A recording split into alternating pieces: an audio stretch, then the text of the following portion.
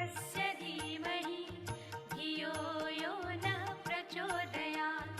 ॐ भूर्भुवः स्वः तत्सवितुर्वरेण्यं भर्गो देवस्य धीमहि धियो यो नः प्रचोदयात्। ॐ भूर्भुवः स्वः तत्सवितुर्वरेण्यं भर्गो देवस्य धीमहि धियो यो नः प्रचोदयात्। ॐ भूर्भुवः स्वः तत्सवितुर्वरेण्यं भर्गो देवस्य धीमहि धियो यो नः प्रचोदयात्। ॐ भूर्भुवः स्वः तत्सवितुर्वरेण्यं भर्गो देवस्य धीमहि धियो यो नः प्रचोदयात्। ॐ भूर्भुवः स्वः तत्सवितुर्वरेण्यं भर्गो देवस्य धीमहि धियो यो नः प्रचोदयात्। ॐ भूर्भुवः स्वः तत्सवितुर्वरेण्यं भर्गो देवस्य धीमहि धियो यो नः प्रचोदयात्। ॐ भूर्भुवः स्वः तत्सवितुर्वरेण्यं भर्गो देवस्य धीमहि धियो यो नः प्रचोदयात्। ॐ भूर्भुवः स्वः तत्सवितुर्वरेण्यं भर्गो देवस्य धीमहि धियो यो नः प्रचोदयात्। ॐ भूर्भुवः स्वः तत्सवितुर्वरेण्यं भर्गो देवस्य धीमहि धियो यो नः प्रचोदयात्। ॐ भूर्भुवः स्वः तत्सवितुर्वरेण्यं भर्गो देवस्य धीमहि धियो यो नः प्रचोदयात्। ॐ भूर्भुवः स्वः तत्सवितुर्वरेण्यं भर्गो देवस्य धीमहि धियो यो नः प्रचोदयात्। ॐ भूर्भुवः स्वः तत्सवितुर्वरेण्यं भर्गो देवस्य धीमहि धियो यो नः प्रचोदयात्। ॐ भूर्भुवः स्वः तत्सवितुर्वरेण्यं भर्गो देवस्य धीमहि धियो यो नः प्रचोदयात्। ॐ भूर्भुवः स्वः तत्सवितुर्वरेण्यं भर्गो देवस्य धीमहि धियो यो नः प्रचोदयात्। ॐ भूर्भुवः स्वः तत्सवितुर्वरेण्यं भर्गो देवस्य धीमहि धियो यो नः प्रचोदयात्। ॐ भूर्भुवः स्वः तत्सवितुर्वरेण्यं भर्गो देवस्य धीमहि धियो यो नः प्रचोदयात्। ॐ भूर्भुवः स्वः तत्सवितुर्वरेण्यं भर्गो देवस्य धीमहि धियो यो नः प्रचोदयात्। ॐ भूर्भुवः स्वः तत्सवितुर्वरेण्यं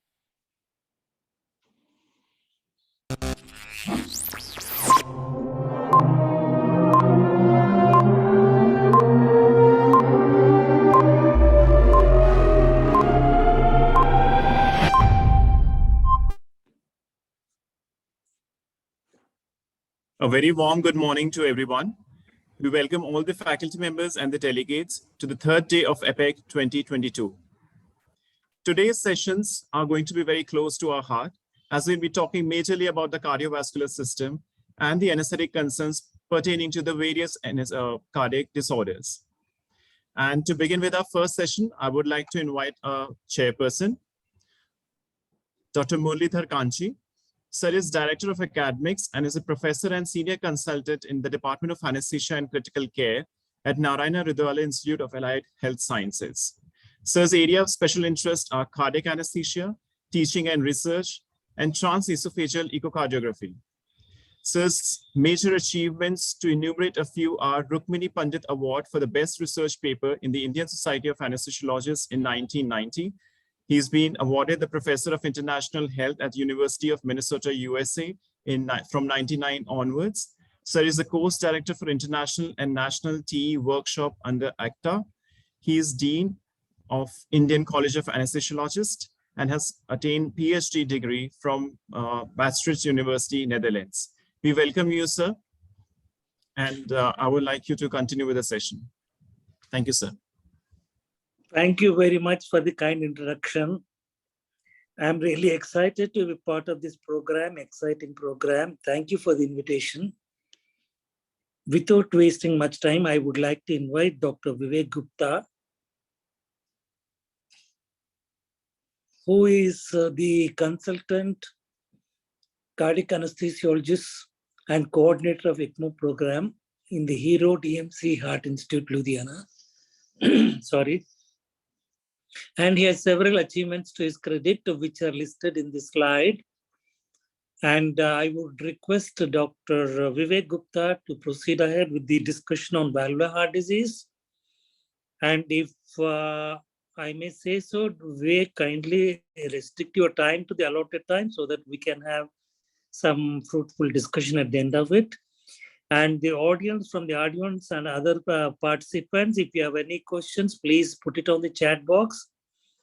And kindly keep your mics muted till the end of the talk so that we can get the proper audio-visual transmission. Excepting for the speaker, all the mics must be muted. Thank you so much. Dr. Vivek Gupta, please. Good morning, everybody. First of all, I'm thankful to the organizer for giving this opportunity to me to speak on such an important topic during this session. If we talk about the cardiac valves, all the 4 cardiac valves share the common feature that they allow blood to move in the only one direction. Once these valves are diseased, most of the time with the acquired lesions or sometime with the congenital issues, these valves can be either stenotic, means they will create an obstruction to the flow, or they can be a regurgitant valves, means rather than along with the forward flow, some amount of the blood goes back to the chamber. So all these valvular heart disease basically show a ventricular loading abnormalities. Either it can be a volume overload or it can be a pressure overload. And ultimately they lead to a burden on the left side of the ventricle or right side of the ventricle, and finally both the ventricles are involved, and that in the initial phases the cardiovascular system tries to compensate by increasing the volume or increasing the pressure, but once these compensatory mechanism fails because of the overload, there will be a cardiac muscle dysfunction. Our patient will develop a congestive heart failure, and there is a risk of sudden death. So basically, if we talk about the anesthetic management, our focus should be to look for the lesion. What exactly is the lesion and what is the severity of this lesion?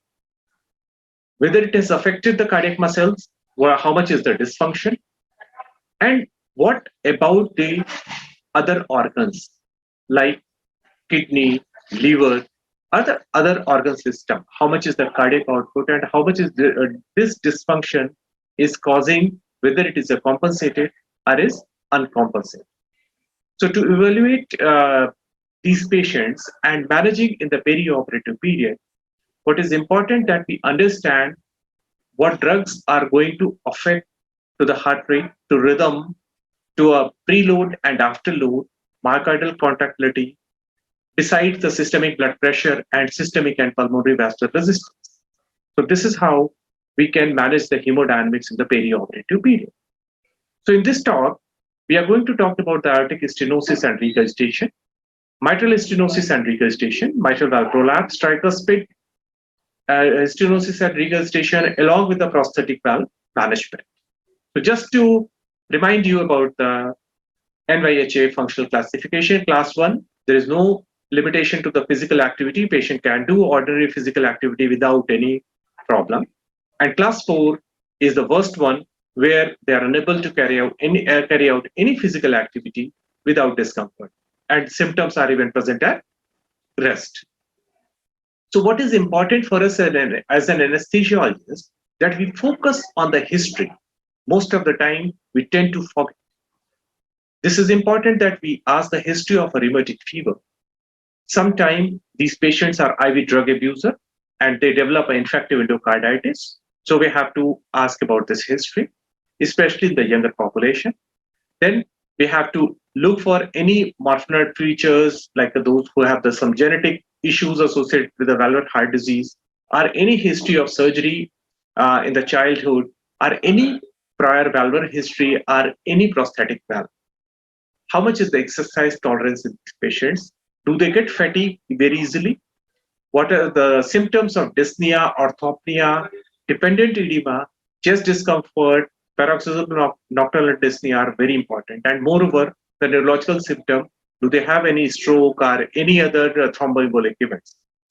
More importantly, a thorough history of medications, whether they are on the digoxin, diuretics, vasodilators, ACE inhibitors, antiarrhythmic, and anticoagulants. Because you have to manage in the perioperative period about not only for these drugs, but the toxicity, especially associated with the diuretics, are associated with the digoxin. The next important thing is the physical evaluation of these patients. So we have to look for a signs of congestive heart failure, where we look for ST gallop. We have to auscultate these patients for the crepitations, basal crepitations. If we examine the JVP, it is raised, hepatojugular reflex is present, there can be a hepatosplenomegaly, and if we look at the edema, there will be a pitting edema in the lower limb or in the dependent area. To identify the lesion, we have to auscultate these patients to specify the lesion. So the characteristic of the murmur, what type of murmur is this, whether it's in the systole or diastole, where exactly in which area of the heart it is, and what is the intensity grade and how it is radiating, and any neurological deficit which can be associated with the embolic phenomena in these patients, which is very common. Then these patients should be investigated, and that should be tailored according to the patient as well as what type of procedure the patient is undergoing. But the basic investigation, what we should get in the time of assessment, is the ECG. The basic investigation, and what ECG is going to tell us is the rhythm, whether the rhythm is sinus, or there is atrial fibrillation, or there is some other kinds of abnormalities. Then we can assess the ischemia, especially in longest standing cases, or a patient who is having some underlying coronary artery disease along with the valvular heart disease, left or right ventricular hypertrophy, or any other abnormality in ECG can guide us, can make us to understand to further evaluation. On chest X-ray, we can evaluate the cardiac size and presence of the pulmonary venous congestion.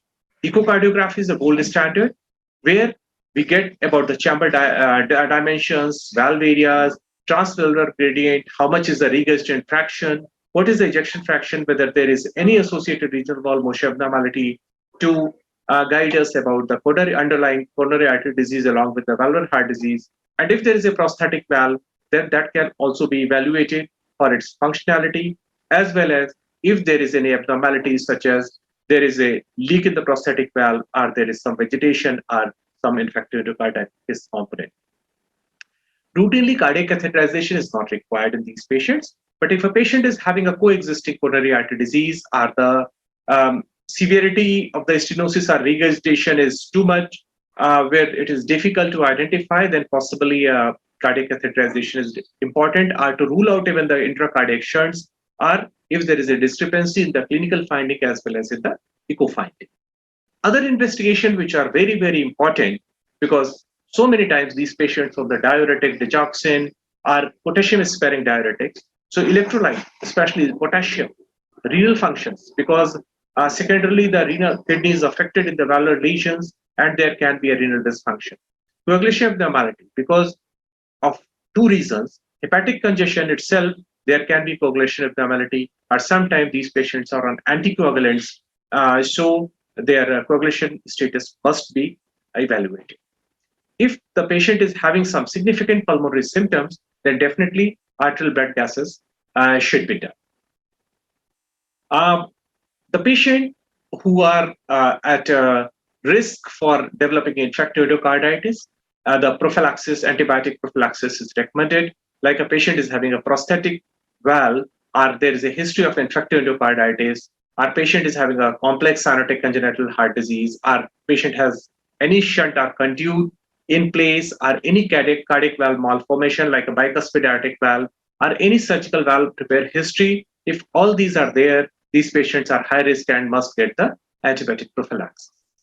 Usually, if a patient is just isolated secondum ASD, or has a percutaneous repair of ASD or VSD PDA in more than 6 months, or there is a physiological heart murmur, in these conditions, prophylaxis is not recommended.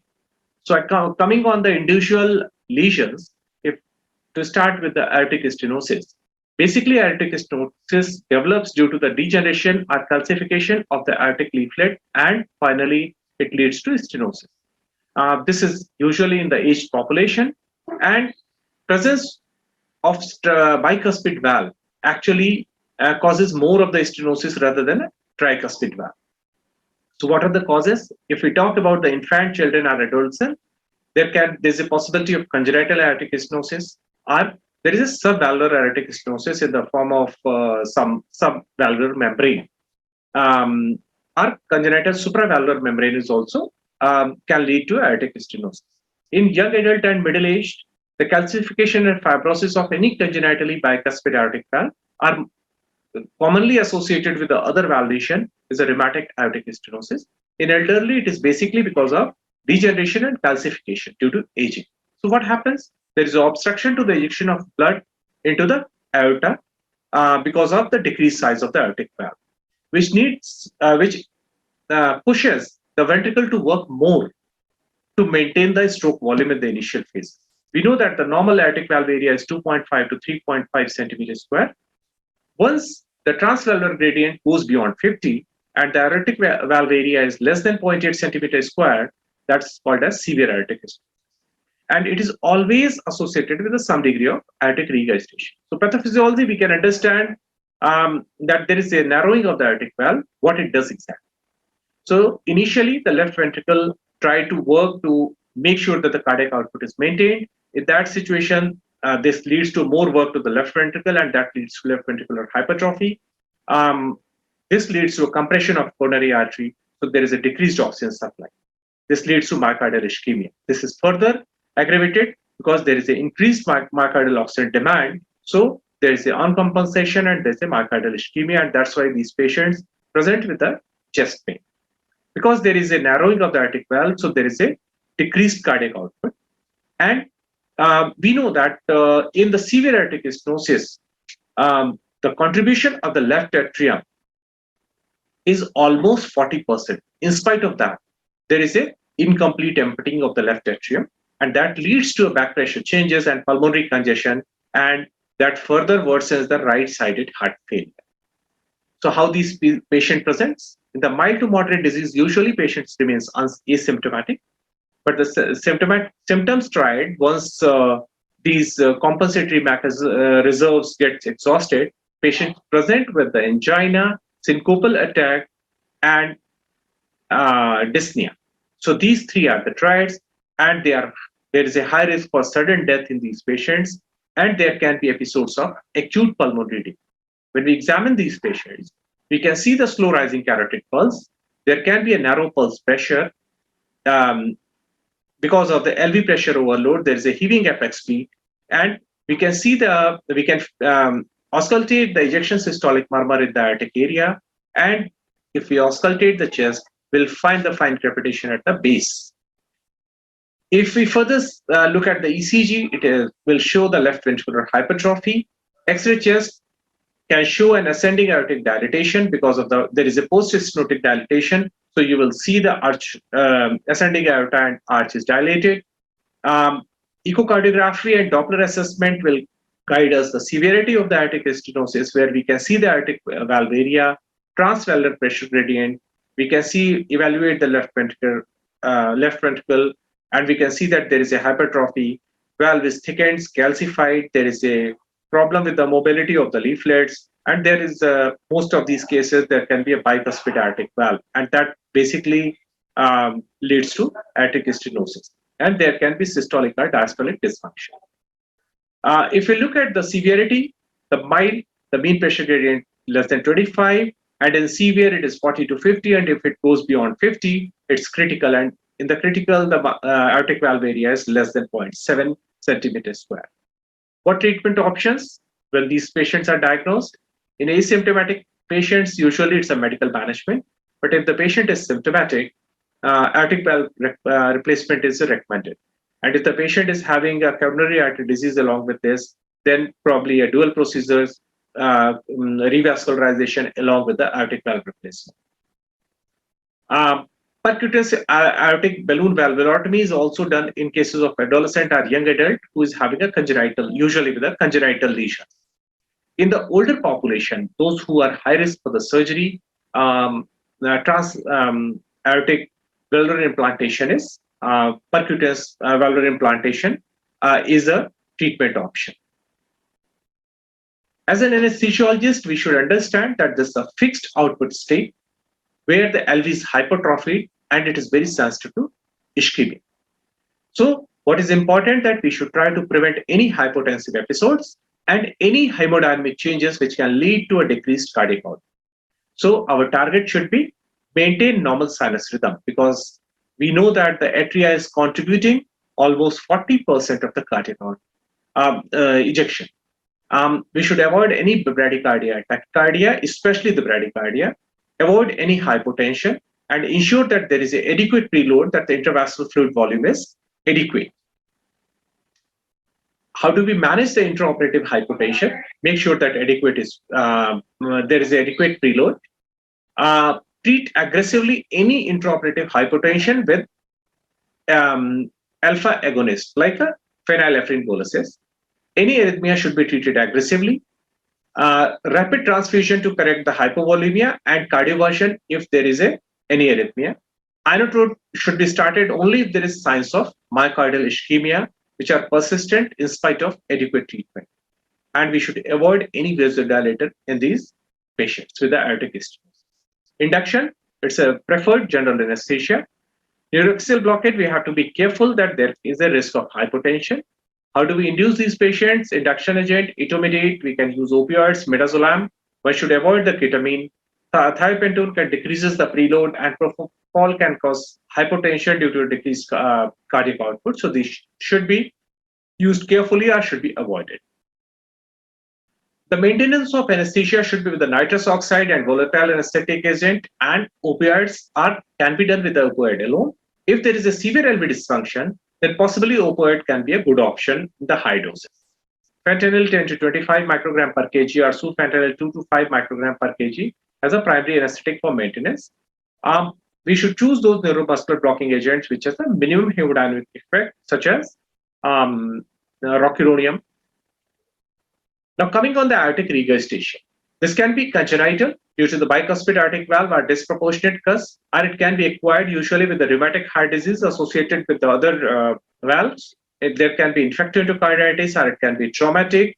There will, in the Moffat syndrome, or in aneurysm, or dissections, ankylosing spondylitis, there can be aortic dilatation, and that can lead to aortic regurgitation. So basic hemodynamic derangement here is a decreased cardiac output because of regurgitation of a part of ejection stroke volume from the aorta back into the left ventricle during the diastole. So there is a combined pressure and volume overload on the left ventricle. The magnitude of the regurgitant volume, actually it will depends upon how much time is there for regurgitant flow, which is determined by the heart rate, the pressure gradient across the aortic valve, which is dependent on the systemic vascular resistance, and the magnitude is decreased by tachycardia and if there is a peripheral vasodilatation. With aortic regurgitation, the entire stroke volume is ejected into the aorta. Because the pulse pressure is proportional to the stroke volume and aortic elastance, the increased stroke volume increases systolic pressure and systolic hypertension increases the afterload. The left ventricle basically compensated by developing hypertrophy and enlarges to accommodate the more volume. And because of the increased oxygen demand, because of the left ventricular hypertrophy and decrease in the aortic diastolic pressure, these two contribute to the decreased coronary blood flow, and there is an angina, even in the absence of coronary artery disease. So what are the symptoms? The mild to moderate AR usually asymptomatic, but they can present with the palpitation. But if there is a severe AR, patient can present with the angina and breathlessness. So if you look at the pulse, it's a collapsing pulse. While there will be wide pulse pressure, bounding peripheral pulses, capillary pulsation in the nail beds, and we can have the femoral bruise. When we auscultate these patients, there is an early diastolic murmur, early diastolic, and there is that this one Austin Flint murmur. That's a soft mid diastolic murmur. The other sign, there will be a displaced or heaving apex beat because of the volume overload. There is a LV dilatation. There can be a fourth heart sound, and there can be crepitation on the chest. If we assess the severity, in the milder cases, the regurgitant jet, as compared to the LVOT width, ranges from 25 to 46, and in the severe cases, it goes beyond 65. In the asymptomatic patient, usually medical therapy with a normal ventricular function is sufficient. We try to reduce the afterload by vasodilators, nifedipine, RAS inhibitors, or hydrolazine. In the severe cases, surgical correction is required when there is acute aortic regurgitation. Initially, vasodilators are nitroprusside, antibiotics as a prophylaxis for the infected endocarditis, and these patients need a valve replacement and valve repair. Chronic aortic regurgitation usually again require prosthetic valves or aortic valve repair. What is important for us? We need to avoid bradycardia in these patients. Try to maintain the sinus rhythm. There should be adequate volume status of these patients and high normal systemic vascular resistance so that we can reduce the regurgitant fraction. And any drug which can cause myocardial depression should be avoided in these patients.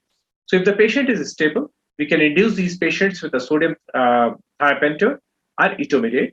Alternatively, we can use the high dose of narcotics and benzodiazepine as an induction agent. If the patient is critically ill with acute AR, they may need inotropic support and vasodilatory support before induction of the anesthesia, and etomidate will be a choice for induction agent. If the patient is having a severe LV dysfunction, we can maintain anesthesia with the nitrous oxide with the volatile anesthetic agent, or even we can use opioids in these patients. But if the high doses of opioid can also be a good option in these patients. But we should remember that there is a risk of bradycardia and myocardial depression when we are using a combination of benzodiazepines and high dose of narcotics. Usually, using a pancuronium could be a good option in these patients because it increases the heart rate.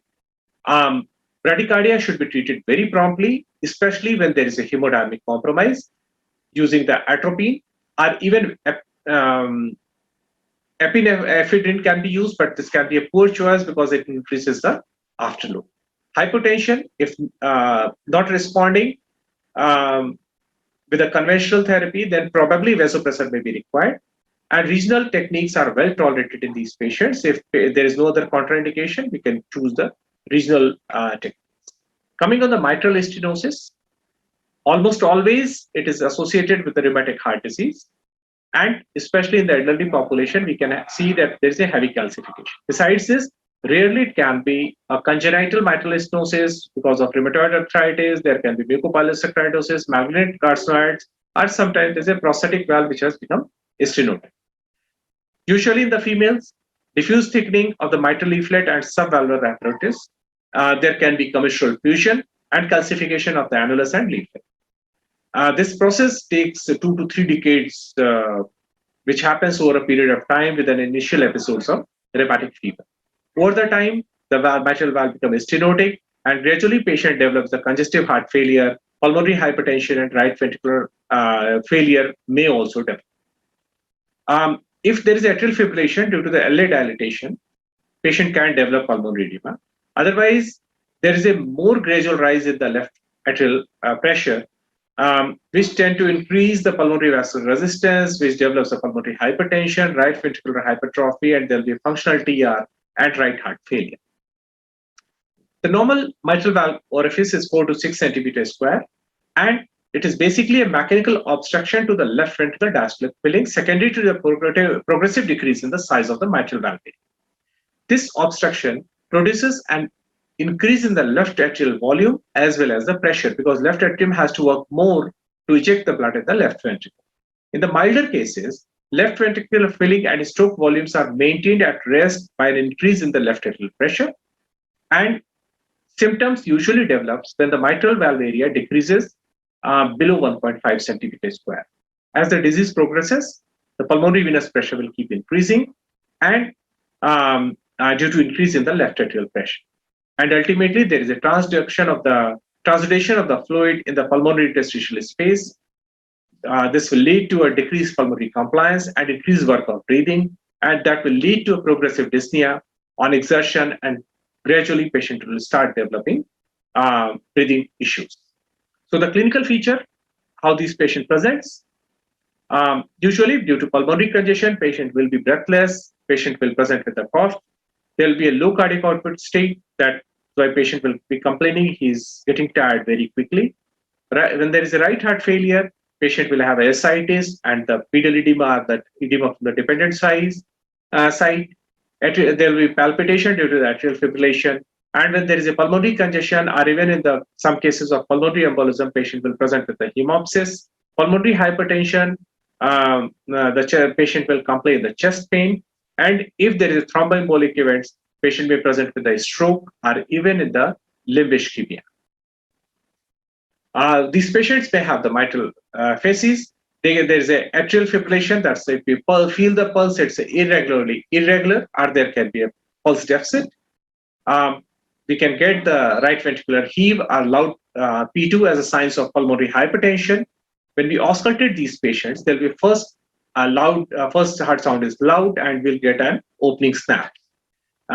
We can have the loud P2, but the murmur is a mid-diastolic murmur with pre-systolic accentuation, and which is best heard at the apex, at the left lateral decubitus position, and especially during the expiration. We can get the bilateral crepitations. On X-ray, we can have the pulmonary edema. Our patient may have a pleural effusion. These all are the signs of raised pulmonary capillary pressure. ECG may show a tall peak P wave in the lead 2, which is upright in the lead V1. There can be a right axis deviation with the right ventricular hypertrophy in cases of severe pulmonary arterial hypertension.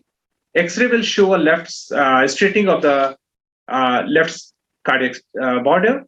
There can be prominence of the main pulmonary arteries, dilatation of the upper lobe of the pulmonary veins. There can be curly B lines, and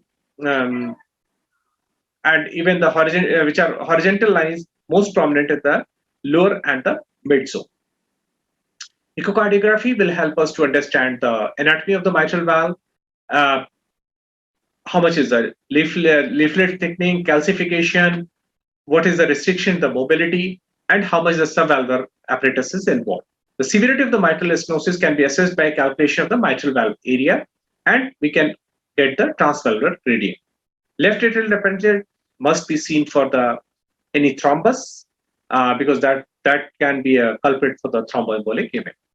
How do we assess the severity? We look at the valve area and the pulmonary artery systolic pressure. So if the valve area is less than 1 centimeter square, it's a severe one. And if the pulmonary arterial pressure is more than 50, it's the severe mitral stenosis. The medical management, it's basically a diuretics, digoxin, beta blocker, anticoagulant, and antibiotic prophylaxis.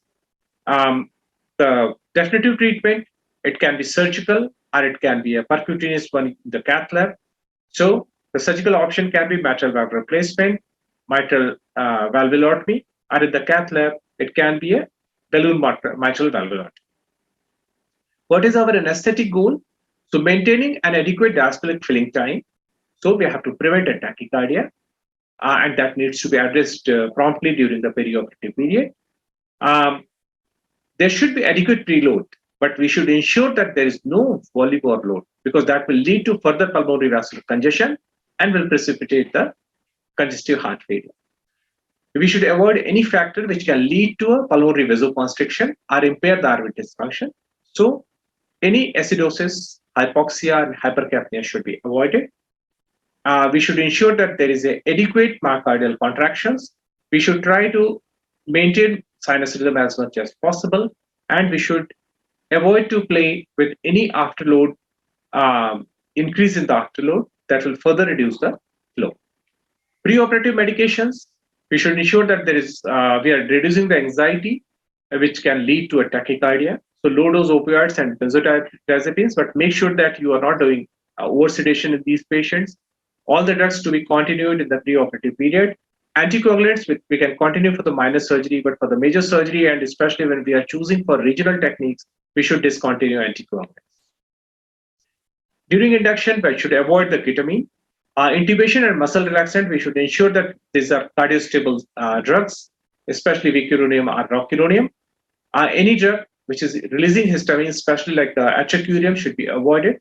Short-acting beta blocker should be used for the control of the heart rate.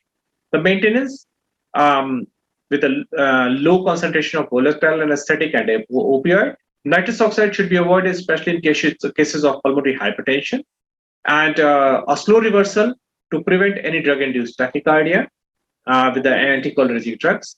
And fluid titration should be very careful to avoid any fluid overload in these patients.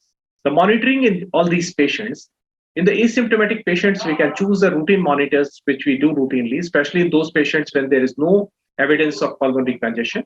But if the patient is undergoing major surgery or having some congestion issues or pulmonary hypertension, or there is a failure component, then probably an appropriate monitoring is very important, especially putting a central line so we can monitor the central venous pressure, transesophageal echocardiography if it is available, invasive arterial line so that we can get the beat to beat blood pressure along with the blood gas frequently whenever needed. PA pressure do not have any benefit, especially, and moreover, if there is a pulmonary hypertension and we try to do wedge these catheters, there can be a PA rupture. And blood gases should be used to adjust the metabolic as well as the ventilatory parameters. Post-operative management, there is always a risk of pulmonary edema and RV failure, so that should be kept in mind. So avoid any pain in the post-operative period, hypoventilation, which can lead to a respiratory acidosis or hypoxemia. So continue with the invasive monitoring, ensure adequate post-operative pain, and in some time when the patient is having a congestion, there's increased work of breathing, they may need post-operative ventilation. Mitral regurgitation. Rheumatic heart disease is the most common cause, especially in our country. Otherwise, this can be because of mitral valve prolapse, or even those patients who are having a long-standing coronary artery disease or cardiomyopathy. There's a dilatation of left ventricle and mitral valve ring, and that leads to mitral regurgitation. Or in rheumatic heart disease, or due to endocarditis or ischemia, there is a rupture of valve cusp or papillary muscle. So all these can lead to mitral regurgitation. This can be acute or chronic. Chronic are well tolerated. However, the acute mitral regurgitation, patient will suddenly develop with the congestive heart failure, and this is a sort of emergency. So basic hemodynamic derangement, what happens? There's a reduction in the forward left ventricular stroke volume and cardiac volume. So a portion of every stroke volume comes back to the left atrium. Patient who has a regurgitation fraction more than 0.6 are considered as a severe mitral regurgitation.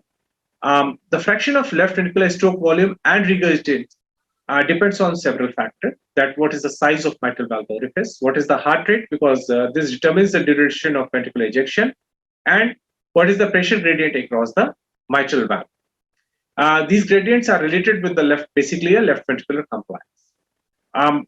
Pharmacological interventions that increases or decreases the SVR will majorly affect the regurgitation fraction, and that should be avoided.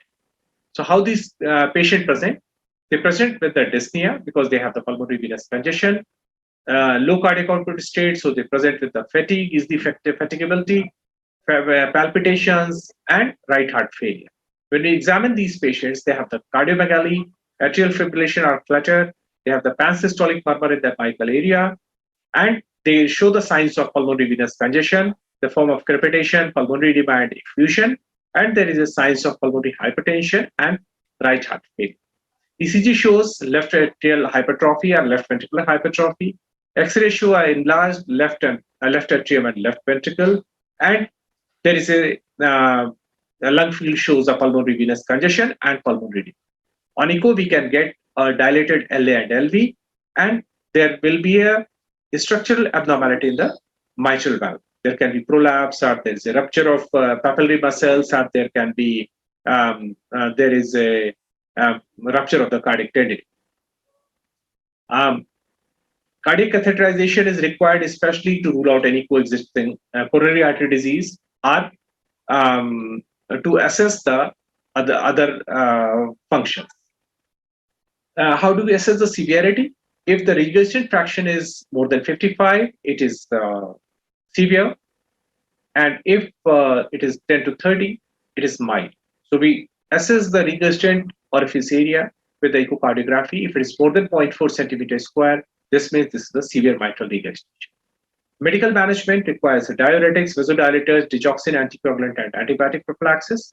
So surgically, either the valvuloplasty, and in those cases where the valvuloplasty is not indicated, mitral valve replacement is required. So our primary goal as an anesthetist is to maintain a forward flow, and we reduce the regurgitant fraction. So a high normal heart rate is required. Avoid bradycardia in these patients. Ensure that there is a normal sinus rhythm. Maintain slightly increased preload in these cases. Increase a preload, which can cause an increased regurgitant fraction, but low preload will cause problem that this will reduce the cardiac output. So slightly higher preload is indicated.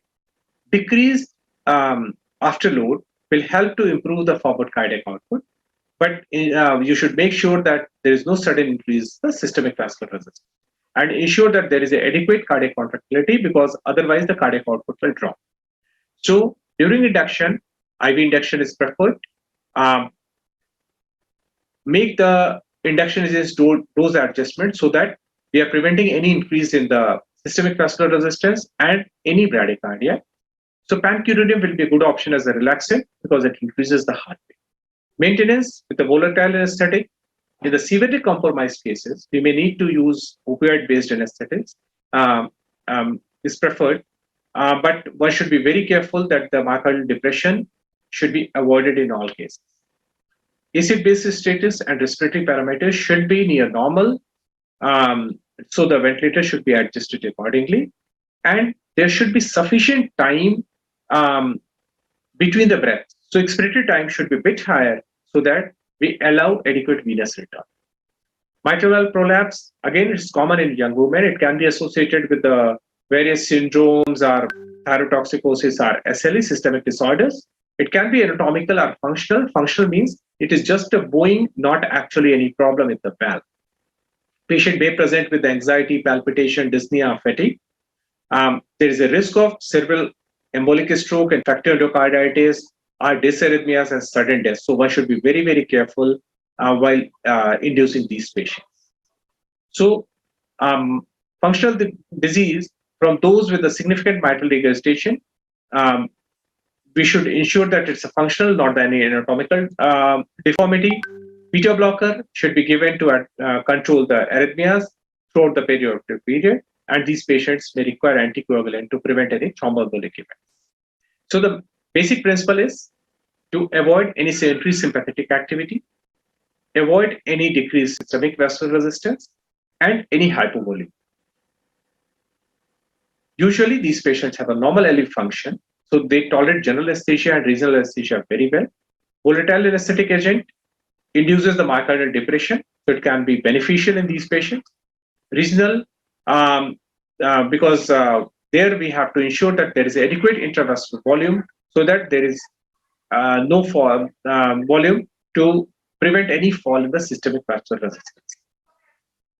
How do we induce these patients? Intravenous induction agent to avoid any significant and prolonged fall in the systemic vascular resistance. So intermediate is a drug of choice, but avoid ketamine in these patients because this will increase the mitral prolapse and fraction of mitral regurgitation. Maintenance with a volatile anesthetic agent, we can choose vecuronium or pancuronium depending upon the heart rate. Appropriate fluid balance is very, very important in these patients. And if needed, vasopressor in the form of phenylephrine is well accepted. Again, invasive monitoring in these patients, make sure because there is sudden death is possible in these patients due to the ventricular arrhythmia. So one has to be careful. And if there is any arrhythmia, it should be treated with the lidocaine and beta blocker. Right-sided lesion, tricuspid stenosis are rare. It can coexist with the mitral stenosis. What is important that as a medical management, salt restriction, digitalization, and diuretics, these patients in the severe cases may require valvuloplasty or valve replacement. Our anesthetic goal is maintain the preload and ensure that the heart rate is maintained.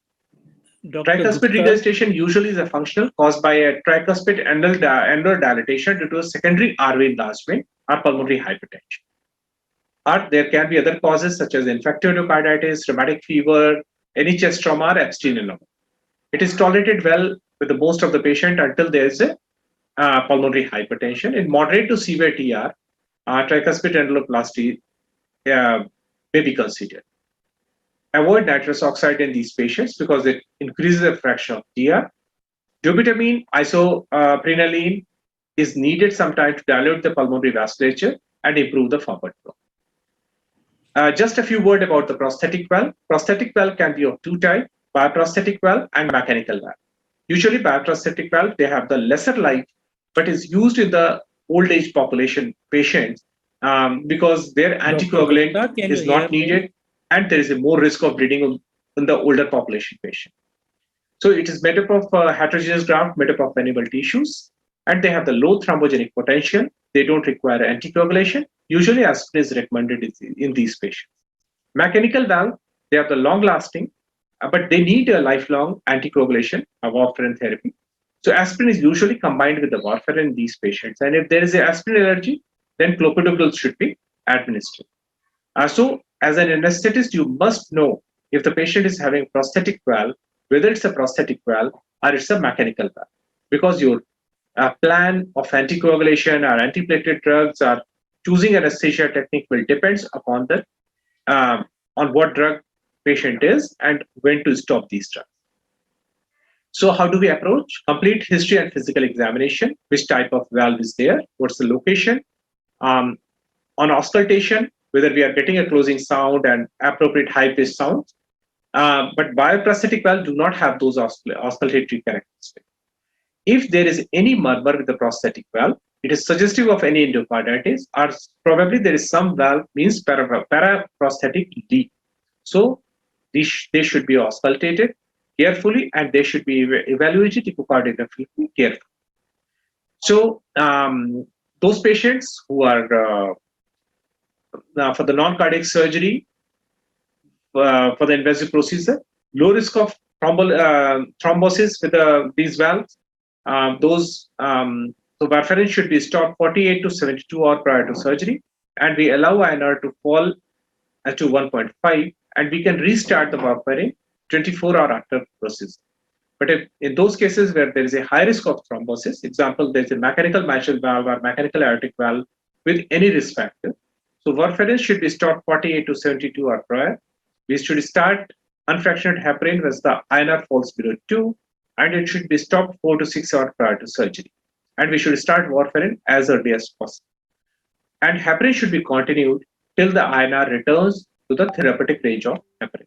So to conclude, thorough evaluation of the valvular lesion. This is very, very important for the anesthesiologist so that you do not get caught with a surprise. What are the things you should look for? Is the severity? How much is the valve abnormality? What is the cardiac function? Is it associated with any other disease? And what other organs are? What is the liver? What is the kidney? Those should be evaluated. What is the present depth therapy?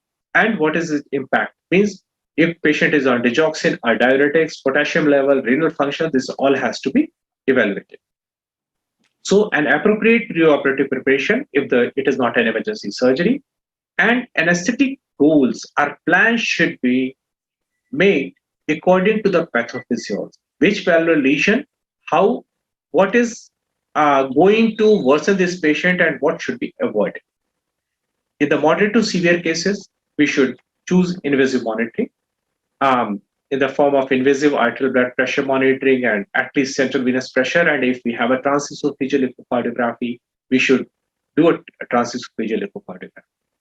And it is important that we do adequate post-operative pain relief and hemodynamic management so that we avoid unnecessary tachycardia or any sympathetic stimulation which can precipitate the congestive heart failure or other complications. Thank you very much. If you have any question, I'll be happy to answer.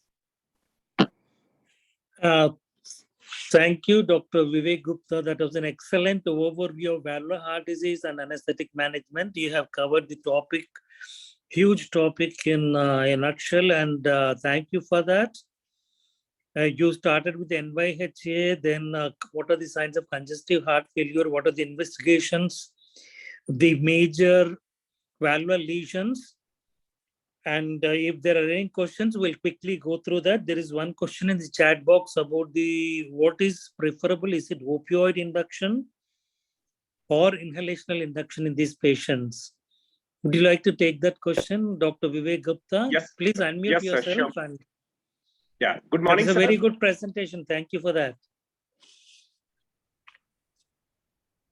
Thank you, sir. Thanks a lot. And this question basically, the participant wants to know that which one is better, whether it's a high dose opioids or inhalational anesthetics. So for a high dose opioids, we can use fentanyl as a dose of say from 30 to 100 microgram per kg.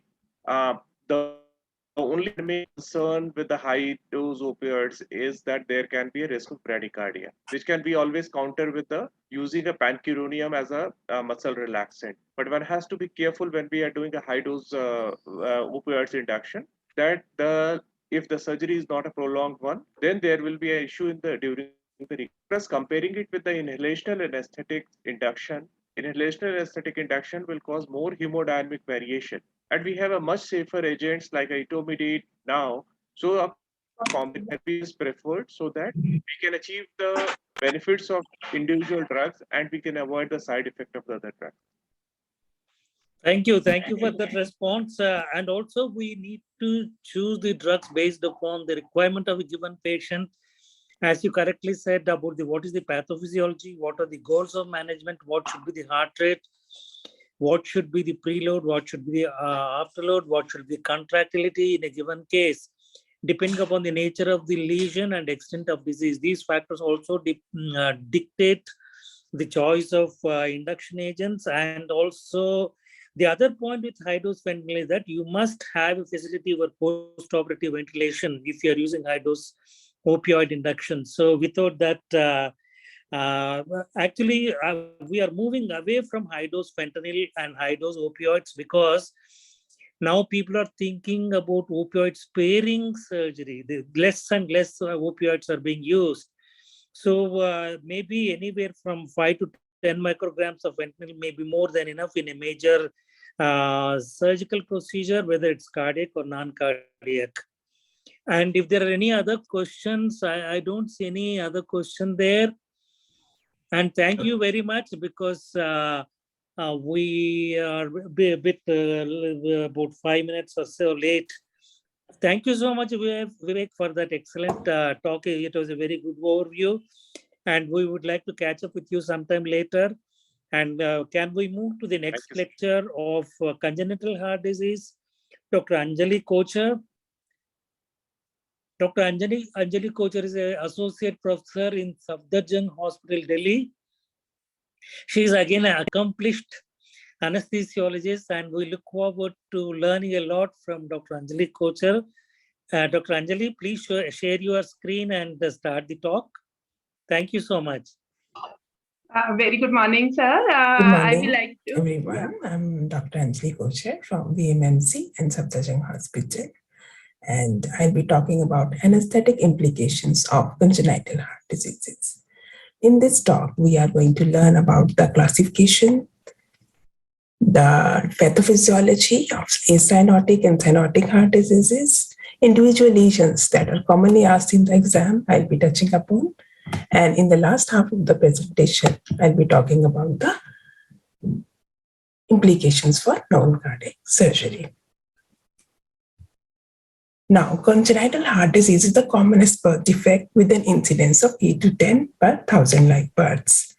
And whenever a child is coming to you with the heart disease, and you must also look into the fact that whether it's an isolated phenomena or associated, or there is a chromosomal or congenital anomaly in other organ systems as well, because congenital heart disease are many a times part of a syndrome or associated with trisomy 21, that is Down syndrome, or trisomy 18. A brief recap of the fetal circulation, because the changes that take place at birth. We know in the fetus, placenta is the site of gas exchange, and SVR is much lower as compared to the pulmonary vascular resistance. Lungs are filled with fluid, and the PVR is really high. And the mixing is occurring in the foramen ovale and the ductus arteriosus. And the direction of flow is from the right to left because of the high PVR. And as soon as the child is born and starts taking initial few breaths, the PVR starts going down, and the SVR goes up because the placenta is no more there. The prostaglandins released by placenta are gone, which keep the patency of the ductus arteriosus and results in physiological closure of these communications, and the adult circulation is established. However, if there is any lung disease and the pulmonary PVR doesn't go low, like primary pulmonary hypertension is there, or atelectasis is there, or there are congenital lesions in the heart which require patency of the ductus arteriosus to be maintained, there can be periods of transitional circulation when it goes back to the fetal circulation. And sometimes we give pharmacological drugs to keep the PDA open when we have PDA dependent lesions. And PD in some situations may be a source of systemic flow or a pulmonary flow, depending on the lesions, mixed cardiac lesions that the patient may be having. Coming to the classification of heart diseases, the congenital heart diseases, mainly we have shunt lesions. Now the shunt is basically an opening which will going to cause mixing of the blood between the, it can be at the level of atria, if we have a, like for example, atrial septal defect, ventricles, VSD, or and at the level of arteries, in case of patent ductus arteriosus, where the communication is between the aorta and the pulmonary artery. In endocardial cushion defect, the communication is both atrial and the ventricular level. And all these lesions leads to shunting of blood from left to right side of the heart, and called left to right shunt lesions. In the right to left shunt regions, mainly we have tetralogy of Fallot's. Then there can be obstructive lesions like coarctation of aorta, aortic stenosis, where there is outflow obstruction, regurgitation lesions, absence anomaly, and more complex mixing lesions can be present in a child. In the left to right shunts, let's see pathophysiology of these shunts. Now, the connection can be at the level of atria, ventricular, or arteries, as we discussed, and the direction of flow, it will depend on the size of the defect and resistance on either side of the shunt. Now, looking at this picture, I will like to highlight that you can see the pressure in each chamber of the heart. The R rate is 2 to 8 and LA is 2 to 10. So definitely the pressure difference over here is not going to as much as we compare with the at the level of ventricles, where there is a huge difference in the systolic pressures. As a result, any communication in the ventricle levels is likely to result in a higher level of shunt. The child is going to get symptomatic in early childhood, infancy, in fact, or early few weeks of the birth, as compared to an atrial defect, where the patient remains asymptomatic till adulthood if the size of the defect is smaller. if the communication is at the atrial level between the descending aorta and the pulmonary artery, as in case of PDA, you can see the difference of the pressures are also higher in the diastolic phase. And there's a typical phenomena happening here, which is called the diastolic runoff. That means in the diastolic phase, the systemic blood flow is being shunted to the pulmonary vessels, resulting in decreased diastolic pressure in the aorta and hampering the coronary perfusion. And because of all these changing happening here, a lot of other phenomena is taking place, mainly congestion of the pulmonary circulation because of the increased pulmonary blood flow. Now coming into if these lesions are uncorrected, persist, this increase in the pulmonary blood flow and the pulmonary venous congestion is going to increase the pulmonary vascular resistance. And the RV and the LV are overloaded with the blood flow because of increase in pulmonary blood flow. The RV filling is increased. There is increase in the diastolic volume as well as the pressure. This volume overload the RV can result in failure of the right side of the heart. On the other hand, the left heart is not only volume overloaded. In case of arterial shunt, the perfusion is also hampered, leading to myocardial ischemia, potentiating the LV failure. Now, if these changes persist for a longer period of time, the shunt is large or that is uncorrected for a longer period of time, that is going to lead to pulmonary hypertension, which is irreversible changes in the pulmonary circulation. The right ventricle, because of the pressure in the pulmonary vessels, the right ventricle undergoes hypertrophy, which can result in increasing in the RV pressure as compared to pressures in the LV, and reversal of the shunt. From the beginning, it was left to right, but with this irreversible changes, the shunt can go from right to left. And this is called the shunt reversal and the Eisenmenger syndrome, and is characterized by appearance of cyanosis in a child with a left to right shunt, which is not a symptom to begin with, and it carries a really poor prognosis. Coming to the individual lesions and the atrial septal defect, we know there is a defect in the interatrial septum, which can be at the level of the most common being the ostium secundum type. And if it's an ostium primum near the tricuspid valve, it may be associated with the valve anomalies. A small defect will remain asymptomatic, but larger defects do lead to increase in pulmonary blood flow, and a child gets symptomatic with recurrent chest infections because of increased pulmonary blood flow and dyspnea on exertion. Typically, the parents will say that he's not able to cope up with his siblings. His effort tolerance is definitely reduced. There will be a typical ejection systolic murmur and split too. Evaluation is further helped by the ECG, X-ray, and echo, which will tell us the exact location and size of the device. Now, the management. If the patient is having increased blood flow, is in heart failure, the medical management is started with diuretics. Symptomatic ASDs need a closure. Most commonly these days, a transcatheter device closure is done, particularly if the defect is ostium secundum type, which can be easily approached to the femoral root. After the this procedure, the patient is kept on antiplatelet therapy for 6 months, and follow-up is done with echo every 2 to 3 years. This is an example of a task instead device. So you can see that this is a disc type of a device which will sit in the defect and is going to resolve the issue. Anesthesia considerations for ASD include we need to avoid an increase in the shunt, and the target is to keep the SVR low so that the shunt fraction is reduced. There's a real risk of paradoxical air embolism, though it's a left to right shunt, but there will be certain moments during perioperative period where the RV pressures can go up, and there can be right to left shunting with the application of PEEP, for example, or Valsalva maneuver. Because the RA is dilated, arrhythmias are risk. Anesthesia for device enclosure requires general anesthesia with endotracheal intubation.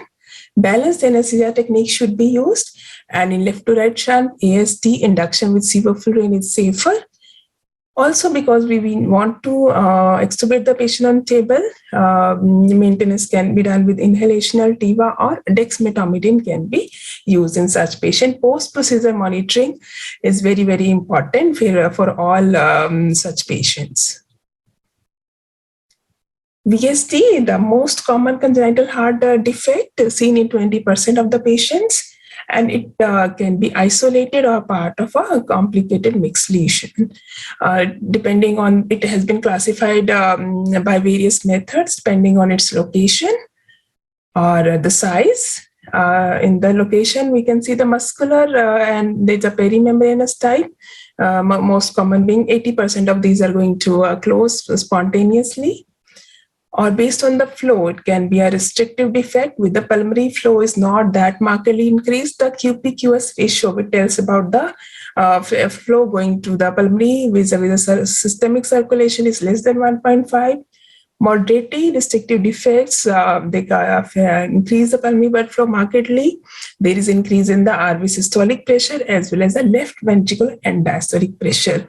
And in VSD, you will see the pressure and volume changes are happening both sides of the heart much sooner as compared to ASD, where you will see the mainly effect is coming to the right side. Non-restrictive defects result in increase in PVR, pulmonary hypertension, and hypertrophy of both the ventricles. And if uncorrected, Eisenmenger syndrome can occur with reversal of the shunt and markedly decreased pulmonary blood flow. Clinical presentations, mainly the child, if it is a unrestrictive defect, the heart failure will be there in the infancy, leading to failure to try, poor weight gain. Less moderately restrictive patients will have defects will have a presentation in the childhood. ECG will show left ventricle hypertrophy, right ventricle hypertrophy, and right axial deviation. X-ray, as you can see, there is marked cardiomegaly and pulmonary plethora. Catheterization study and echo will tell us whether it's complex disease. The pressures in all the chambers can be seen and taken a note of for a procedure, definitive procedure. Medical management includes control of heart failure. And if it's a medium small defect, it can be closed using a transcatheter device. Or if it's a medium to large failure, the child is in heart failure, then it requires a surgical repair, and which can be transatrial for the defects near the inlet, transventricular for a defect which is lying near the apex of the ventricle, or even transpulmonary approach for the lesions which are close to the pulmonary valve. For the this closure of the VSD, it will be a sternotomy and with cardiopulmonary bypass. And 6 neonates who are not fit for the cardiopulmonary bypass in severe heart failure, they have other malformations, and markedly increased pulmonary blood flow may help with the use of PA venting, which is reserved in few selected cases and is a palliative surgery for VSD. Now, when the patient is coming for VSD closure by sternotomy, we have to keep certain things in mind that the cardiopulmonary bypass in children is a real challenge with the deep hypothermia being used, and the volume diluting effects are much more, perfusion pressures are lower, and we need to be monitoring the neonates for development of hypoglycemia, which is much more common as compared to adults, which often present with hyperglycemia during cardiopulmonary bypass. Anesthesia consideration for VSD closure. Again, the SVR has to be kept low and normal to high PVR to decrease the shunt friction. Monitoring of organ perfusion or cardiopulmonary bypass is of extreme importance. In addition to the cardiac monitoring, we will also like to use maybe transcranial Doppler or NIRS for the monitoring of the cerebral perfusion. Temperature monitoring, we need to have 2 temperature probes for the monitoring of the peripheral and the core temperature, because any difference, the core temperature can be measured by the nasopharyngeal probe, and the difference between the core and the skin temperature can tell us about the perfusion, peripheral perfusion, vasoconstriction, the failure of the heart, and the renal function is usually monitored by a monitoring urine output. Intraoperative TE is really useful because when we want to bring the child out of cardiopulmonary bypass, we need to look for any residual lesions before we do that. And postoperative heart block arrhythmias are common and they may require insertion of a ICD or a pacemaker. Anesthesia management for VSD in a child with restrictive defect, child will well tolerate the inhalation induction with sevoflurane or maintenance, standard maintenance with inhalational opioids and neuromuscular blockades. If we are planning to fast track, we can use dexmedetomidine. It also reduces the stress response of the cardiac surgery. If we have a sick neonate in heart failure with non-restrictive defects, the technique should be mainly opioid-based, and that baby may require inotropic support on weaning from the cardiopulmonary bypass because the RV is not able to take up the load after load and results in RV dysfunction. The patent ductus arteriosus, we know it is the ductus arteriosus is between the descending aorta and the pulmonary artery, and it's a fetal structure, but usually it will close physiologically in 24 to 72 hours and within a month with the constriction of the muscle. But if there's a defect in the constrictor mechanism, it may fail to close, and it is commonly seen in the preterm infants. And this is characterized by features of heart failure. The typical features are that there will be bounding peripheral pulse with wide pulse pressure and continuous machinery murmur in the infraclavicular area radiating to back.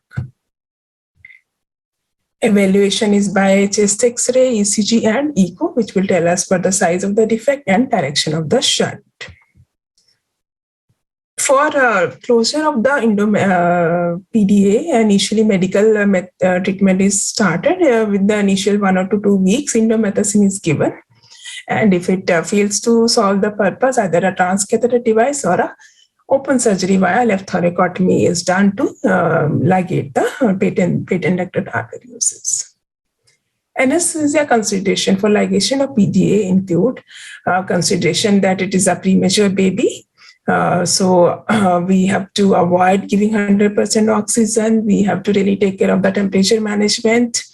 Pulse oximetry in PDA needs to be, we need to have 2 probes to see the preductal saturation in the right upper limb and postductal saturation in the toes. The surgical concern are that there can be risk of real rupture and bleeding, so blood should be cross-matched, risk of arrhythmias. And there are important surrounding structures of PEA like the vagus nerve, the auricular nerve, and thoracic duct is lying very, very close to this structure. So injury to this structure is a potential risk and development of pneumothorax.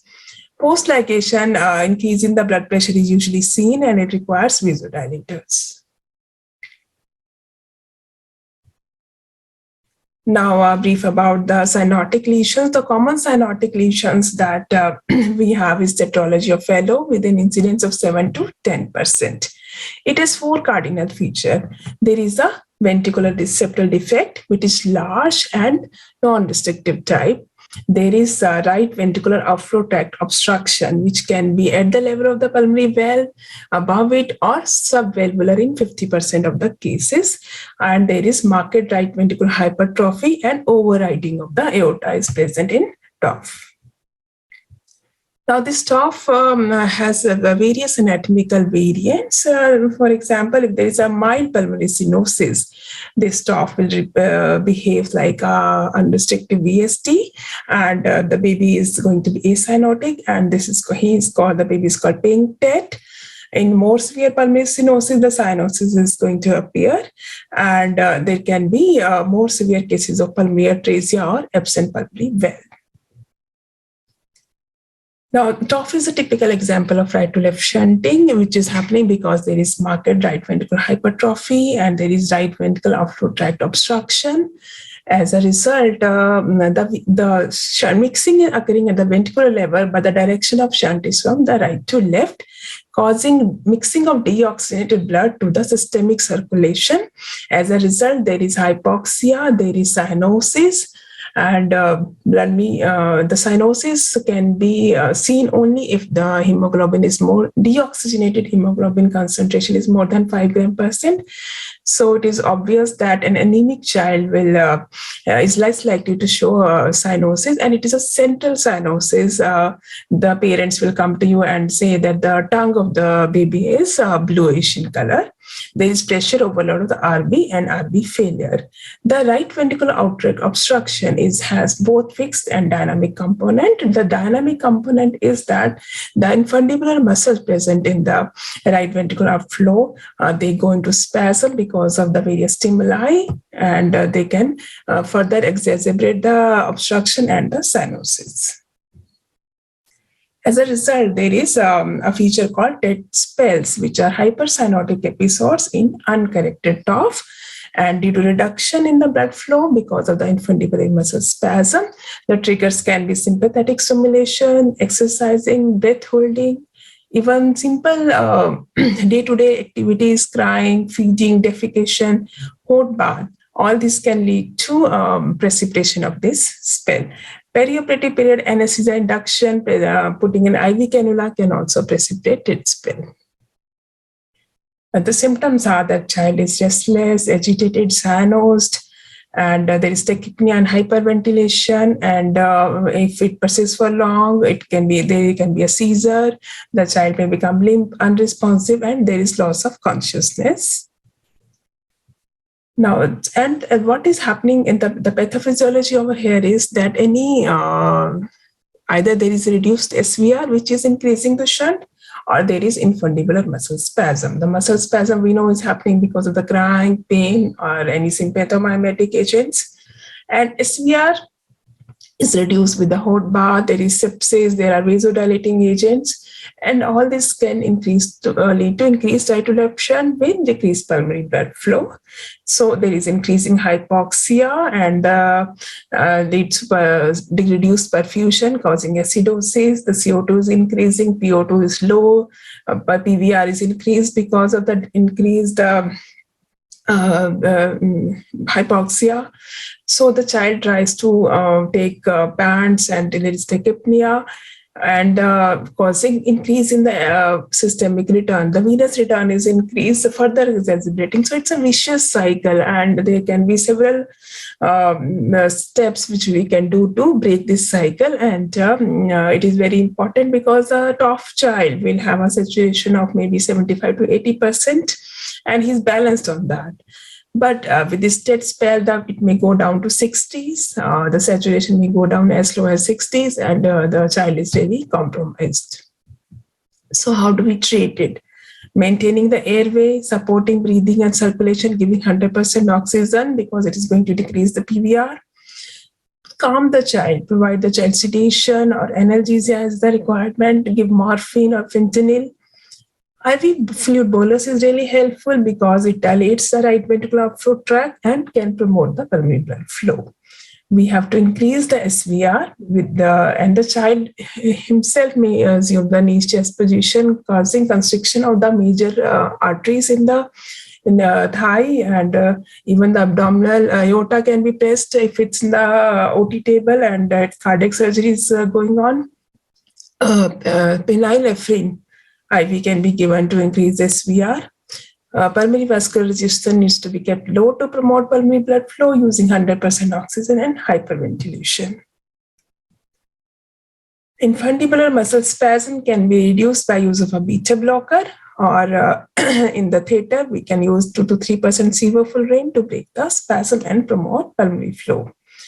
If it's persistent, sodium bicarbonate needs to be given to treat acidosis. Refractory cases can be put on immediate cardiopulmonary bypass. And if the child is awaiting surgery, the child can be put on oral propranolol for prevention of dead spells. Now, the chronic sequelae of a patient having cyanotic heart disease. The persistent hypoxemia and cyanosis cause increased erythropoietin production from the kidneys. And there is polycythemia. Polycythemia causes thick blood hyperviscosity. and the bone marrow is overwhelmed in production of RBCs, leading to reduced clotting factors, platelet abnormalities. Also, there is increased consumption of the clotting factors, and there is increased fibrinolysis in such patients. There is real risk of brain abscess, stroke, and TIA. What is happening is there are many small ischemic areas in the brain because of the low flow, and because it's a right to left shunt, the filtering capacity of the pulmonary vasculature is not there, and any embolize to the brain, any bacteria entering the cerebral circulation, there is development of brain abscess. There is neurodevelopment delay and development of hyperuricemia because of the metabolic end products. Clinical presentation. These days, with advancement in the antenatal checkups, many patients will have diagnosis in the antenatal ultrasound sonography or routine examination at birth by pulse oximetry, or we can hear a murmur at the examination. Otherwise, the parents will come to you with a child who's having central cyanosis, is not able to complete the feeding in one go, and having tachypnea, sweating episodes. In examination, you will see clubbing, and usually seen at 3 to 6 months of age. The investigations will reveal the chronic abnormalities of polycythemia, reduced platelet counts, coagulation abnormality. Chest X-ray is very typical in patient with a TOF, which is called as a boot-shaped heart. And it is happening because of the upturning of the right ventricular apex, which is markedly increased in size, and there is pulmonary oligoemia. Now, child with TOF may require palliative surgery if the lesion is drug dependent or there is profound cyanosis, the pulmonary vasculature is not that developed, and anomalous coronary circulation. And here I would like to tell you that many of these patients, because of the overriding of the aorta, the left main or the left anterior descending may arise from the right coronary artery, and that poses a challenge to the surgery. And the shunts that are being put, the commonly used shunt is a modified parallactosic shunt. So it will be a neonate coming to you for the shunt procedure. The various shunts in the modified parallactosic shunt, a shunt is placed on the between the subclavian artery and the pulmonary artery of the ipsilateral side, and it is a Gore-Tex tube. And this is the modification of the classic shunt, where a part of the artery was being anastomosed. Other shunts, the water shunt, port shunt, and the central shunts are not used frequently these days because they do alter the pulmonary anatomy and interfere with the corrective surgery later. For the corrective surgery, it is usually done at 3 to 6 months of age. It is by a median sternotomy on cardiopulmonary bypass. Closure of VS is done with the Crohn patch through the right atrium.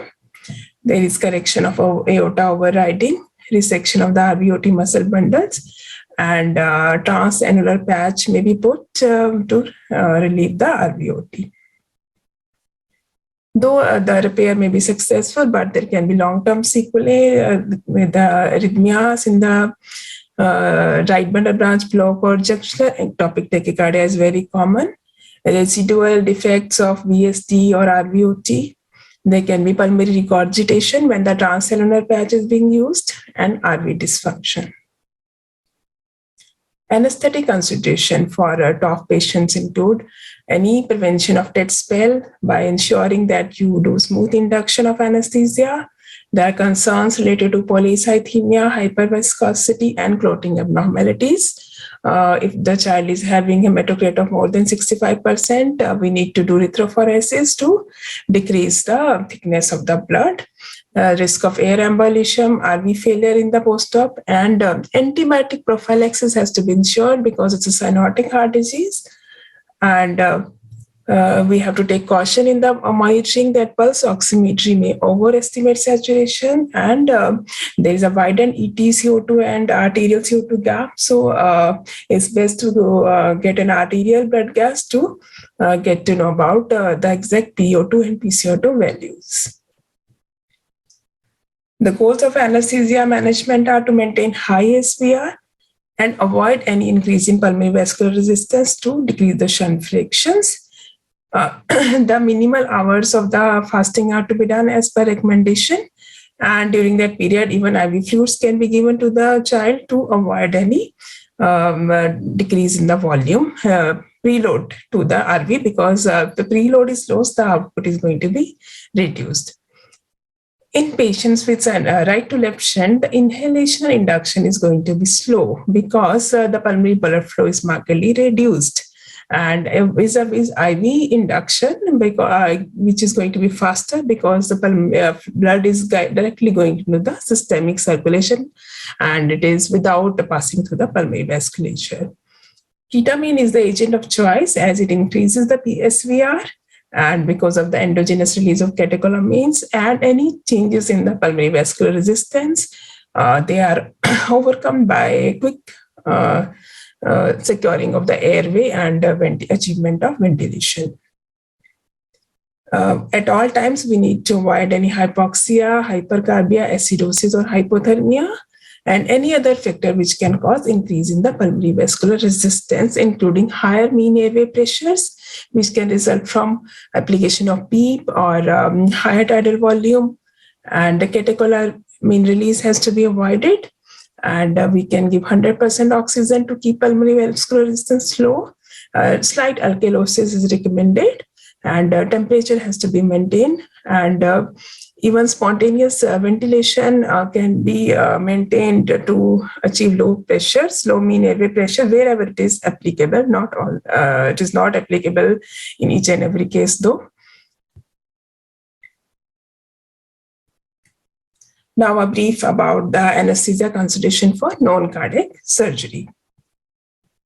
We have seen that congenital heart disease presents with wide spectrum and varied clinical presentation, but what we need to assess is whether the patient is physiologically compensated or compromised, what is his functional status, what is the activity level, and for this we need to go take a thorough history, do physical examination, and ask for a relevant investigation depending on our case and the extent of surgery.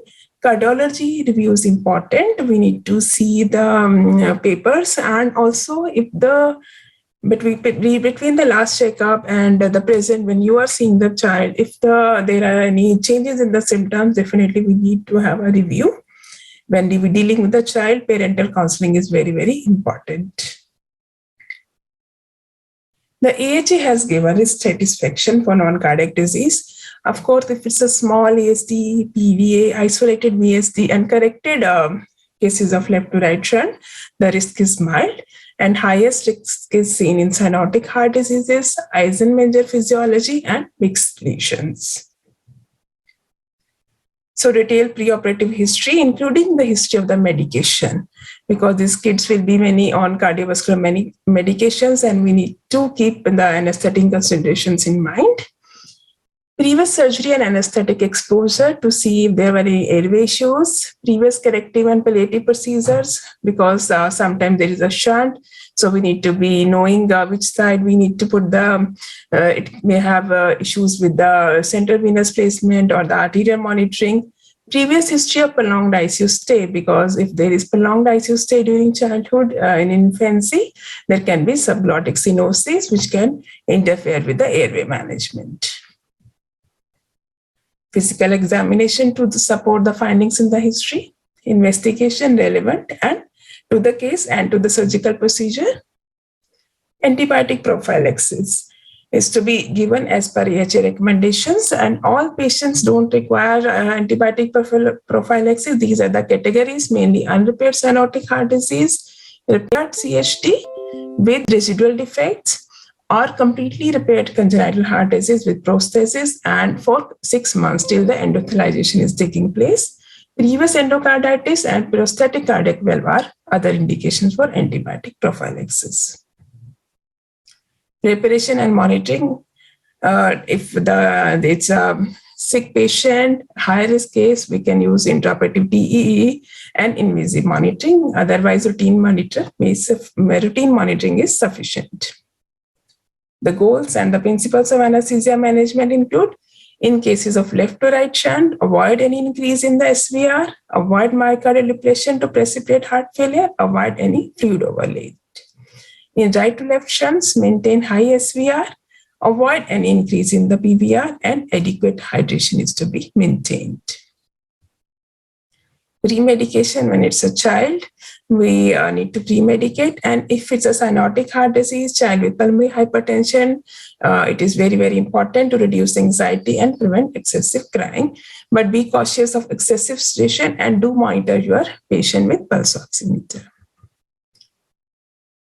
Now, in anesthesia induction, we have already discussed that the inhalation induction is going to be slow in cyanotic heart diseases in patients. But however, if you have a child with TOF, cyanotic heart disease, and it doesn't have IV canine C2, it is safe to go ahead with inhalational agents. And because the putting the cannula, making the child cry is going to make the things worse, smooth induction is the main target that we are looking at.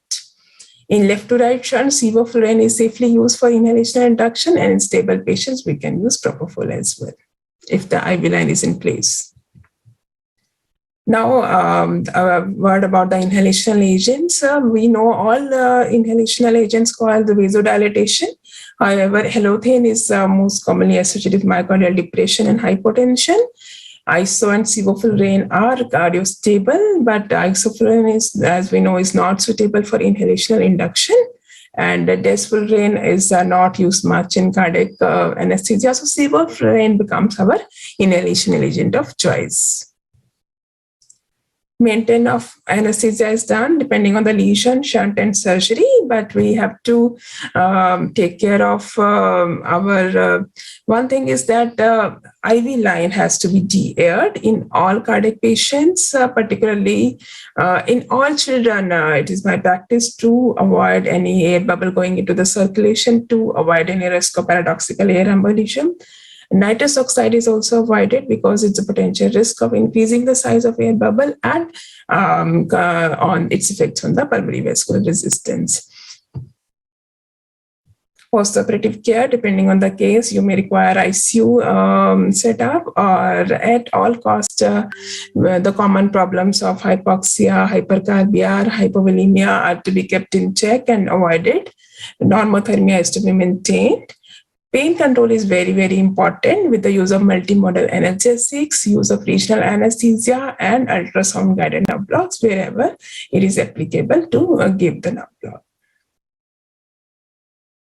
These are my references. Thank you very much.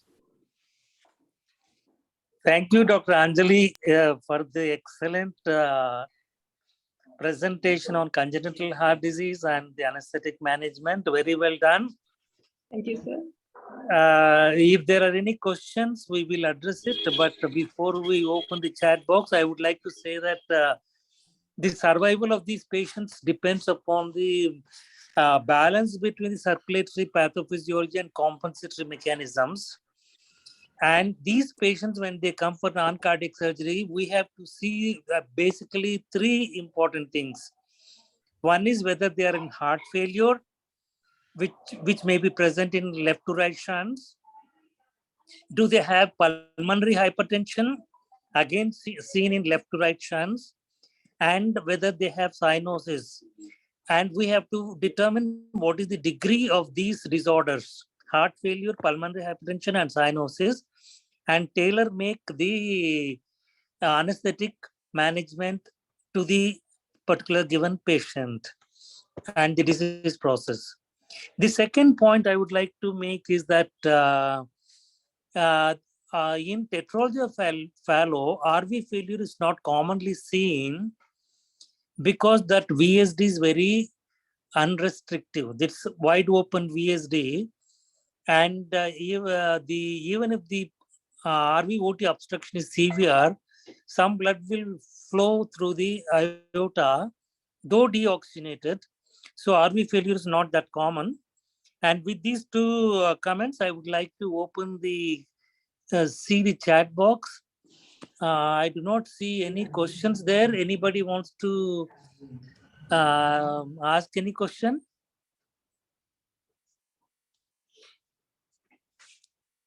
No, sir, I think there's no questions in the chat box.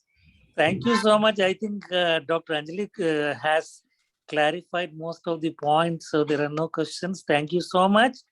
Thank you, And sir. we'll meet you sometime later. Thank you so much. Thank you, sir. Thank you so much, Thank you so much. Leader, sir, and the organizers of the event, Dr. M.T. Kaur and the other organizers for giving me this opportunity.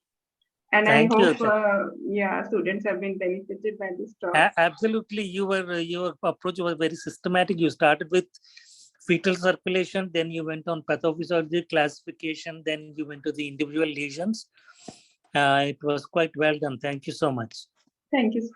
Thank you so much.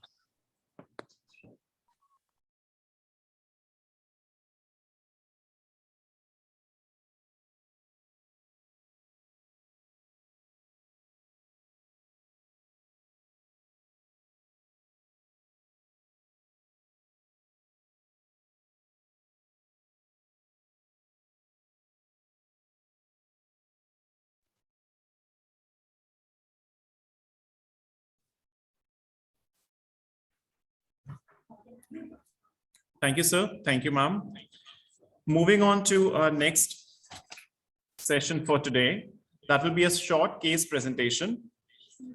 It's a case of a 4-year-old child for cleft lip and cleft palate surgery. The examiner for this case discussion would be Dr. Nidhi Agarwal. Ma'am is professor at VMMC and Safdarjung Hospital, New Delhi. And ma'am's area of special interest are airway management, regional anesthesia, and resuscitation. We welcome you, ma'am. The postgraduate student presenting this case would be Dr. Sarvanan, who is a second-year postgraduate student from Dr. RML Hospital. And the moderator for this session would be Dr. Divyangna. She's a senior resident at Dr. RML Hospital. Over to you, ma'am, for the proceedings of this session. Good morning, all. Am I audible? Good morning. Yes, ma'am, you're audible. Okay. Good morning, ma'am. Good morning, Sarvanan, and good morning, Divyangana. First of all, I would like to thank Dr. M.D. Kaur and the team APPEC for giving me this opportunity today. And I congratulate them on conducting such a wonderful academic extravaganza for last 2 years. So without wasting much time, we would like to go on to the case. Dr. Sarvanan, can you start with your case? Yes, ma'am. So the case today is cleft lip and cleft palate. Dr. Yes, Sarvanan, go ahead. Okay. A 1.5-year-old female child from Ghaziabad, informant mother, presented with chief complaints of defect of roof of mouth since birth, difficulty in feeding since birth. History of presenting complaint. The child was born with a defect of upper lip and roof of mouth. Defect of upper lip which got surgically corrected at the age of 6 months. The child had history of difficulty in suckling and breastfeeding, and child had history of nasal regurgitation of feeds. There is also history of recurrent upper respiratory tract infection, cough and cold 1 to 2 episodes per month, for which she had taken treatment on OPD basis, and there is no history of breathing difficulty or hospital admission for the same. The last episode for upper respiratory tract infection was 4 weeks ago. The child had history of 2 episodes of ear discharge 2 months ago, resolved on medication, and there is no hearing impairment at present. There was no history of noisy breathing. Dr. Sarvanan, can we break here? Please go on back to the first slide. Yes, You've said that this child had difficulty in suckling. Can you tell why? Yes, ma'am. In a child, the lip is responsible to form a proper seal in the nipple or in the feeding bottle. Since our child had a cleft lip, it wouldn't have been able to form a proper seal. And the oral cavity is responsible to form a negative pressure to adequately suck the milk. since our child had a cleft palate, the child would have problem in both. So Yes. the mother gave the history of And this can suction. lead to fatigue in the babies while feeding. And if specialized bottles or nipples are not used for feeding these children, they can become malnourished and anemic. Okay. Okay, ma'am. So you also said that child has recurrent URI and ear infections. Why is that so? Yes, ma'am. Since there is due to cleft palate, there will be communication between the oral and nasal cavity. So whenever child takes a feed, some of the food particles will get dislodged in the nasal cavity, and over a course of time, it will get infected, and hence child will have recurrent infections. What about ear infections? Yes, ma'am. Since the due to defect of the cleft palate, there will be abnormality in anatomy of the oral cavity. So the eustachian tube function will be hampered. Dysfunction of the eustachian tube can lead to buildup of the fluid in the middle ear, which can lead to chronic serous otitis media and hearing loss. Can the hearing loss be because of some other reason also in these cases? Yes, ma'am. Usually cleft palate may be associated with congenital anomalies like Treacher-Collins syndrome. So the child may have this hearing impairment. Very good. So had this child been a little older with say about 3 to 4 years with this uncorrected cleft palate, can he have some other symptoms? In older, speech development usually occurs around 1 year to 2 years of age. So older child will have a difficulty in phonation of palatal consonants like P, R, T, D. Yeah, and also voice will be because hypernasal due to there is communication. also nasal twang and hypernasality of the voice because the air escapes into the nasopharynx during speaking. Generally, the soft palate closes off the oropharynx from the nasopharynx, which is called velopharyngeal competence. And then this incompetence occurs, then the child will have difficulty in phonation of these sibilants. So go ahead with your history. There was no history of noisy breathing, breath holding, or prolonged feeding episode, and there was no history of snoring during sleep. So there is no history of bluish. Okay, wait. Why did you take this history of noisy breathing? What does it suggest? Ma'am, it may suggest airway obstruction. In this child, the tongue may be larger compared to the oral cavity, and it may fall back due to retrognathia or micrognathia also may be present. And because of these two reasons, there will be airway obstruction. So what is it? Does it the history of snoring? What does it suggest? Snoring, ma'am, tongue fall back during sleep. It may also not just airway obstruction. It may also suggest obstructed sleep apnea in these kids. So what are the syndromes that can cause micrognathia or retrognathia in these kids? Ma'am, Peary-Robin syndrome, then other symptoms like Treacher-Collins syndrome, golden hair syndrome. Yes. And Klippel-Feil syndrome, DiGiorgi syndrome, Strichter syndrome, Down syndrome. So what exactly is happening in micrognathia and retrognathia because of this airway obstruction is occurring? Ma'am, in retrognathia, the mandible will be little displaced posteriorly. So because of this, the tongue will fall back and cause will airway lead to obstruction of airway. Very good. So what are the components of Peary-Robin syndrome? Ma'am, Peary-Robin syndrome is a triad of micrognathia or retrognathia, glossoptosis, and cardiac anomalies like VSD, ASD. Not all cases of PRS have cardiac anomalies. PRS, the triad is retrognathia, glossoptosis, and cleft palate may occur in 80% of children. And this retrognathia, glossoptosis leading to airway obstruction is actually the triad, which is always present in all cases of PRS. So in these cases, what problem can occur? The child can have airway obstruction during the lying down position, and mother may also give you history that the child becomes better or the airway obstruction gets relieved in the lateral or prone position. So in this history, you could have added that there is also a problem. If the child had problem during lying down position, that no problem of breathing or breath holding or obstruction or occurs in the lying down position. Okay, ma'am. Okay. So why during feeding only this occurs, this noisy breathing and prolonged feeding? Because during feeding there is incoordination between, because of this airway obstruction, the child is, there's incoordination between the swallowing, suctioning and breathing. So this manifests more during the feeding time. And due to this Okay. incoordination, sometimes the child may inhale milk into the lower respiratory tract infection and can have lower respiratory infection because of inhaling milk, etc., into the uh, trachea. So, Okay. what is Treacher-Collins syndrome? Ma'am, Treacher-Collins syndrome, it has mandibular or maxillary hypoplexia, then antimongoloid Bilateral. slant. It is bilateral. Bilateral, yes, ma'am. Hmm. Mongoloid slant, antimongoloid slant will be present, colobomas will be present, and the child may have choanal atresia, hearing a defect such as microtia may be present. Okay. So where airway difficulty or the intubation difficulty increases in these cases with age or decreases?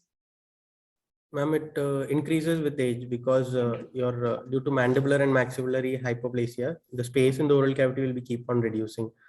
Yes, because there is hypoplasia, the tongue will increase in size, but mandible will not. Whereas in Yes, ma'am. Pierre-Robin syndrome, the airway difficulty will decrease with age because there is no hypoplasia. The mandible will only grow with age and the airway difficulty will decrease. So Okay. go ahead with your history. The child also gave a negative history for bluish discoloration of the skin, squatting episodes, reduced physical activity, decreased urine output, abdominal pain or swelling. Why did you take this history? Ma'am, usually the cleft palate may be associated with congenital anomalies and they may have cardiac anomalies also. So I want to rule out any cyanotic spells and urine output for any renal anomaly, abdominal pain and swelling also for any palpable organomegaly is present or Okay. not. So any positive history in, which is suggesting in your history, which is suggesting congenital heart disease? Ma'am, the child gets fatigued on prolonged feeding. No, that's not. Yeah, that maybe that is basically telling you the airway obstruction. But see, you're giving me a history of recurrent URTI and failure to thrive. The child can get malnourished. These also may are the features of congenital cardiac heart diseases. So just on the basis of history, we can't rule out congenital heart disease because not all heart disease are cyanotic, which will lead to bluish discoloration of the skin or squatting episodes. So we need to further rule out them on the basis of examination and other assessment and investigations. Okay, go ahead. Past history, there is no history of jaundice, seizures, or pulmonary tuberculosis. Treatment history, the child underwent correction surgery for left side cleft lip at 6 months of age under general anesthesia elsewhere, which was uneventful. Sarvanan, this child, do you think the timing of repair of cleft lip at 6 months is correct? Yes, ma'am. According to recommendation, 6 weeks to 6 months is a given time for correction of cleft lip. Okay. Can you tell me some rule which the surgeons follow for correcting yes, these? Killer's rule of 10 will be usually followed for cleft lip correction, and which states like hemoglobin. Child should be at least of 10 weeks of age.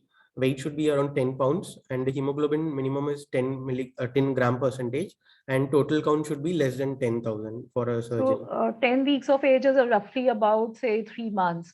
So why is that the surgeons normally in some centers that surgeons are also operating children in the neonatal age group, but by and large most of the surgeons follow this rule of 10, or which is also known as Millard's criteria, to take up the child.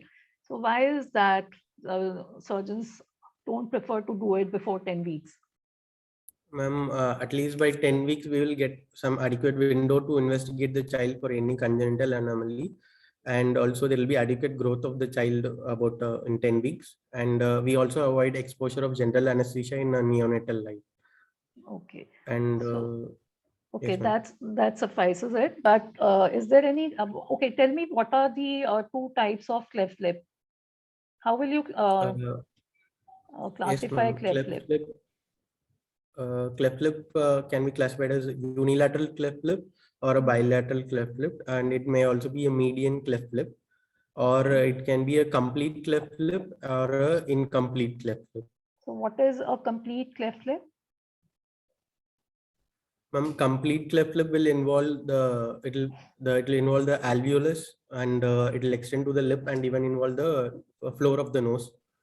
Yes, and an incomplete cleft lip? The alveolar sparing will only lip and it will spare the floor of the nose, ma'am. The Yes, cleft will lip be and lip alone. alveolars will be involved, but nasal floor will not be involved. So Yes, ma'am. why it is also the surgeons also say that the cleft lip, why we don't repair the two things? I mean the cleft lip and the cleft palate together. Why is cleft palate done later and cleft lip before? This is because at about there's also if it's a complete cleft lip and there is alveolar deformity and nasal floor deformity, if we do correction later at then 6 months, there is progression of these alveolar arch and nasal deformities. So the surgeons want to arrest this and they repair it at 6 months. But whereas in a child who has just incomplete cleft lip, which does not involve the nasal floor, or even which has a child who has just a lip, in these cases, repair helps in suckling, and it is done mainly for cosmetic or aesthetic reasons, and which helps in making the parent-child bonding better.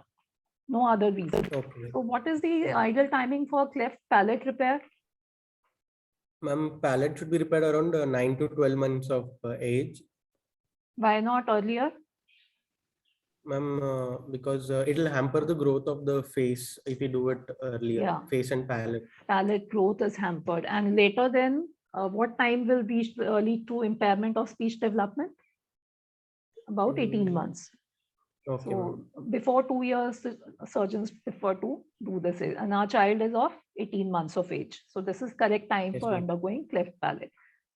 Rule of 10 is also applies to cleft palate. Can you tell me that rule quickly? Yes, ma'am. For cleft palate, it should be age should be minimum 10 months. Say others will remain the same. Hemoglobin 10, count less than 10,000. Weight will be 10 kg. Ha, ma'am, 10 kg Okay. and 10 months of age. These will be the two additions. Okay, go ahead with the history. Antenatal history, it was a non-consanguineous marriage, booked pregnancy, and there was no history of infection, deranged blood sugar, smoking, alcohol, or radiation exposure in the mother. There was no history of any medication intake during pregnancy like anticonvulsant drugs, retinoids, and systemic steroids. The mother gave history of iron and folic acid supplement in the second trimester. So why have you taken this history? Ma'am, cleft palate etiology or risk factors include any maternal infection, diabetes mellitus in the mother, or if the mother had history of smoking, alcohol, or radiation exposure in the pregnant time. And also drugs such as anticonvulsants, retinoids, and systemic steroids may also lead to cleft palate if taken in the first trimester. And folic acid deficiency can also lead. Yes, ma'am. Okay. Next, please go on. Birth history. The child was a first child, full-term normal vaginal delivery in a hospital, cried immediately after birth. The child passed urine and meconium. Birth weight was around 2.8 kilogram. There was a visible deformity of upper lip and palate. Developmental history, the child achieved all the milestones appropriate for age and was immunized as per National Immunization Program. Family history, there was no history of cleft lip or cleft palate in any other family members, and there was no history of any other congenital anomaly in the family. On examination, general examination was done. The child was active, alert, lying in the mother's lap, afebrile to touch. All fontanelles were closed. No external visible eye, ear, or limb anomaly. There was no pallor, icterus, cyanosis, clubbing, and lymphadenopathy. On examination, pulse rate was 94 beats per minute, blood pressure 90-60 millimeter of mercury, respiratory rate 18 cycles per minute. Weight of the child was around 10 kilogram, height 80 centimeter, and mid-arm circumference was 15 centimeter. Veins accessible on bilateral dorsum of the hands. Airway examination, there was a scar mark present on the left upper lip. Nasal crusting present. There was no active nasal discharge. Patient was uncooperative. Mouth opening appeared adequate. There was no retrognathia or micrognathia. Left unilateral complete palatal cleft was present. And there was no neck deformity or restriction of neck movement. Sarvanan, how did you, the child was uncooperative, how did you see the mouth opening? Ma'am, the child was crying, so I just looked into the mouth and saw it was adequate. And how did you, and the same way you saw the palate? Palate, yes, ma'am. Same time I saw the palate. Okay. And how did you assess for retrognathia and micrognathia? Ma'am, I looked at the child in side view, lateral view, and the mandible was receding backwards when compared to the maxilla. Okay, very good. So you're saying that the child is having nasal crusting. Why is that so? Ma'am, in Is this he child having there will URI? be like No, ma'am, because this child have nasal regurgitation, they'll have chronic rhinorrhea. The food particles will irritate and cause chronic It could be rhinorrhea. because of that. But at Yes, this ma'am. moment, can you rule out active URI till this phase, Yes, having ma'am. My done this child much had. examination? Yes, ma'am. My child had no history of fever, Okay, and the discharge was also not purulent or foul smelling. okay. So I can rule. I will with history we can rule out this. Probably till now we can say that there is no infection, but we have to further Yes, go ma'am. on to assess whether the child has any symptoms in the chest Yes, as ma'am. well. Okay, so neck deformity and restriction of neck movements can be present in these children. Can they be present? Yes, ma'am, because cleft palate may also be present in this Klippel-Field syndrome, which may Okay, have this okay, very spine good. deformity. So do you know of any other airway scoring which can be used in pediatric age group? As we know that all adult measurements like Mallampati classification, etc., cannot be thiomental distance, etc., cannot be done in these cases. So do you know of any other airway assessment score? Yes, ma'am. In pediatric age group, we use this Colorado Airway Score, pediatric airway score, which has Okay. 5 components: COPUR, copper, chin, opening. Then they see the previous intubation or previous difficulty, and they also examine the uvula, and we Okay. also check for the range of movements of the neck. Okay, that's okay. You should know these things also, because in older children, you will be able to assess the airway using these things, this score. Okay. So you're saying that child has unilateral complete palatal cleft defect. What do you mean by complete palatal defect? Complete Ma'am, palatal cleft. yes, ma'am. The cleft will be from, so it will involve the soft palate, hard palate, the alveolus also, and uvula also may be involved. So it is a complete cleft palate. No, can you be a little bit better? How many parts of palate are there? Both the primary palate and secondary palate, both will be involved Okay. in this. So secondary palate constitutes of the palate which is posterior to the which foramen? Incisive foramen. This is foramen, yes, ma'am. And primary palate is anterior to the incisive foramen. So most of the time when there is ma'am. cleft palate, due to the embryology, there is also a complete cleft palate. There is also involvement of the alveolus and the lip. So can you briefly tell me what is the embryology of this palate like? Yes, ma'am. Normal development of the palate or face, it occurs around 4 to 10 weeks of the intrauterine life. There is a Be very brief, Sarvanan. We are short of time. Yes. Okay, ma'am. The 2 medial nasal process fuse together to form the middle portion of the lip. If any defect in this, it will form a median lip. And the medial nasal process and the maxillary process fuse to form the lateral part of the lip. If there is any defect in this, it will cause a unilateral, unilateral cleft lip. And the palatine shelf fuse together to form the hard palate. If the fusion is defective, it will lead to this cleft palate deformity. Okay. So any other cleft you know of which may not show and may be present in the child? It's a submucosal type of cleft. It will be covered with the mucous membrane. So okay. it So may be while we missed. are doing airway assessment, what do you think? Which type of cleft palate can give us more difficulty during laryngoscopy? Ma'am, bilateral complete cleft palate will be difficult for us. With the cleft lip because of? Scopy will be difficult for us. Because of what? Laryngoscopy. In bilateral complete cleft palate and lip, there is protruding pre-maxilla, which can lead to difficulty with insertion of the laryngoscope and viewing. Okay, go ahead with your examination. Systemic examination, respiratory system, inspection, respiratory rate 18 cycles per minute. Trachea appear to be in midline. There was no visible deformity of the chest wall moves symmetrically with respiration, and there was no accessory muscles used.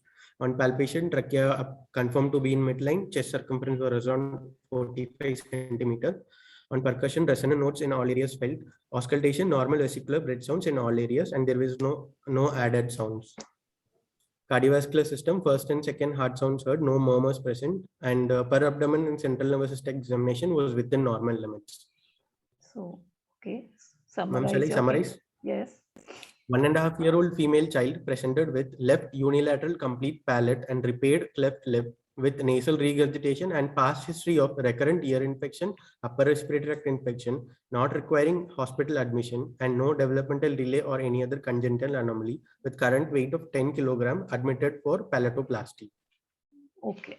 So now we have done the preoperative assessment. We have done history and Yes, ma'am. examination. We have ruled out various syndromes that could be present superficially. Now, what more assessment would you like to do before we take up this case for palatoplasty? Ma'am, I'll go for laboratory investigation, baseline investigation. I What- will order in. What and why? I'll ask. Okay, ma'am. I'll ask for a hemoglobin because these child are prone for infection, malnourishment, so they may have anemia also. Then I will do a total leukocyte count to rule out any active URIs present. Then I will ask for a pediatric consultant's opinion to rule out any other congenital anomaly in the child. Yes, Then, that's a very important I'll- thing. Yes, ma'am. Even for medical legal purposes, we have to rule out other congenital anomalies with the help of pediatric medicine referral. Anything else? Ma'am, I will ask for bleeding time, clotting time also. Yes. And If blood it were a grouping and first time surgery, BT, CT become even more important. But since the child has undergone cleft lip, we without any complication, we can be assured that BT, CT would be okay in this child. Okay, but for completion's sake, we should tell this. And anything else? Ma'am, blood grouping and typing, because it's a palate surgery, I may require blood. Yes, it is rarely that we require blood, but nevertheless, we always arrange for blood and hold it in the blood bank. Suppose this Okay. child had any syndrome, yeah, you're suspecting if mama were present, what else would you like to do? Ma'am, I will do one ECG and 2D echogram to rule out any cardiac anomalies. Okay. And sometimes Down syndrome is also associated with these cleft palate children. I mean, the cleft palate may be associated with Down syndrome. So if these children are there, then you may go for X-ray neck also to rule out any Okay. atlantoaxial subluxation or instability. Okay. So now that you've been saying that your child has recurrent URI, why we should be concerned about, as anesthesiologist, be concerned about upper respiratory tract infections? Ma'am, if the child has URI, our airway may be reactive in the perioperative period. So I want to rule out URI before. What will happen with the hyperreactive airway? We may land up in laryngospasm or bronchospasm during surgery. So the last episode for the URI in this child was at 4 weeks. Is it the Yes, ideal ma'am. time to take up this child? Yes, ma'am. Ideally, it is 4 to 6 weeks. After that, we can take the child. So the From the last hyperreactivity of the airway decreases by 4 to 6 weeks. But Yes, ma'am. I would say that I would take up this child at 2 weeks. Can you justify why I want to take up this child at 2 weeks only? 2 weeks after complete Yes, ma'am, resolution of the because, URI symptoms. Yes, ma'am, because these child have recurrent upper respiratory tract infection. So they give a very little window for us. So 2 weeks is also justifiable. We can take the Okay, child, very good. or That's else a they may very good land up in answer. another infection. Yeah, that's a Okay. very good answer. Suppose a child comes to me with runny nose, say for about last 2 days, he has clear runny nose. Will you take a, and you said that you just said that some of the symptoms that and the signs you would look for, what are they to rule out upper respiratory tract infection? Ma'am, fever, I'll ask history of fever, malaise, any purulent discharge is present or foul smelling. Then I'll auscultate the child I'll check for breath sound, whether it is normal, no added sounds are present. Then lab investigation, my total counts also will tell me whether child has a URI or So not. if all these are normal, child with clear running nose, you will take up because Yes, it is ma'am, I'll common take in up. these patients and it is not infective. Okay. Okay, ma'am. But nevertheless, you have to be cautious while taking up this child because they can still land up with some of the complications.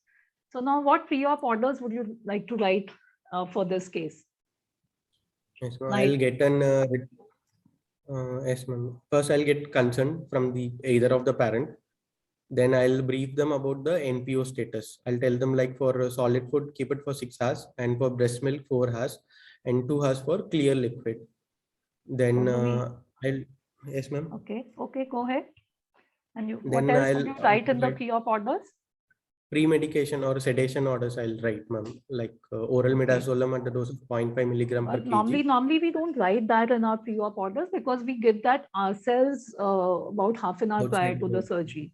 So also in the Okay. pre-op orders, you can arrange for blood and hold it in the blood bank. You can give that order. So Okay. what pre-medication would you like to give and why? Commonly we use oral midazolam, 0.5 milligram per kg. My child is 10 kg, so I'll use 5 milligram Why are because you I don't giving want this? the child. I And don't want how? the child to be anxious or crying during induction. It will also add strain to the child. So Okay, I'll and sedate the child. separation anxiety is maximum after the Yes, ma'am. 6 to 8 months of age. So you want a calm child, cooperative child inside the OT. Fine. Any Okay. other pre-medication that we can use besides if oral midazolam is not available? Any other medication? Yes, ma'am. We can use Oral only.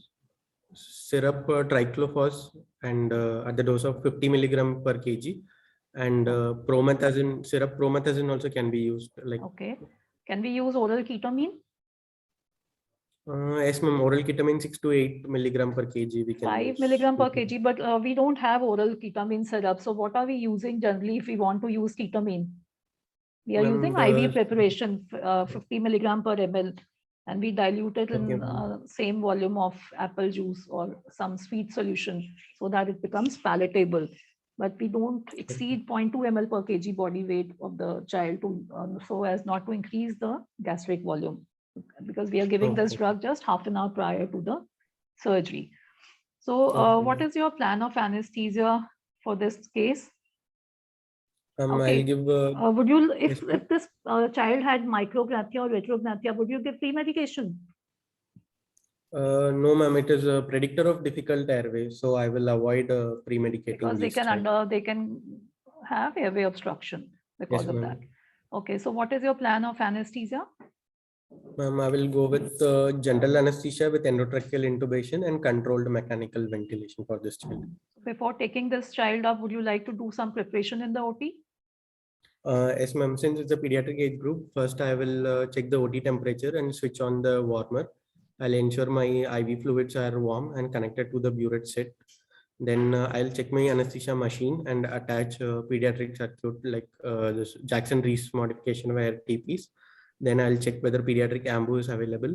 Then for the drugs, I'll make emergency and induction drugs, and also I'll make a drug chart, like how much dose should I give for this child. Then pediatric difficult airway cart, I'll make it ready. Then also I'll check for this pediatric defib is available, and this OT table may I'll keep pillows and shoulder rolls for Okay, intubation. and you also check for suction, etc. Very good. That's a very Yes, good ma'am. way of answering the question. You should go in the systemic way in your exam. Okay. So how will you induce this patient? You have a cooperative child, you've taken the child inside. How will you induce the patient? Since my child is sedated, I'll prime my bag mask with sevoflurane. Then I'll induce with in sevoflurane around 6 to 8% with 100% oxygen.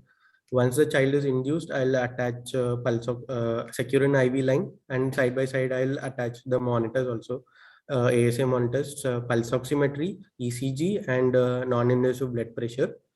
Then once the IV line is secured, my child is not in difficult airway, ma'am.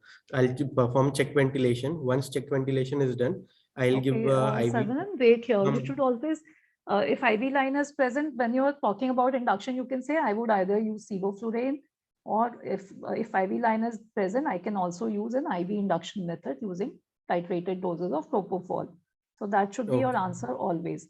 Now, since you are using sevoflurane, can you tell me why not halothane? Why you are preferring sevoflurane over halothane? Sevoflurane has a faster onset as compared to halothane because its blood gas coefficient is very lesser compared to halothane, and also it has a faster onset, means faster recovery also from anesthesia. And that would So be I'll prefer beneficial to sevoflurane. us in all cases. Yes, ma'am. And both halothane and sevoflurane are non-irritant to the airway, and they are pleasant smelling. But sevoflurane has a low blood gas cell solubility, so it gives us a faster induction. That is why it is preferred. Some of the children, when you ask them in exam, they would say because halothane causes hepatitis or because halothane sensitizes the myocardium to catecholamine. So these are not the correct answer. The correct answer is one which Dr. Saravanan just said. So Saravanan, you have induced the child with sevoflurane, established an IV access. Would you like to give any opioid to this child? Yes, ma'am. Fentanyl, I'll give IV fentanyl at 1 to 2 mics per kg. I'll give. Okay. And which circuit are you using? Ma'am, Jackson-Rees modification of IRTPs. Can Pediatric we induce this child with circle system also? Yes, ma'am. We can induce with pediatric tubings. We can use, and if the leak is very minimal, we can use controls. What is the advantage of ISTPs over circle system? ISTPs is like pediatric circuit offers less resistance compared to our circle system, and work of breathing also will be less. Yes, very good. But nowadays we are using circle system because we don't want OT pollution, especially during COVID times. And also we are using expensive gas like sevoflurane, and we don't want them to be wasted. Okay, that's a very good answer, Saravanan. Now, you having done the check ventilation, you will be giving your muscle relaxant. What would you give?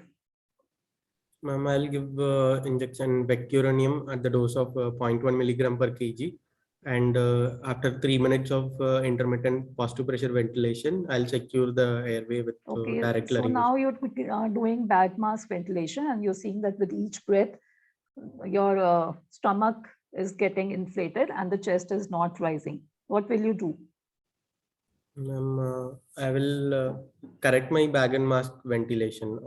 Then I can also. How you will correct? I'll do I'll do extension and chin lift maneuver. Okay, then I'll jaw check, thrust, maybe jaw thrust also. Would Yes, you like to ma'am. check for your tongue? The tongue gets... tongue yes, ma'am. I'll insert an oral airway also to better. Okay, tongue sometimes also get impacted in the cleft. So it will obstruct the airway. So you can use an oropharyngeal airway to release that. Okay. Anything else would you like to give? You can also improve the position of optimize the position by putting a shoulder roll if required. And you can use two people, 400 bag and mask ventilation with little bit of CPAP.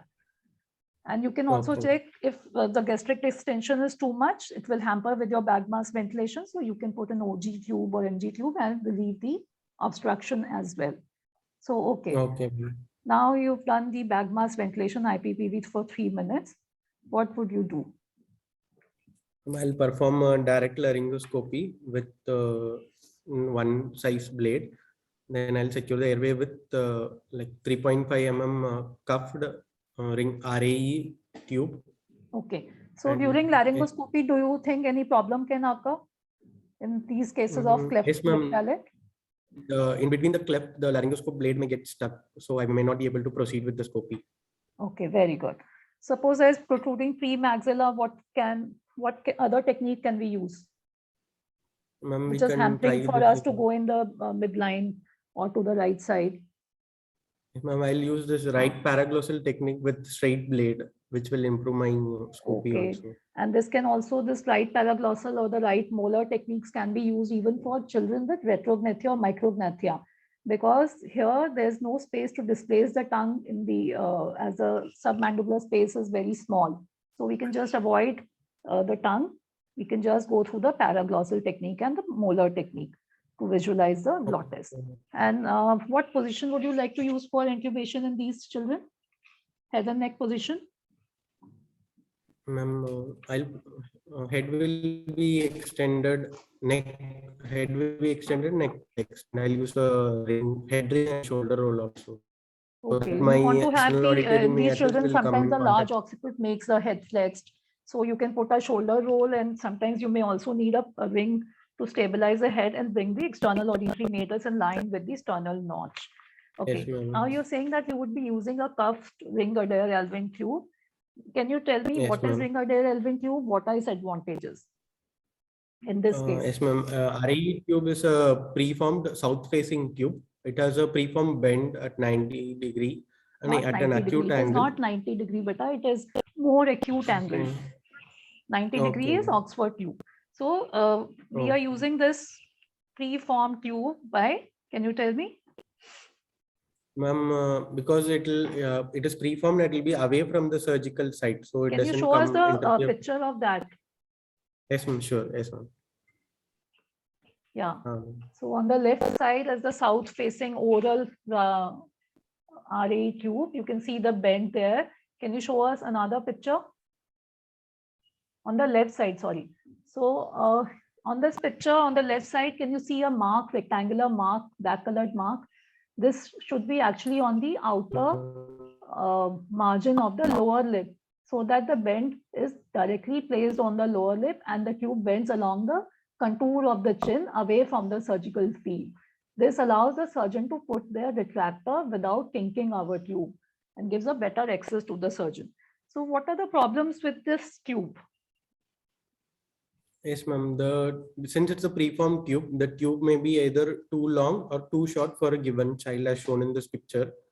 Okay. So if it is yes, too ma'am. long, it may also slip endobronchially. You can see on the left side of the picture that the tube is too long. The bend is much away, much higher than the chin. So in this case, it may slip down and become an endobronchial tube if you try to put the bend on the chin, or it is too small for the baby. Then it can be inside the bend can be inside the oral cavity. Another problem which is present with all bent tubes is that there can be problem during suctioning. Okay. So here you may also be asked what is the how the length of the tube is calculated. How did you calculate the size of the tube? What are the advantages and disadvantages of the cuffed and uncuffed tubes in children, and which is the best tube? But I will not go into detail. Suppose this tube is now too long. What is the alternative? Can we use some other tube? Yes, ma'am. I will use this flexometallic or flexometallic tube can be used, armored tube. Why? Which can also helps? Because flexometallic tube won't get kinked when the retractor is applied, and also it can be shaped to follow the contour it can of be the bent chin. in any direction. Very good. Yes. So how will you fix the tube in cases of cleft lip and palate? I will fix the tube in the midline in the lip so that symmetry is maintained. So surgery can be done. Especially for the lip, because symmetry of the lip and the facial tissues has to be maintained for the correct repair of the lip. And for the palate, again, we want the retractor, the tube has to be in the midline so that the retractor can be placed easily and it does not create any problem. So who does the pharyngeal packing in case of cleft palate and why? Usually the surgeons do the packing because they don't want us. If we do the packing, we won't be knowing like till which the level they surgeons want do the the packing surgical because space. they put the pack after the application of the retractor and the anyway. Okay, tell me what is the position of the child for surgery in the cases of palate? Okay. The child will be raised from the OT table by placing a pillow or a folded blanket, and the head will be hanging on the edge of the table and hyperextended, and head will be the supported also. So that. Yes. Okay, very good. That helps with the access. That gives a better access to the surgeon. This position is for the surgeons.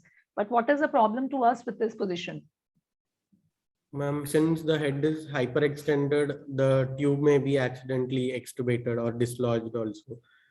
So we need to take care that's very of important point. So we are sharing the airway with the surgeon. So what are the problems that can occur with the airway? One of them is there's a mnemonic for that. Can you tell me that, Sarvanan? Yes, ma'am. Mnemonic is bad blood, access, debris, and dislodgement of particles. Yes. So blood and debris can be taken care of with the help of the palate. Access to the airway and dislodgement of the tubes are very important points. The patient is draped and clean, surgeon is doing the work right there, so we don't have the access.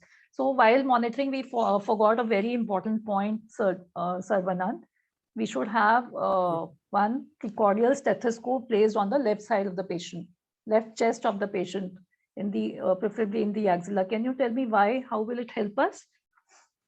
Ma'am, like after draping, if the tube get displaced or dislodged in endobronchial, with the precordial stethoscope, we can check the air entry. Most of the endobronchially tubes go into the right side, so left side air entry will decrease and any dislodgement can also be detected with that.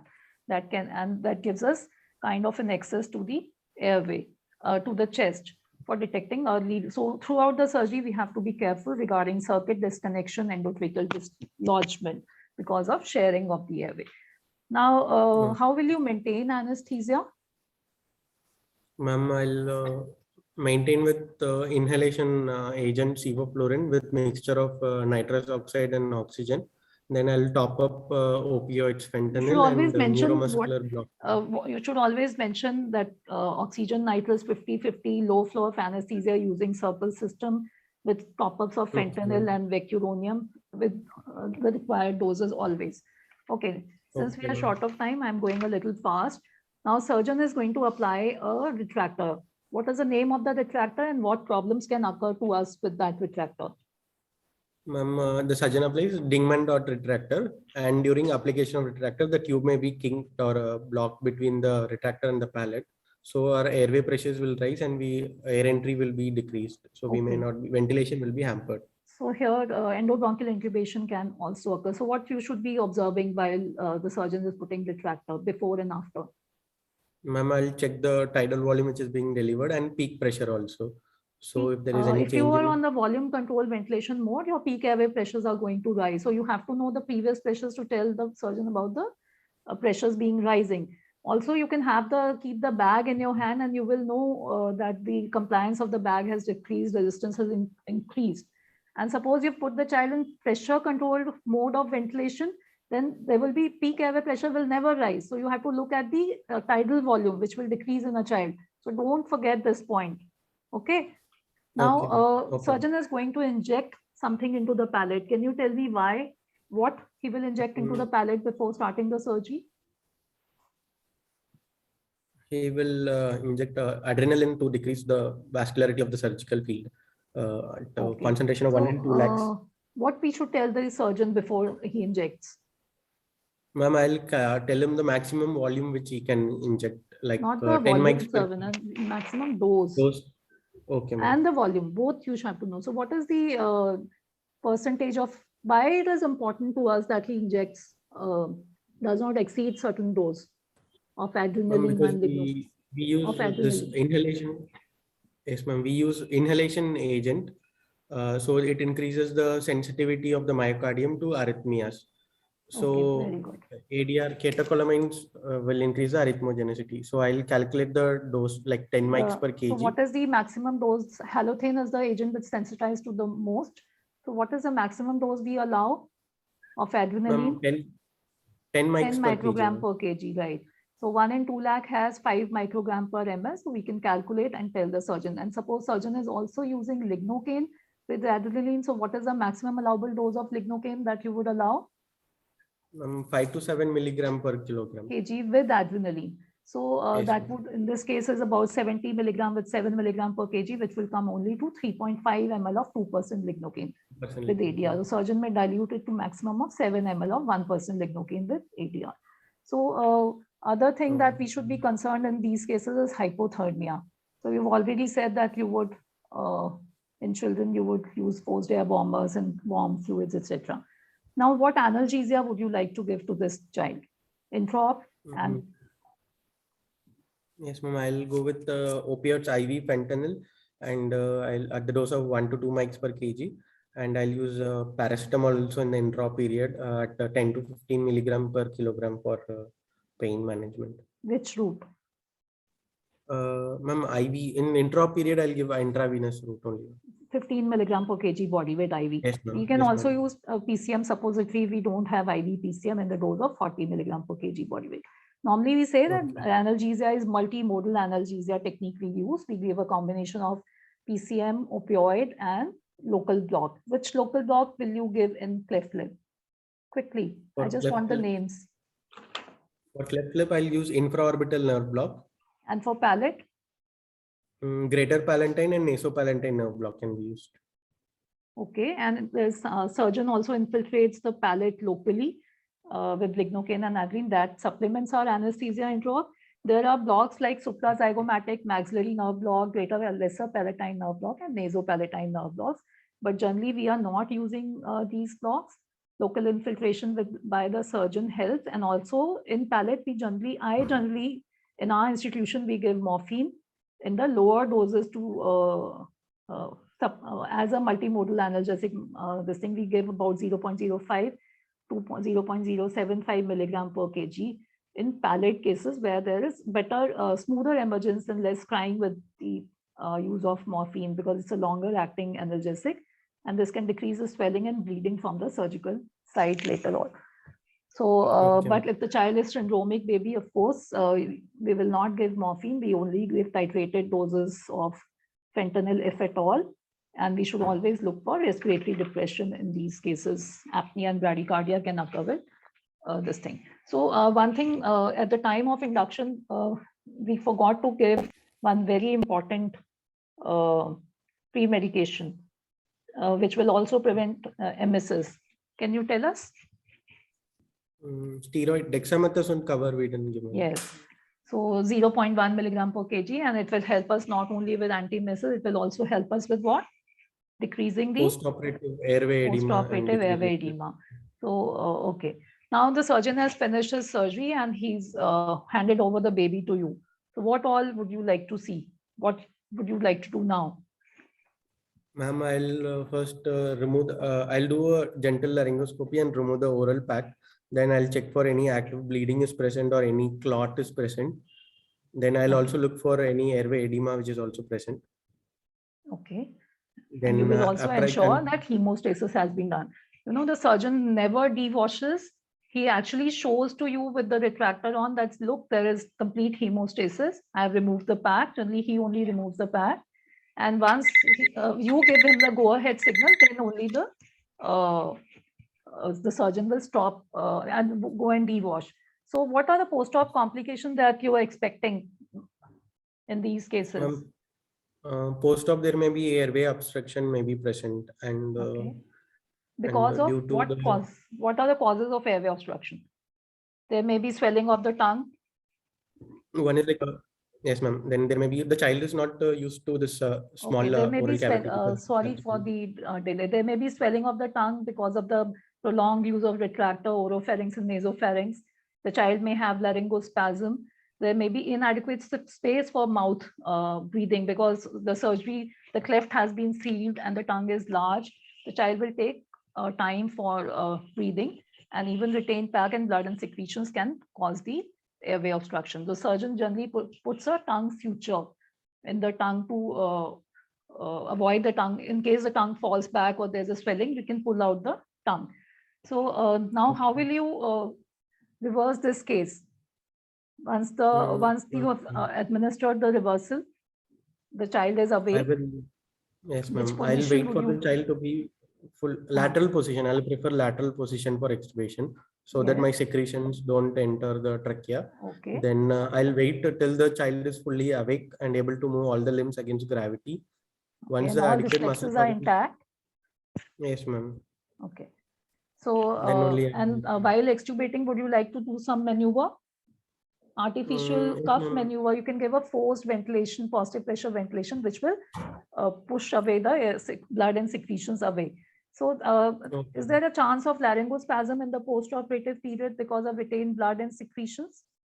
Yes, ma'am. Suppose you Laryngospasm suppose you just reverse a child and the child starts having paradoxical movement of chest and abdomen and stridor. What will you suspect?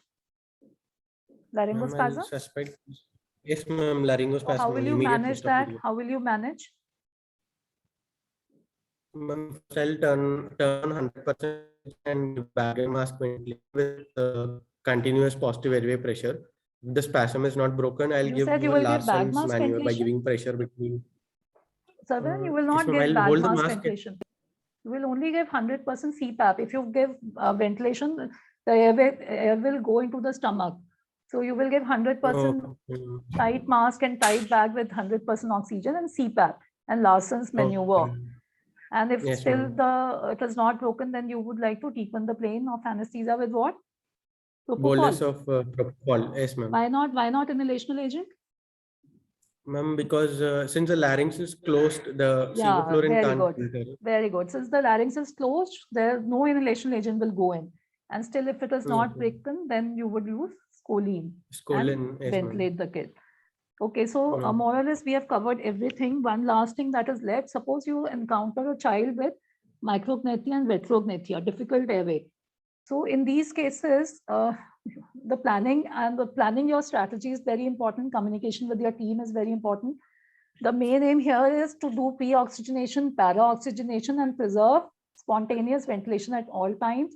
The intubation has to be performed by a skilled pediatric, experienced anesthesiologist, and skilled assistant should be present at all times.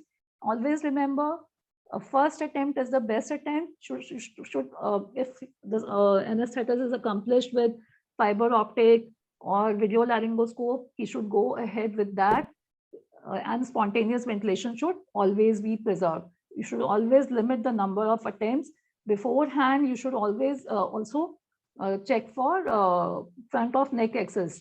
Cricothyrotomies in these cases are very difficult. You should, if you are an ENT specialist, preferably should be there for performing rigid bronchoscopy or tracheostomy. So if you are not able to, that's the very important thing. So if you're not able to bag mask ventilate or intubate a case, supraglottic device is always handy to maintain oxygenation and ventilation in these kids, and then fiber optic intubation through LMA can be done. So I think we have covered most of the things, and I would like to say in the end that this case always comes as a short case in exam, and you would be asked to present very short, crisp history and relevant examination and you should do that in just first few 2 to 3 minutes, and that 15-minute viva, you should give more time to examiner to ask you question, and so that you can get more marks. Okay, and you may also be asked about anesthesia concerns in this case straight away. Since we've been discussing anesthesia concerns one by one, we didn't want to waste time by enumerating those again. So thank you very much. Thank you, ma'am. Thank you very much. Thank you, ma'am, for this extensive discussion on a patient posted for cleft lip cleft palate repair. I'm sure you've covered almost everything that PG postgraduate student must know before he appears for this case. Thank you. Thank you. Moving on with our further sessions. We quickly will have the first quiz of the day. We would be omitting the tea break. So the MCQs have been flashed. The first question is, anesthetic consideration in a patient with mitral regurgitation includes all of the following except A, avoid sudden decrease in the heart rate, B, avoid sudden decrease in SVR, C, minimize the drug-induced myocardial depression, and D, monitor the magnitude of C wave of CVP as a reflection of mitral regurgitant flow. Question 2, anesthetic consideration in patients with aortic stenosis include all except A, intra-arterial blood pressure monitoring, B, prophylactic administration of intravenous vasoconstrictor phenylephrine, C, avoidance of extreme brady or tachycardia, and D, avoidance of sudden increase in SVR.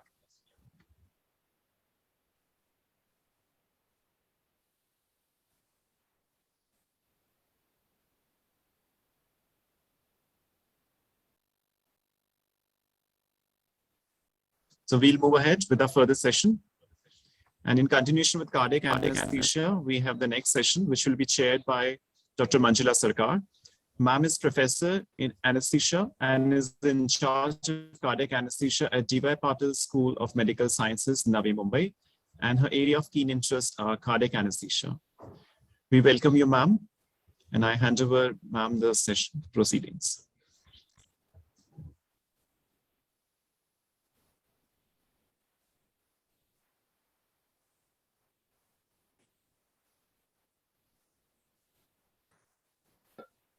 Unmute me. Ma'am, can you unmute yourself?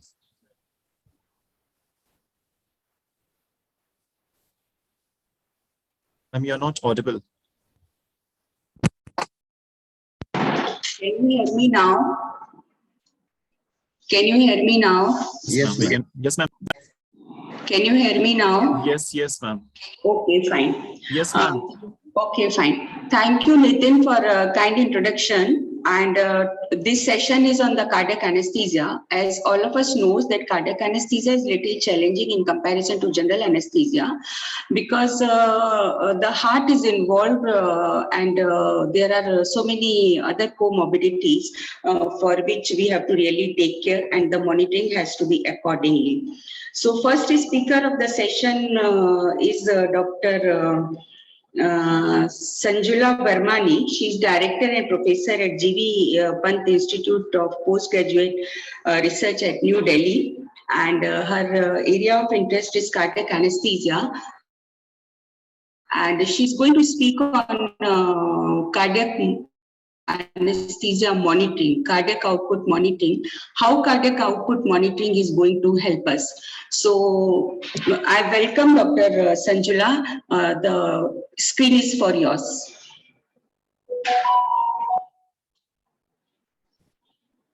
Morning, everybody. Monitoring is essential for detecting hemodynamic compromise, diagnosing its underlying cause, and optimizing the oxygen delivery to the tissues. Microcirculatory changes are responsible for organ dysfunction. But since these are not available in clinical practice, monitoring focuses on macrocirculatory changes by way of changes in heart rate, blood pressure, cardiac filling pressures, cardiac output, and mixed venous oxygen saturation. Now, in recent times, we have moved from static to dynamic monitoring. There is also a transition from invasive techniques such as insertion of pulmonary artery catheter to less invasive techniques like the esophageal Doppler monitor and the transesophageal echocardiography. And also, now in the recent times, there are non-invasive methods based on the pulse wave analysis, such as the PICO and the LITCO, as well as transthoracic echocardiography. As this topic is very exhaustive, we will focus mainly on the pulmonary artery catheter, the transesophageal echocardiography, and a few non-invasive methods. Now, pulmonary artery catheter was introduced in clinical practice in the 1970s. It's an invasive method. It requires adequate expertise, and the complications can be fatal. So, its use should be limited to appropriate indication. However, it continues to be the gold standard for cardiac output measurement when used and interpreted by clinicians with adequate expertise in its analysis and the interpretation application of the data. Now, the pulmonary artery catheter is a 110 centimeter long, balloon-tipped, flow-directed catheter with having black lines on its surface to indicate the distance from the tip. One thin line is 10 centimeter, thick line is 50 centimeter. So one thick and one thin line, that means it is 60 centimeter from the tip. Now there's a distal lumen which gets connected to the transducer. It has a medication port and a proximal port at 28 to 32 centimeters respectively. And there's a thermistor and a syringe for inflating the balloon. The capacity of the balloon is 1.5 ml. This 7.5 French catheter is inserted via a 8 French sheath, which is placed either in the right or the left internal tubular vein. The entire system is set up by connecting the PA distal port to the CVP port, and the PA distal port and the CVP port to the heparinized flush solution, and the PA distal port is transduced. Now the thermistor is placed in ice cold saline, and the cardiac output connector is connected to the cardiac output module. Insertion of the pulmonary artery catheter is guided by waveform, pressure, and the catheter length. When the catheter is 20 centimeters in, it is in the RA. Pressure will be around 2 to 6 millimeters, and at this stage, the balloon is inflated. The catheter is then advanced, and when it floats into the RV, that is around 28 to 32 centimeters, the RV systolic pressure increases, while the diastolic remains with less than 4 millimeters. On further advancing it, it floats into the pulmonary artery at around 42 to 48 centimeters, and we will see an increase in the diastolic pressure, while the systolic pressure remains the same as in the RV. Thereafter, the catheter should be advanced millimeter by millimeter till we lose the systolic wave. That means the catheter has got wedged. At this stage, the balloon should be deflated to get the PA pressure. The balloon may occasionally be inflated to check the wedge pressure, but it should not be wedged for a prolonged period because these are all end arteries, and the prolonged balloon inflation may result in infarction.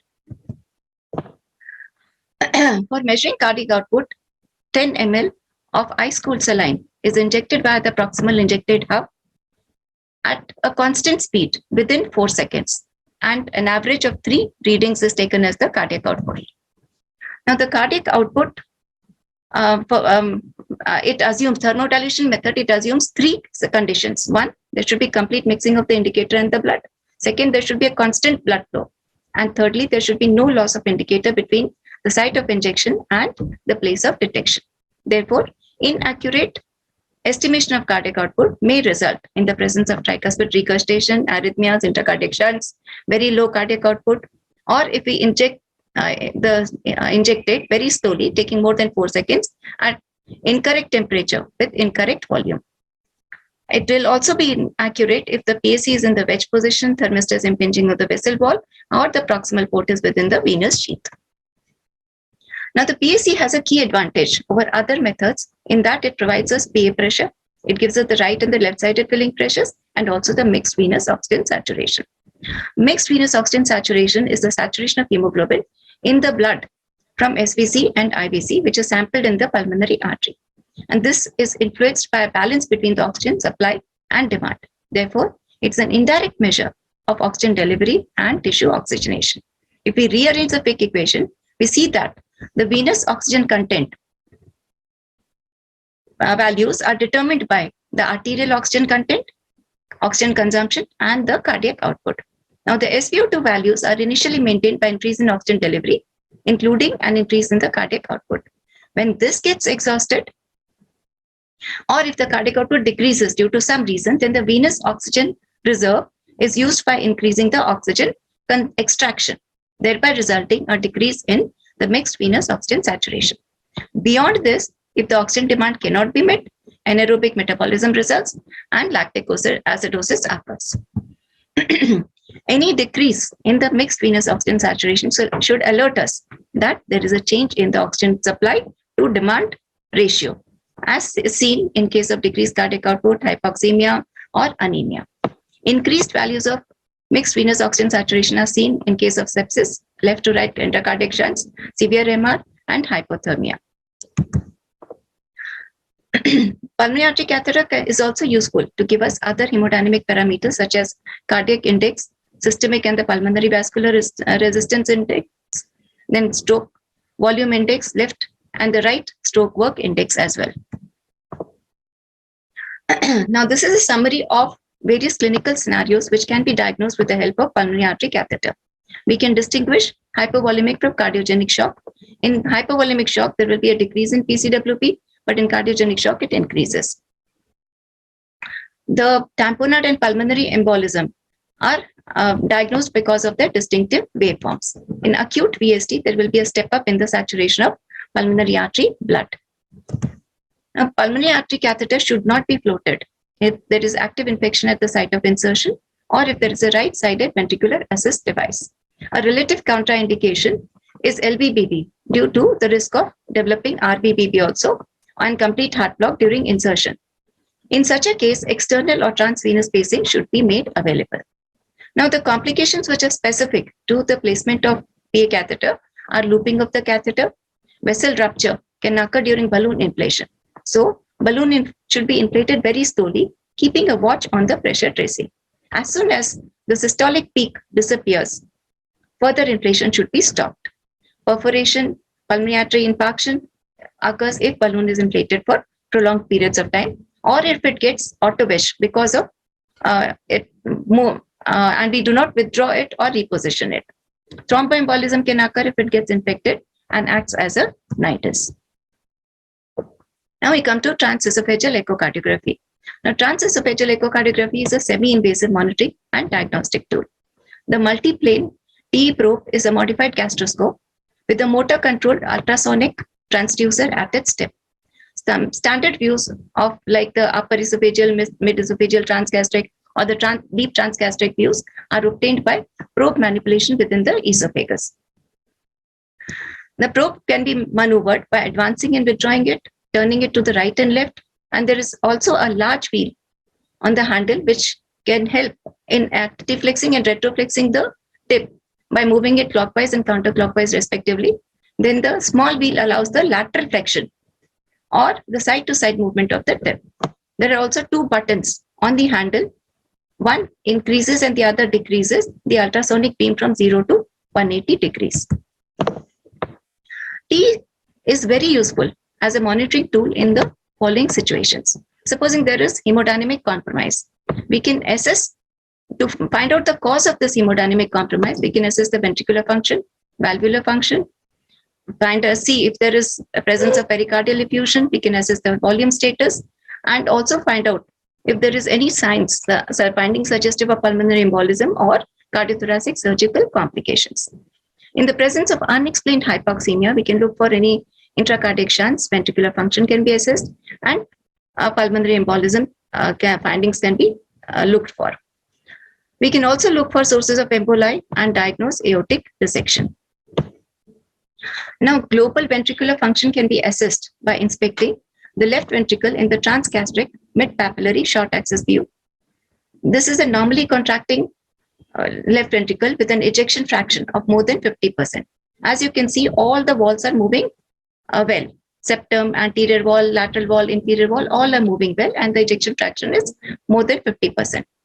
This here is a poorly contracting ventricle, and you can see that the inferior wall and the lateral wall are not moving well, and the ejection fraction is somewhere around 20 to 25%. This is an akinetic ventricle where none of the walls are moving well, and the ejection fraction is almost is only 5 to 10%. Now, similarly, the volume status can also be assessed in the transgastric mid-papillary short axis view. Here you can see that this is an underfilled LV because the papillary muscles are almost kissing. And here is an adequately filled, poorly contracting LV where the inotropes will be required.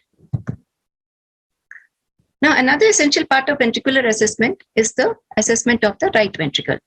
Right ventricle is assessed by its size in relation to the LV, kinetics of its cavity, and the position of the septum. Normally, the right ventricular cross-sectional area is 2/3 of the left ventricular cross-section area. If this ratio of RV to LV becomes more than 1, that means RV dilatation is severe. Also, septal flattening or the D sign, as in this picture, you can see, indicates that RV pressure overload, while the diastolic septal bowing into the LV indicates RV volume overload. Now, cardiac output can be measured using T, and it has been found to correlate well with the pulmonary artery catheter derived cardiac output. Initially, we measure the diameter of the LVOT and calculate the cross-sectional area from it. Thereafter, the pulse wave Doppler is obtained in the deep transgastric view of the aortic valve. Cross-sectional area multiplied by the velocity time integral from this spectral Doppler tracing gives us the stroke volume. A stroke volume multiplied by heart rate will give us the cardiac output. T can also help us in estimating the left and the right atrial pressures. To estimate any increase in the right atrial pressure, the IVC diameter is assessed. This is a modified bi-cable view to measure the IVC diameter, which is measured 2 centimeters from the IVC RA junction. If the IVC size is less than 2.5 and this collapsibility is more than 50%, as you can see, then the right atrial pressure is less than 5 millimeters. Any increase in the RA pressure, the collapsibility will decrease and the diameter of the IVC will increase. Mitral valve inflow variables and the pulmonary venous flow variables are used to assess the left atrial pressure. E and A values are obtained using spectral Doppler mitral inflow, and systolic, diastolic, and the atrial reversal waves are obtained using the spectral Doppler of the pulmonary venous flow. E by A ratio of more than 2 and obtundation of the systolic wave of the pulmonary venous flow indicates elevated left atrial pressure.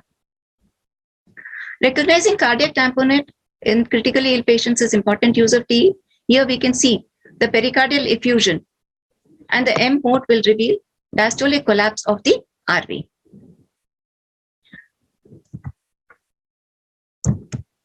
T can also provide other miscellaneous information such as about the valvular function. Here you can see paravalvular leak in the prosthetic valve, aortic valve, then here there is a you can see an atheroma in the descending aorta, and this is an aortic dissection with this is the false, showing the false lumen, and here we can also make out there is a giant RA myxoma. So here you can see there is a small clot in the left atrial appendage. So T has got varied uses. It can help in detecting all these problems in the critically ill patients. Now, transesophageal echocardiography is contraindicated absolutely in esophageal disease in the presence of upper GI bleeding and severe C-spine instability. It is also better not to insert T probe if there's a recent gastroesophageal operation, or if esophageal varices or dysphagia or odonophagia. Now, transesophageal echocardiography does not provide continuous data. Therefore, esophageal Doppler monitor, which is less invasive, can also be used. It is a 6 to 7 millimeter in diameter, inserted orally or nasally, has M-mode capabilities, and it evaluates the cardiac output and fluid status based on the descending aortic blood velocity, which is determined by the frequency shift as the waves get reflected of the moving red blood cells. The spectral analysis of the Doppler shift provides the velocity waveforms, which is used to estimate the stroke volume and the cardiac output. It is contraindicated in pharyngeal and esophageal diseases and in the presence of systemic coagulopathy. But advantages are that it is very easy to use. It requires only 5 minutes to obtain a clear signal. Absence of any major complications, provides continuous monitoring, and does not require special training. However, it has certain limitations because it presumes a fixed percentage of cardiac output supply. It may not be applicable to all patients, and it is inaccurate in the presence of aortic regurgitation, aneurysm, and coarctation. Also, it does not give us mixed venous oxygen saturation. Now, the PICO system requires a thermistor-tipped arterial line, which is placed in the femoral artery or the axillary artery, and it measures the downstream temperature change after injecting cold saline via the central venous catheter. It uses pulse wave analysis to continuously measure the stroke volume, cardiac output, can measure the stroke volume variation, and systemic vascular resistance also. PICO is also very useful in measuring parameters like the intrathoracic blood volume, global end-diastolic volume, and extracellular lung water. Now, the LITCO system uses pulse wave analysis with dye dilution of lithium carbonate to measure the cardiac output, and the algorithm-based law of conservation of power for continuous cardiac output calculation. Now, the flow track or the Vigilo system is a proprietary algorithm created around the arterial pressure tracing, and the arterial pressure is sampled every 20 seconds at 100 Hz, allowing the arterial pulsatility to be derived from the standard deviation of pressure wave over 20 seconds, which is then multiplied by the patient-specific aortic compliance to obtain the stroke volume. However, it has certain limitations in that it is unreliable in the presence of arterial artifacts, in aortic regurgitation, peripheral vasoconstriction, if there is irregular pulse, and even in the presence of tachycardia. Now we come to IABP. IABP is not a monitoring tool. It is a non-pharmacologic left ventricular assist device. It consists of a cylindrical polyethylene balloon, which is inserted through the femoral artery, and it is positioned in the descending aorta about 2 centimeters from the left subclavian artery. A computer-controlled mechanism inflates the balloon with helium from this cylinder, and this is triggered by either the ECG or the pressure transducer at the distal tip of the catheter. Now, following the principle of counterpulsation, it actively deflates during diastole, which coincides with the QRS-T interval. R wave triggers the balloon deflation, and so the balloon inflation during systole can be prevented. When the balloon is inflated in diastole, it displaces the blood from the thoracic aorta into the peripheral circulation, followed by a rapid deflation at the end of diastole, just as isometric contraction is commencing, and thereby reduces the impedance against which the LV must eject. Theoretically, this results in an improvement in the diastolic pressure, reduced afterload, which subsequently reduces the left ventricular wall stress and myocardial oxygen demand. All these changes will improve the cardiac output by increasing stroke volume in patients with reduced left ventricular function. Now, the augmentation of diastolic pressure also improves the coronary circulation. So overall, it decreases myocardial oxygen demand while increasing the oxygen supply. Now, IBP position can be checked with the help of transesophageal echocardiography. Here you can see the opening of the subclavian artery, and the catheter is not present here. The catheter, on pulling the probe a little outside, we notice the appearance of the IBP catheter, and this is a long axis view in which you can clearly see the IBP catheter is correctly placed. Now, complications of IBP, it can occur such as leg ischemia and compartmental syndrome if it is kept in situ for a long time. There can occur occlusion of the renal artery, subsequent renal failure, infection, dissection of the aorta or iliac artery, perforation of the artery, and thrombocytopenia. And in rare cases, if there is balloon rupture, there can occur gas embolism. Now, IBP is absolutely contraindicated in the presence of severe aortic valve insufficiency, aortic dissection, and severe aortoiliac occlusive disease. It is also not indicated in the presence of prosthetic vascular grafts in the aorta, aortic aneurysm, and aortofemoral grafts.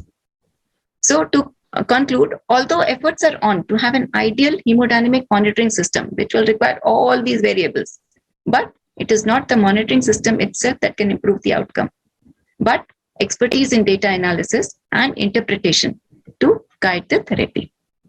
Thank you.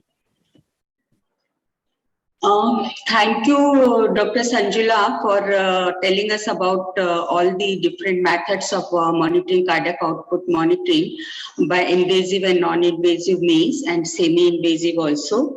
Now, second speaker of the day is Dr. Indira Malik.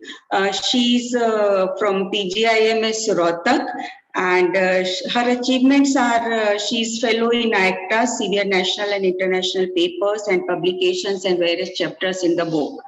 Dr. Indira is going to tell us about the invasive blood pressure monitoring and CVP monitoring. So screen is to yours, Dr. Indira, and we welcome you. Thank you, ma'am.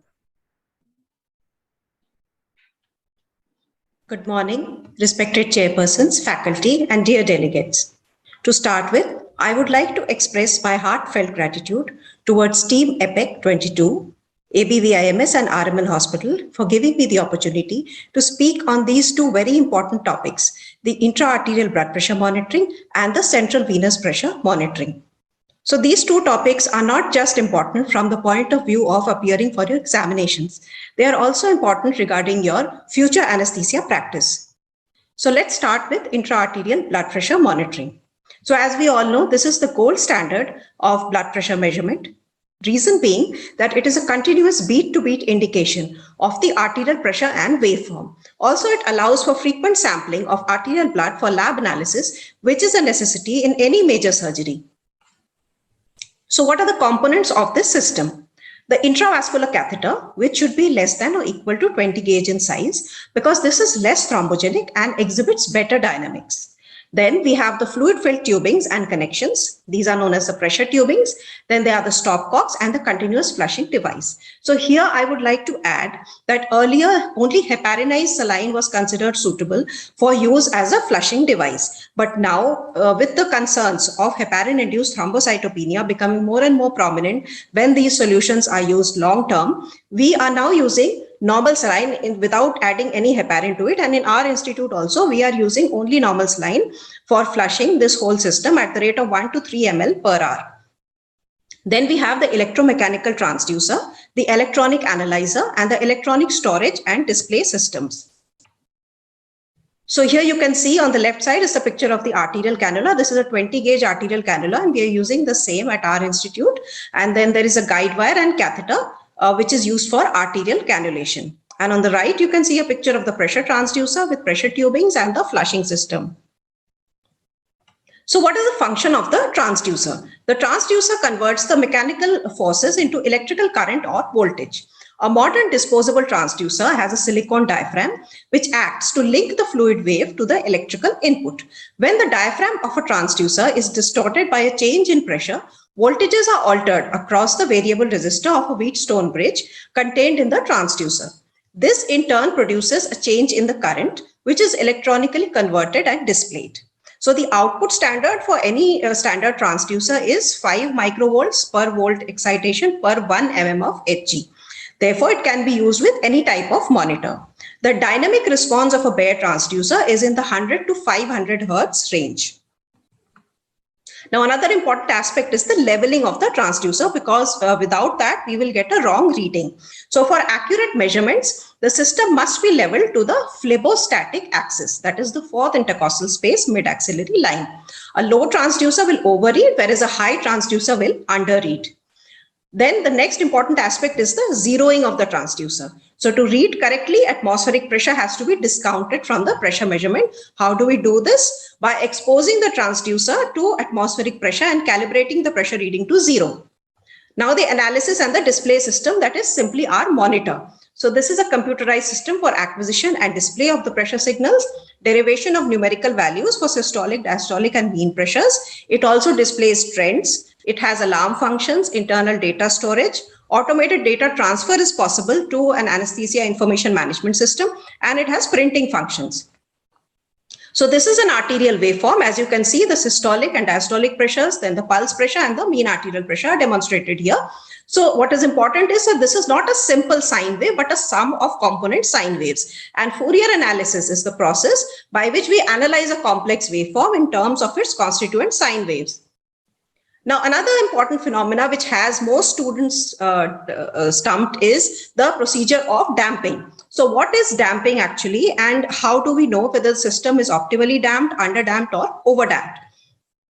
So this is the tendency of factors such as friction, compliance of the tubings, whether it is highly compliant or poorly compliant, narrow tubings, kinks, any bubbles, clots or air, which absorbs the energy and decreases the amplitude of the peaks and troughs in the waveform. So the optimal degree of damping is that which counterbalances the distorting effects of transducer tubing systems with lower natural frequencies. So how do we know what is the type of damping in our system?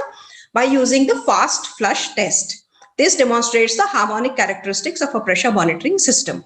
So in an optimally damped system, as we can see the top waveform, that is A, you will see that the pressure waveform returns to the baseline only after one oscillation. This is the where we have flushed the transducer by pulling the pigtail or just pressing the transducer, and after one oscillation it comes down to the baseline and the normal monitoring again resumes. Now B is an underdamped system where the pressure waveform oscillates several times up and down the baseline and then comes back to normal. Whereas in an overdamped system, which is the figure C, we will see that the waveform will return to the baseline slowly without any oscillation. So here you can see both the crest and the trough are severely compromised and they are completely blunted. So now the difference in the arterial waveforms in a central and a peripheral artery, why is it there? So the pressure measured in the more peripheral arteries is quite different from the central aortic pressure because the arterial waveform becomes progressively more and more distorted as the signal is transmitted down the arterial system. So here you can see in the aortic root, the dicrotic notch, these are the high frequency components. The dicrotic notch is very prominent. So this disappears as we move to the peripheral most artery, that is the dorsalis pedis. Then if you look at the systolic peak, it is lower over here, whereas in the furthermost artery, it is quite high. And the diastolic trough is lesser, whereas here it is the diastolic trough has decreased further. So these changes are caused by decreased arterial compliance in the periphery and reflection and resonance of pressure waves in the arterial tree. Now, what is the diagnostic value of the arterial waveform? So a decreased pulse volume, if we can see that in the monitor, it may indicate heart failure, hypovolemia, severe AS, increased peripheral vascular resistance. Similarly, a large bounding pulse may indicate fever, anemia, hyperthyroidism, severe AR, AV fistula, or PDA. Then Bispherians pulse may be found in cases of AS and AR and HOCM. Pulsus alternans may be found in a case of LV failure. Pulsus paradoxus may be found in cardiac tamponade, constrictive pericarditis, exacerbation of COPD and asthma. And irregular arterial waveform may indicate atrial fibrillation. So what are the indications of arterial cannulation? Any major surgery, obviously, which involves large fluid shifts and blood loss, patients with recent MI, unstable angina, severe CAD, lung disease, electrolyte or metabolic disturbances, all of them will require repeated ABGs. So it is wise to put in an arterial line. Patients with decreased LV function or significant valvular heart disease, any kind of shock with multiple organ failure, procedures where deliberate hypotension or hypothermia is being utilized, major trauma cases, right heart failure cases, patients requiring inotropes or IABP, and sometimes in morbidly obese patients, if we do not have the right-sided cuff and we need to perform a surgical procedure, then we may need to put in an arterial line. Some of the contraindications may be local infection, coagulopathy, proximal obstructions, vaso-occlusive disorders, and surgical considerations. So cannulation sites, the most common is radial artery, which is easy to cannulate, accessible, and collateral circulation is adequate and can be easily checked. Then we have the ulnar, brachial, axillary, femoral, dorsalis pedis, posterior tibial, and the superficial temporal arteries also, which have been cannulated. Now the Allen's test. This is the test which is performed to check the adequacy of collateral circulation on the side where we want to cannulate the radial artery. So we compress the radial and ulnar arteries and exercise the hand till it is pale. Now the ulnar artery is released with the hand open and the time till the hand regains its normal color, that is noted. So ideally it should be less than 5 seconds. But if the time is more than 15 seconds, then it means that the Allen's test is positive on that side, which means that the ulnar collateral circulation is not adequate on that side. And therefore the radial on that side should be left alone. It should not be cannulated. The other variations of the Allen's test include the Doppler probe or pulse oximeter to document collateral flow. Then what are the techniques for cannulation? So one is the direct cannulation technique. Then there is a transfixation, Seldinger technique, Doppler assisted, ultrasound guided, and surgical cut down. So what is the direct cannulation technique? Now the whatever the technique of cannulation of the artery, the positioning for putting in the arterial cannula will always remain the same. So the wrist is placed in a dorsiflex position or an arm board over a pack of gauze and immobilized in a supinated position. If your patient is not already in GA, we would like to give local anesthetic with 1% lignocaine infiltrated with a 25 gauge needle. Now the arterial cannula, which is a 20 gauge or less than that in size, 3 to 5 centimeters, non-tapered Teflon catheter over needle. This is used to make the puncture. Now we can explain this very easily with the help of these stepwise diagrams. So this is your catheter needle assembly and this is puncturing the artery at an angle of 30 to 45 degrees. And the direction in which we are directing the cannula is in the direction of the flow of the artery.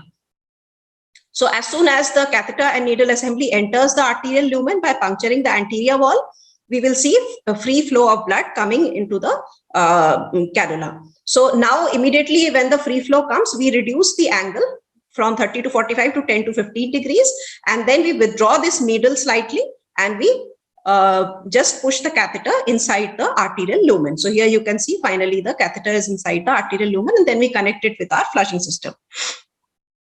Now the second is the transfixation technique. So this is only slightly different from the direct cannulation. In the direct cannulation, we only puncture the anterior wall of the artery without affecting the posterior wall. But here in the transfixation technique, the posterior wall is also punctured and it is done deliberately. So it passes through and through the artery. So here we can see again the same steps. The first two steps are similar.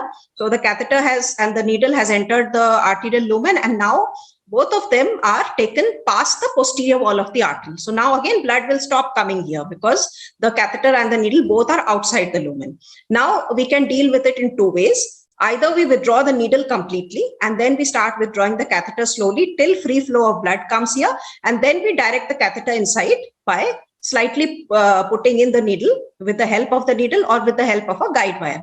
Or we can remove the needle partially and then we start withdrawing the catheter. When free flow comes, we just slide the catheter inside the artery. Then the next technique is the Seldinger technique. So as the name itself suggests that the guide wire is involved over there. So we puncture the artery with the help of the needle and then we pass a guide wire, remove the needle, and then we slide a catheter over the guide wire. So here you can see the steps of the Seldinger technique. Now the complications of arterial cannulation, they can be infection, hemorrhage, thrombosis and distal ischemia, skin necrosis, distal embolization, hematoma formation, neurological injuries. Late complications like AV fistula and pseudoaneurysm formation have also been seen, and inaccurate measurements due to problems in your measurement system, the components of the measurement system. Now, a word about ultrasound-guided arterial cannulation. So it has certain benefits as well as concerns.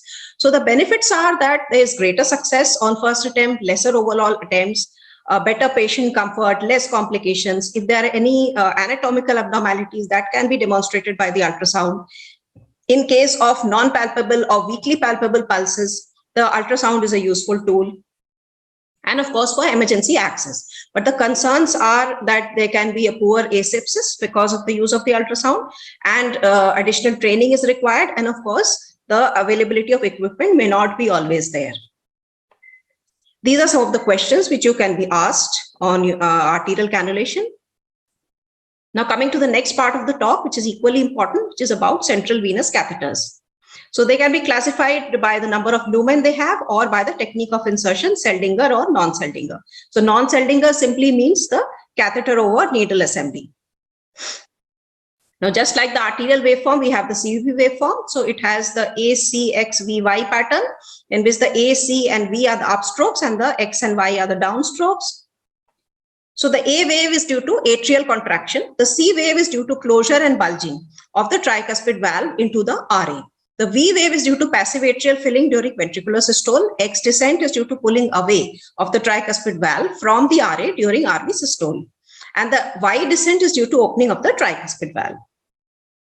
So these waves also have diagnostic value, just like the arterial waveform. So an absent A wave may indicate atrial fibrillation. Canon A waves are found in tricuspid stenosis, RVH, PS, and PH. Large V waves may be found in RVF. The M pattern is found in constrictive pericarditis. Here the A and V waves are prominent, and the X and Y descents are quite steep.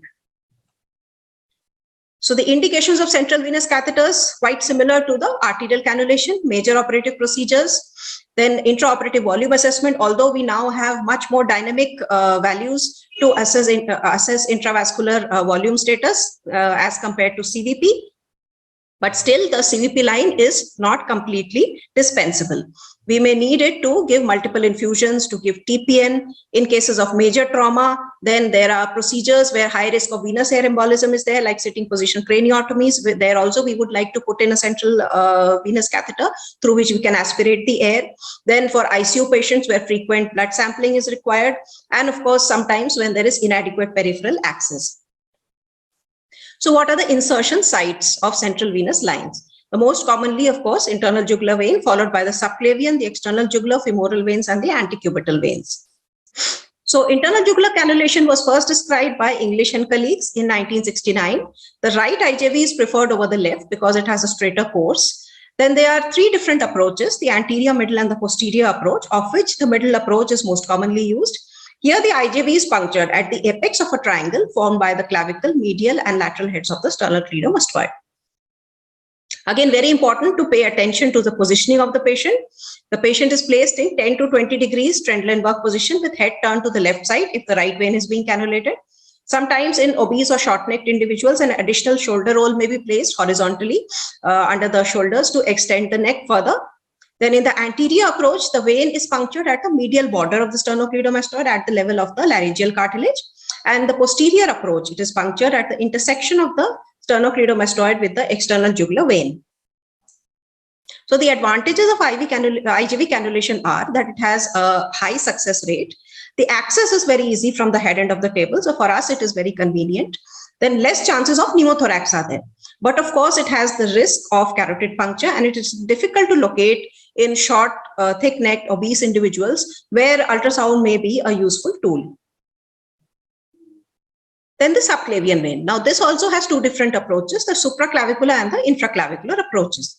So out of this, the infraclavicular is used more commonly. The point of insertion is 1 centimeter below the midpoint of the clavicle, directed towards the suprasternal notch under the posterior surface of the clavicle. The patient is placed in Trendelenburg position with head turned to the opposite side. A roll may be placed under the back longitudinally between the two scapulae, and the ipsilateral arm should be fully adducted. So the advantages of a subclavian line is very easy to maintain for a longer period of time, therefore useful in ICU setup. And of course, in surgery of the neck, like in carotid surgeries, where we cannot use the internal jugular or external jugular, then we need to cannulate the subclavian only. The disadvantages are also significant. So the risk of pneumothorax is much, much higher. Subclavian artery puncture is there. Then misplaced catheter tip, commonly it goes to the ipsilateral IJV. Aortic injury, cardiac tamponade, mediastinal hematoma, hemothorax, all of these things have been reported with subclavian vein cannulation. Now the femoral vein, this is less commonly preferred because the site is prone to get infected very easily. The vein is located just medial to the femoral artery pulsation and punctured 1 to 2 centimeters below the inguinal ligament, with the needle being directed towards the umbilicus. This is the preferred site of cannulation in Glenn shunt. That is any kind of surgery where the superior vena cava is involved. Either the superior vena cava itself is diseased or it is going to be involved in some kind of anastomosis. So we cannot cannulate the superior vena cava. So for measuring the central venous pressure, we need to cannulate the inferior vena cava, to which we can reach by using the femoral vein. So the advantages are that it is easy to cannulate, especially in the emergency scenario, and it can be maintained for a longer period of time. But the disadvantages of infection, arterial puncture, and hematoma are there, obviously. Now the external jugular vein, this is visible externally in the neck, and it lies over the lateral head of the sternocleidomastoid. Success rate is lower because it has a tortuous path, so it is difficult to maneuver a guide wire inside it. But of course, if we need to cannulate a central vein in a hurry, then we can use a catheter over needle assembly, that is a non-Seldinger technique simply, to cannulate this vein, and puncture of deeper structures of the neck are also avoided. Otherwise, the external jugular is very less frequently used. Then the antecubital veins. These are the cephalic and the basilic veins, and we can cannulate these, and through these also we can measure the central venous pressure. So catheters are available in 45 and 70 centimeters length. Commonly, we access from the right side with the patient in supine position and the ipsilateral arm fully abducted. They can be used in cases where neck access is not available, in ICU setup, and in neurosurgical patients where head down positioning for cannulating the IJV or subclavian vein may be a concern for the surgeon. Now the depth of CVC insertion, so we can assess this by using the Andropoulos method that is useful in both pediatric and adult patients. So less than 100 centimeters height, depth of CVC insertion will be equal to height in centimeters divided by 10 minus 1. And for height more than 100 centimeters, it will be height in centimeters divided by 10 minus 2. And the other method is the change in P wave in ECG, but this is highly subjective. Then what can be some of the complications of central venous cannulation? So we have already discussed arterial puncture, hematoma formation, AV fistula formation, hemothorax, pneumothorax, chylothorax, nerve injuries, air embolism. Guide wire embolization is a very dreadful iatrogenic complication of central venous cannulation, should definitely be avoided. RA-RV perforation, arrhythmias, infection, endocarditis, all these things have been reported. Now, just like ultrasound-guided arterial cannulation, central venous cannulation can also be done by using the ultrasound, and it has similar benefits and concerns. And it is important to add here that the more we become dependent on technology exclusively, we lose our normal skill by using landmark-guided techniques. So let's look at some of the central venous catheters which are available. So this is a single lumen central venous catheter with the needle. This is the dilator and the guide wire and catheter assembly. So you can note that the length of the guide wire will always be more than the length of the catheter, and it will roughly double the length of the catheter actually. So this is the double lumen and this is the triple lumen central venous catheter. This is the 4 lumen, 5 lumen catheter. And these are all simple polyurethane catheters. And they are also available in heparin coated and antibiotic coated, antimicrobial coated types, which are special types of CVCs. This is a peripherally inserted CVC. So a word about the special types of CVC. Basically, their use comes in those places where the patient is immunocompromised or is going to stay in ICU for a prolonged period of time. And we want to avoid nosocomial infections, because if we put in a normal CVC, we will need to keep changing it every week or every 10 days or so. But these catheters, they can last for a longer period of time on account of their special indication. So when heparin is used, it prevents the formation of microthrombi on the catheter. And actually, these microthrombi act as nidus for colonization of organisms. This is the mechanism by which heparin prevents the nosocomial infections. And also risk of hit has not been found too high with this case. Then the antibiotic and antimicrobial coated catheters also are similarly useful for prevention of nosocomial infections in immunocompromised and ICU patients. And they reduce the cost of hospital stay also. So these are some of the questions which you can be asked on central venous catheters. And this is a pediatric central venous catheter. So you should be familiar with the parts and what is the size of the different components. So this is a normal needle and syringe, which is used for locating the vein. This is the puncture needle, which is 21 gauge in size. This is the guide wire, dilator, and this is the catheter, which is 4.5 to 5 French in size. And the length may range between 5 and 8 centimeters. So they are required in major pediatric cases, whether it is a cardiac case or a neurosurgical case, and also for ICU patients. So these are the indications for pediatric central venous catheters. Thank you. Thank you, Dr. Indira, for giving the nice idea about the invasive lines. One of our students wants to know what is the difference between modified Allen's test and Allen's test. So I request you to please tell them what is the difference. Yes, ma'am, Allen's test normally that we do, that I've already explained. And sometimes we also use a saturation probe or a Doppler probe instead of just looking at the discoloration and the return of the color. So that we can say. Okay, basically we have to see the ulnar artery filling. So Yes. there should not be any problem in case of arterial, Yes. radial arteries Right. damaged or some problem is there. Yes. Thank you very much, Dr. Indira. Now our next speaker is Dr. Itishri. She is working at RML Hospital, New Delhi. She is assistant professor and her special interest in cardiac anesthesia and intensive care. And she's going to speak on anesthesia management of coronary artery disease patients coming for off-pump and on-pump surgery. So now screen is for you, Dr. Itishri, and you can continue. Thank you. A very good morning to all the faculty members, to all the students present over here. And I would really extend my heartfelt thanks to Dr. M.D. Kaur ma'am and to the organizers of APPEC for giving me this opportunity to present on the topic of coronary artery bypass grafting. And I would really congratulate the organizers for organizing such a big academic feast, which is not just going to help the students in enhancing their knowledge and prepare for the exams, but is also going to help each one of us in enhancing our knowledge by attending this program. So continuing with my topic, first of all, as far as the history is concerned, in 1910, Alexis Carrel successfully performed the first intrathoracic aortic and cardiac anastomosis in dogs. And as the time progressed and as there were improvisations in the techniques, in 1962, David Sabiston, he anastomosed the first saphenous vein graft to the right coronary artery, while in 1968, George Green, he performed the first left internal memory or the Lima graft anastomosis to the left anterior descending artery, which is the absolute gold standard of the CABG surgery today. So before going on to the topic, we should have a brief idea about the coronary circulation. We know that we have two main arteries arising, like the right coronary artery and the left main coronary artery, arising from the right and left sinuses of Valsalva respectively. Now the right coronary artery, it gives off some marginal branches. It moves into the right atrioventricular groove, and then it passes on to the crux. And before moving on to the apex of the heart, it gives off the posterior descending artery in the anterior and the posterior interventricular groove.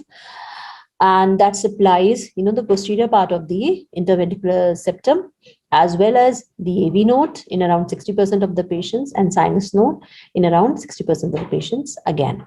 While the left main artery divides into the left circumflex artery and the left anterior descending artery, the left anterior descending artery moves into the anterior interventricular groove, and it gives off some diagonal branches and some septal branches that supply the anterior part of the left ventricle and the anterior part of the interventricular septum respectively, while the left circumflex, it gives off obtuse marginal branches that terminate on the posterior aspect before reaching the crux, and it supplies the free wall of the left ventricle.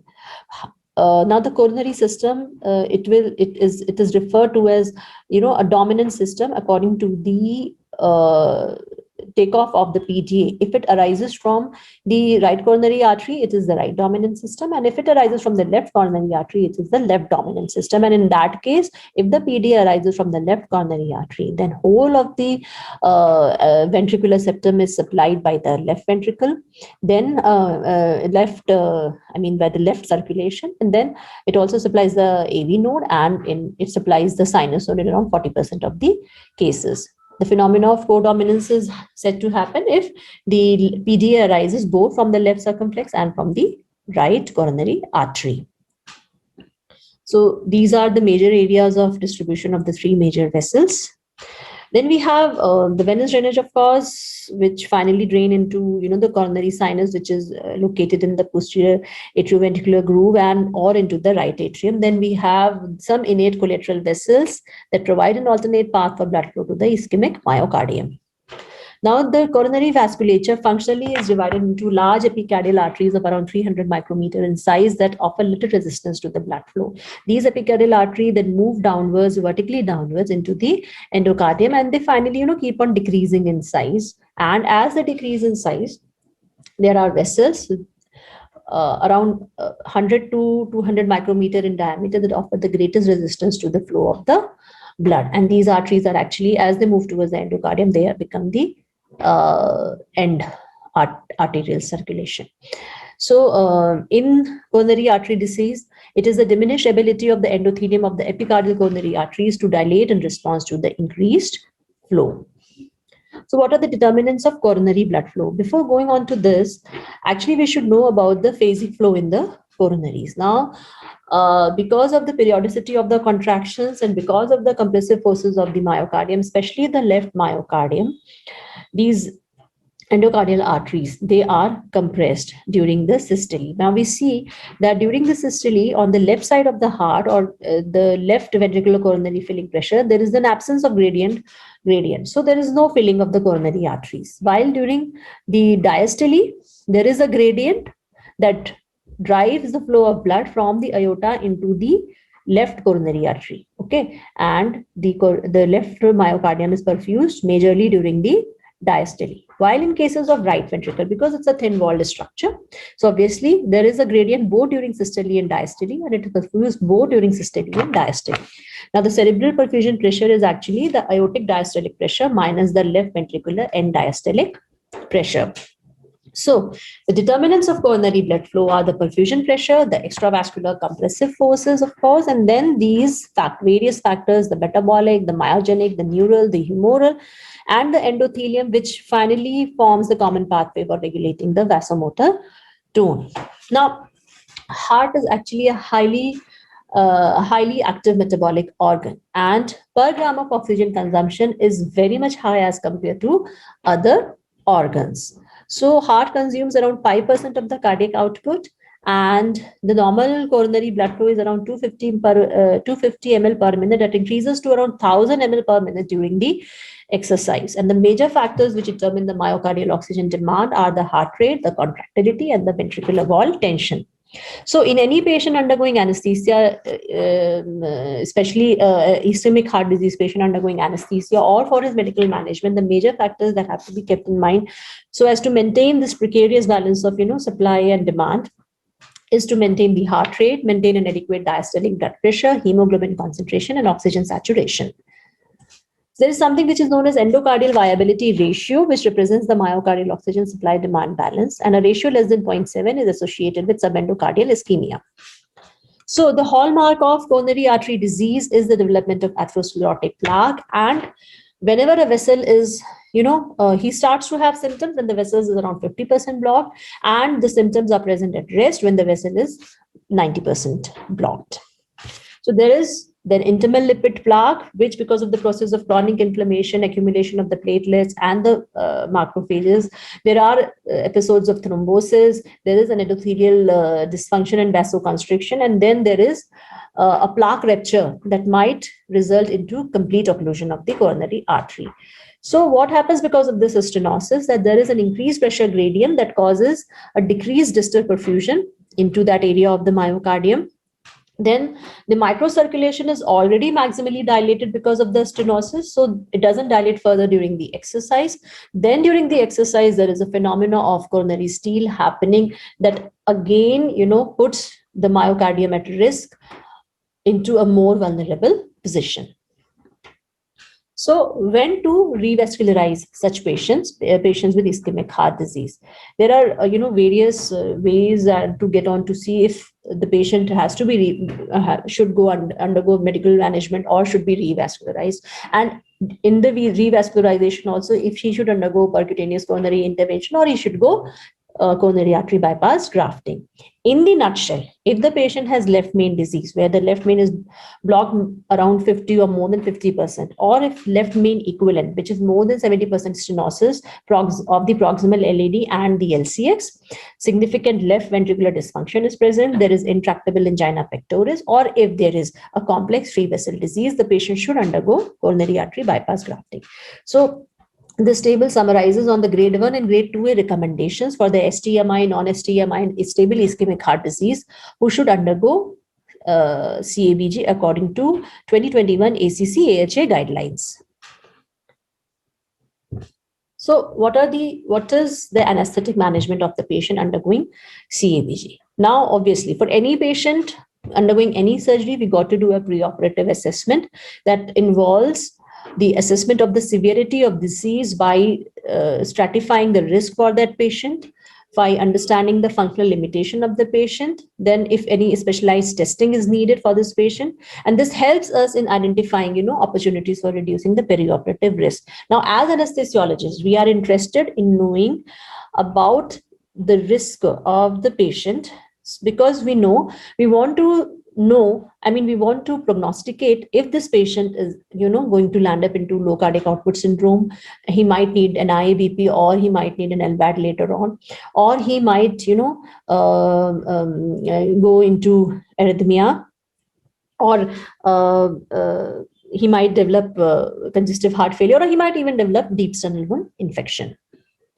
So, we must assess for associated comorbidities like hypertension, diabetes. Now, these comorbidities, especially diabetes, they have independent prognostic implication on the CABG. Then dyslipidemia, family history of CABG, family history of CAD, if the patient smokes or if he has peripheral vascular disease. Then the functional capacity has an important bearing on risk stratification of the patient and to classify if the patient is a low risk or a high risk patient for CABG. We assess this functional capacity with Duke Activity Status Index.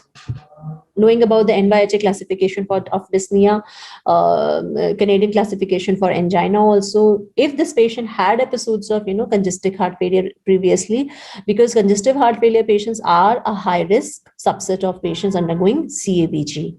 Then as far as examination part is concerned, we should assess for blood pressure, for JVP, for pulse, for murmur, look for carotid brew, and we must assess for distal pulses because we have to cannulate radial artery, or we might need to put IABP in case the patient goes hemodynamically unstable.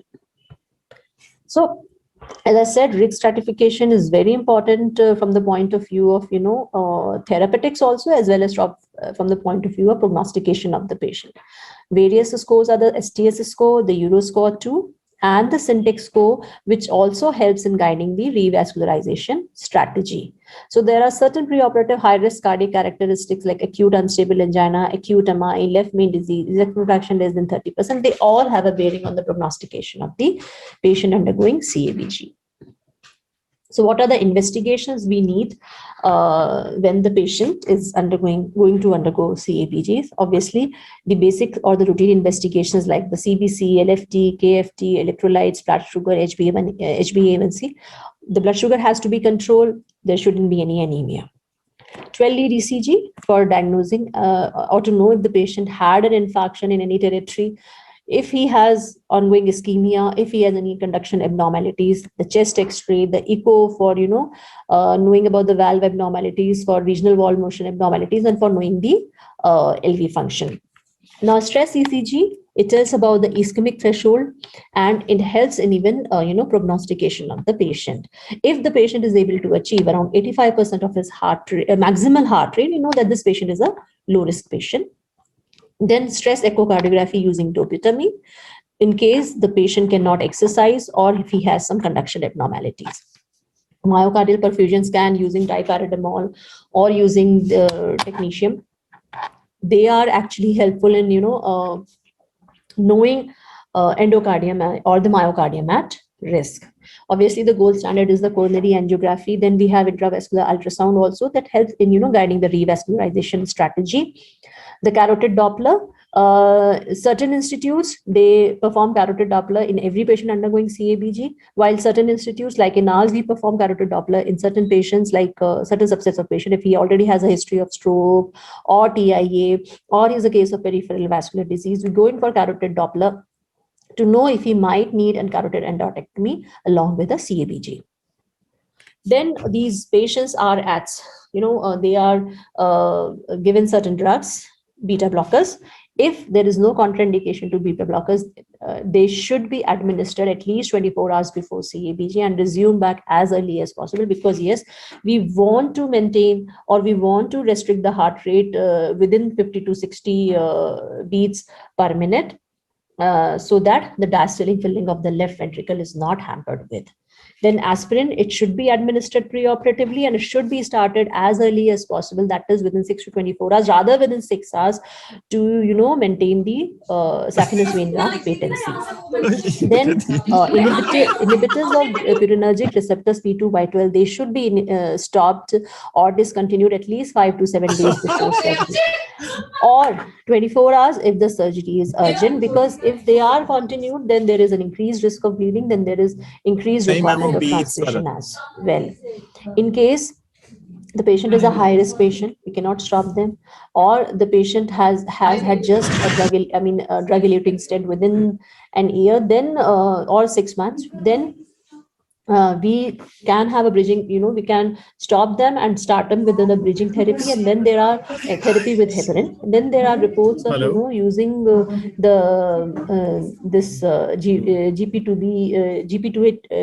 GP2A3B inhibitor, that is the cangrelor, which has a very small, which is a very early onset of action, and then very early offset of action of around less than 6 hours. That can be stopped like just 6 hours before the CABG. We are not still using it at our institute. Then these dual antiplatelet therapy, they should be restarted as early as possible, like within 24 to 48 hours, once the bleeding risk is diminished.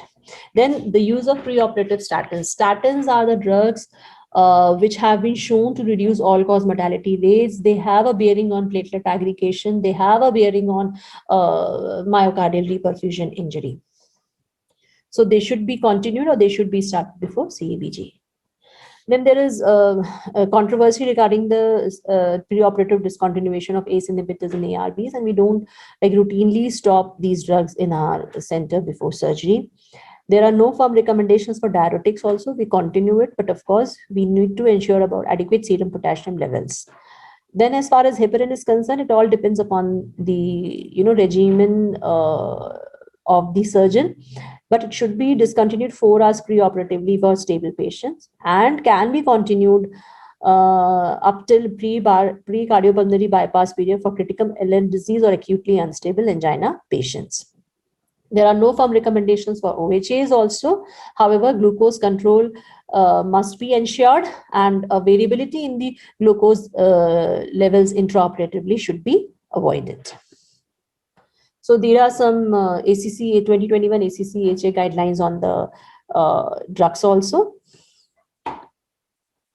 Now, for monitoring, we have like ECG, leads P5. It allows for the detection of 90% of ischemic episodes, while lead 2 is for the assessment of the rhythm. Pulse oximetry, NIBP initially, urine output, then dual temperature monitoring, core as well as the brain, and ABG, SVO2 or SCVO2 in case the PA catheter is in place, coagulation monitoring, ACT or TEC. invasive arterial pressure monitoring, central venous pressure monitoring, and then pulmonary artery pressure monitoring. Like the 2021 ACC-AHA guidelines suggest that PAC placement can be useful in patients in cardiogenic shock or hemodynamically unstable patients. In our center, we insert pulmonary artery catheter in every patient undergoing OPCAP. Then role of transesophageal echocardiography. It is useful for pre-CPB evaluation for, for checking for, if the patient has any valve abnormality, like if the patient has moderate AS or if he has severe MR, then he must undergo concomitant aortic valve replacement or mitral valve repair or replacement according to 2011 ACC-AHA guidelines.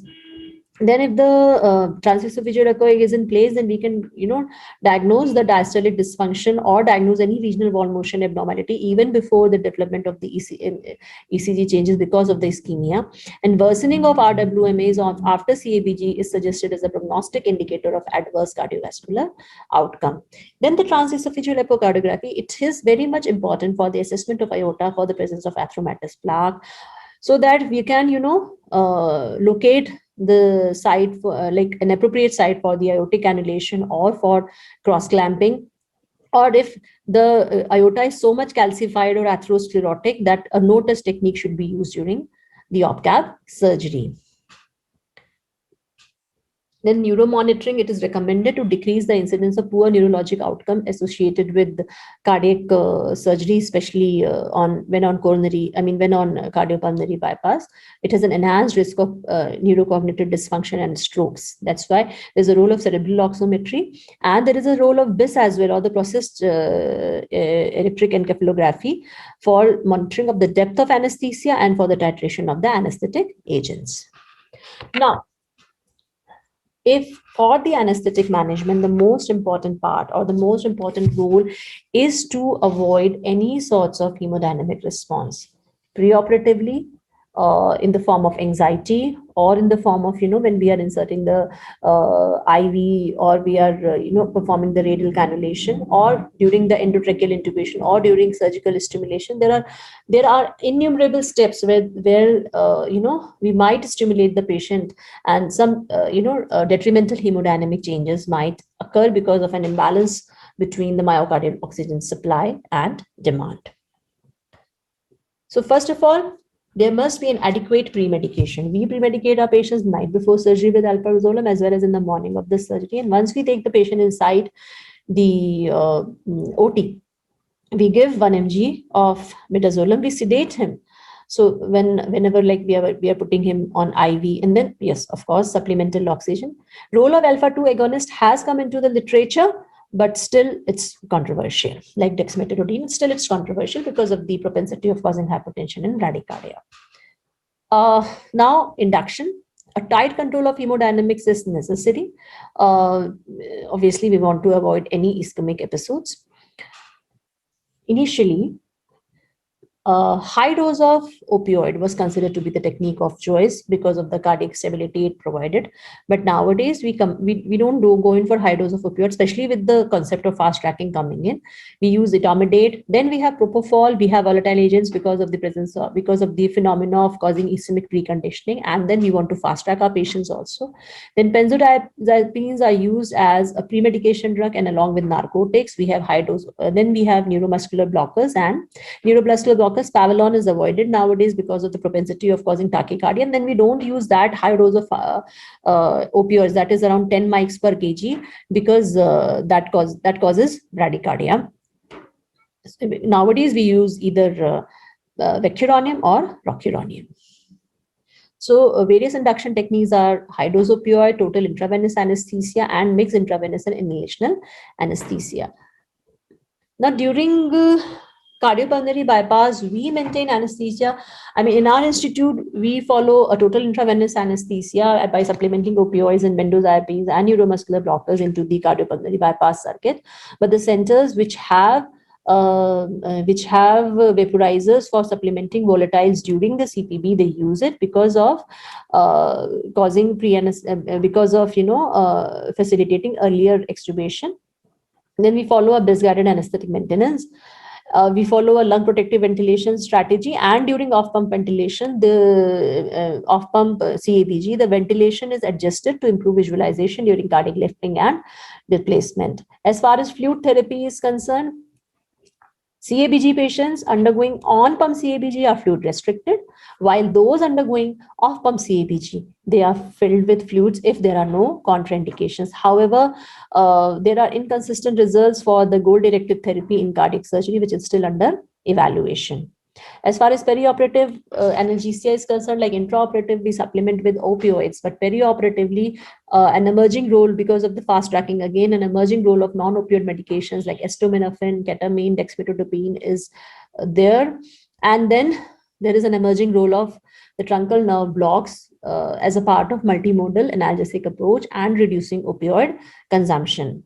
There is a role of central neuraxial blocks in opioids, provided we follow the ASRA guidelines. Now the on-pump CABG, we have either a beating heart or non-cardioplegic CABG as an alternative surgical technique that avoids the cardioplegic arrest and eliminating intraoperative global myocardial ischemia, which might contribute to myocardial protection. Maintaining the heartbeat results in minimal myocardial edema and a better left ventricular function. So in on-pump CABG, we prevent sympathetic stimulation at high levels of stimulation. We monitor both both the core as well as brain temperature. We give antifibrinolytics in form of tranexamic acid to reduce blood loss as well as to prevent transfusion. Then we must attenuate the hemodynamic changes. We administer heparin at a rate of 3 to 4 mg per kg and obtain an ACT of more than 400 seconds. Pericardial sling insertion, CPB is instituted as systemic bypass flow rates of around 2.2 to 2.8 liter per minute per meter square. We maintain mean arterial pressure 50 to 60 millimeter of mercury, which could be even higher in certain subset of patients. And we maintain a hematocrit of 21 to 24% to maintain adequate oxygen delivery. Aorta is cross-clamped and cardiopegia is administered if needed. The distal SVGs are placed on most severely diseased coronary arteries first to facilitate administration of additional cardioplegic solution distal to the stenosis, which is known as PAD-CAP. So the collateralized vessels, this is especially important in the OPCAP. The collateralized vessels are grafted first, followed by the collateralizing vessels, so that the blood supply to these vessels is not hampered once the collateralizing vessel is being grafted. Rewarming is begin when the final distal anastomosis is started. We maintain a normothermic CPB approach. Aorta is unclamped. An aortic slide clamp is applied to permit construction of the proximal vein graft anastomosis. After the adequate warming, epicardial pacing wires may be placed. CPB is terminated and protamine is administered in 1:1 ratio. We observe for RV compression and dysfunction, coronary graft compromise, pacing wire displacement, and lung compression later on. This is a Romanov-Royster CVP mnemonic, and these are various factors which should be monitored once weaning from bypass for a successful weaning from the bypass. Then off-pump CABG, it emerged because it avoids, the bypass circuit and the associated systemic inflammatory response because of the presence of the bypass circuit. It lowers the risk of the end organ damage. It reduces the need for transfusion, and then it has, brought into this concept of fast tracking, earlier extubation, and better pain control. It has an advantage in patients who have an expected mortality of 6 to 12%. Then it has reduced the incidence of strokes also. Some contraindications are listed. So one of the main issue with an OPCAB is, in order to obtain an adequate exposure, especially of the posterior and lateral walls, a lot of hemodynamic perturbations might occur and cardiac pump deterioration might occur because of the lifting and displacement of the heart that cause an increase in atrial pressures, that cause a decrease in cardiac output, that cause a decrease in, SCVO2 to less than 70%. So important thing is to, use of stabilizer devices also that restrict the ventricular motion. Then there is a use of shunt to prevent ischemia during the coronary blood flow interruption. Then there are significant distortion of AV valves and aortic annuli, which might cause significant regurgitation during the OPCAP procedure. Now, the stabilization techniques are used either by displacing the heart with gauge pads and rocking with suction stabilization device, or enucleating the heart with suction device and pulling the posterior pericardium with stitches. Then the misted blower is essential for optimal visualization during the off-pump coronary artery. So when these stabilizer devices are used, there are hemodynamic perturbations which are most pronounced in left circumflex territory. And then because it happens mainly because there is a compression of thin walled low pressure right ventricle, which is responsible for this hemodynamic compromise. There are certain stabilizer devices like the octopus stabilization system or the starfish or suction cup. So what are the ways through which we can, manage these hemodynamic instability during the op cap? First of all is the leg elevation and the trinity position, which has been shown to improve cardiac output to more than 20 to 40%. Fluids, the patient should be filled and vasopressors more than the inotropes. It is the vasopressors. Then opening of the right pleural space.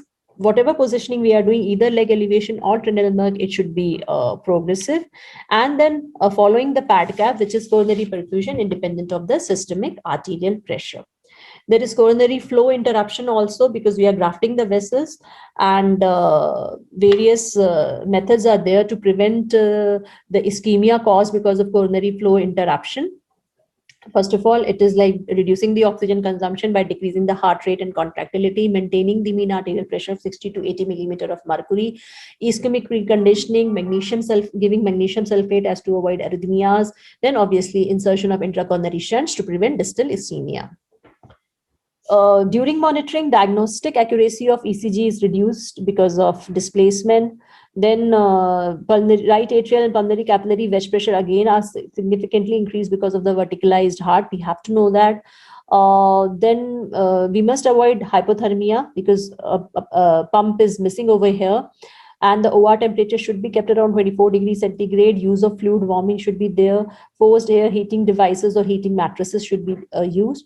And in this case, ECT is kept around 200 second when we heparinize with the low dose around 2 mg per kg. Crystalloids and colloids are needed.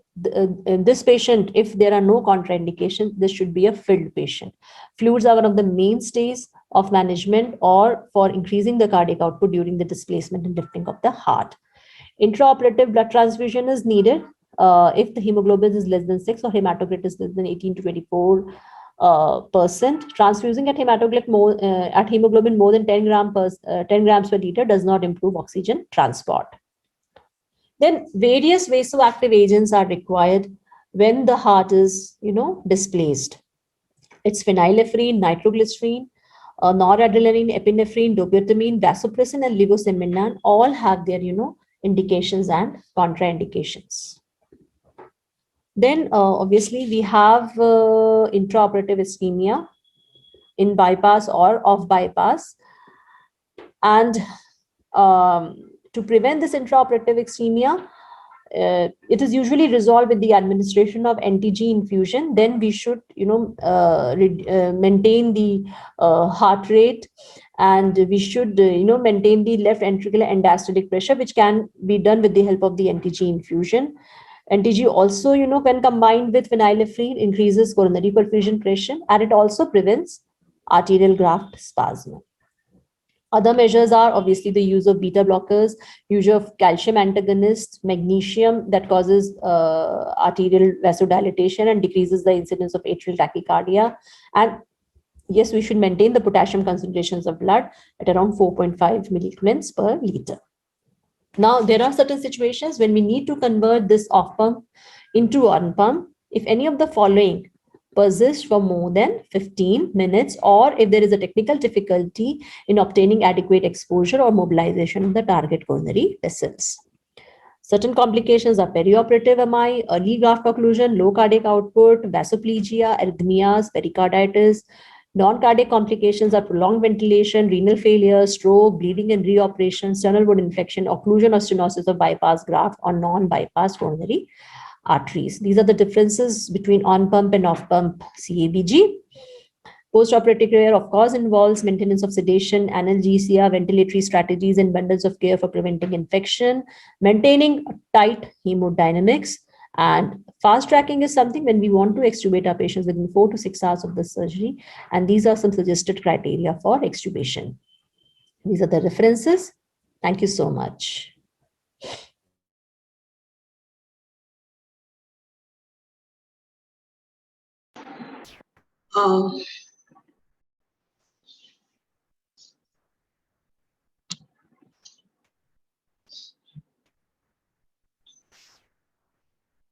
Manjula ma'am, are you there? Yeah, can you hear me, right? Yes, ma'am. Yes, ma'am, we can hear you. Hello. We can Hello, hear you, I'm ma'am. audible? Yeah, Yes, okay, ma'am. fine. Yes, ma'am. First, I would like to congratulate all the three speakers. They have really done the wonderful job. And one question for Dr. Itishri, what kind of the regional blocks can be given for post-op pain relief? One of the student wants to know. Ma'am, actually, there are certain truncal blocks that can be given, and like in our institute, we are also practicing that. We give serratus anterior block or erectus spinae block, and then paravertebral blocks are also there. Then a few studies are there, but we don't do that. Like someone had suggested for this parasternal block or transverse thoracic muscle plane block for this CABG, but we don't do it in CABG because we are harvesting left internal mammary artery. So we don't do in that procedure, ma'am. Okay, so commonly used blocks are erector spinae and paravertebral block, which can be done very frequently, and most of the centers are doing it, and everybody is quite satisfied with that. So I think the postgraduate students are really got the idea about the cardiac anesthesia management for all kind of the patients. And basically for the off pump and on pump CBG, they have to remember that what is the problem they are going to face when the patient is going for on pump, and what are the problems they are going to face when they are going off pump surgeries. So hemodynamic monitoring is the main problem when we are doing off pump surgeries, and CP bypass related problems are there when they are doing the on pump surgeries. So they are the differentiating features they have to remember for the examination point of view. And as Dr. Sanjula has really covered the cardiac output monitoring very well, all the monitors and invasive, non-invasive in detail. So I think their minds are quite clear about that. And Dr. Indira has also done the good job regarding invasive arterial monitoring and CVP monitoring. So thank you very much for you all. And in case if they have any question, they can contact any one of us on phone or on email. There is no problem at all, anytime. All of us are very well available. So I think I conclude this session, and Nitin is really waiting for starting the new session. We started very late and we are finishing late. Yeah. Thank you, It was more or Manjula less ma'am. on time. Thank you. Thank you. Thank you, Thank ma'am. you. Thank you, Okay, everybody. okay. Thank you so Bye. much, Bye, ma'am, and everybody. thanks to all the Thank speakers. you. Thank you. Yeah, bye. Thank you so much. Thank you, ma'am. Yeah, bye. So we will quickly begin with the next session. There's a quick pop-up of clonidine versus dexmedetomidine by Dr. Vandana. Can you have the CD? Okay. Dr. Vandana is working as assistant professor at ABBIMS and Dr. RML Hospital, and her areas of interest are obstetric anesthesia and anesthesia for orthopedic surgeries. Good morning, everyone. I am Dr. Vandana Singh Delwal, Assistant Professor Anesthesia from Atal Bihari Vajpayee Institute of Medical Sciences and Dr. RML Hospital, is going to discuss my presentation on clonidine and dexmedetomidine.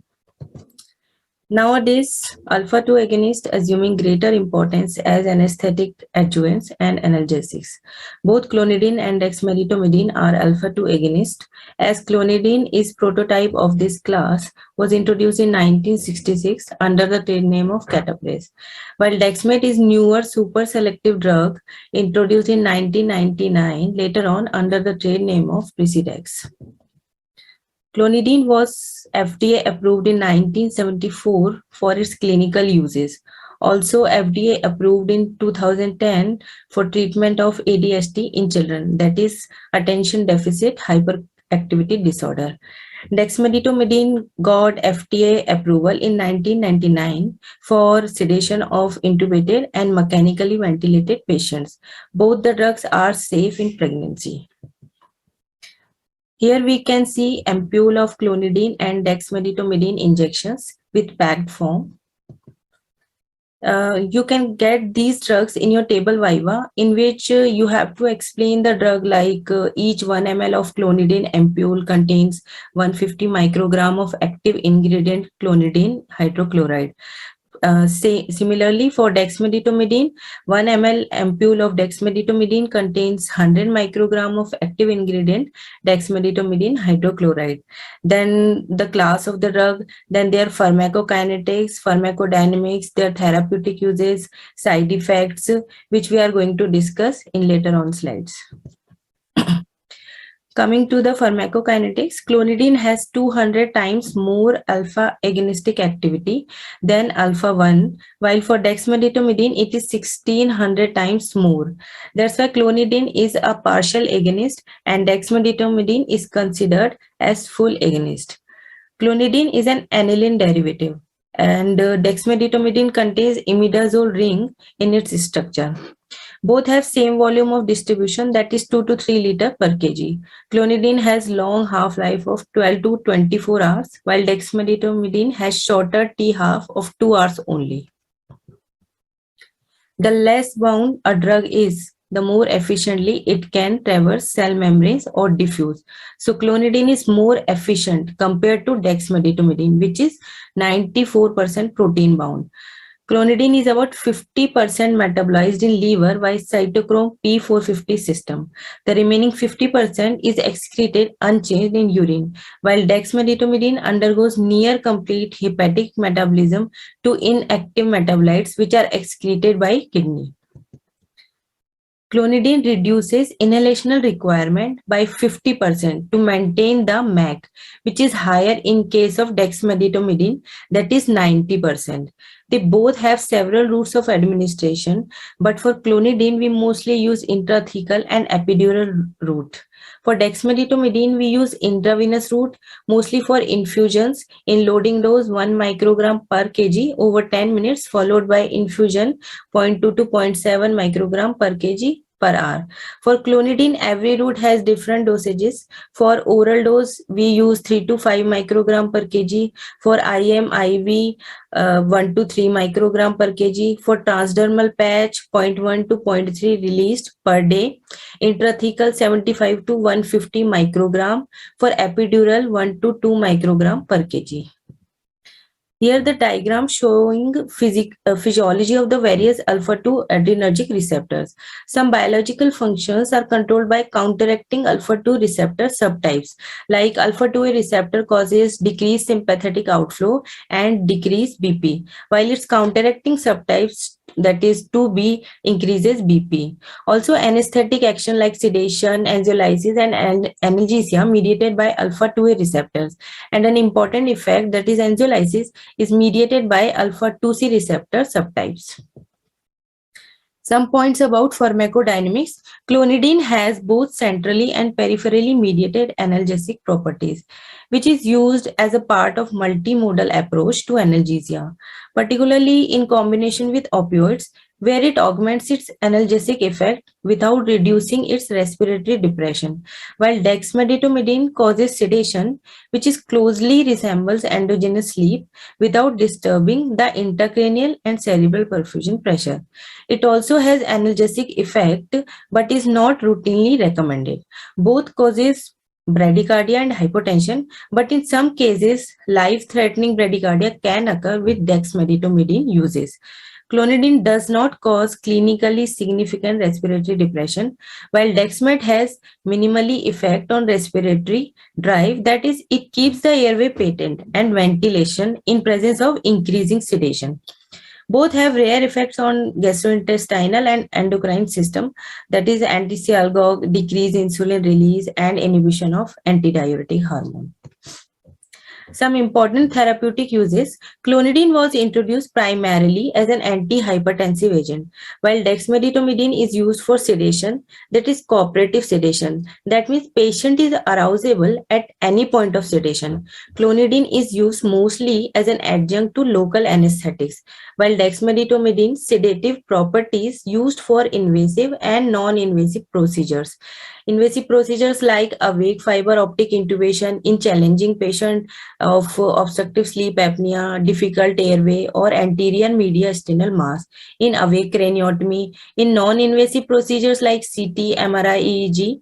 Other uses of clonidine, it controls post-anesthetic shivering, emergence of delirium in children during inhalational anesthetics with sevoflurane, isoflurane, alcohol withdrawal effects, smoking cessation, and as we discussed, clonidine has longer elimination T-half, so caused delayed recovery compared to dexmedetomidine. Both causes side effects like bradycardia and hypotension by their sympatholytic effect, and shows withdrawal syndrome, hypertensive crisis in which there is hypertension, tachycardia, sweating, flushing occurs. With chronic use of clonidine, there can be rashes. Dry mouth is also an important side effect of clonidine.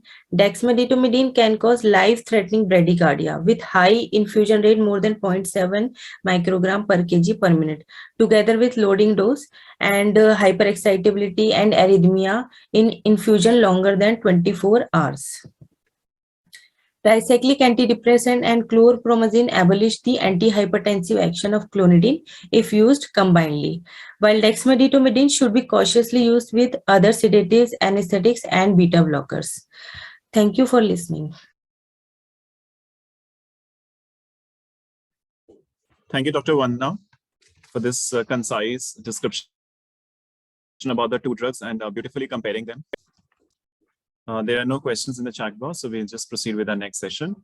Next we have is a long case discussion of a 45-year-old female with hypertension who's planned for epigastric hernia surgery. And the examiner for this case presentation, we have Dr. Maitri Pandey. Ma'am is Director Professor and Head of the Department at LHMC Medical College in New Delhi. Her achievements are that ma'am has done her MD from GSVM Medical College, Kanpur, senior residency from KGMC. She has been associate professor at various institutes, and she has current president of ISA Delhi branch. And she is an AWA, BLS, ACLS, FCCS instructor and a member of ISA, IPA, and several other organizations. She has more than 30 publications to her credit in various index national and international journals, and has contributed as an author to books in critical care. Her recent contribution in Critical Care Update 2020 and Textbook of Anesthesia. The areas of interest are obstetric anesthesia, pediatric anesthesia, anesthesia, and critical care. Over to you, ma'am, for the proceedings. And as a moderator, we have Dr. Nidhi Yadav. Ma'am is Associate Professor at ABVIMS and Dr. RML Hospital, New Delhi, and her area of keen interest are pediatric anesthesia. We have Dr. Reena Yadav as the postgraduate medical student, a third-year medical postgraduate student who will be presenting the case. Over to you, ma'am, for the proceedings. Thank you. Thank you, Dr. Nathan, for your kind information. And I would like to thank the organizers for giving me an opportunity to do this case. So, Reena, you can start.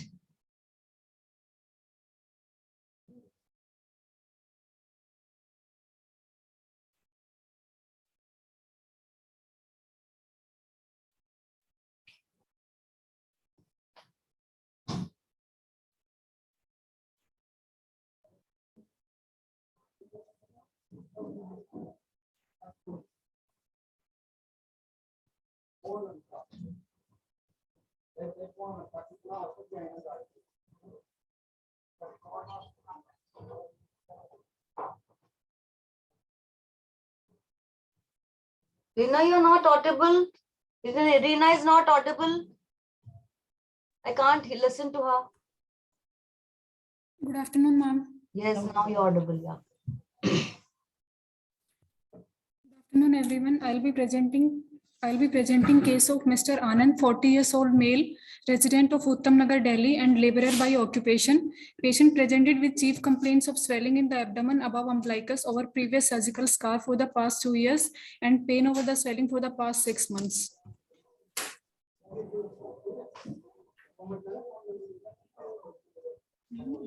Yes, proceed better.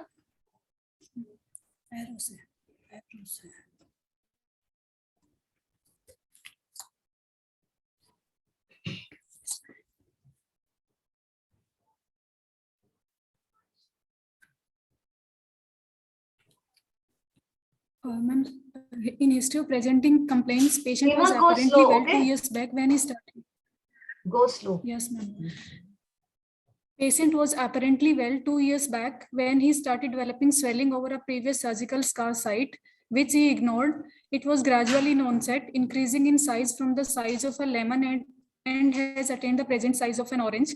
Swelling becomes prominent on standing and coughing and decreases in size on lying down.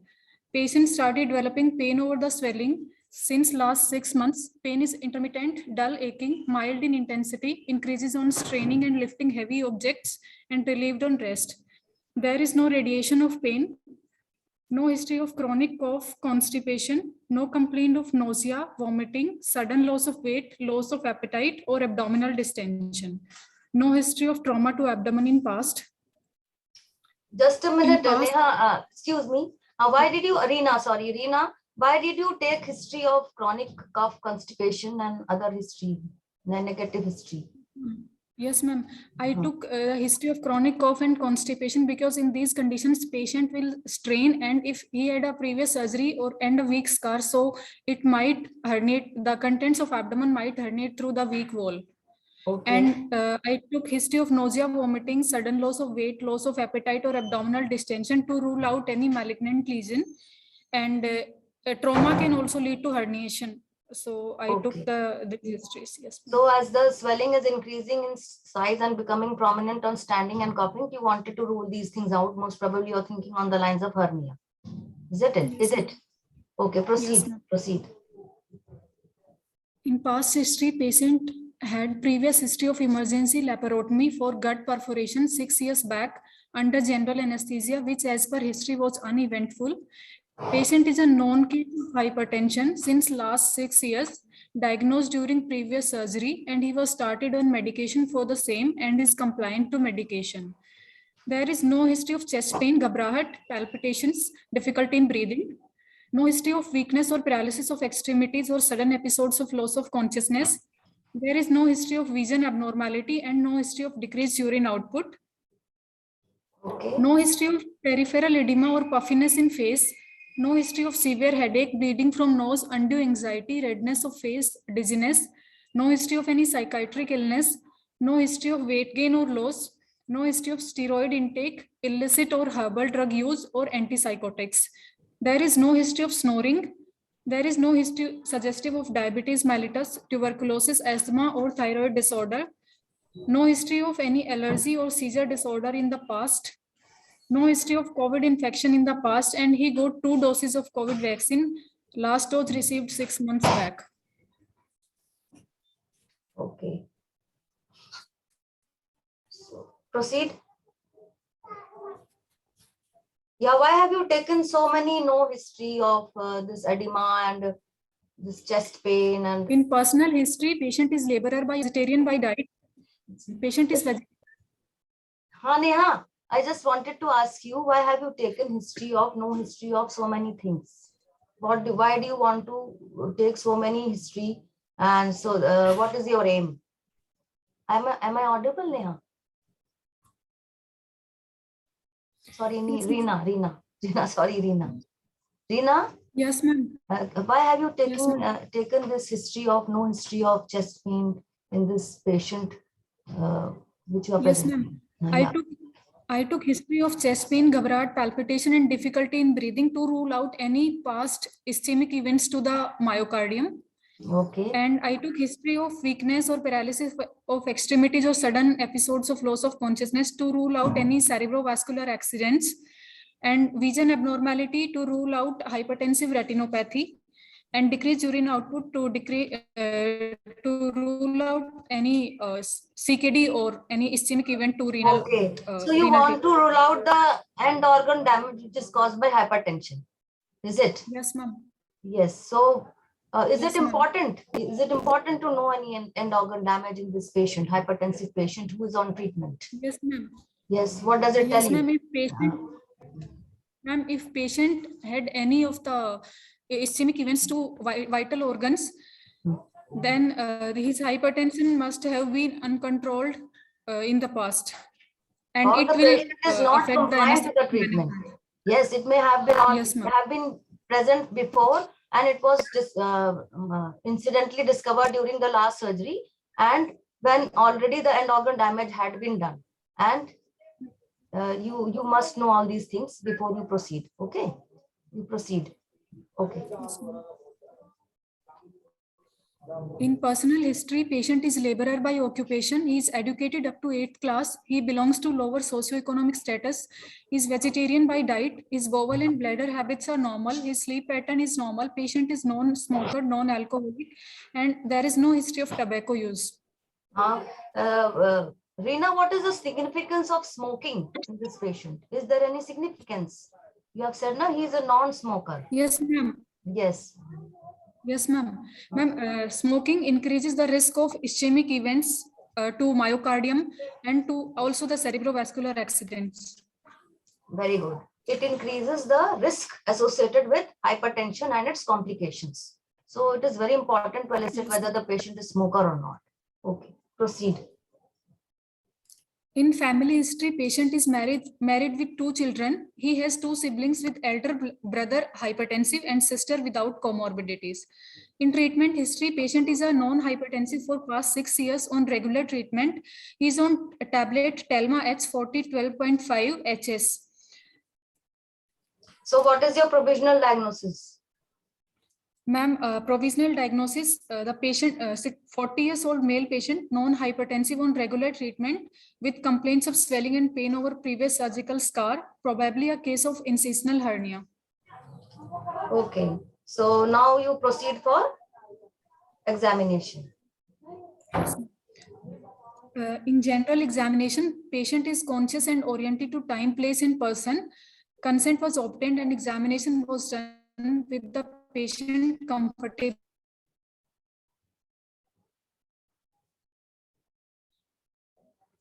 lying in bed. It's 62 kg, height is 170 centimeter. No, patient doesn't have any pallor, icterus, clubbing, cyanosis, edema, lymphadenopathy, or raised JVP. Reena, what is the significance of raised JVP in these patients? What is the significance of, what is JVP? Ma'am, JVP, jugular venous pressure. Ma'am, I measured the JVP with the patient in semi-recumbent position of 45 asking, degrees. I'm asking what is the significance of measuring JVP in these patients? How is it important to you? Is it important? Yes, ma'am. No. Yes, ma'am. If JVP is raised, then patient might be in heart failure. There could be superior vena cava obstruction. Okay. Patient might have constrictive pericarditis or cardiac tamponade. Yes, ma'am. So these are the degree of raised JVP. Yes, and hepatomegaly may be there, or raised intra-abdominal pressure, or the patients with TR who may have raised JVP. Okay. So what is the normal JVP? Ma'am, normal JVP is less than equal to 3 centimeter.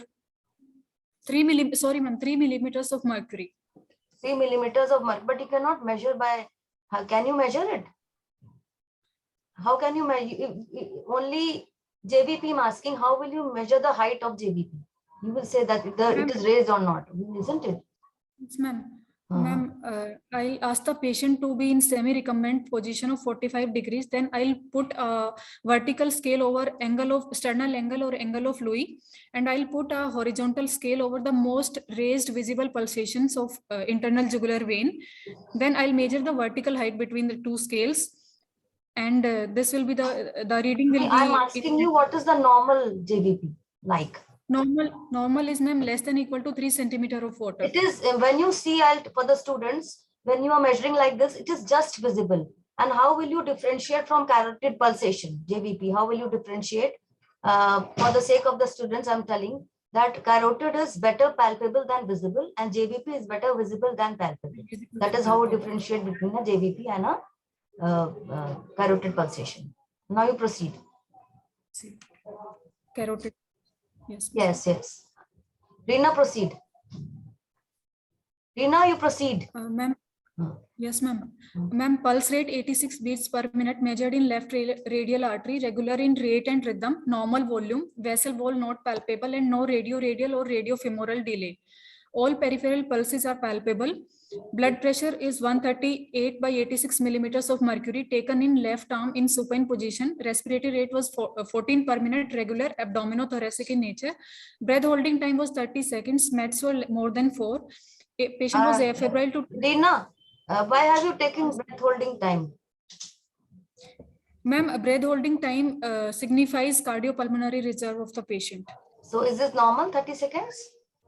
Yes, ma'am. More than 25 seconds. What is the normal limit? Ma'am, more than 25 seconds is normal. Between 15 and 25 is borderline, and less than 15 is significantly reduced. So if it is less than 15, then you have to worry about it, isn't it? Yes, ma'am. And what is METs, more than 4? What is METs? Ma'am, METs is a metabolic equivalent of task. Ma'am, it is the resting body oxygen consumption.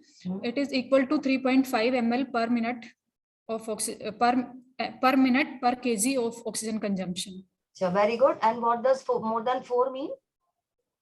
That's more than... Yes, ma'am. Patient can climb one flight of stairs easily, and he can... Yes, ma'am. Patient can climb more than one flight of stairs. Okay. So he can do more than normal daily living activities. And he can do moderate activities, isn't it? If you have to tell the patient, then how will you know कि more than 4 है? तो you have to ask him, उसे पूछना पड़ेगा ना, तुम क्या क्या कर लेते हो? अगर वो कहता मैं मेरे यहाँ stairs में नहीं चढ़ पाया हूँ, तो फिर तुम कैसे पूछोगे? You can ask in a different way. You can ask, can you do moderate activities? What are those moderate activities? Ma'am, he can do his household activities. It's and my patient is laborer by occupation. Yes, so he can do all those things. So it is more than METs. 4 METs. METs is more than 4. ठीक है, आगे चलो. Airway examination, no visible craniofacial abnormality. So airway examination is within normal limits, is it? Yeah. Both areas appear normal and patent. Mouth. Yes, ma'am. It's normal. You can go move on to next examination. Yes, ma'am. In systemic examination, on inspection of abdomen in shape and contour is normal. Umbilicus is inverted and midline. There is a scar mark seen in midline from giphisternum till just below the umbilicus. Swelling is seen in middle of scar mark. There are no visible peristalsis or pulsations. Expansile impulse on cough is present. There are no ulceration or skin changes over the swelling. All quadrants moving.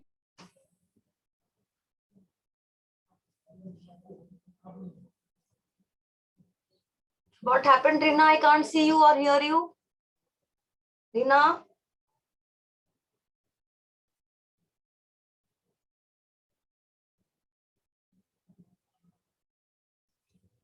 Yes, continue. I think the signal was lost. Yes. Yes, Rina, continue. Unmute ma'am, please. Okay. Rina ma'am, unmute, please.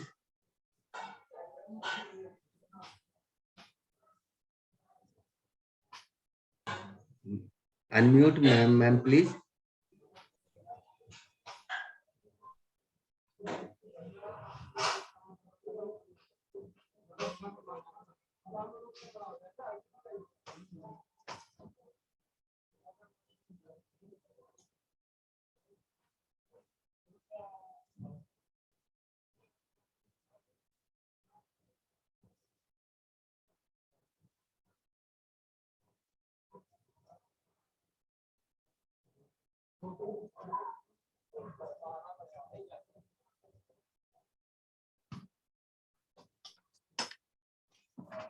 Hello.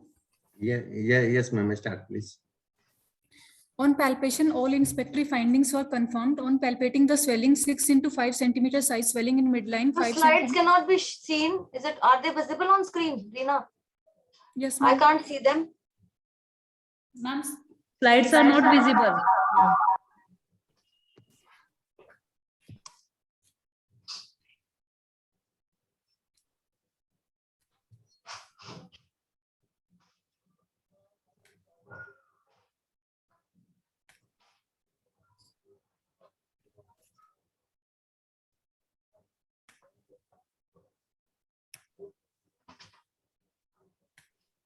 Yes.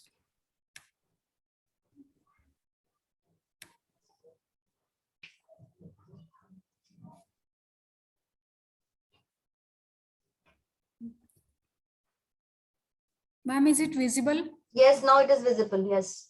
On palpation, all inspectory findings were confirmed. On palpating the swelling, 6 into 5 centimeter size swelling in midline, 5 centimeter below giphisternum. Oval in shape, smooth surface, well-defined margins, easily reducible, soft dewy feeling, no pulsations. No local rise of temperature, non-tender and soft. No guarding or rigidity, no organomegaly. Okay, proceed. So you have defined the swelling. Okay. Now you go to the next slide. Slide show कर नीचे से यहाँ से slide show होता है.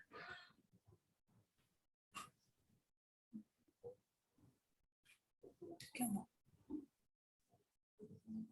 Slide show नहीं हो रहा.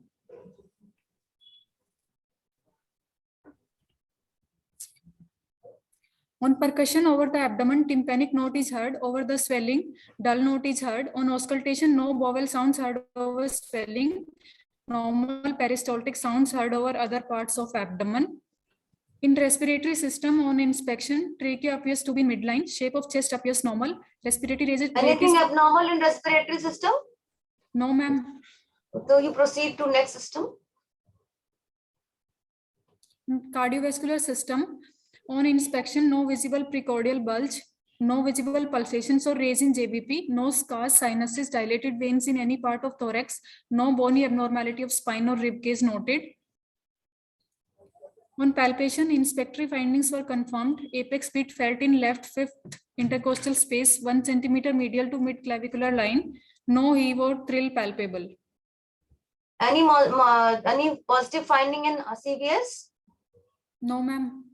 So what will you, suppose the patient is, you know, is hypertensive. So what things you will look in the CVS cardiovascular system while you are examining the patient? Yes, ma'am. On auscultation, there can be S1 will be normal. In S2, aortic component will be loud. There can be S3 or S4 cardiac gallop if patient has significant left ventricular hypertrophy or if patient is in heart failure. Okay. And yes, ma'am. Apex beat can be shifted to right side of the mid-clavicular line. Yes. And what else? Something else you can get on auscultation? Ma'am, there can be systolic and or diastolic, both kind of murmurs can be heard. And one thing for the students that there can be carotid bruit. If the patient, this patient is young, but in older patients who are more than 60 years of age, because there is accelerated atherosclerosis. So if there is carotid plaque or something, then you can hear the carotid bruit. So you have to look for all these things when you are examining these patients. Next. So this is your provisional diagnosis, right, Reena? Yes. So the patient is a known hypertensive on regular treatment, and he has come for an repair of the incisional hernia. Okay. So when this patient, Reena, when these patients come to you in the PSC clinic, so what things will you keep in mind when you are examining this patient and the patient is scheduled for an elective surgery? Yes, ma'am. I'll take thorough history. I'll do examination. Then to prove my history and examination, I would like to order certain investigations. Will you look for the end organ damage? You have already taken. So which end organ damage you are basically aiming at? Ma'am, I would focus on cardiovascular system, central nervous system, renal system, ophthalmic system. And in cardiovascular system, I'll ask if patient has...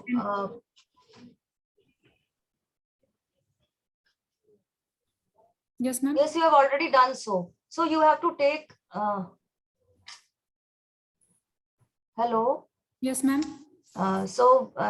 You have to look for the end organ damage. Why do you want to look for the end organ damage? Have there any significance for perioperative morbidity or mortality? Yes, ma'am. If there is any end organ damage, then perioperative morbidity and mortality will be increased if other than the patients who had control of BP in the past. So how will you, which system, which will tell you about whether, which end organ will tell you what?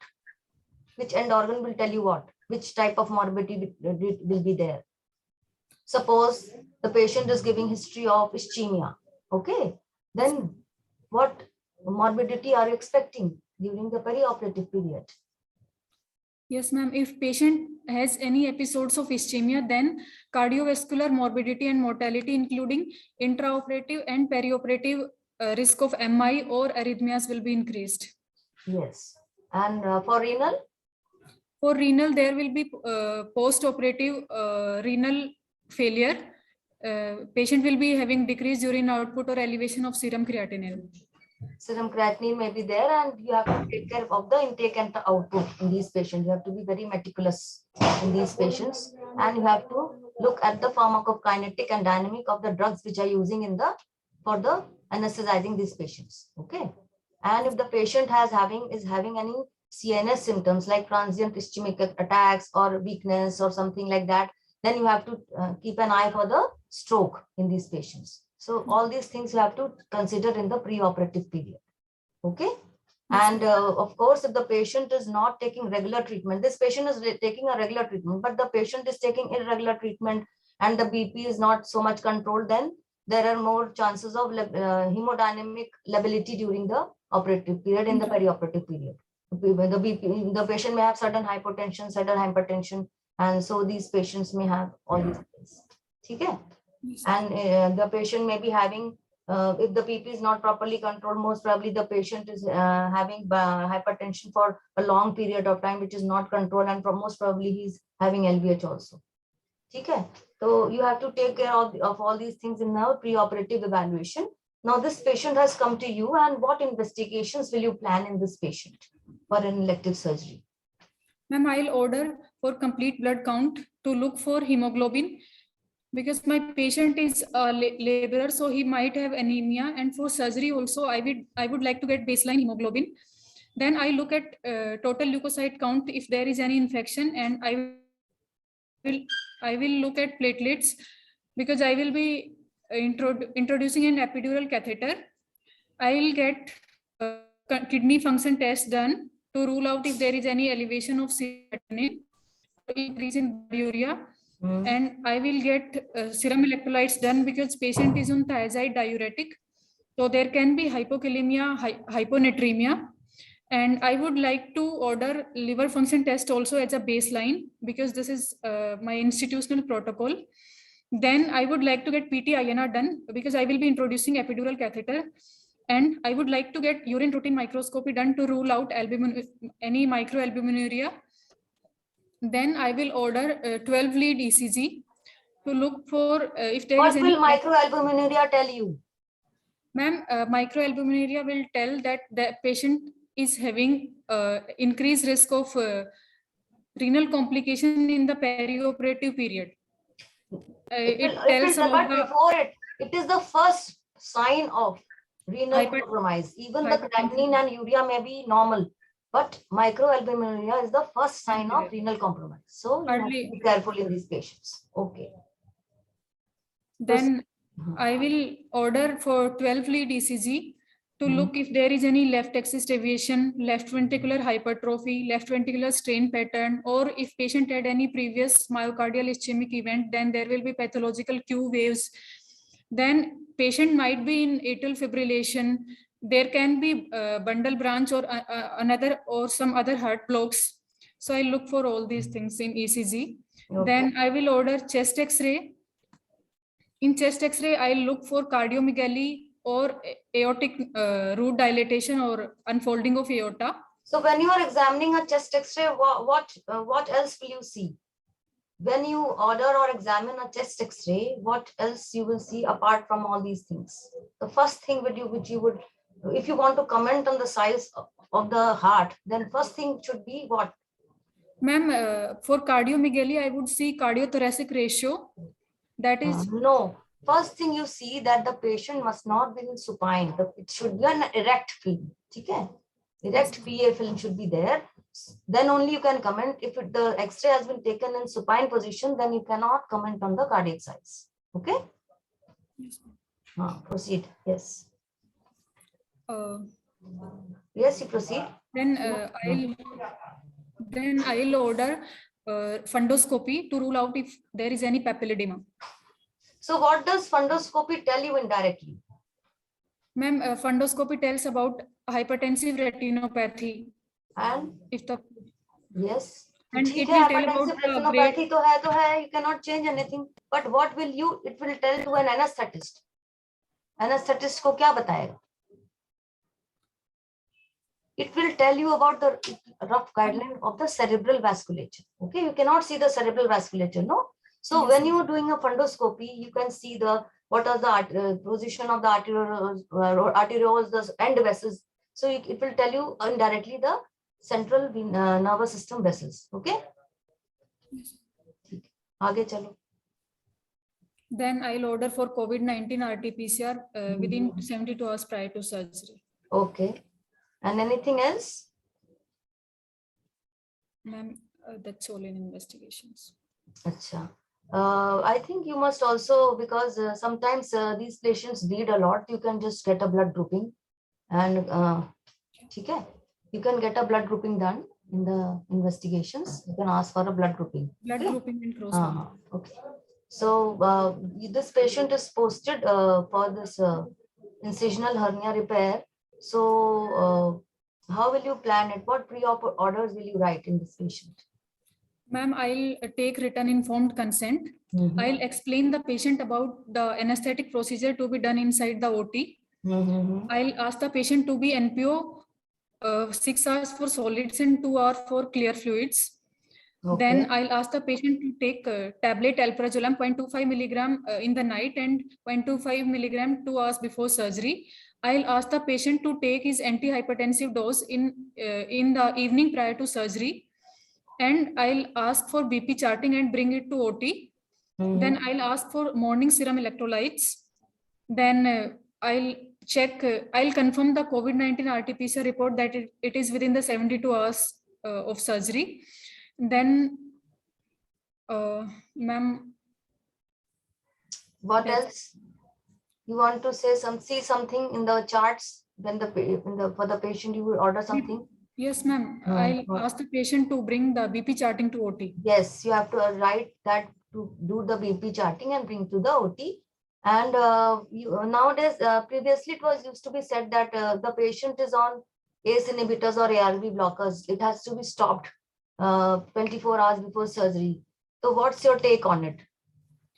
Ma'am, now based on certain studies, it is said that we can continue ACE inhibitors and or ARBs till the day prior to surgery, but avoid the morning dose on the day of surgery. What is the harm? Ma'am, because ARBs and ACE inhibitors lead to severe catecholamine resistant hypotension in the intraoperative period. Very good. So it used to be many people omit it, but it's many institutes or like mine also, they continue this.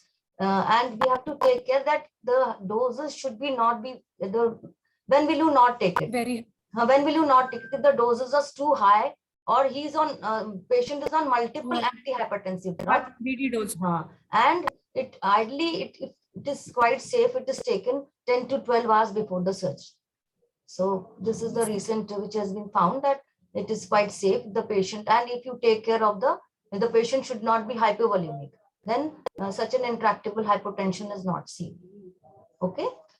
Okay. Or what else? Anything else left in the pre-op orders? You have taken consent. What is the assay grading of this patient? Which grade you will put this patient? Ma'am, patient is ASA grade 2. He is hypertensive, controlled on medications. Very good. So he is a ASA grade 2 patient. Okay. So now how will you conduct the case? In this patient is posted and the patient is there in the preoperative room, and you can tell me what will you do. Ma'am, I'll prepare the OT. I'll check defibrillation. One thing you forgot in the pre-op orders, Reena. One thing I think you forgot. You must tell the patient what is the plan of your anesthesia. I heard that you were saying that you will do platelets and platelet count and INR because you want to put an epidural catheter. So in the pre-op itself, you have to explain the patient. Not only in this case, every case, you have to explain your plan of anesthesia, okay?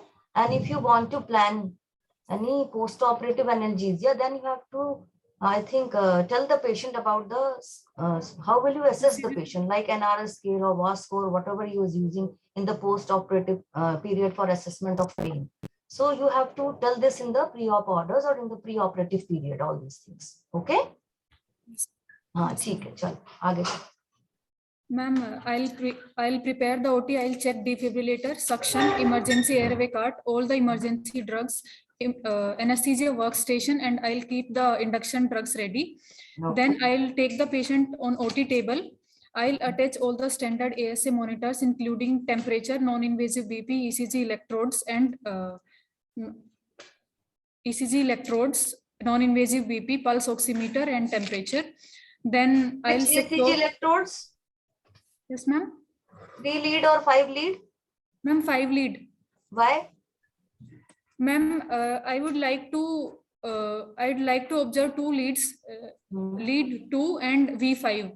Lead 2 to detect arrhythmias and V5 to detect any ischemia if intraoperative it is there. If you have only 3 leads, then what will you do? Suppose the ECG. Then I will. Yes. Yes, ma'am. I'll monitor V5. How? Yes, ma'am. How will you monitor V5 with 3 leads?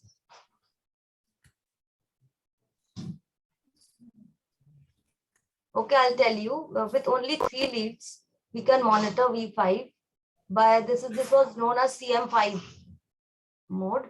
Okay, so in this, the right lead goes on the manubrium, okay, and the right arm lead goes to the manubrium, and the right arm lead goes to the V5 area, and the left foot lead goes to the left shoulder. Okay, so if only you have 3 leads, then you can monitor the chest V5 mode by doing this. Okay, so that you can, because most common problem in this patient which is expected maybe is some ischemic episode or okay, if there is hemodynamic lability during the operation. Now proceed. Yes, you have put ECG, you have put SpO2, you have put NIBP, you have put. So what care will you take when you apply non-invasive blood pressure monitoring in these patients? What care? Is it important? Yes, Reena? Yes, ma'am. Ma'am, for BP cuff, the length of the bladder should be more than 80% of arm circumference, and width of bladder should be more than 40% of bladder width of arm circumference, because if it is less, then BP will be over recorded, and if it is more, then BP will be underestimated. So it is very important, and it should not be loose. It should be snugly fitting on the arm, okay? And so that the bladder must cover at least 3/4 of the arm circumference. And the lower end should be above the cubital fossa, at least 1 inch above the cubital fossa. Okay, so that the BP recording is proper. Yes, proceed. Then I'll secure 18 gauge intravenous cannula.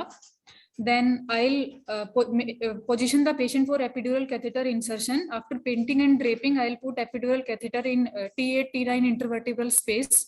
Why have you chosen this space? Ma'am, because yes, ma'am. I'll need I'll need anesthesia for the level of T6 to T10. So I will be inserting in T6 to T10.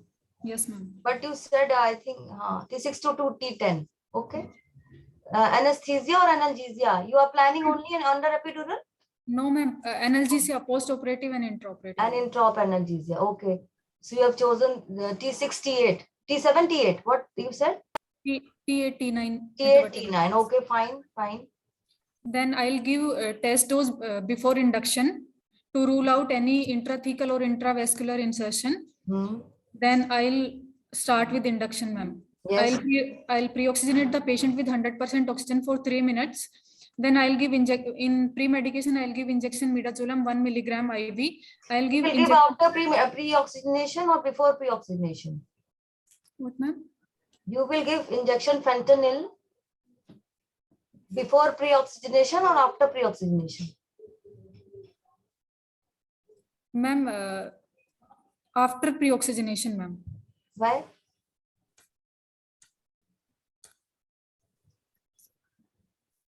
Ma'am,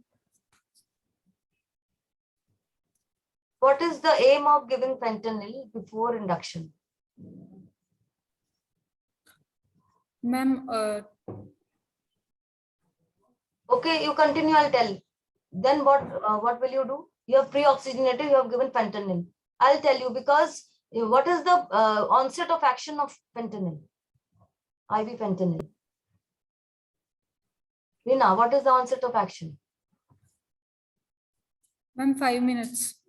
Yes. So if you give the IV induction agent just after giving fentanyl, you cannot use the analgesia or other or of fentanyl for the induction purpose. So the patient may have, you may land up giving more induction agent, and the patient may have hypotension just after induction, because in these, especially in hypertensive patients, you have to prevent this hypotensive episode, which is very much prominent in these patients. So if you give 3 to 5 minutes before induction, giving induction agents, then you will prevent this sudden hypotension, which is caused by giving the induction agents, and you will titrate it. You can titrate, you need not give the whole induction agent to this patient to achieve the induction in these patients. Okay.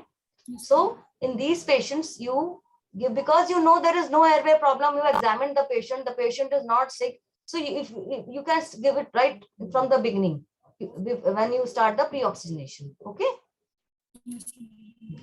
Then I'll give induction agent injection etomidate 20 milligram. Okay. Then so in this you do not give, that's what I told you, that when you have given fentanyl 3 to 5 minutes before giving induction agents, then you can titrate the effect of the induction agents. Yes.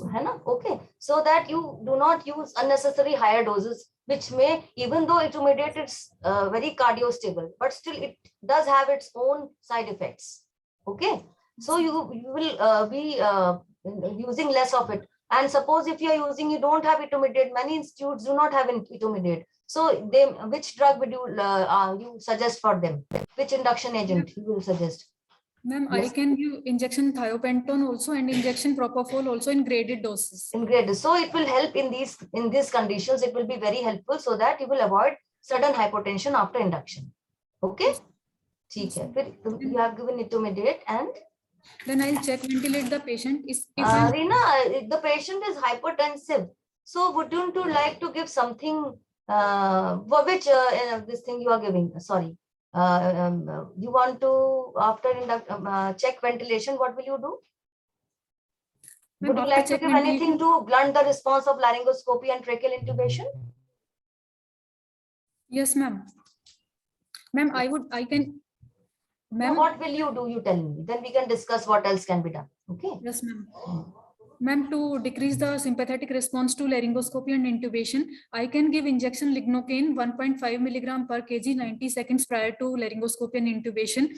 I can give injection labetalol 1.5 to. But what will you do? What will you give?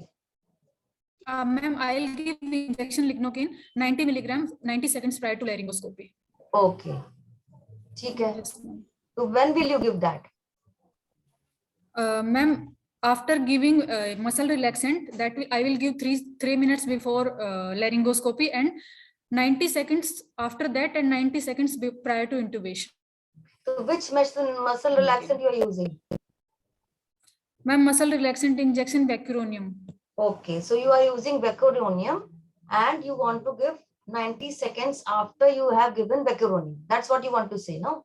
Yes, ma'am. So very good. So if you want to give, suppose I don't have vecuronium and I want to give rocuronium intubating dose. So when will you give this lignocaine? Then just with the just along with the induction agent, Just etomidated. before giving the, you can, after giving the induction agents, you give the lignocaine first and then you give the rocuronium. Okay. So the timing is important and it depends on the muscle relaxant which you are using. Okay. With succinylcholine and with rocuronium, you would like to use it before, just after giving the induction agent. Am I clear? Okay.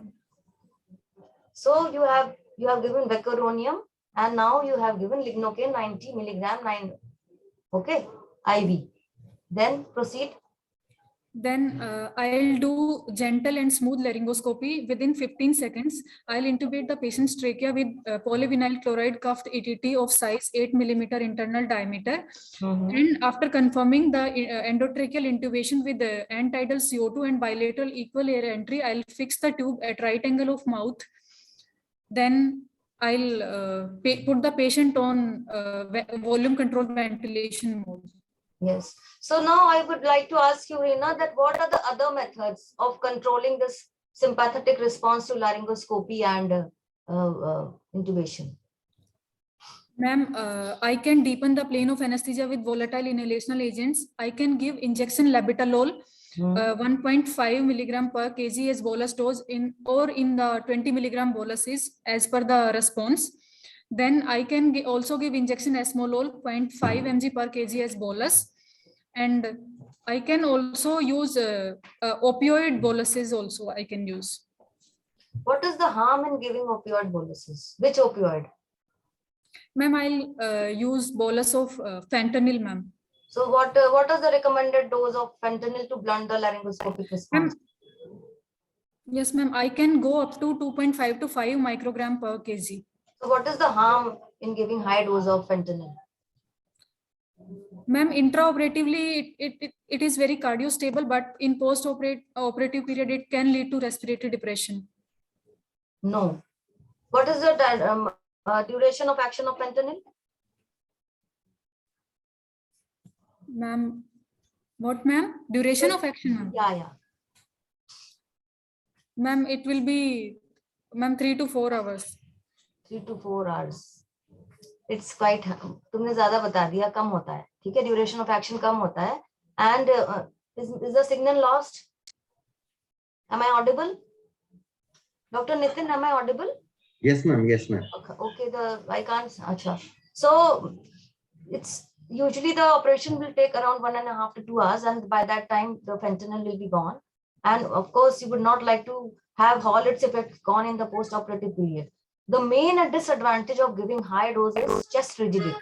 So it may be difficult to ventilate this patient. Okay, chest rigidity of high dose fentanyl is there, so it may be difficult to ventilate this patient. Okay, and what other things can you give? What other maneuvers can you do to decrease this response? Yes, Reena? Reena, am I audible? I'll do. Yes. Did you? Yes. I'll do smooth and gentle. Yes, laryngoscopy will be done by the most gentle. experienced person, which will take less than 15 seconds. Why? Because it has been seen that if it takes more than 15 seconds, then the response is much higher.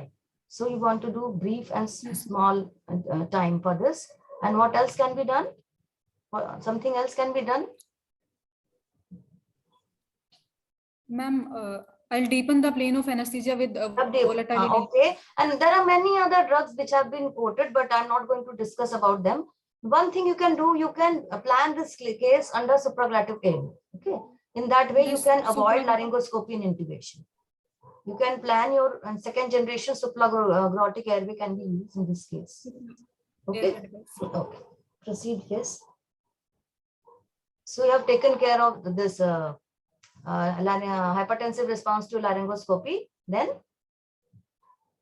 you have I'll So put the suppose patient the on. patient has a sudden episode of hypotension just after giving the induction dose. What will you do? Induction. Ma'am, I'll give fluid bolus. Yes. Then I'll decrease the concentration of volatile agents. I can give injection phenylephrine in a dose of 0.5 to 1 mics per kg. Like 50 to 100 mics I can give. I can also give injection of ephedrine 0.1 mg per kg. Then, ma'am, that's all, ma'am. Okay, so first of all, that is why I told you that you have to give a titrated dose so that you avoid. And is this patient is on telma, so more so we have to take care of the hydration status of the patient. Okay, so you have to preload these patients before giving induction agents, especially those who are prone to cause hypotension like thiopentone and propofol. So in this way, you can avoid hypotension just after induction dose. Suppose this patient is having this thing in the just during the intra period, the patient has a sudden episode of hypertension. Sudden episode of hypertension, what will you do? The patient's BP is shooting to 200 by 120. Yes, ma'am. Then what will you do? I'll deepen the plane of anesthesia with volatile agents. I'll give additional boluses of opioids. So what monitoring extra can be done so to see the plane of anesthesia, depth of anesthesia? Would you like to do more monitoring? Yes. BIS monitoring, ma'am. Yes, if you have BIS monitoring, then it should be always be put in these patients, because whenever you are deepening, what care you have to take some care that it is not so deep, so that all the cerebral function is being lost or patient is going into deep coma. That should also not be done. Okay, so you have to, and when you are facing hypotension, in those cases you have to take care that the patient is not aware, because if you're not giving anything else, you're only on this inhalational agents for the maintenance. Then if you are lightening the plane of anesthesia, the patient will become aware during the operation, and that too is very harmful during the operation, isn't it? So you can do this monitoring, and if you have in your institute. Okay. So और क्या करोगे? Then I look for if there is any hypoxia, hypercarbia, hypothermia, or patient is. I'll look for full bladder. I'll check if there is adequate analgesia. Then will you look for full bladder? I'll rule out all these. I'll rule out full bladder. I'll check if there is any How will you rule out malfunctioning full of ventilator valves. Reena, how will you rule out full bladder? Ma'am. Yes, ma'am. Because ma'am, suprapubic palpation, ma'am. So it will be difficult. You can ask the surgeon. Yes, ma'am. You cannot do it. You can ask the surgeon to see where the bladder is full, and if the patient is this thing. The surgeon says that he will take more than 3 hours. You can always ask them to catheterize these patients. Catheterize the patient. Yes, beforehand. Yes. Okay. Then you have checked for hypercarbia. You have checked for hypoxia, hypercarbia, hypothermia, and malfunctioning valves. Yes. And what else? And I'll check drug errors if any by mistake I have given some injected. What else? Before that, what patient? Yes, ma'am. If surgeon is operating near some sympathetic ganglia, or if he's using some vasopressor drug like adrenaline, then I'll see.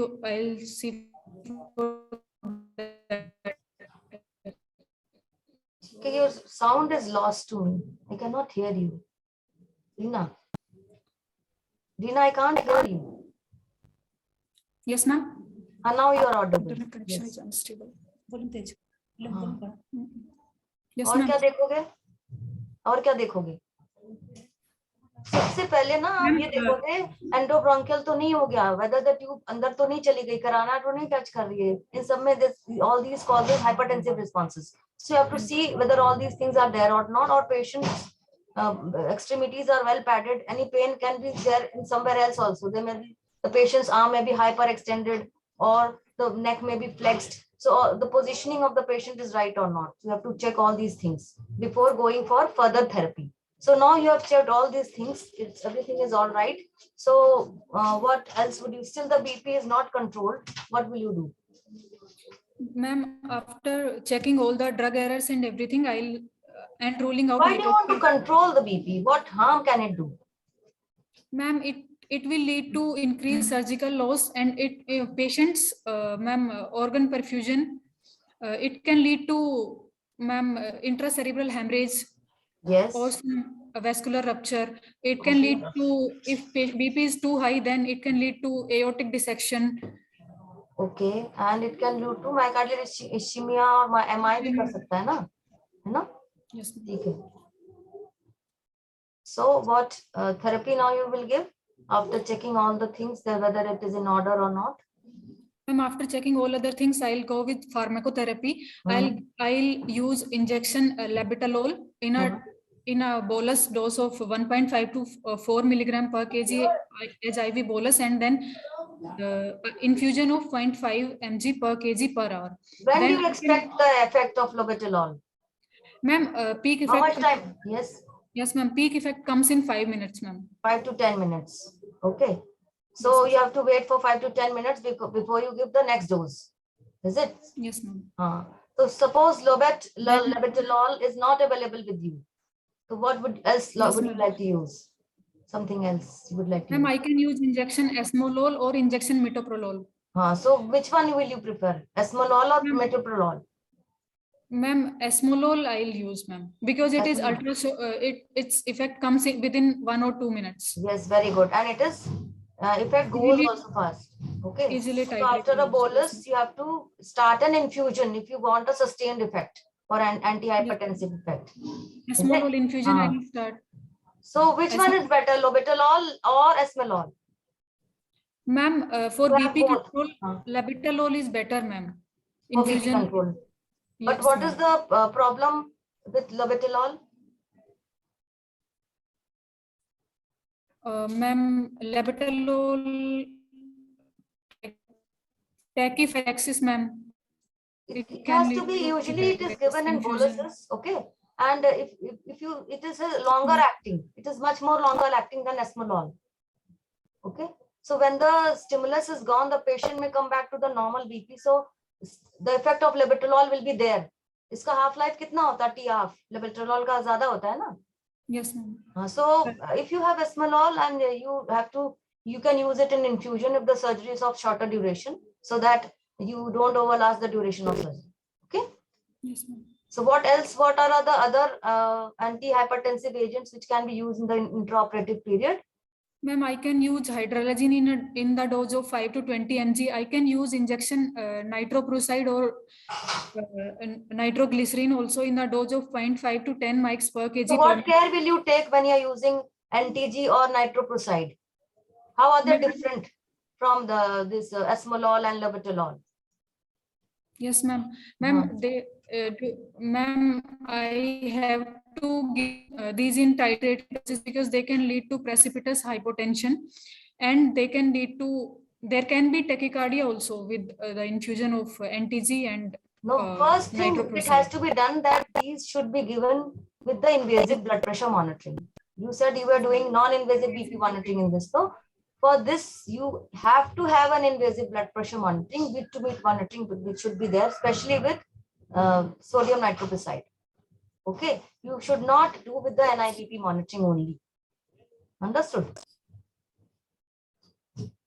Okay. And doses and all, I think Dr. Nidhi will be taking the last. You can all go through that because time is short, so we cannot discuss so many things. So, you can use NTG, you can use SNP as a last resort. And what is the recent drug which is coming, which is not in our country as so far, but it will be, I think, quite beneficial. Ma'am, we can use clevidipine. Yes, we can. You can use. It is a what it is drug? It is. Ma'am, it is dihydropyridine calcium channel blocker. Yes, very good. It is a short acting dihydropyridine. Its effect is it comes within 1 minute and it goes. You have to give an infusion. And what other drug? Yes. What other drug which does not have any effect on the heart? It has only on the vessels effect. Phenoldiazepam. ठीक है, जो dopamine agonist. Phenol dopamine 1 receptor agonist I can हाँ, use. so it can be used when they come in the market. It will be quite beneficial. Okay. So all these things, this is a spectrum of drugs, and many people, those who don't have all these drugs, they have also tried magnesium for decreasing the BP. Magnesium sulfate But the therapeutic window is quite narrow, and you have to be very careful when you're using magnesium. So, so you can use all these drugs. And one thing you forgot to mention, that you will use it for controlling of, you can use it for analgesic purposes in the intraoperative period. One thing you have forgotten, which you have already put before the surgery, before induction of anesthesia. Ma'am, thoracic epidural. Yes. So you can use it in the intraoperative period for analgesia. So what will you give and how much will you give in this thoracic epidural in the intraoperative period for analgesia purpose? Ma'am, I'll give injection bupivacaine along with injection fentanyl, 2 mics per kg, 2 mics per ml of injection bupivacaine, 0.25%, 6 to 8 ml I'll give. You'll give. Epidural. Yes, okay. When will you give? Ma'am, after induction, ma'am. After induction. Yes, ma'am. But you have to be careful because precipitous it's hypotension. recommended when you're giving thoracic, even for analgesia, you start with a lower percentage, special for thoracic analgesia, 0.125%, because you know that after induction there may be a fall in blood pressure. Yes, so, and you have to give an aliquots of 3. ठीक है, 3 देके effect देखो फिर 2, so that, and the analgesia, the dose should be complete before giving incision is being given. Could you get me?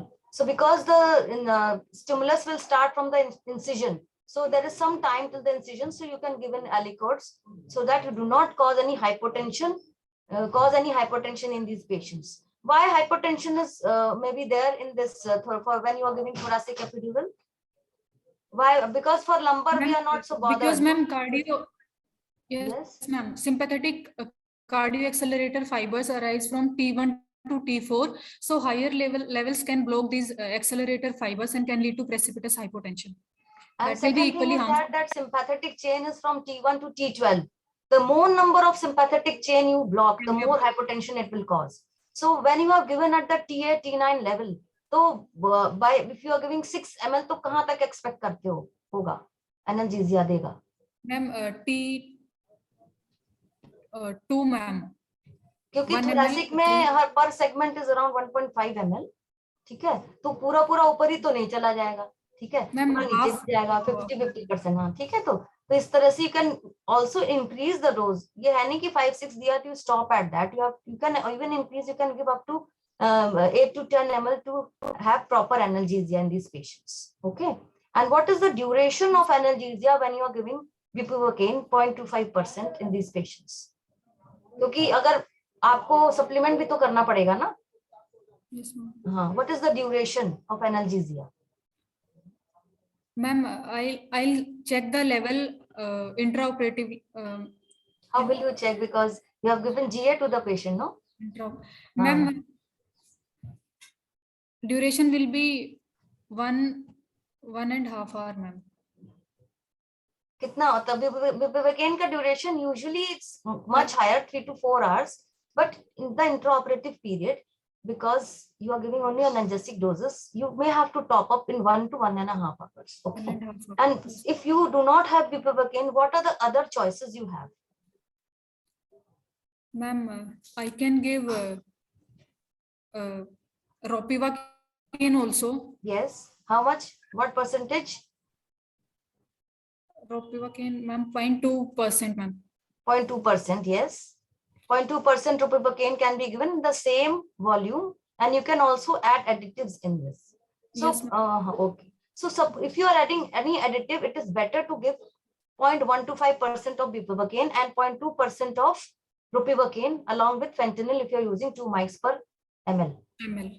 So just a minute, Nidhi, do I have 14 minutes or is this for you? Ma'am, this is the total time. Total time. So I will leave now. I will discuss 1 or 2 things because I was thinking the whole time is for me. So Reena, quickly now tell me, how will you extubate this patient? Ma'am, I'll extubate the patient in deep plane of anesthesia to avoid any sympathetic stimulation. Then What I'll is deep keep plane of anesthesia? What is deep plane? Ma'am, before the patient starts coughing or biting on endotracheal tube. No, it is not deep plane. तुमने बिस monitor तो करा ना भाई. Ma'am, हम if I क्या put करते BIS हैं कि monitor, we usually what harm is there if it is really not a deep plane, what can happen in this patient? You are thinking that you are in the patient is not moving, not coughing, bucking, but you think the patient is in deep plane, but the patient is not. What harm can it be? What is this plane known as? It is an intermediate plane. And if you try to extubate at this plane, the patient will invariably go into laryngospasm and various complications which you didn't want during this time. So deep plane means that you switch off the inhalational agents after extubating.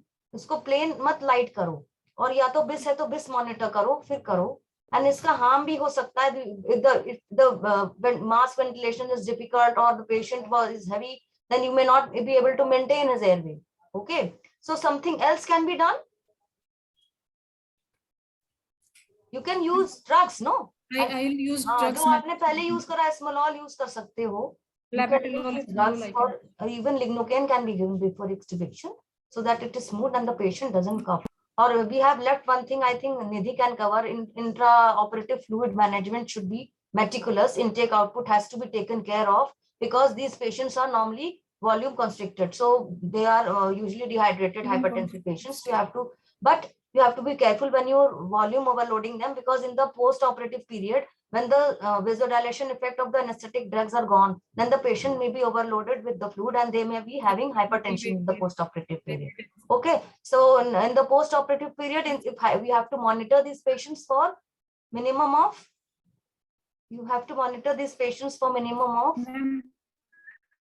vital monitoring has to be done, because this is the time when the patient may have all the complications of hypertension, hypotension. ठीक है, ischemia हो सकता है patient को, renal injury हो सकती है. So you have to monitor at least for 24 hours, and if it is still 72 hours, it is best, because ischemic episodes and MI has been shown to happen during this period. You have to monitor these patients. Vital monitoring has to be done, and blood pressure monitoring has to be done. And you have to take meticulous attention for the pain management in this patient. And you can put continuous epidural infusion in this patient, 3 to 4 ml, 4 to 5 ml, depending on the requirement of the patient for analgesic purposes. So it will avoid breakthrough pain and hypertensive episodes in between. So I hand over to Nidhi. If something is left, then you can ask the questions. This is for the students. So now I would like to greet the students. I would like to say that I hope you are awake till now, and a very good afternoon to all of you. And please be awake to listen for the next presentation, and best of luck for your exam. Over to Nidhi. Thank you.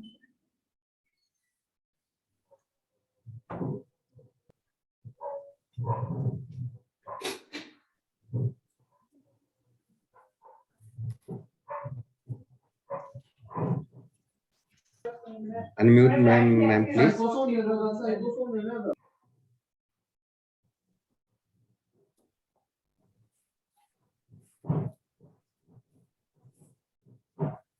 Good afternoon, everyone.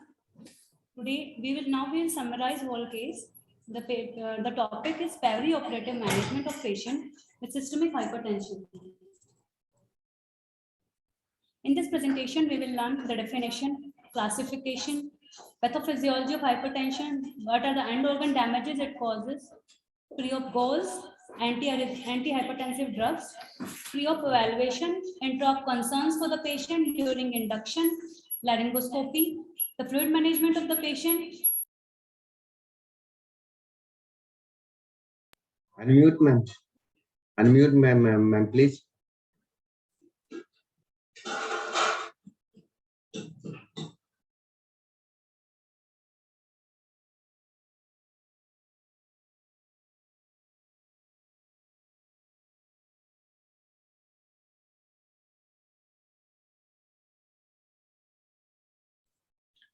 Unmute ma'am, please.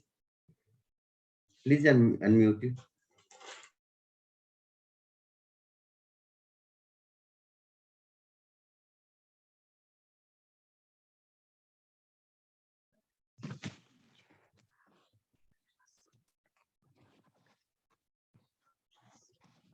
Definition of hypertension. Hypertension is defined as a persistent, which means an average of 2 or more readings on 2 or more occasions of systolic blood pressure more than 140 millimeter of mercury and diastolic blood pressure more than 90 millimeter of mercury in a patient in the absence of any known precipitating causes. The various categories of hypertension are, according to JNC 8, hypertension has been classified as normal, pre-hypertension, stage 1 and stage 2 hypertension. Normal BP has been defined as less than 120 millimeter of mercury of a systolic blood pressure and less than 80 of diastolic blood pressure. A patient is labeled as pre-hypertensive when his systolic BP is in the range of 120 to 139 and diastolic BP in a range of 80 to 89 millimeter of mercury. Stage 1 hypertension has been defined as a systolic BP of 140 to 159 and diastolic BP of 90 to 99 millimeter of mercury. And a stage 2 hypertension as a systolic BP of more than 160 and a diastolic BP of more than 100 millimeter of mercury. According to the European Society of Hypertension 2018 guidelines, a hypertension has been differentiated as optimal, normal, high normal, grade 1, 2, and 3 hypertension. Optimal is defined as when a patient has a systolic BP of less than 120 and a diastolic BP of less than 80. Normal has been defined as a systolic BP in the range of 120 to 129 and a diastolic BP in the range of 80 to 89.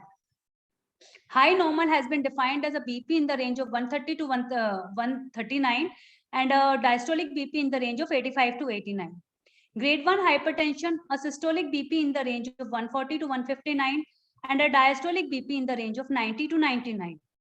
Grade 2 hypertension as a systolic BP in the range of 160 to 179 and or a diastolic BP in the range of 100 to 109. And grade 3 hypertension has been defined as the systolic BP of greater than 180 and or a diastolic BP of more than 110. There's a term which is called as isolated systolic hypertension, in which the diastolic BP of the patient remains normal, but the systolic BP is elevated, which is further classified into grade 1, 2, and 3 isolated systolic hypertension according to the range of the systolic blood pressure. Hypertension can be primary or secondary. It can be systolic hypertension, it can be diastolic hypertension, or it can be pulse pressure hypertension. The primary hypertension is also labeled as essential hypertension, means there's a no known etiology for this type of hypertension. The secondary hypertension means there's some underlying etiology which can be renal, like in acute and chronic glomerulonephritis, chronic pyelonephritis, polycystic kidney disease, diabetic nephropathy, hydroureteronephrosis, renovascular stenosis, renin-producing tumors.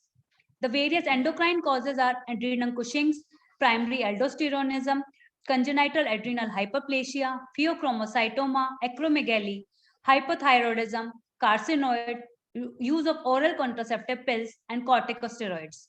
Neurogenic hypertension has been defined due to causes which lead to increase in intracranial pressure, spinal cord section, dysautonomia, Guillain-Barré syndrome, or sleep apnea. Various miscellaneous causes like coarctation of aorta, PIH, polyarteritis nodosa, acute porphyria, hypercalcemia, alcohol, and drug induced. Systolic hypertension with wild pressure or the pulse pressure hypertension, it leads to increase in cardiac output and rigidity of the aorta. We need to know about all these secondary causes of hypertension because we need to rule out these hypertension through history, clinical examination, and further investigation so that the patient can be labeled as essential hypertension and then can be treated properly. Various drugs which causes secondary hypertension are estrogens like in the oral contraceptive pills, various herbal medications like ephedra, ginseng, mahuang, illicit drugs like amphetamines and cocaines, non-steroidal anti-inflammatory drugs like COX-2 inhibitors, ibuprofen, naproxen, steroids like methylprednisolone and prednisone, and various psychiatric drugs like buspirone, carbamazepine, clozapine, fluoxetine, lithium, and various tricyclic antidepressants. Pathophysiology. By definition, blood pressure is an interplay of cardiac output into the peripheral vascular resistance. So whichever cause increase in cardiac output or they lead to alteration in the peripheral vascular resistance leads to increase in blood pressure. The pathophysiology of hypertension mainly is controlled. It is controlled by three factors: the neurogenic factors, the interplay of the renin-angiotensin-aldosterone system, and a balance between the vasoconstrictors and vasodilators, which leads to dilatation or contraction of the arterioles or the capillaries. In both normal and hypertensive individuals, blood pressure is maintained by moment-to-moment regulation of the cardiac output and the peripheral vascular resistance, which is mainly exerted at the three anatomic sites: arterioles, postcapillary venules, and the heart. A fourth anatomical control site is the kidney, which contributes to the maintenance of the blood pressure by regulating the volume of the intravascular fluid. The basic scheme by which blood pressure is regulated is through a feed-forward control system, which consists of pressure sensors and effector mechanism. Most important mechanism for regulating blood pressure being the renin-angiotensin-aldosterone system. The blood pressure regulation. It's mainly a hydraulic equation, means the heart main primary factor, then the arterioles, which are called as the resistance vessel, and the venules, which are called as the capacitance vessel. Physiologically, the cardiac output and the peripheral vascular resistance is maintained minute to minute by arterioles, postcapillaries, and the heart, and the intravascular volume is regulated by the renin-angiotensin-aldosterone system. The baroreflex, the baroreceptors, and the chemoreceptors, and various humoral mechanism, they come under the neural mechanism of the blood pressure control. The kidneys, when there is reduced blood flow to the kidneys, the juxtaglomerular apparatus in the kidneys, it secretes renin. This renin then acts as an enzyme and it converts angiotensinogen to angiotensin 1. The angiotensin 1 is further converted to angiotensin 2 by angiotensin converting enzymes. The angiotensin 2 exerts two effects. It causes vasoconstriction and it leads to increased aldosterone secretion. The vasoconstriction, it is exerted at the level of arterioles as well as venules. During when it is exerted it's exerted at the level of venules, it leads to increase in venous return to the heart and increase in the preload. The increased aldosterone secretion leads to sodium retention in the body. This sodium further helps in fluid retention in the body, which leads to increased blood volume and hence increase in preload to the heart. It is this figure mainly signifies that in 90% of the cases, the hypertension in the age group of 18 to 60 years is mainly primary hypertension. The other causes are renal hypertension, the adrenal medullas, the pituitary, and various other drugs. What are the various end organ damage that we can expect in hypertension? Hypertension leads to vasculopathy.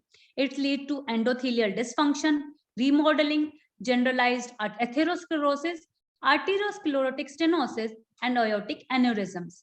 The various cerebrovascular changes are acute hypertensive encephalopathy, stroke, intracerebral hemorrhage, lacunar infarct, and vascular dementia, or the Binswanger lesion, which is called as subcortical encephalopathy. The ocular papilledema indirectly signifies about the condition of the brain and the supply of the blood to the brain. Cardiac changes, there can be left ventricular hypertrophy, atrial fibrillation or other type of arrhythmias, coronary microangiopathy, coronary heart disease, angina, myocardial infarction, and heart failure. Renal changes include albuminuria, proteinuria, chronic renal failure, and chronic renal insufficiency, and then further lead to renal failure. This diagram mainly depicts the stage, how the disease progresses, that it progresses from a stage of asymptomatic to just where the target organ damage has started, then led to oligosymptomatic stage, which means the patient has 1 or 2 symptoms, then symptomatic stage, and then full-blown symptoms, or the end stage of the renal disease, end stage of the disease.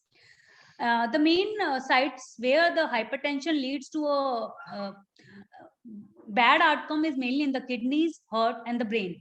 In kidneys, during the oligosymptomatic phase, mainly the patient has proteinuria and nephropathies. In heart, it leads to left ventricular hypertrophy, and in brain, it leads to retinopathy and Binswanger lesion. During the symptomatic stage, the kidney shows chronic kidney disease. In heart, it leads to systolic or diastolic dysfunction and various types of arrhythmias. And in brain, it leads to dementia and transient ischemic attacks. During the end stage of the disease, the kidney goes into end stage renal disease and renal failure. The heart goes under myocardial infarction or chronic heart failure, or vascular tachycardia and ventricular fibrillation. And in brain, there can be stroke, and these all can further lead to death.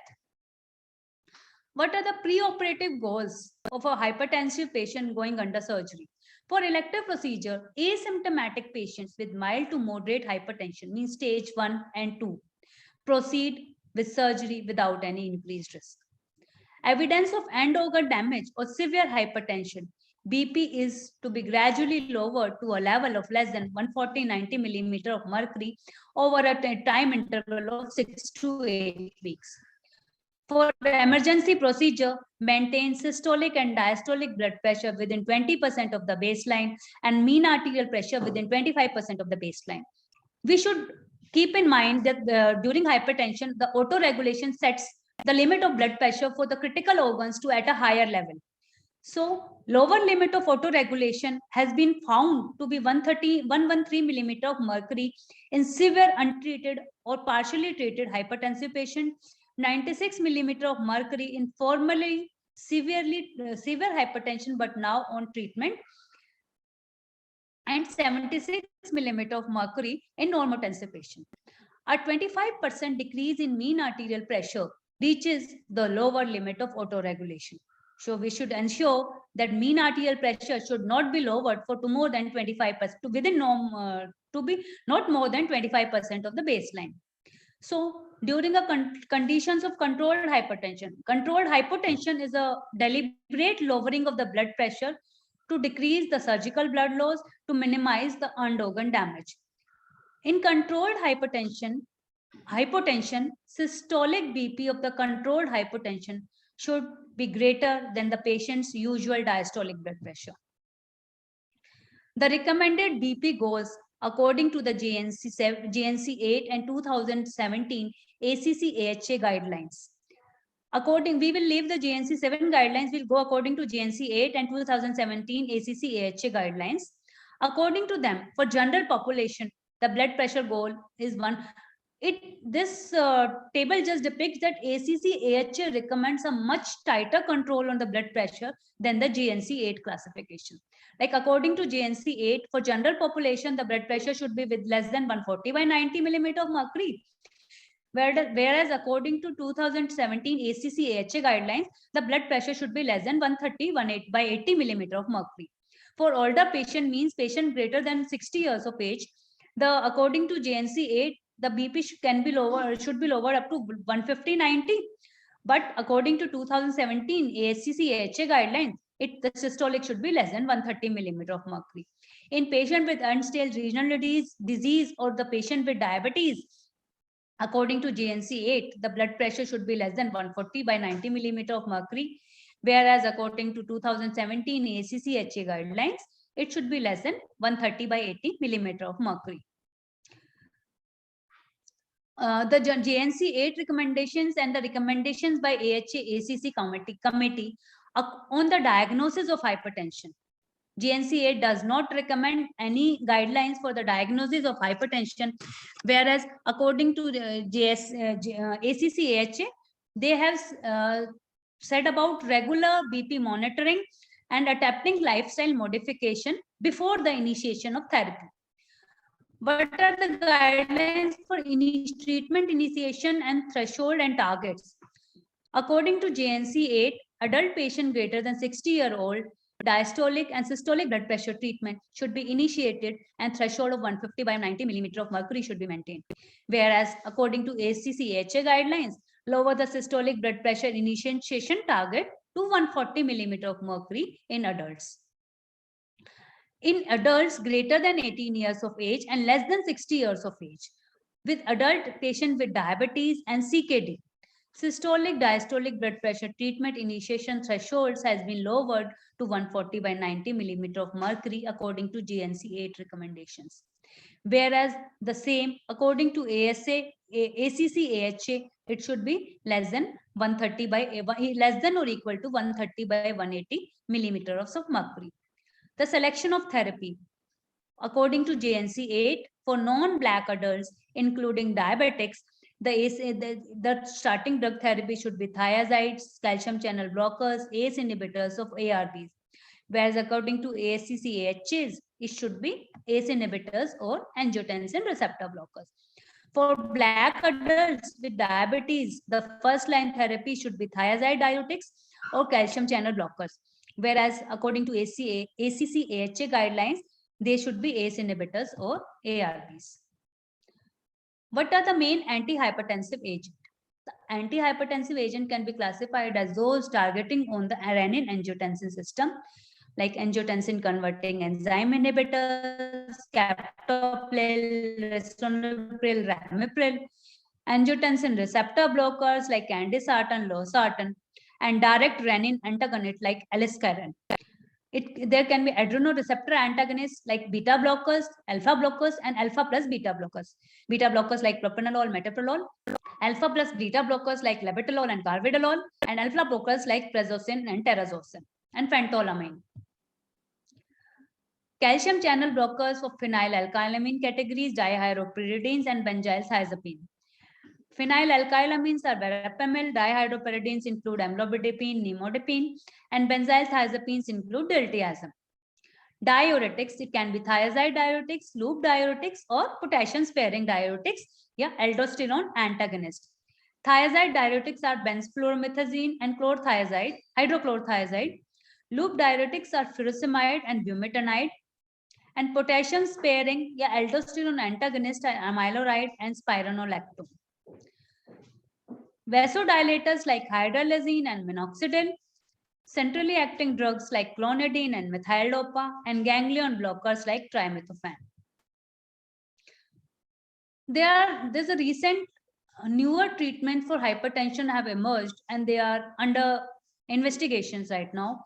The new drug, which acts on mineralocorticoid receptors like mineralocorticoid and glucocorticoid, these catecholamines, they cause increase in peripheral vascular resistance. So eventually lead to increase in blood pressure. So drugs which act on these, which acts as antagonists to these receptors can help in lowering of the blood pressure. Aldosterone synthase inhibitors like the enzyme which synthesizes aldosterone, if we inhibit, then the aldosterone won't be synthesized, and then it will not lead to fluid retention and hence help in decrease in blood pressure. Dual acting angiotensin receptor blockers and neprilysin inhibitors. Neprilysin is an enzyme which degrades atrial natriuretic peptide and brain natriuretic peptide. ANP and BNP are the one which leads to dilatation of the blood vessel and hence decrease in blood pressure. So the enzyme which degrades them. So if we give inhibitors of these enzymes, these products won't be degraded and they lead to vasodilatation and hence help in decreasing blood pressure. Natriuretic peptide agonist, vasoactive intestinal peptide receptor agonist. There are few vaccines like vaccine against angiotensin 2 and angiotensin 2 type 1 receptors. Various interventional procedures like renal denervation, carotid body ablation, renal artery stenting, neurovascular denervation, etc. A new approach to the treatment of preeclampsia includes anti-digoxin antibody fragments and recombinant antithrombin. This figure mainly depicts the various points of action where the drugs act. Like blood pressure is an interplay of cardiac output into vascular resistance. And these vascular resistance is mainly at the level of arterioles and venules. So drugs which either lead to vasodilatation or drugs which inhibit the vasoconstrictor mechanism will lead to decrease in blood pressure. The cardiac output is a mainly interplay of contractility of the heart rate and preload. So whatever drug which leads to decrease in contractility of the heart and heart rate and decrease in preload will eventually lead to decrease in blood pressure. This is mainly a table to let the students know about the dosages, onset of action, and duration of action for the drugs which are used mainly for hypertensive emergencies and hypertensive urgencies. Main are nitroprusside, nitroglycerin, esmolol, labetalol, and propranolol. But you should be all, and newer drug is pentolamine. Coming to the pre-op evaluation of this patient, routine investigation will the routine investigation which will get done include CBC, renal function test, serum electrolytes, liver function test, blood sugar, 12-lead ECG, and chest X-ray. Investigation to ascertain the underlying cause means to rule out secondary hypertension, USG abdomen, renal function test, thyroid profile, fasting blood sugar, postprandial HbA1c, serum cortisol, and vinyl mandelic acid to mainly rule out pheochromocytosis. Investigation pertaining to the end organ damage will include 12-lead ECG, echocardiography, chest X-ray, renal function test, and fundus examination. And investigation pertaining to the antihypertensive treatment which the patient is receiving is serum electrolytes and echocardiography. We should continue all antihypertensive drugs even the day of the surgery. ACE inhibitors or angiotensin receptor blockers may be omitted on the day of the surgery if major hemodynamic shifts or major blood loss or fluid shifts are anticipated during the surgery. Treat hypokalemia and hypomagnesemia if present in patient on diuretics, and in patient with a white coat hypertension on admission, anxiolytics like benzodiazepines should be administered night before the surgery. The various intra-op concerns in monitoring, we will put 5-lead ECG, non-invasive blood pressure, pulse oximeter, and tidal CO2 and urine output. Pulmonary artery catheters are only put if the patient has pulmonary hypertension with congestive cardiac failure or had recent myocardial infarction. Intra-op goals are mainly to minimize the wide fluctuations of blood pressure and to prevent myocardial ischemia, cerebral hyperperfusion, cerebral hemorrhage, or hypertensive encephalopathy and renal failure. Induction agents can be opioid or inhalational agents induced, but we should be careful about the inhalational agents on opioid-induced hypertension. So every drug should be given in a titrated doses. Laryngoscopy should be done in a minimum time with the most experienced anesthesiologist. Aim for the time to be less than 15 seconds. We can blunt these laryngoscopic response by giving per kg to 90 seconds prior to intubation, giving esmolol up to a dose of 2 mg per kg, and labetalol in a dose of 1.5 to 4.5 mg per kg 2 minutes prior to intubation. During intra-op hypertension can also occur, or intra-op hypotension can also occur. So what are the various causes of intra-op hypotension?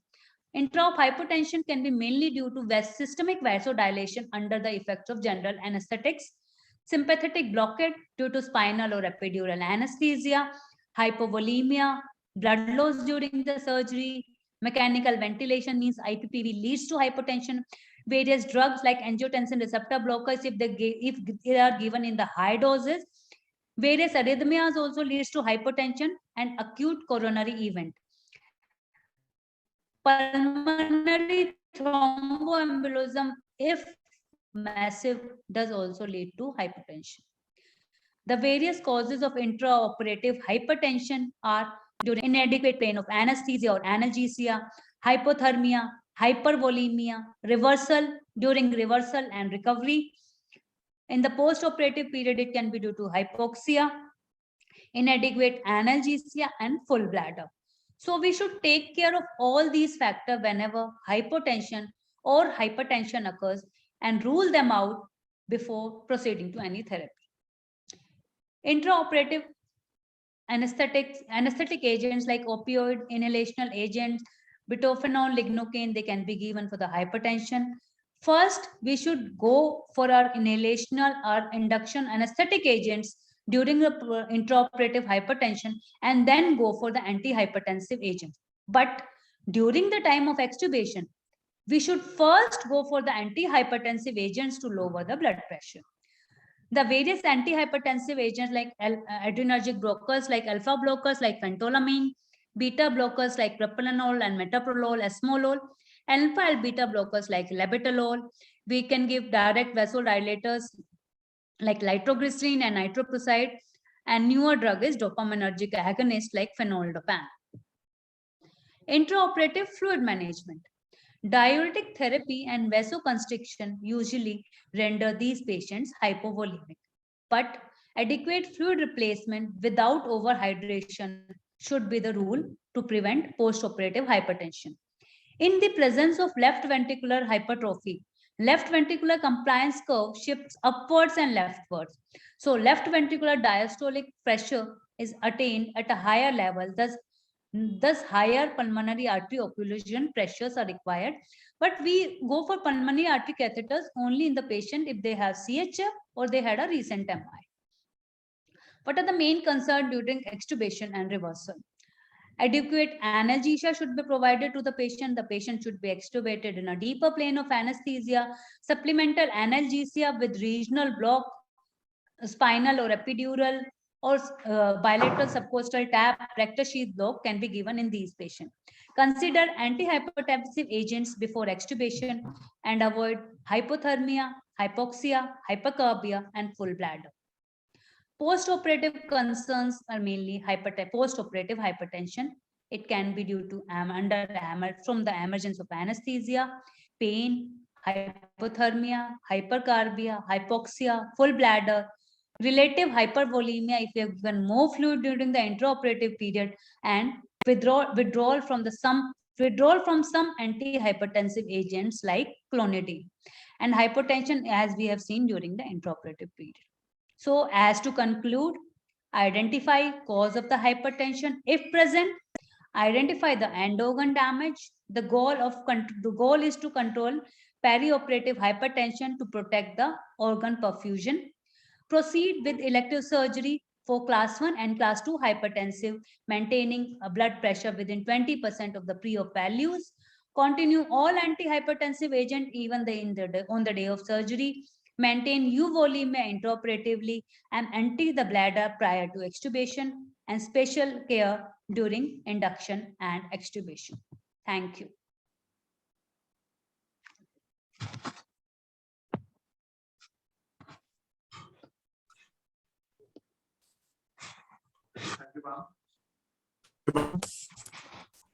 And we have some questions in the chat box. Yes.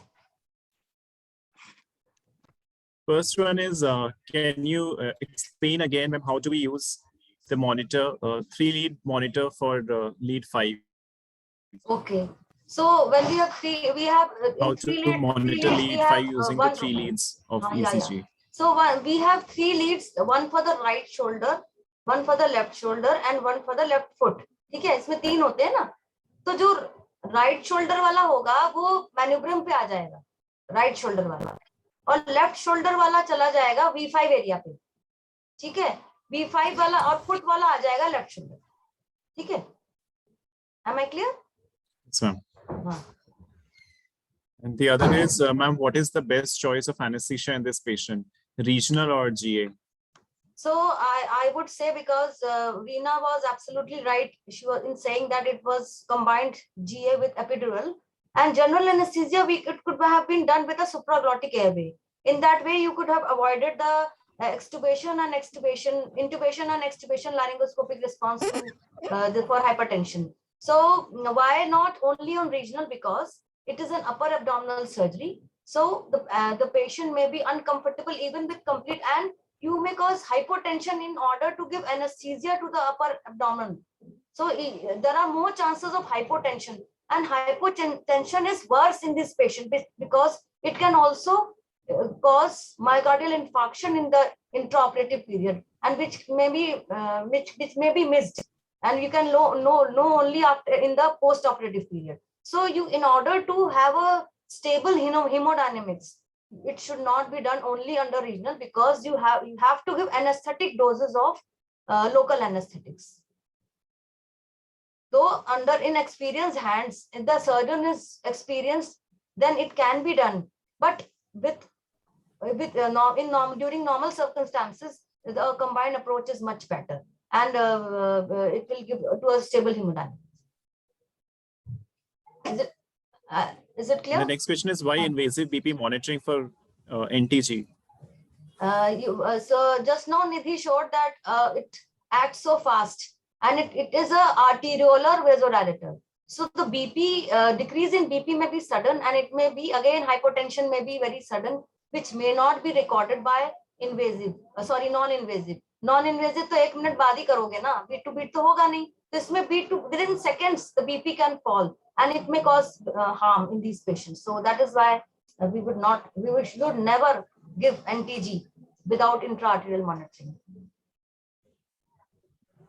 Okay, and the last question is, ma'am, can we consider a patient for surgery if his pre-op blood pressure Nitin, I can't hear you. is less than 180 by 110?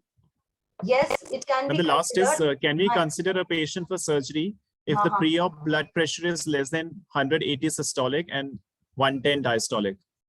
According to the books, yes, because it has been seen that much harm is done only after the systolic is more than 180 and the diastolic is 110. But in these patients, you have to take care that you do not decrease the BP suddenly. You cannot bring the BP back to normal. So in this, only 25%, 20 to 30% of decrease in systolic or mean arterial pressure, only 25% decrease is tolerated in these patients. So sudden decrease in these patients will be harmful. Again, you have to take care of the hemodynamic stability in these patients. One thing I want to add that for ordering echo in the preoperative period, there are certain indications in hypertensive patients that in patients who have ECG changes significant with left ventricular strain pattern or significant bundle branch blocks, in those you order ECG, or the patient is giving history of dyspnea when all other causes are ruled out, non-cardiac causes are not there, and in those patients on treatment with prior known left ventricular dysfunction, and the patient has not been evaluated within a year. In those patients, an echo should be done, and patients of hypertension. Thank you, ma'am. I think that answers all the questions. And the last question, I think, is the choice of inotropic agent intraoperatively, if it's required. What is the inotropic agent of choice for such patients? It should be alpha agonist like phenylephrine, okay, or ephedrine can also be used.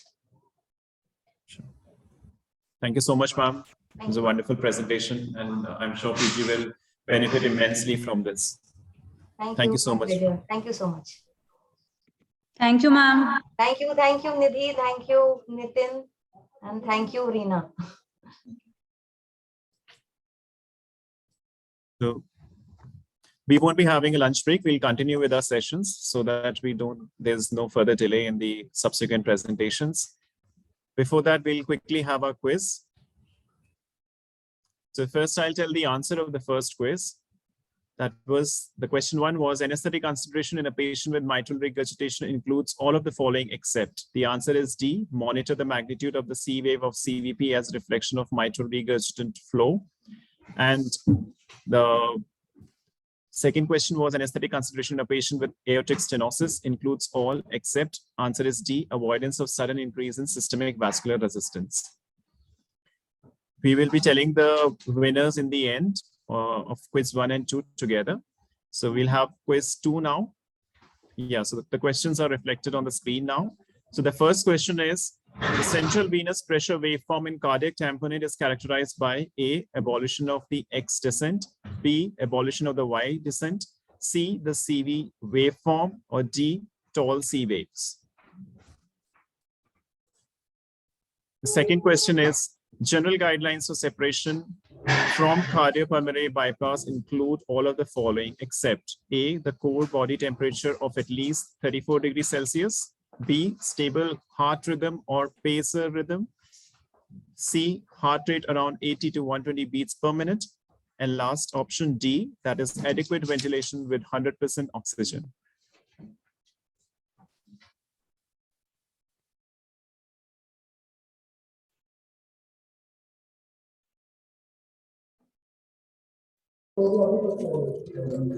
Sorry, I'm taking a class.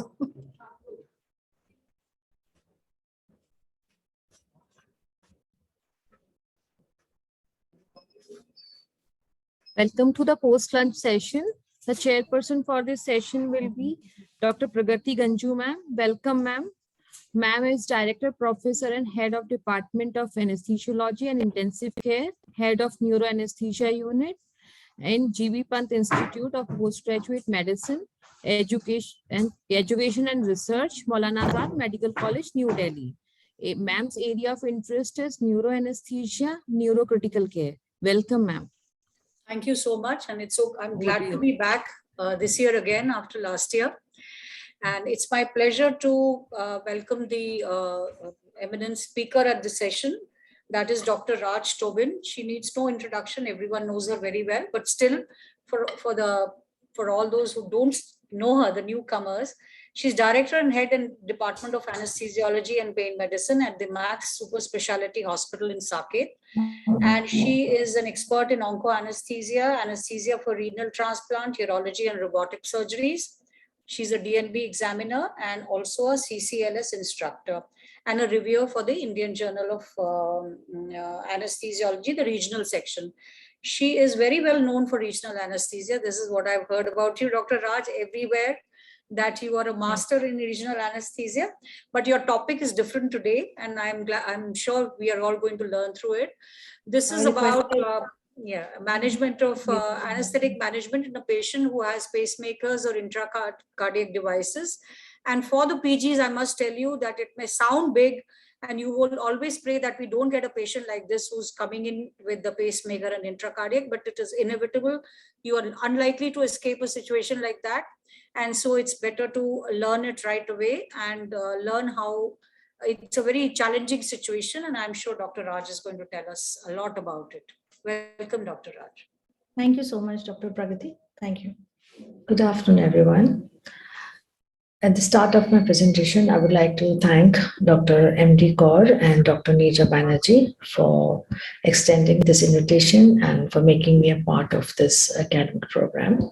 I work at Max Super Specialty Hospital, Saket, New Delhi.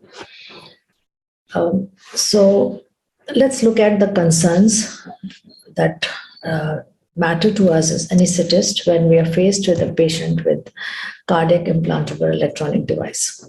Electronic miniaturization has permitted the design and use of sophisticated electronics in patients who have need for artificial pacing and or implantable cardio-water defibrillators.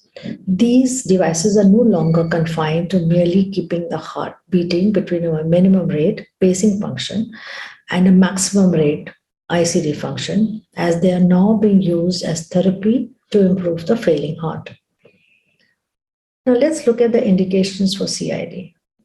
So if there are problems with conduction system, so you can read up on the details because I have a constraint of time today. Then we use a permanent pacemaker.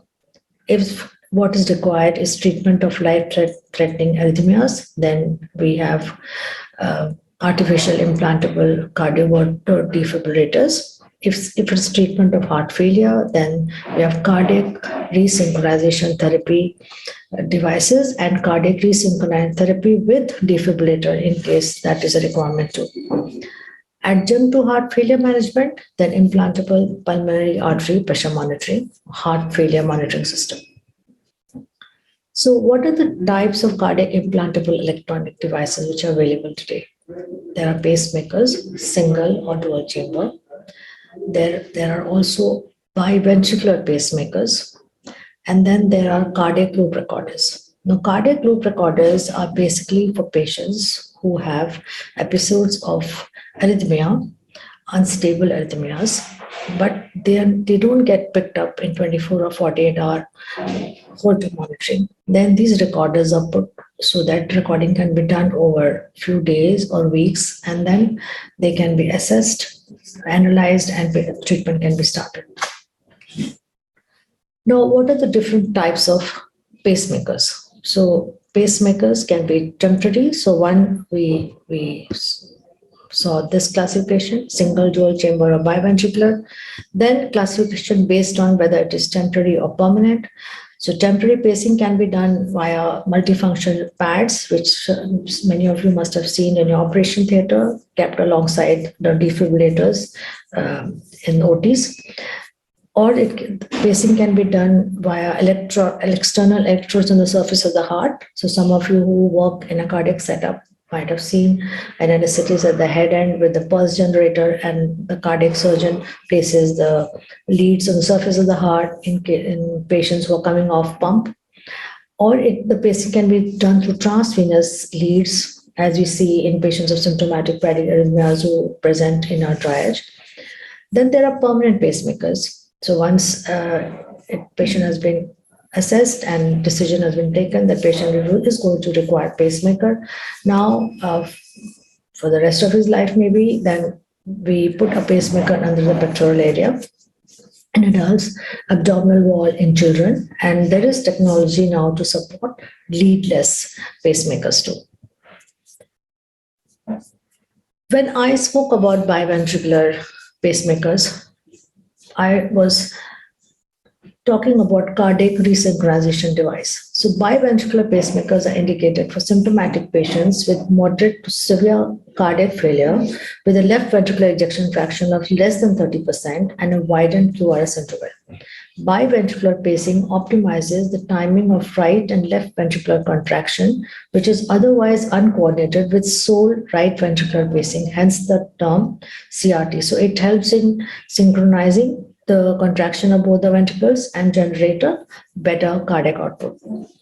Now, if there is a requirement also for defibrillators in these patients, then it becomes CRTD. So there are also biventricular defibrillators for people who benefit from resynchronization, yet also require the protection of a defibrillator. This combination device works to maintain a steady heartbeat and either speed up or slow down a heart that is beating either too fast or too slow. Now, to understand this biventricular concept, you must also look at the lead. So when it is a single chamber pacemaker, so the lead can be either at the appendage of the right atrium, as this lead has come in and has been placed here, or it can be at the apex of the right ventricle. So it can be either here or here, and that is a single chamber. If it is in both these areas, then it is a dual chamber pacemaker. Now you can see a third lead going in. It is passing through the ostium of the coronary sinus, and it goes along the branches, and it's placed on the lateral wall of the heart, left ventricle. And that is the placement for a biventricular. So there is one lead at the apex of the right ventricle and one lead on the lateral wall of the left ventricle.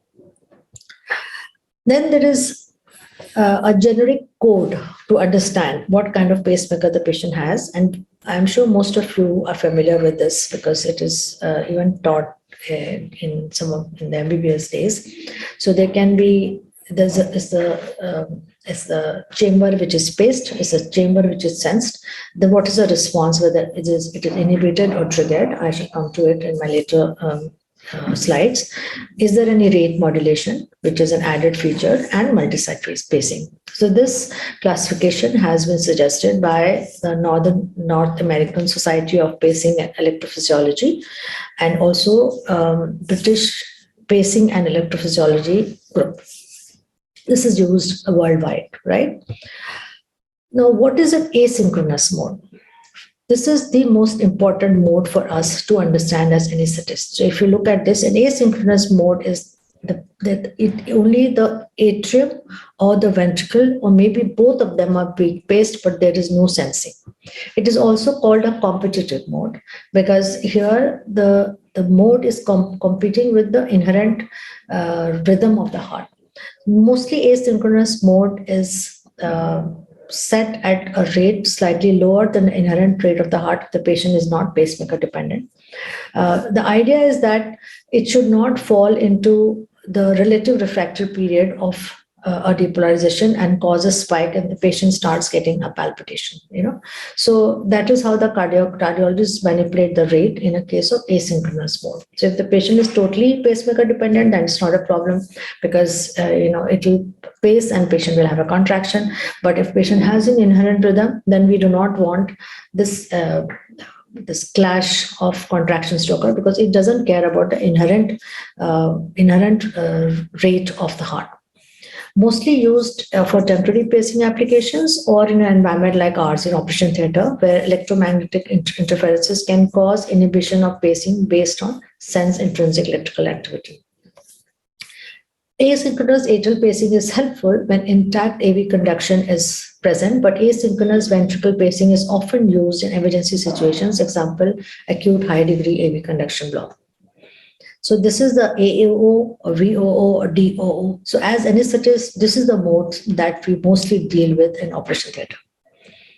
Now, just to understand the trigger, what is triggering and inhibiting a response. So here, if you see, sensed intrinsic atrial activity triggers ventricular pacing when spontaneous ventricular depolarization is not set. So this is a programmed time interval, and because the ventricular depolarization has not been sensed, so the pacemaker gives a spike and you get a ventricular depolarization. So atria senses and paces the ventricle, right? So this is triggering the response. So this is the third position, as I said, whether it triggers or inhibits. Now let's look at this. So there is, in this scenario, there is a pacing of both atrium and ventricle if intrinsic electrical activity is undetected within the specified preset time interval. Example, with complete heart block and inadequate intrinsic atrial activity. So if there is no intrinsic atrial activity, then the pacemaker will give a stimulus and you get atrial contraction. And in that preset time interval, if you do not get a ventricular depolarization, then. So again, this is triggering a response. Now look at this way. Here there is atrial pacing which leads to intrinsic ventricular activity within the programmed time interval. So the atria is paced and within the programmed time interval there is a ventricular spike, ventricular depolarization.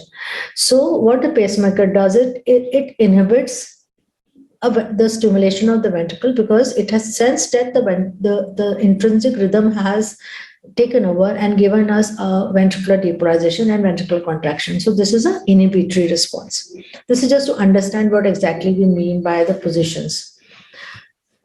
Then rate modulation. Now, whenever we put any gadget, the idea behind this is that patients should have a good quality of life. Most commonly, patients should be able to run a bit or maybe do some light aerobics or maybe go swimming. So an accelerometer detects activity during exertion and increases the pace rate to optimize the cardiac output.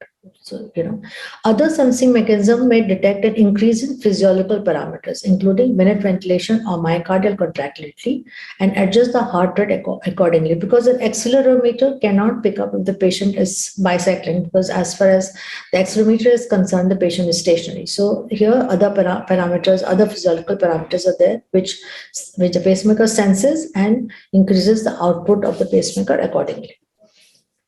Now let's look at the perioperative management, which is the basic goal of this presentation. So we have to evaluate the comorbidities, especially the underlying serious cardiac condition. Obviously, there is one, that is why patient has this very expensive device implanted. Direct inquiry of any symptoms suggesting device malfunction should be made, including dizziness, syncope, or indicators of deteriorating cardiac function. So this can happen if pacemaker is not functioning optimally. It can also happen if the rate is not set properly and pacing is happening infrequently in the relative refractory period, and patient gets ectopic beats. Prescribed antiarrhythmic agents should be continued in the perioperative period. Electrolyte abnormalities, including hypomagnesemia, acid-base disturbances, or blood gas abnormalities should be corrected, since they may influence the stimulation and or defibrillation threshold. I mentioned hypomagnesemia especially because magnesium levels are not done in the routine battery of tests that we order in the preoperative workup. And we also do not do ABG. So these patients do require focused assessment and management. So we must outline a plan for CID management in the perioperative period, and we must document the plan of care in the case sheet. It depends on the type of surgery or the site of surgery, and after discussion between the anesthesiologist, cardiologist, and of course the surgeon. A pacemaker spike preceding every P wave, QRS complex, or both is suggestive of pacemaker dependency, and this is a knowledge we must have. An X-ray can mostly tell us the make and the company, and also it can tell us about the sanctity of the leads and the sanctity of the pulse generator. Industry employed allied health professionals, whom we routinely call technicians from the company, are then involved for appropriate management. It is reasonable for an IEAP to assist with the implementation of that prescription as necessary, but it is inappropriate totally for an IEAP to independently recommend perioperative management. So you must involve a cardiologist for the perioperative care. We are somehow luckier in our country because these things are not very difficult in the Western world. Not easy for a patient scheduled for surgery to get a cardiology opinion, and sometimes these pacemaker interrogations are done weeks before a scheduled surgery. And that is why so much emphasis on the use of magnet in the Western world as compared to our country. As with all other life-saving equipment in the operation theatre, it behoves all anesthesiologists to become familiar with the basics of the current technology and the essential tenets of perioperative CIED management as outlined in practice advisory. So I'm sorry, I missed it. So practice advisories from various societies which are there. One is also there from the ASA and recently published one in 2020. So still there is a lot of confusion even amongst anesthesiologists about what is exactly a pacemaker, what is exactly an ICD, what is exactly a cardiac resynchronization device. So we must have a clarity about it. The key features of pre-op CID checks, most of us don't bother about it, but and a whole lot of information probably doesn't concern us, but some bits of information are very important for us. One is percentage of pacing, which will indicate a higher degree of pacemaker dependency. So we must know what is the percentage of pacing. And then lead impedance. So resistance to current flow, abnormal lead impedance will suggest lead crush or fracture. Then is there excessively high impedance or an insulation defect? What is the battery life of the pacemaker? That mostly the cardiologist will preempt and tell you what is to be done. Then another very important good feature in this is that you can ask the technician to tell you if the pacemaker has given any shocks in the past few weeks or months. And these alerts also provide a summary box that highlights any clinical or device functionalities. So there may be small alerts which will tell you that, okay, there was a malfunction. So you know that this has happened and this can happen. And when I spoke earlier about the number of shocks that the ICD may have given, if there have been a few events in the past couple of weeks or months, then you know that there is a chance that the patient may present with similar situation in the perioperative period. But if the patient has had a fairly quiet several months or a year without requiring the defibrillatory function, then you know that you have a fairly stable. So these events also can be inquired about, and this information is available. Then what is the challenge? Why are we having this class? It's because in operation theaters, there are several sources of electromagnetic interferences. And the bothersome ones are those with radio frequency waves between 0 and 109 hertz.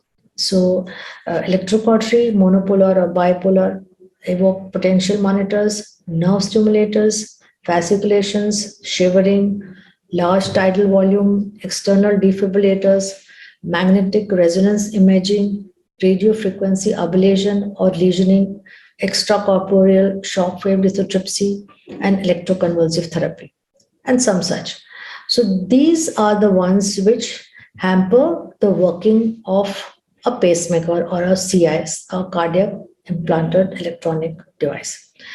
So adverse outcomes due to EMI interference can be damage to the device, the lead or the site of lead implantation, failure to deliver pacing, defibrillation or both, changes in pacing behavior, inappropriate delivery of a defibrillatory shock if an ICD is present, inadvertent electrical reset to backup pacing modes.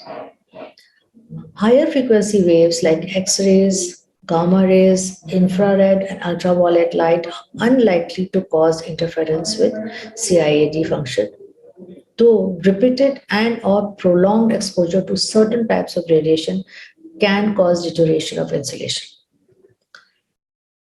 Now, magnets and CIAD. So we must have a very clear comprehension about how magnets work with CIADs. In the case of pacemakers, application of magnets produces an asynchronous mode of pacing, right? In the case of implanted cardioverter defibrillator, application of magnet removes only the defibrillation function. So it only removes the anti-tachycardia function, but it does not turn on the asynchronous mode. So this clarity should be there among between these two types of CIEDs, right? Some devices now there are also certain differences between the companies, whether it is Boston Scientific or St. Jude or Medtronic. So some devices have program with option to turn off response to magnets. So if that option is on, the magnet will not work, right? So that awareness has to be there, and that only your industry personnel will be able to tell you. Boston Scientific ICD makes a continuous R wave synchronous audible sound noise when arrhythmia detection is turned off and turns silent when the function is turned on. So if you place a magnet and there is no tone, so tone is like an alarm that, okay, now the arrhythmia function is off. So if there is no tone, that means your arrhythmia function is still on. So this understanding, for us as anesthetists is not very easy unless we have worked in that setup, or maybe cardiac anesthetists for a very long time and we can recognize them. But for in general anesthesia stream, this kind of information can be taken only if you have a cardiologist and an IAP in your loop. Now let's look at this algorithm. This was published way back in 2011, and I really like this algorithm. And this, look at this first limb, right? First, of course, is it present or not? Yes. Is it a pacemaker or is it an ICD? If it is a pacemaker, then the most important thing is will there be an EMI? So, if it is just a small surgery, maybe a Colles fracture, closed reduction, you really do not have to fiddle much with a pacemaker, right? So I'm not talking about ICD, I'm talking about the pacemaker. So yes, the EMI is going to be present. EMI will be there. So is the patient pacemaker dependent? If the patient is not, then we don't have to really send the patient for reprogramming. As I said, in our country, it is easily available. So we get them, no harm in putting the patient in asynchronous mode, but not required. And just a magnet is fine. So if there is a reason, if there's an event, you can always put the magnet and turn the pacemaker into an asynchronous mode. If the patient is pacemaker dependent, then one must correlate with the surgery. In the surgery which is planned, will the CID with the source of EMI will the source of EMI be less than 15 centimeter from where the device has been placed? If it is less than 15 centimeter, then you do not want you would like to put it in the asynchronous mode. If it is far away, so he's putting a cautery pad on the calf and is operating in the lower limb somewhere near the toe, then the arc is in the lower limb and you really do not have to put this CID in the asynchronous mode, and no reprogramming is necessary. Reprogramming to asynchronous mode is required if the source of EMI is less than 15 centimeters from where the CID has been placed. So if you look at this limb, the very clear-cut indications, the two important things is the patient pacemaker dependent, and is the source of EMI within 15 centimeters of the pacemaker, right? Now we come to the second limb, which is the ICD. Again, in ICD, one has to know whether EMI is associated or not. No, then you got nothing to worry about. The patient has come for a simple pain procedure where he's going to be injected with a steroid and he wants subsedation. So you don't expect any EMI to be there unless he has come for a radio frequency ablation, right? So is EMI going to be associated with the procedure? No, then nothing to worry. Yes, then if EMI is going to be there, we want to deactivate the ICD function with the help of either a programmer or a technician or a magnet, because the magnet will deactivate the anti-tachycardia function. Is the pacemaker dependent? And you say that yes. Is the pacemaker dependent? We say yes. If it is no, then no reprogram is required. If the patient is pacemaker dependent, and again we look at similar to this limb, that what is the distance of the CID from the source of EMI, right? Now, the only catch here is that here you cannot use a magnet to put it in the asynchronous mode. So you, in the case of ICD, you have to make the decision very early on that whether you would like to reprogram to the asynchronous mode or not. So if you start again, ICD, will there be EMI? Yes. So we deactivate. We put a magnet and it deactivates it. Is the pacemaker dependent? No or yes. If the patient is not pacemaker dependent, no reprogramming necessary. You have already deactivated the anti-tachycardia function. Pacemaker function can continue. If the patient is pacemaker dependent and the distance is less than 15 centimeter, yes, then we reprogram to asynchronous mode. If no, we do not have to reprogram to asynchronous mode. But if you feel that there is a chance that patient, the surgery may be such that there can be an issue, then it's a good idea to do this preoperatively, because here the magnet is not going to work. So this is the difference between the two limbs. And if you just look at this algorithm, I think most of your everyday clinical solutions are available to you. Intraoperative vigilance, correlation of electrical waveform with pulse waveform. So the patient has been put into asynchronous mode and patient comes to you in the theater, then you look at the QRS and you would also like to palpate the pulse to see that there is a stroke volume being produced. If you have an arterial line in place and nothing like it, a magnet must be always available in the OT, an external defibrillator on standby. If required, the defibrillator pads are placed in the anterior posterior axis, perpendicular to the axis of the CID leads, so that travel of current down the lead is minimized. So if for whatever reason you are required to use an external defibrillator, then at least the current of the external defibrillator is not passing down the same axis as the CID which is present, because you do not want to damage the leads in any way. It's an expensive, invasive procedure. The gadget is expensive, and then there's an invasive procedure. So you want to protect it, and you can use the external defibrillator in a different axis. Keep quadriplates as far away as feasible. Of course, the comfort of the surgeon has to be seen too. Request surgeons to use short irregular bursts, cutting more than coagulation. Usually not a problem with senior surgeons. Sometimes you have to do this explanation to the younger colleagues.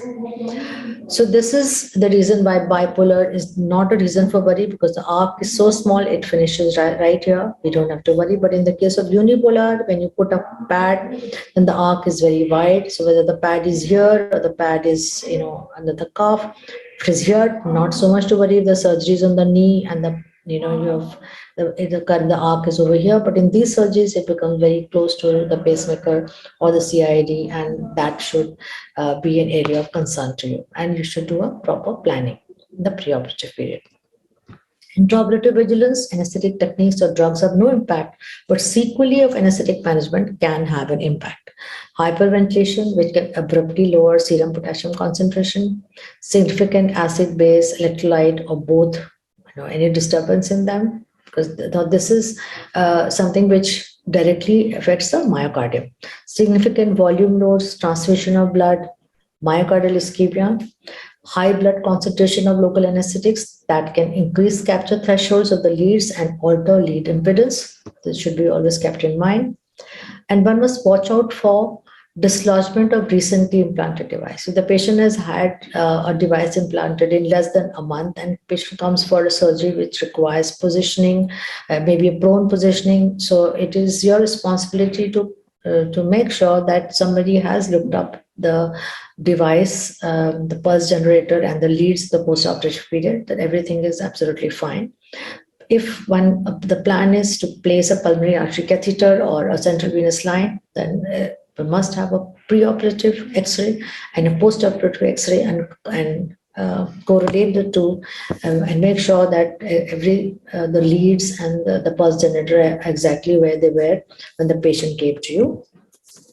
Now, these are some of the procedures of focus. So in case of radiofrequency ablation, extracorporeal shock wave lithotripsy, and ACT, in all these cases, the anti-tachycardia function has to be disabled. So ICD has to be disabled. A pacemaker has to be put on asynchronous mode. And the path of the wave in case of radiofrequency should be as far away as possible from the leads and the CID. In ECT, shock, small duration, 1 to 2 seconds, is really not the problem, though pacemaker inhibition can occur with shock. It is a seizure activity and the reflex tachycardia that causes the problem. So if there is a reflex tachycardia, it can initiate the anti-tachycardia function, right? So these are the challenges of these procedures. And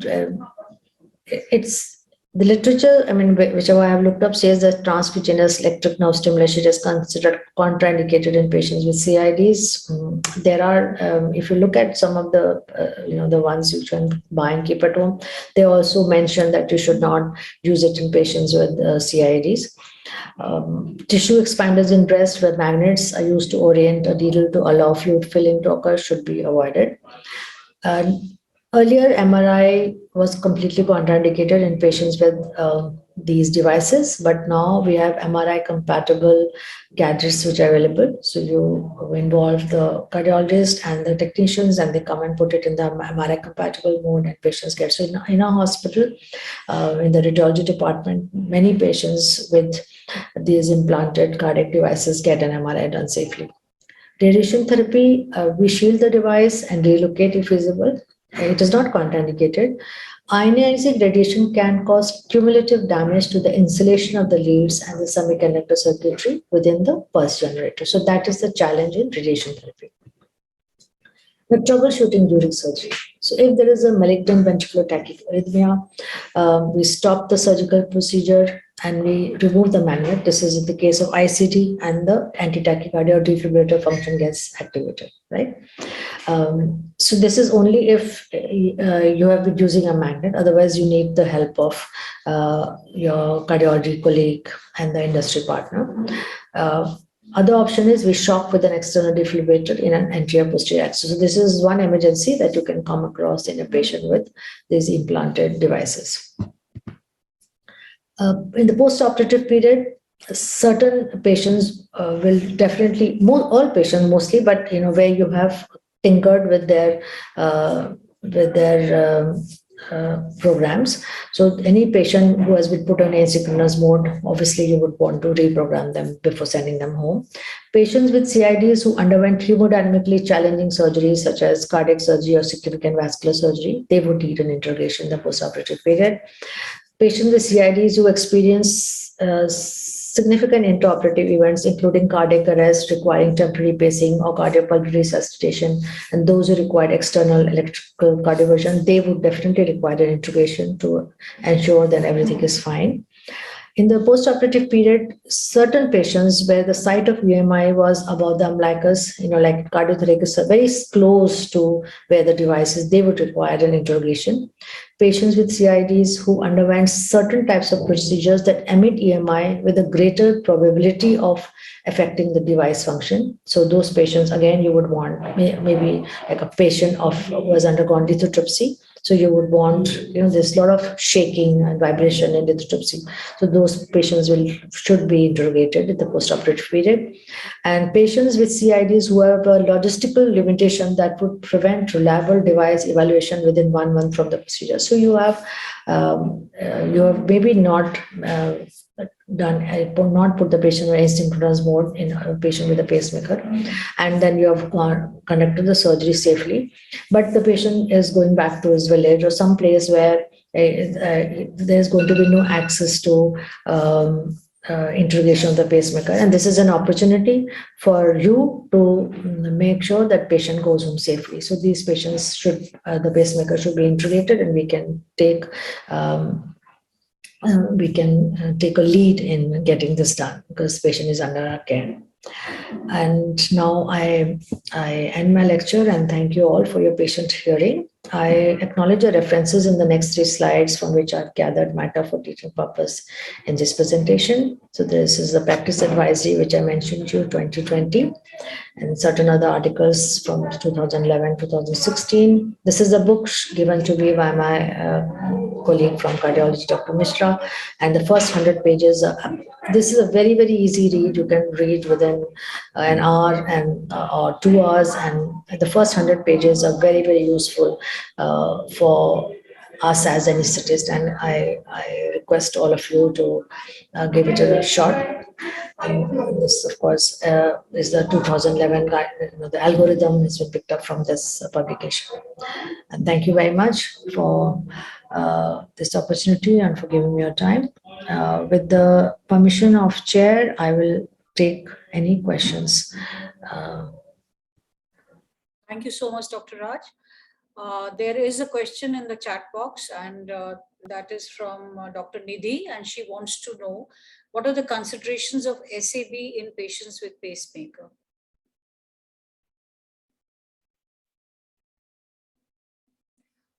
Dr. Tobin, you'll have to unmute yourself.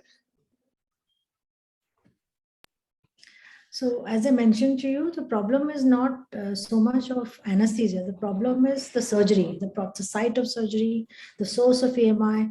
So subarachnoid block is akin to giving any injection to a patient, whether intramuscular or IV. So we don't fiddle with the pacemaker when you're giving an injection. So anesthesia is absolutely not the concern. It is the site.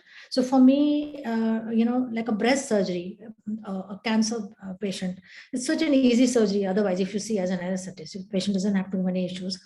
But then if the patient has a pacemaker, then you're very close to the pulse generator. So that becomes a challenging surgery, right? So those are the concerns which bother us, not really a subarachnoid block. For subarachnoid block, it is the other things. If the patient goes into a shock or volume overload, those are my problems. If the patient, I can't foresee any other problem.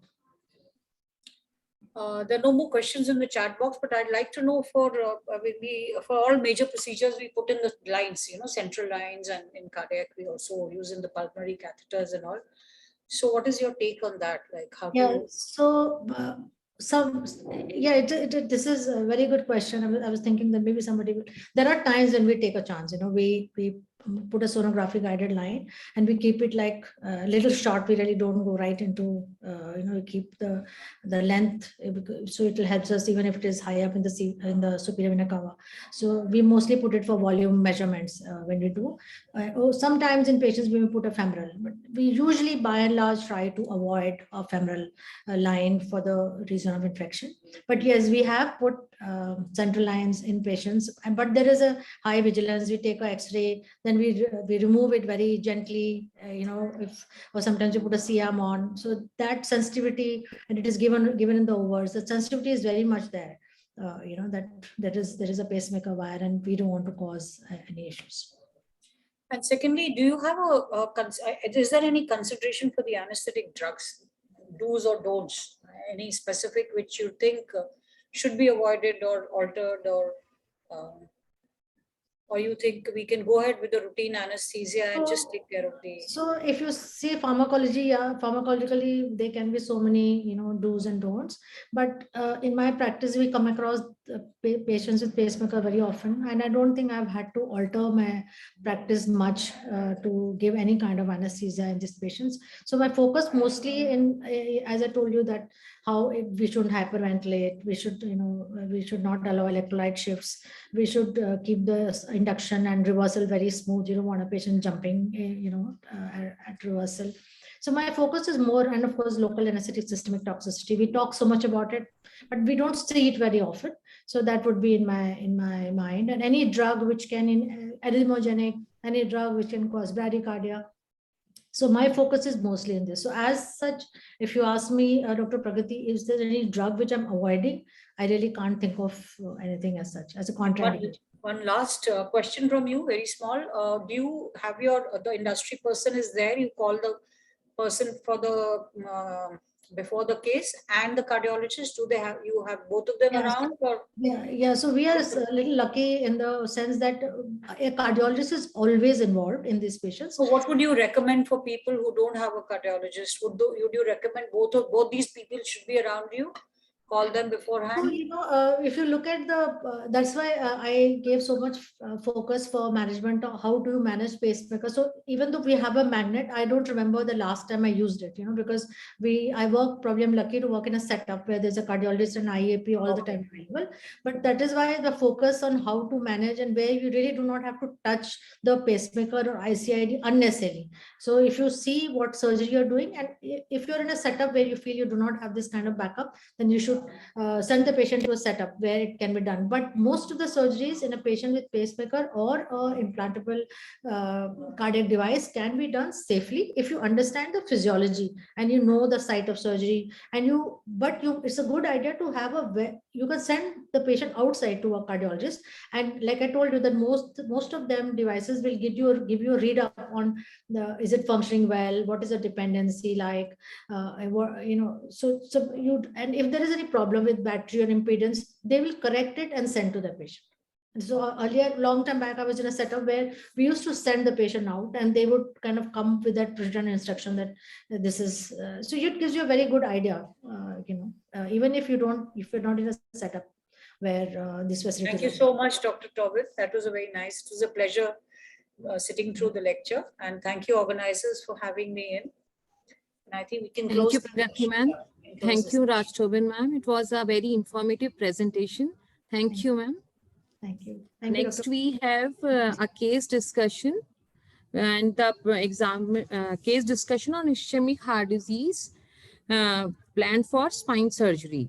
And the examiner will be Dr. Anju Balotra ma'am. She is Director Professor in Maulana Azad Medical College. And ma'am's area of interest are pediatric anesthesia and airway management. And she is a certified ACLS trainer.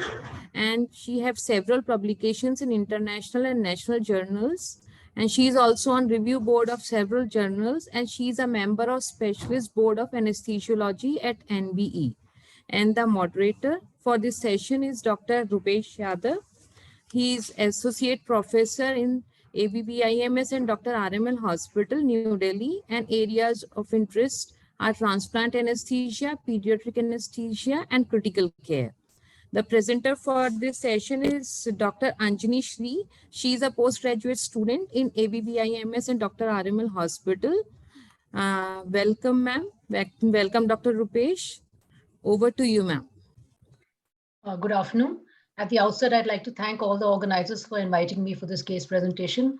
It's a patient with ischemic heart disease is a challenging case, and we have cardiac anesthetists before us, so I hope they can help in the discussion as we go along. Thank you once again. So, Dr. Rupesh, would you like to say hello? Hello, ma'am. So now, without wasting any other time, I'll ask Anjani to start the case presentation, please. Anjani.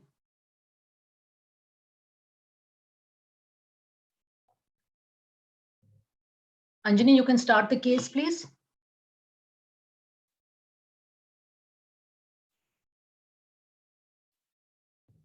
Anjani.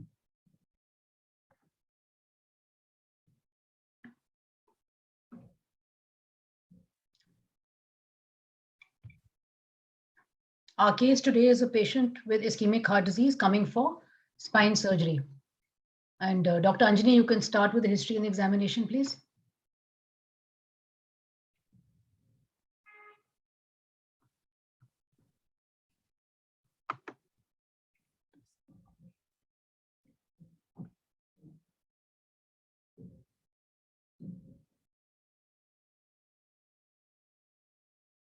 Is Dr. Anjani there?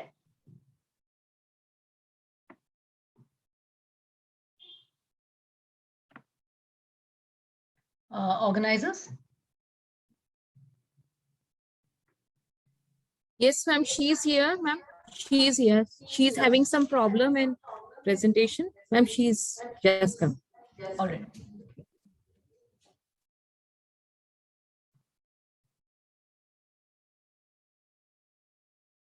As you all know, ischemic heart disease is a challenge for all anesthetists, whether it's a cardiac anesthetist or non-cardiac anesthetist. And today we're going to talk about a patient with underlying cardiac disease coming for non-cardiac surgery.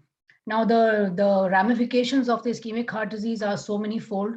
So we will be briefly discussing the preoperative evaluation, the examination findings, the preoperative preparation of a patient, those with coronary stents, different types of coronary stents, the implications of patients who are on dual antiplatelet therapy, and finally, we will be discussing the anesthetic management of a patient with a stent in situ with coronary artery disease.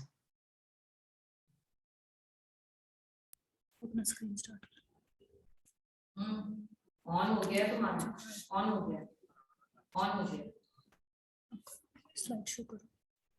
हो गया था. Slide show. Okay, thank you. Welcome, Dr. Anjali. Please start.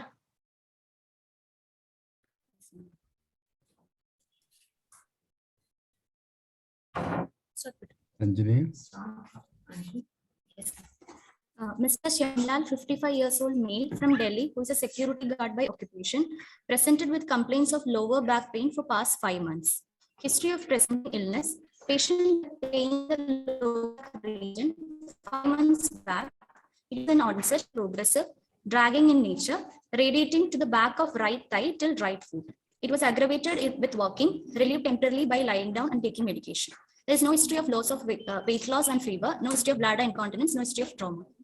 Past history, he gives history of chest pain 7 months back, which was severe and sudden in onset. It was radiating to left shoulder, arm, and neck, which lasted for more than 30 minutes. It was crushing type and associated with sweating. It increased on exertion and not relieved on rest. It does not change with posture. Pain is not aggravated while taking deep breaths. He was immediately taken to the nearby hospital. ECG was taken, medications were given. He was conscious and well-oriented throughout the events. He underwent some procedure through the groin area and was informed that stent was placed. He was discharged after 1 day with medication prescribed, and there was no similar complaint after that. He is a known case of diabetes mellitus for past 5 years on insulin therapy. There is no history of intermittent claudication, stroke, vision abnormalities, increased urine output, or giddiness on standing from lying position. There is no history of hypertension, tuberculosis, jaundice, seizure disorder, or thyroid disease. There is no history of known allergy, no history of any surgery in the past. He was able to do normal household activities.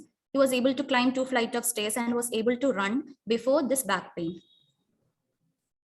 Treatment history, he is on tablet aspirin 75 mg OD, tablet clopidogrel 75 mg OD, tablet atorvastatin 40 mg OD, tablet metoprolol 25 mg BD, and he is on injection regular insulin 8 units before breakfast, before lunch, and before dinner. He was also getting physiotherapy for his back pain.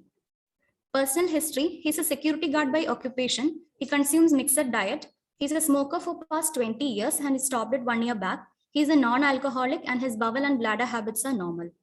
Socioeconomic status, he belonged to upper lower class according to modified Kupuswamy scale. Family history, his father was hypertensive and died due to some heart-related ailments 5 years back. His brother also had a history of heart attack. So what is the summary of your history? Yes. So your patient is?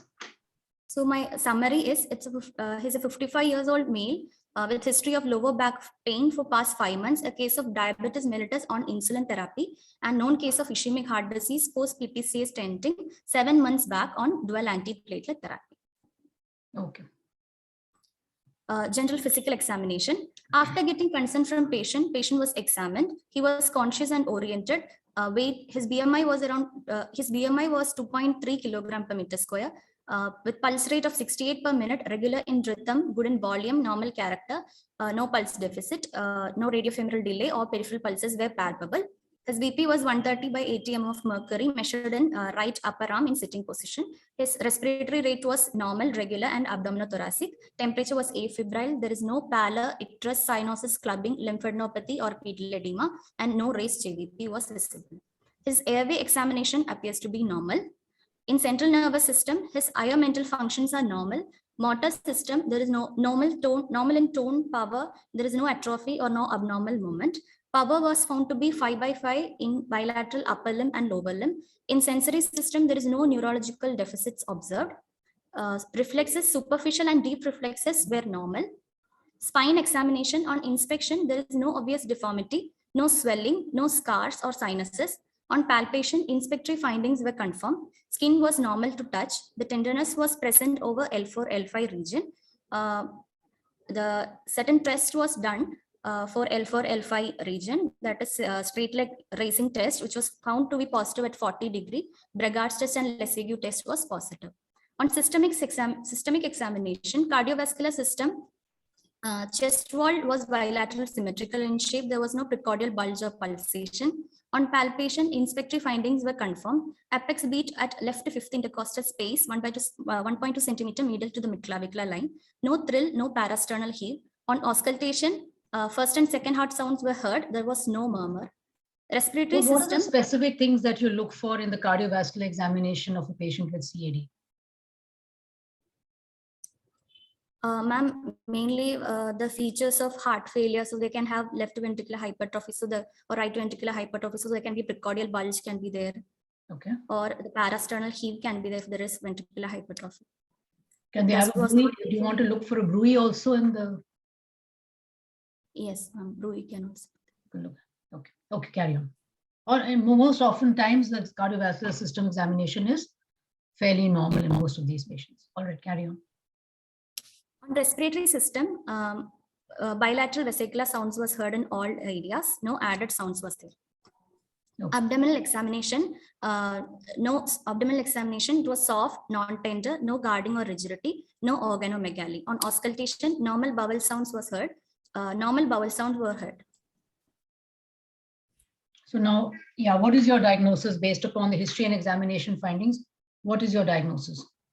Yes, my patient is a known case of ischemic heart disease, post-PTCA done 7 months back. Currently, he is asymptomatic without any features of heart failure. He is a type 2 diabetes mellitus patient on insulin therapy, and he came for a spine surgery, most probably laminectomy, for prolapsed disc at L4, L5 level. Okay, so what do you think happened 7 months ago when he had this chest pain? What do you think happened? What are the different types of coronary artery disease? How can it manifest? What do you think happened at that time? You said 7 months ago he went to the hospital and they put something through his groin. So what do you think happened? So 7 months ago, ma'am, he had ischemic heart disease. So they would have probably done a stent, ma'am, coronary stent. So what do you think he had at that time? He had an unstable angina. He had a ST elevation MI. He had a non-ST. What do you think he must have had at that time? Ma'am, he would have had a ST elevation MI, ma'am. Yeah, it's likely he would have had that, and they must have had a thrombus, and they must have done a PCI. So what are the different type of stents that you know of? What stent do you think was put in this patient? Ma'am, currently drug-eluting stents are commonly used, ma'am. So probably my patient will be on drug-eluting stent. What are bare metal stents? Ma'am, bare metal stents, it contains only a metallic, it's only a metallic stent. It does not have any drug coated.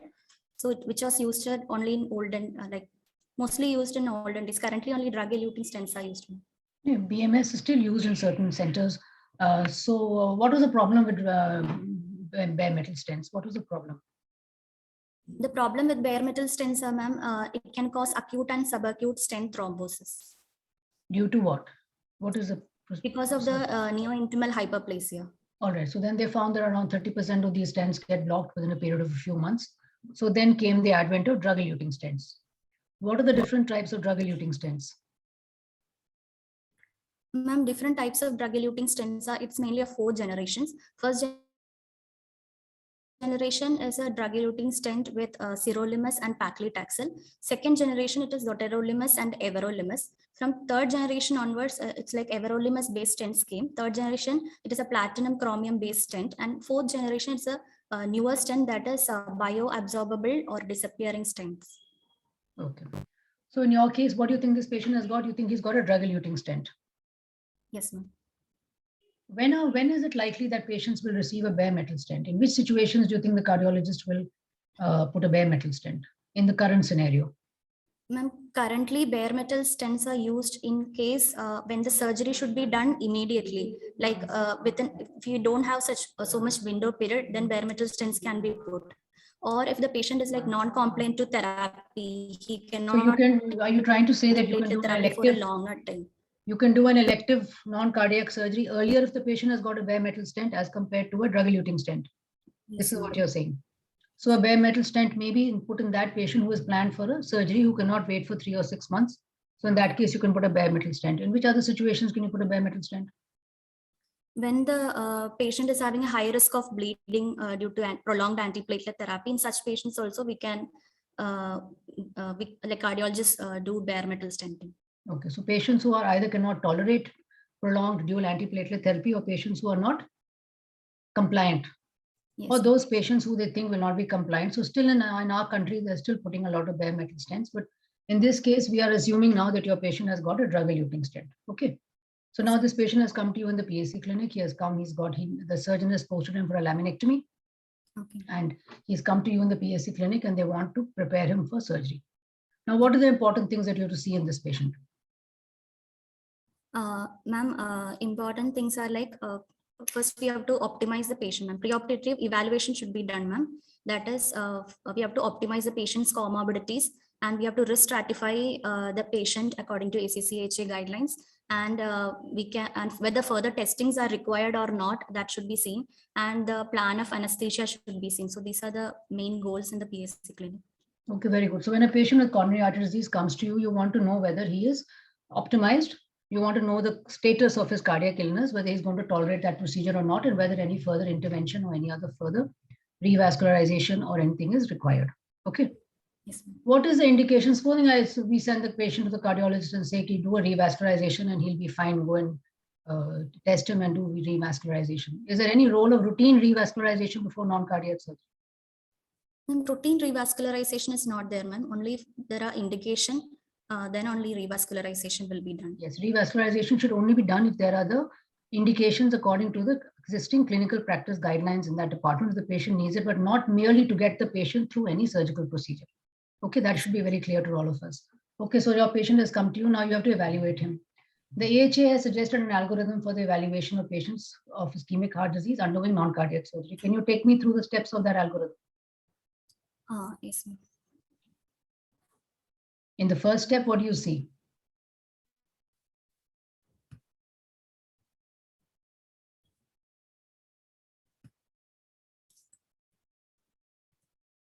Hello. Yeah. What is the first step of the algorithm? Yes, ma'am. 2014 ACCHA tells algorithm for perioperative risk stratification. So first step is we have to see whether the patient, whether the surgery is an emergency surgery or an elective surgery. So in my patient, it is an elective surgery. So I'll go to the second step of guidelines. What is the different? How is surgery classified? The urgency of the surgery, how can it be classified? Based on urgency, surgery is classified. One is into emergency surgery, which should be done within 6 hours. And urgent surgery, which can be done from 6 to 24 hours, and time sensitive procedure, which can be done up to 6 weeks, that 1 to 6 weeks, and elective procedure, which can be done up to 1 year. Okay, so what is your patient posted for? My patient is an elective surgery. Okay, if he was posted for emergency surgery, what would you do? If it is an emergency surgery, then I'll do clinical risk stratification according to ACC-AHA and then proceed for the surgery. Okay, but your patient is for elective procedure, so you will move to step 2 of the algorithm. Yes, ma'am. What is step 2? Step 2 is we have to see whether the patient is in acute coronary syndrome or not. So if the patient is stable, then we can go to step 3 of the algorithm. Okay, so what is step 3? So step 3, my patient belongs to my patient does not have any acute coronary syndrome currently. So I'll go to the step 3. So in step 3, we have to estimate the perioperative risk for major adverse cardiac events based on combined surgical and clinical risk. Okay, so you have to assess this.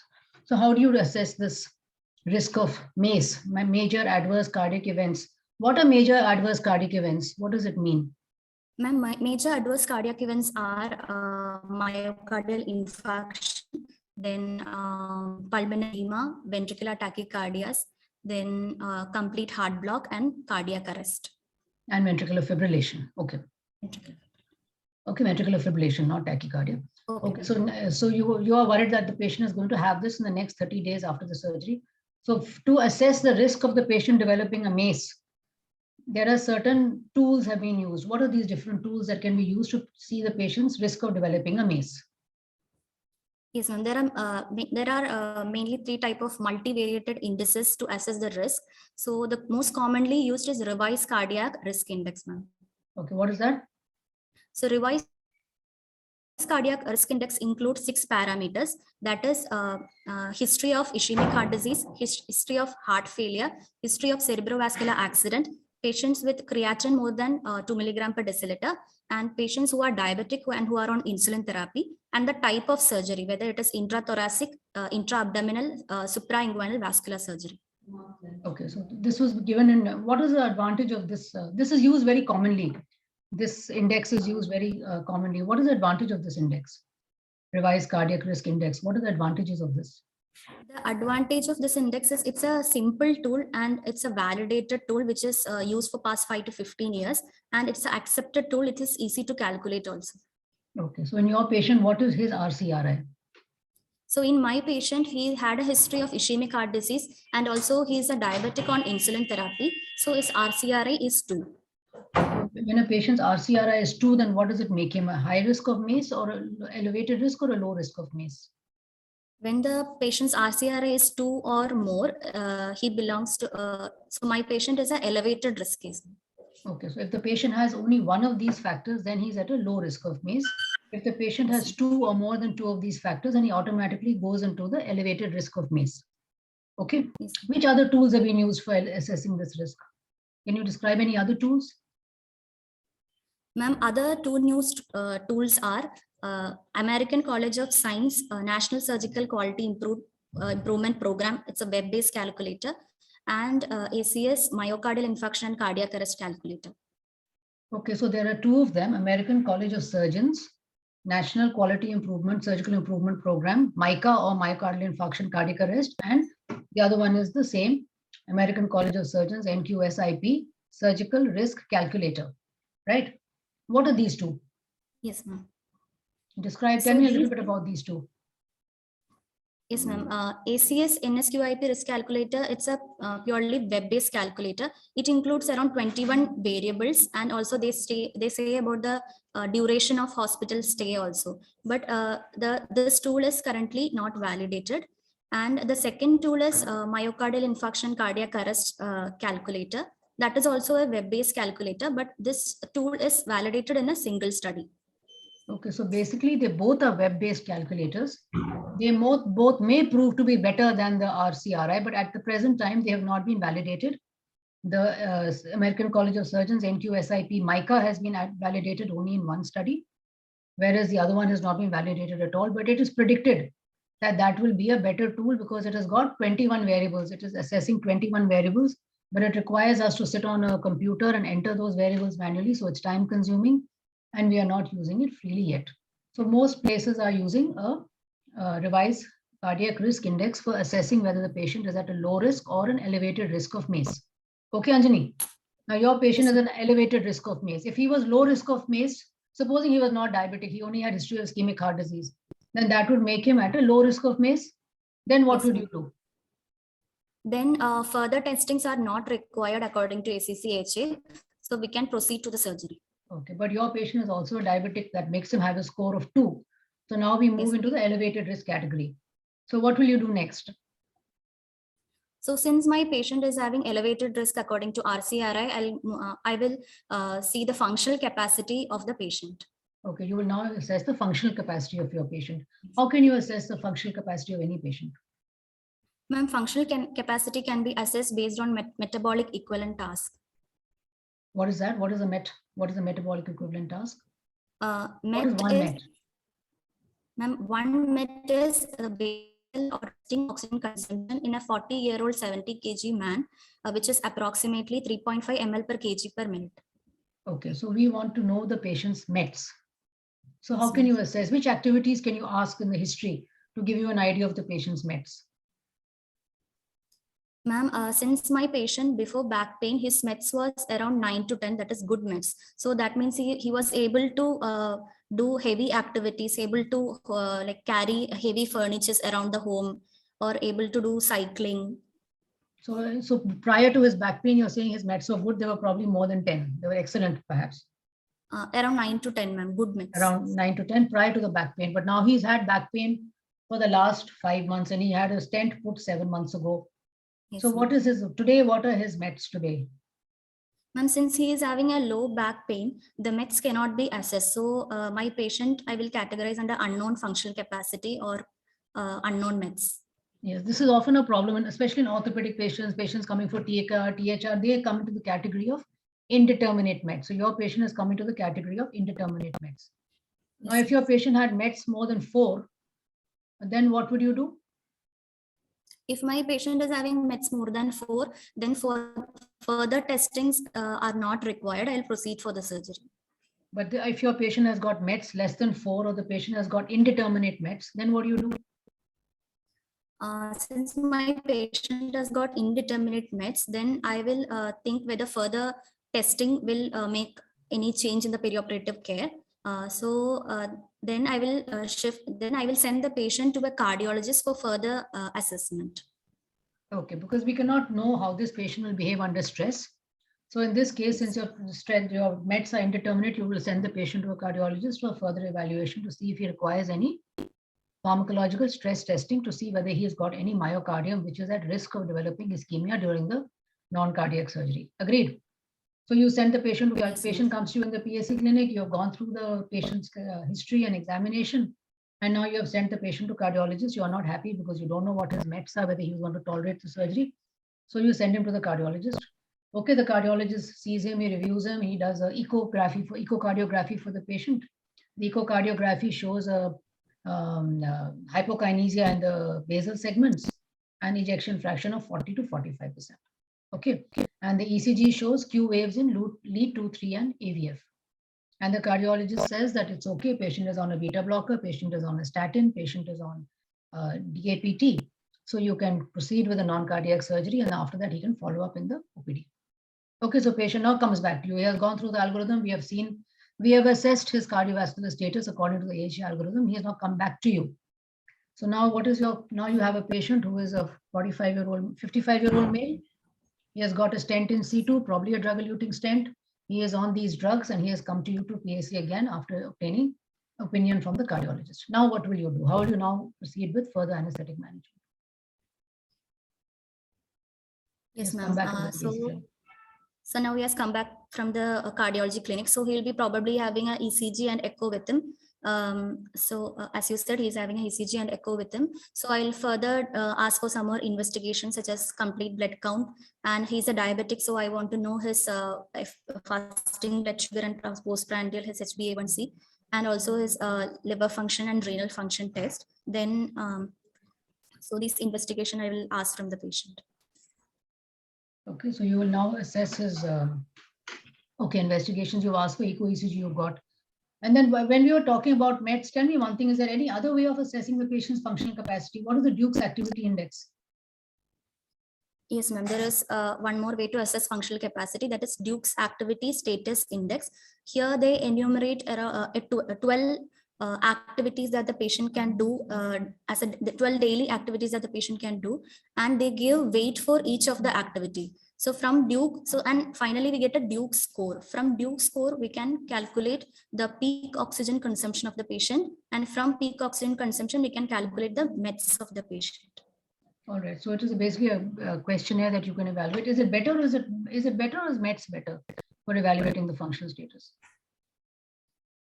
The Duke's activities index has found to be better. It is a more objective way of quantifying the patient's METs. So that can also be used. If you have the questionnaire, you can use that. You can translate it to Hindi and the patients can answer that.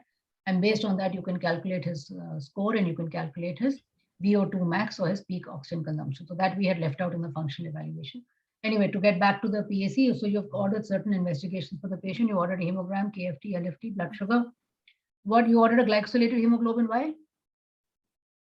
Ma'am, to know his glycemic control, ma'am. It gives an idea about the past 3 months, how is his glycemic control.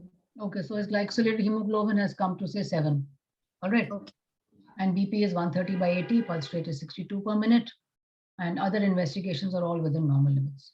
All right, except for the echo and the ECG findings, I have already told you. So now you have to plan. Now, what are the drugs that the patient is on? What is the consideration regarding these drugs?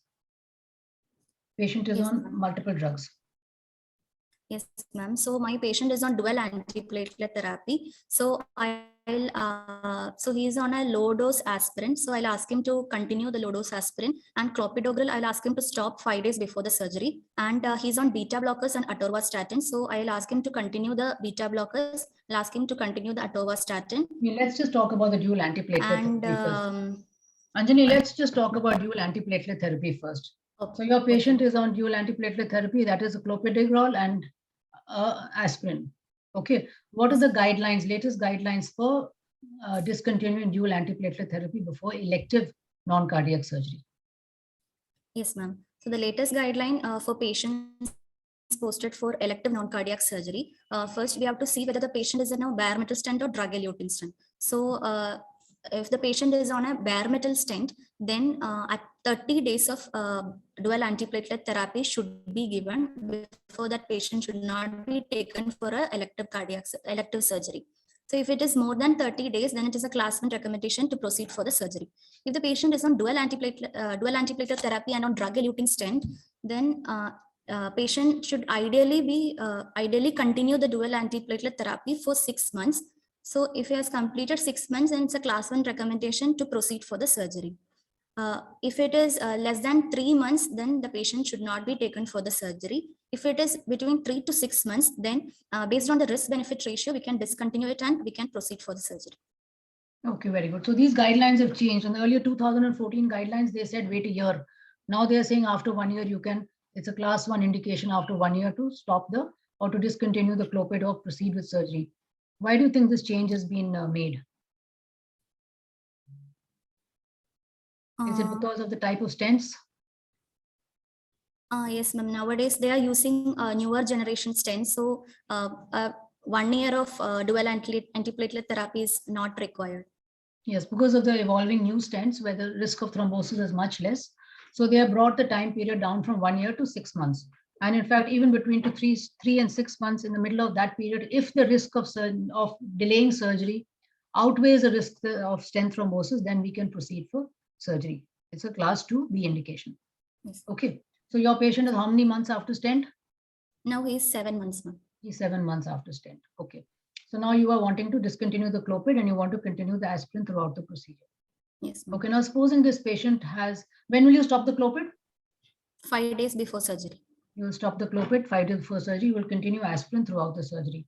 Now, supposing the patient stent has been planted only say 4 months ago or 5 months ago, then what will you do? Ma'am, if it is 4 months, then I will discuss with the surgeon whether the delaying surgery is a risk or not. So if it is not a risk, then I will delay the elective surgery to 6 months, more than 6 months. Okay, so if the patient comes in the in-between period, first of all, you'll try to explain to the patient and explain to the surgeon and try to delay the surgery. If it's not possible to delay the surgery, then what can you consider to protect the stent? What is the role of bridging therapy in these patients where you have to take up, the surgeon doesn't want to stop and he wants to take up? What is the role of bridging therapy? What is bridging therapy? Yes, ma'am. Bridging therapy means we will discontinue the long-acting oral and dual antiplatelet therapy, and we will bridge it with the short-acting antibiotic agents. So this is done. Ma'am, am I audible? Yeah, a little bit distorted, but you are audible. Yes, so you would like to stop the clopidogrel again 5 days before and start some other agent which is short acting, like which are the agents which have been used for dual for bridging therapy? Ma'am, cangrelor is used commonly. Yes, the most commonly one is, what is cangrelor?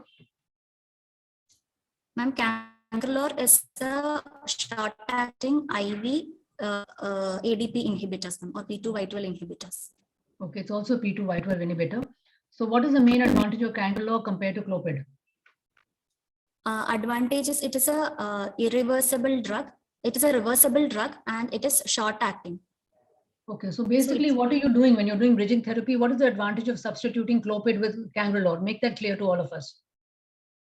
Yes, ma'am. So Cangrelor, as I said, it is a short-acting IV drug. So we will bridge the patient. We'll ask the patient to stop clopidogrel 5 days before therapy, and 3 days before the surgery, we'll start Cangrelor at points. You can use the pointer on your. You have that table. You put this flow chart. Use your pointer. Yes. So. Okay. Yes, ma'am. So 5 days before the surgery. So this is 0. So 5 days before surgery, I'll stop clopidogrel. Then after 2 days, I'll start Cangrelor IV infusion at 0.75 miles per kg per minute. And like 1 to 6 hours before, we can stop Cangrelor and we can proceed to the surgery. Okay, so you can actually maintain the effect of Cangrelor up till 1 hour before the surgical procedure. So it basically decreases the period of time, and you can restart it also much earlier, and the onset of action is also almost immediate. So the period for which the patient is prone to thrombosis becomes very much minimized.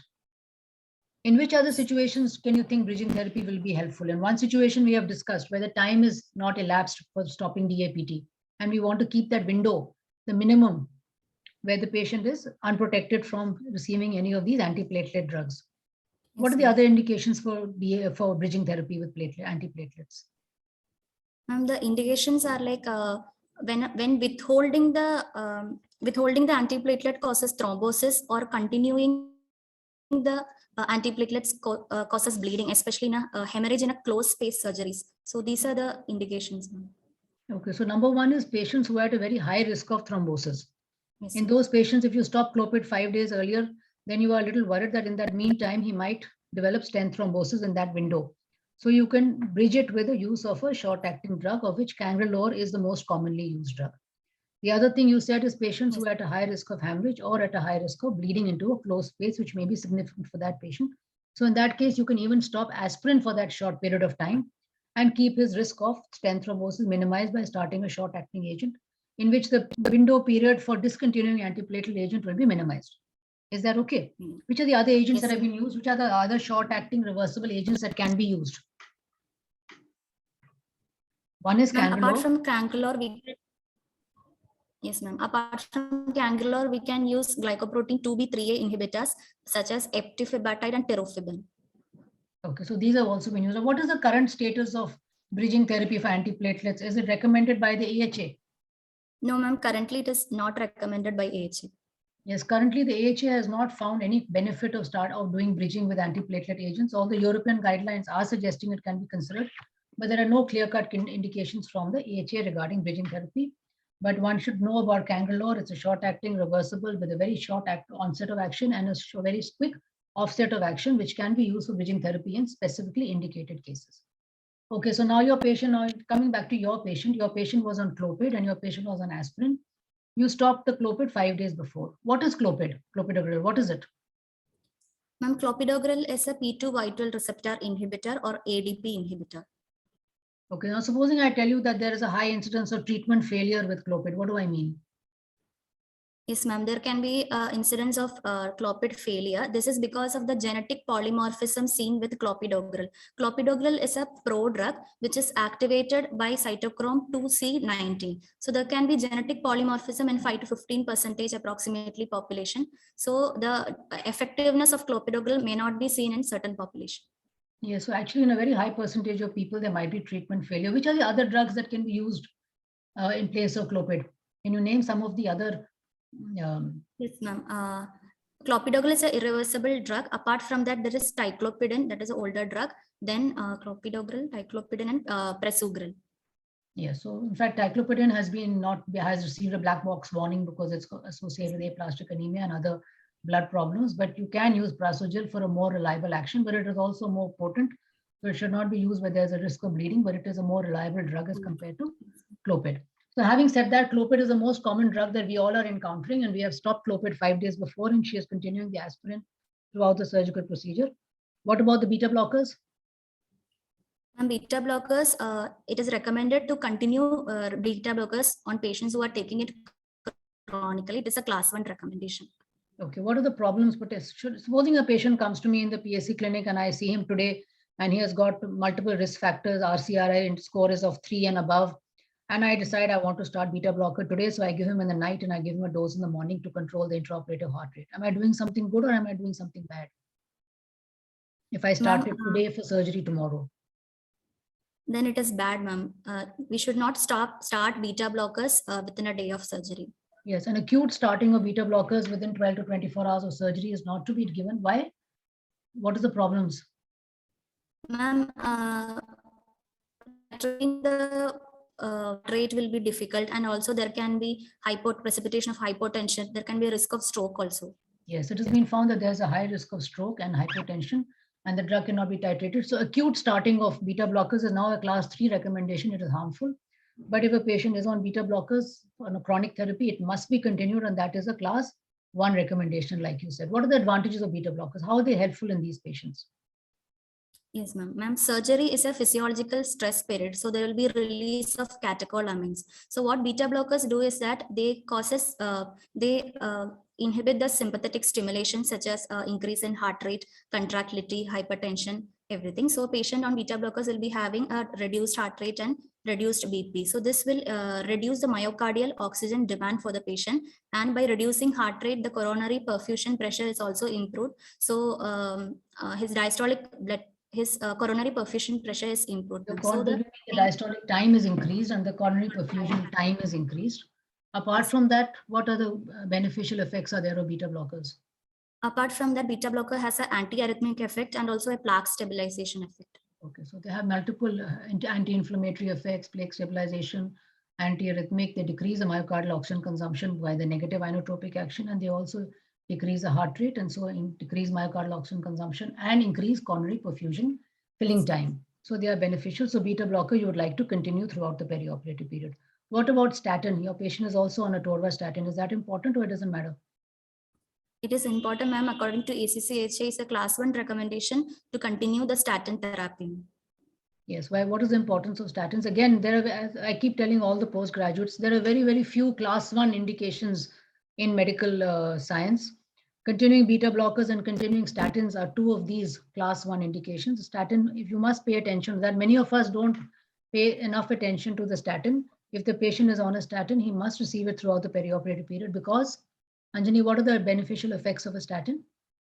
Yes, ma'am. Statins, they have a plaque stabilization activity. They have anti-inflammatory properties, antioxidant properties, and also it improves endothelial function also. Yeah, so they have been definitely found to decrease morbidity if you continue the statin. So you will continue the statin, you'll continue the beta blocker, you'll continue the aspirin. And what about the insulin? He's on 8 units before breakfast, before lunch, and before dinner. You will omit the morning dose of insulin. Yes, ma'am. Okay.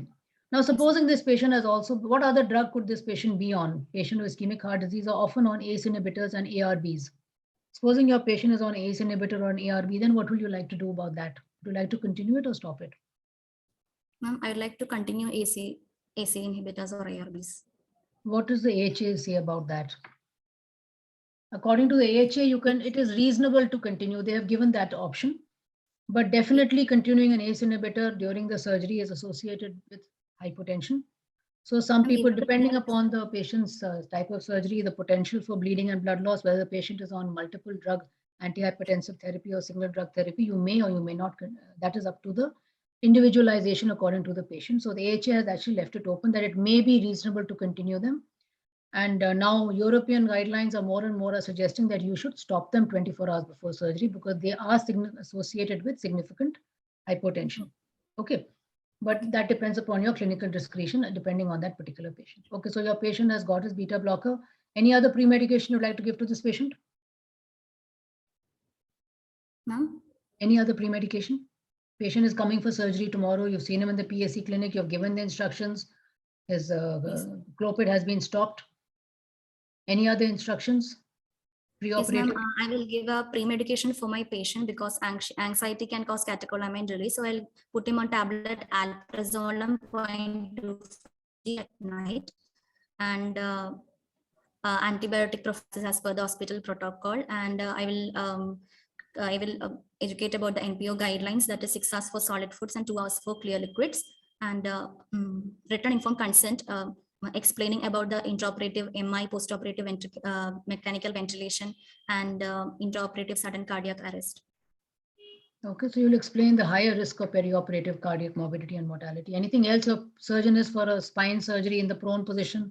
Is there any other consent you'd like to, information you'd like to give to your patient in the informed consent? You'd like to tell him?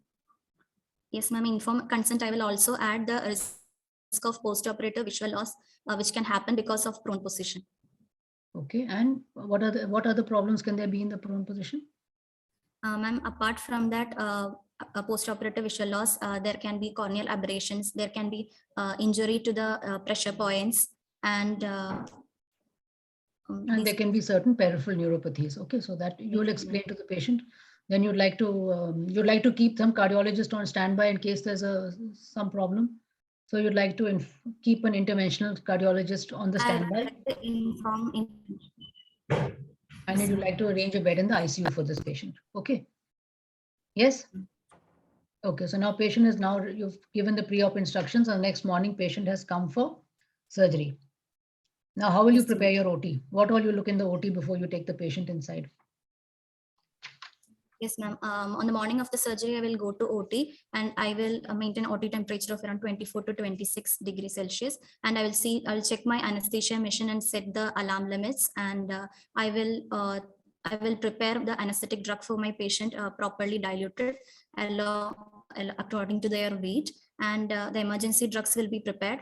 And the difficult airway card containing the appropriate size ET tubes, laryngoscope, face mask, bougies will be kept ready. Apart from that, defibrillator will be kept ready. And also to maintain normothermia for my patient, I will keep forced air warmers and warming blankets also. So you will warm the IV fluids, you'll keep, it's very important to maintain temperature in these patients. Okay, so then after that you take the patient into the OT, you're pre-medicated him, he's nice and calm, and you'd like to induce anesthesia on the trolley and then turn him prone. That is your plan? Yes, ma'am. Okay, so what monitoring will you institute after taking him into the OT?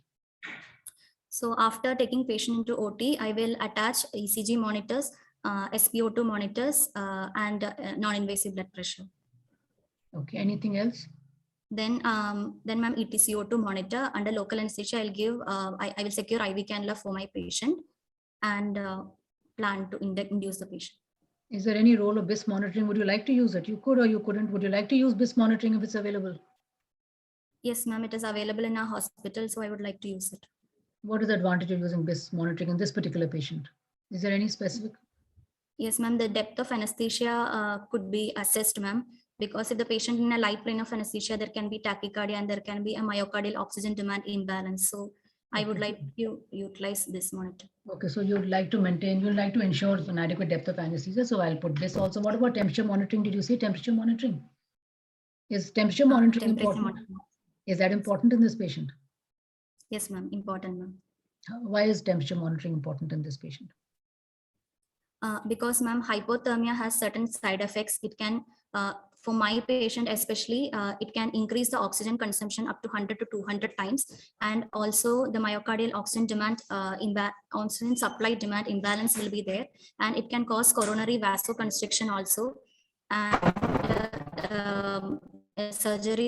in surgery related, it can cause wound infection. And also the procoagulant activity is also there in hypothermia. And release of catecholamines also will be there. Yeah, it will also cause platelet dysfunction and increase the bleeding, increase the requirement of any blood transfusion. You remember your patient is on aspirin. Does aspirin increase bleeding or not? If the patient are continuing aspirin, you should be prepared for the fact that this patient is going to be a little bit more bleeding than a normal patient. Okay. Yes, ma'am. Okay, so you're doing temperature monitoring. All right. Now, when you have to give anesthesia to this patient, what are the main goals of your anesthetic during this in this patient? What is your main concern and what are the goals that you will try to maintain during this surgery?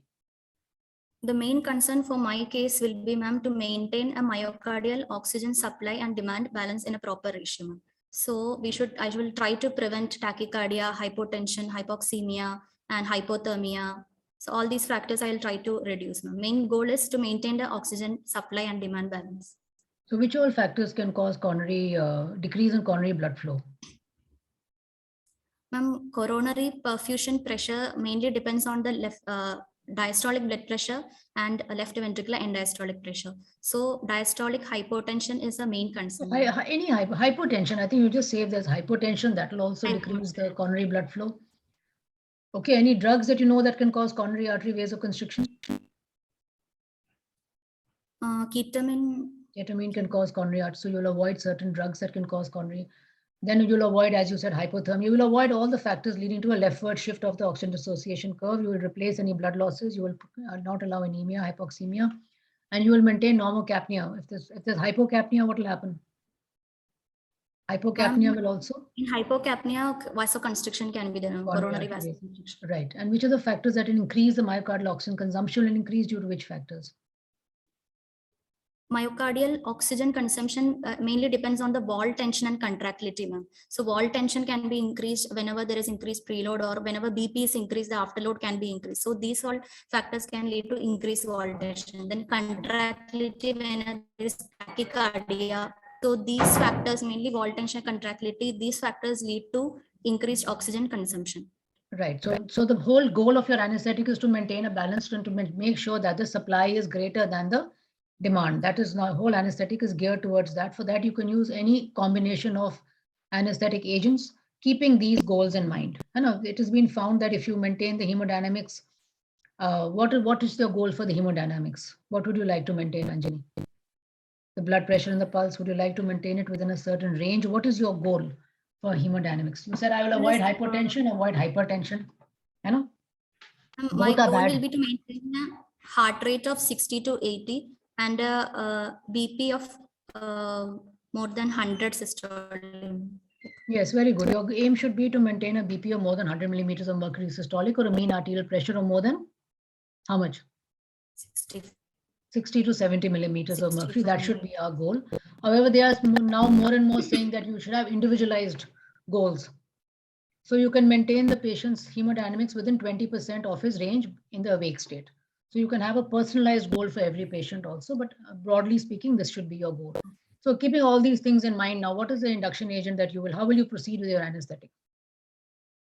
Now patient is on the trolley, you have made the optimum position for intubation. You have to intubate him because you're putting him in the prone position. You have made the good position for intubation. You put a ring under the head. And now tell me how you'll induce this patient. Induction is a very critical point. That is when there could be a lot of sympathetic stimulation and a lot of stress. And that could be also at a point when you could have myocardial ischemia. So tell me how you'll induce anesthesia in this patient. Yes, ma'am. I will first pre-oxygenate my patient with a tight-fitting face mask, and the endpoint of my pre-oxygenation will be end-tidal oxygen of more than 90. Then I'll give injection midazolam 1 mg, injection fentanyl 120 mics IV, and injection xylocaine 60 mg. And in my induction agent of choice will be injection etomidate 20 mg. And I will check for the verbal response for my patient. Then I will do bag and mask ventilation. I'll see whether I will be able to ventilate the patient or not. If I am able to ventilate, I will give a muscle relaxant. I'll give injection rocuronium 40 mg. And after that, I will Supposing you don't have etomidate, why do you want to choose etomidate as your induction agent? Why have you chosen etomidate? Yes, ma'am. Etomidate is more cardiostable, so I will prefer etomidate. Okay. Even though does it cause adrenal suppression, even with a single dose can cause adrenal cortical suppression or not? Ma'am, even with a single dose, it can cause adrenocortical suppression, but it will not cause hemodynamic instability because of adrenocortical suppression, and also it is reversible. Okay, so you'd like to, supposing I say etomidate is not available, then what is your second choice agent? If etomidate is not available, then I'll go for propofol, ma'am, in an incremental dose. Yes, because propofol can cause profound hypotension, so you must give it very, very slowly and titrated. Which one induction agent you should not use? Can you use thiopentone? You can probably use thiopentone also. Which induction agent will you not use? Ma'am, I'll avoid ketamine. You'll avoid ketamine. Okay, because it causes sympathetic stimulation. Okay. All right. Then why have you chosen rocuronium as your muscle relaxant of choice and not vecuronium? Ma'am, because my patient is already on beta blockers, so vecuronium can cause bradycardia in my patient. So I will prefer rocuronium in my patient, which is more cardiostable. Okay, so since your patient is on beta blocker and you're giving your patient fentanyl, the combination of fentanyl and a beta blocker and vecuronium can be quite a bradycardic combination and it can lead to bradycardia and hypotension. So you prefer to use a more cardiostable drug like rocuronium. All right. Okay, Yes, then. So you've done, you've given the induction agent, patient has gone to sleep, hemodynamics are okay, you've done mass ventilation, and now you would like to intubate the patient. What care will you take? I just said intubation is a good stress to the patient. So you've already given lignocaine to have done the intubation response. Yes, How will you like to intubate your patient? What tube? Ma'am, I would like to intubate my patient with a video laryngoscope and a reinforced endotracheal tube of 8.5 millimeter internal diameter. And I'll confirm after intubating under vision, I will confirm the capnography and I'll inflate the cuff and connect to the ventilator. Okay, so what precautions will you take for ventilation? Like we already discussed this. So you will maintain a normocapnia, you will avoid any hypercapnia, which will cause sympathetic stimulation, and you will avoid hypocapnia, which can cause coronary artery vasoconstriction. So you will maintain normocapnia. Okay. Which inhalation agent would you like to use? Ma'am, I would like to use maintain my anesthesia with oxygen, air, and sevoflurane. And say, why are you not wanting to use nitrous oxide? Can you use nitrous oxide? Supposing there's no air in the institution, can I use nitrous oxide? If it is not there, then I will go for nitrous oxide. Okay. But you prefer not to use nitrous oxide. Why? Yes, it can be used, but you are preferring not to use it. Yes. Why do you prefer not to use it? Ma'am, because nitrous oxide can cause increase the pulmonary vascular resistance. Also, it can increase postoperative nausea, vomiting incidence. And also patient is in prone position, so there can be a chance of embolism. So if some embolic events happen, nitrous oxide can increase the size of emboli. So I would better avoid nitrous oxide and go for air. Okay, very good. Okay, then what about, can you use TIVA for the maintenance of anesthesia? What do the guidelines suggest? Can we use TIVA? Guidelines suggest, ma'am, we can use both balanced anesthesia with volatile agents and also TIVA. Yes, so like we discussed already, the idea is to maintain with these goals in mind that we already discussed. You can use any anesthetic agent. There is no great distinction. Whatever you're comfortable about, whatever you are familiar with. You can use TIVA also, and you can use balanced anesthesia as long as you keep yourself within these goals that we have already enumerated. So you are using balanced anesthesia with sevoflurane. Why sevoflurane? Ma'am, I am not preferring isoflurane. I'm preferring sevoflurane, ma'am, because I'm more comfortable with sevoflurane than isoflurane. Because isoflurane has certain disadvantages, like it can reduce the systemic vascular resistance. So sevoflurane is a more cardiostable inhalation agent. I think that is what you want to say. Sevoflurane is cardiostable. Isoflurane can be used, but what are the concerns with isoflurane that you have in your mind? Ma'am, isoflurane compared to sevoflurane, it can decrease the systemic vascular resistance more compared to sevoflurane. And also there will be increased blood flow to the cutaneous regions also, which can cause cutaneous vasodilatation and aggravate hypothermia also. Apart from that, isoflurane, it can increase the heart rate even at a lesser MAC also. So okay, compared to that, I will compare to Okay, have you heard about coronary steel? When isoflurane was introduced in the early 90s, there was a concern that isoflurane can cause coronary steel. What is that? What is coronary steel, and is it really a problem? Yes, ma'am. Initially, when isoflurane was invented, there was a talk about coronary steel phenomena. It says that whenever there is a region of coronary thrombosis, the pre-stenotic area will be vasodilated.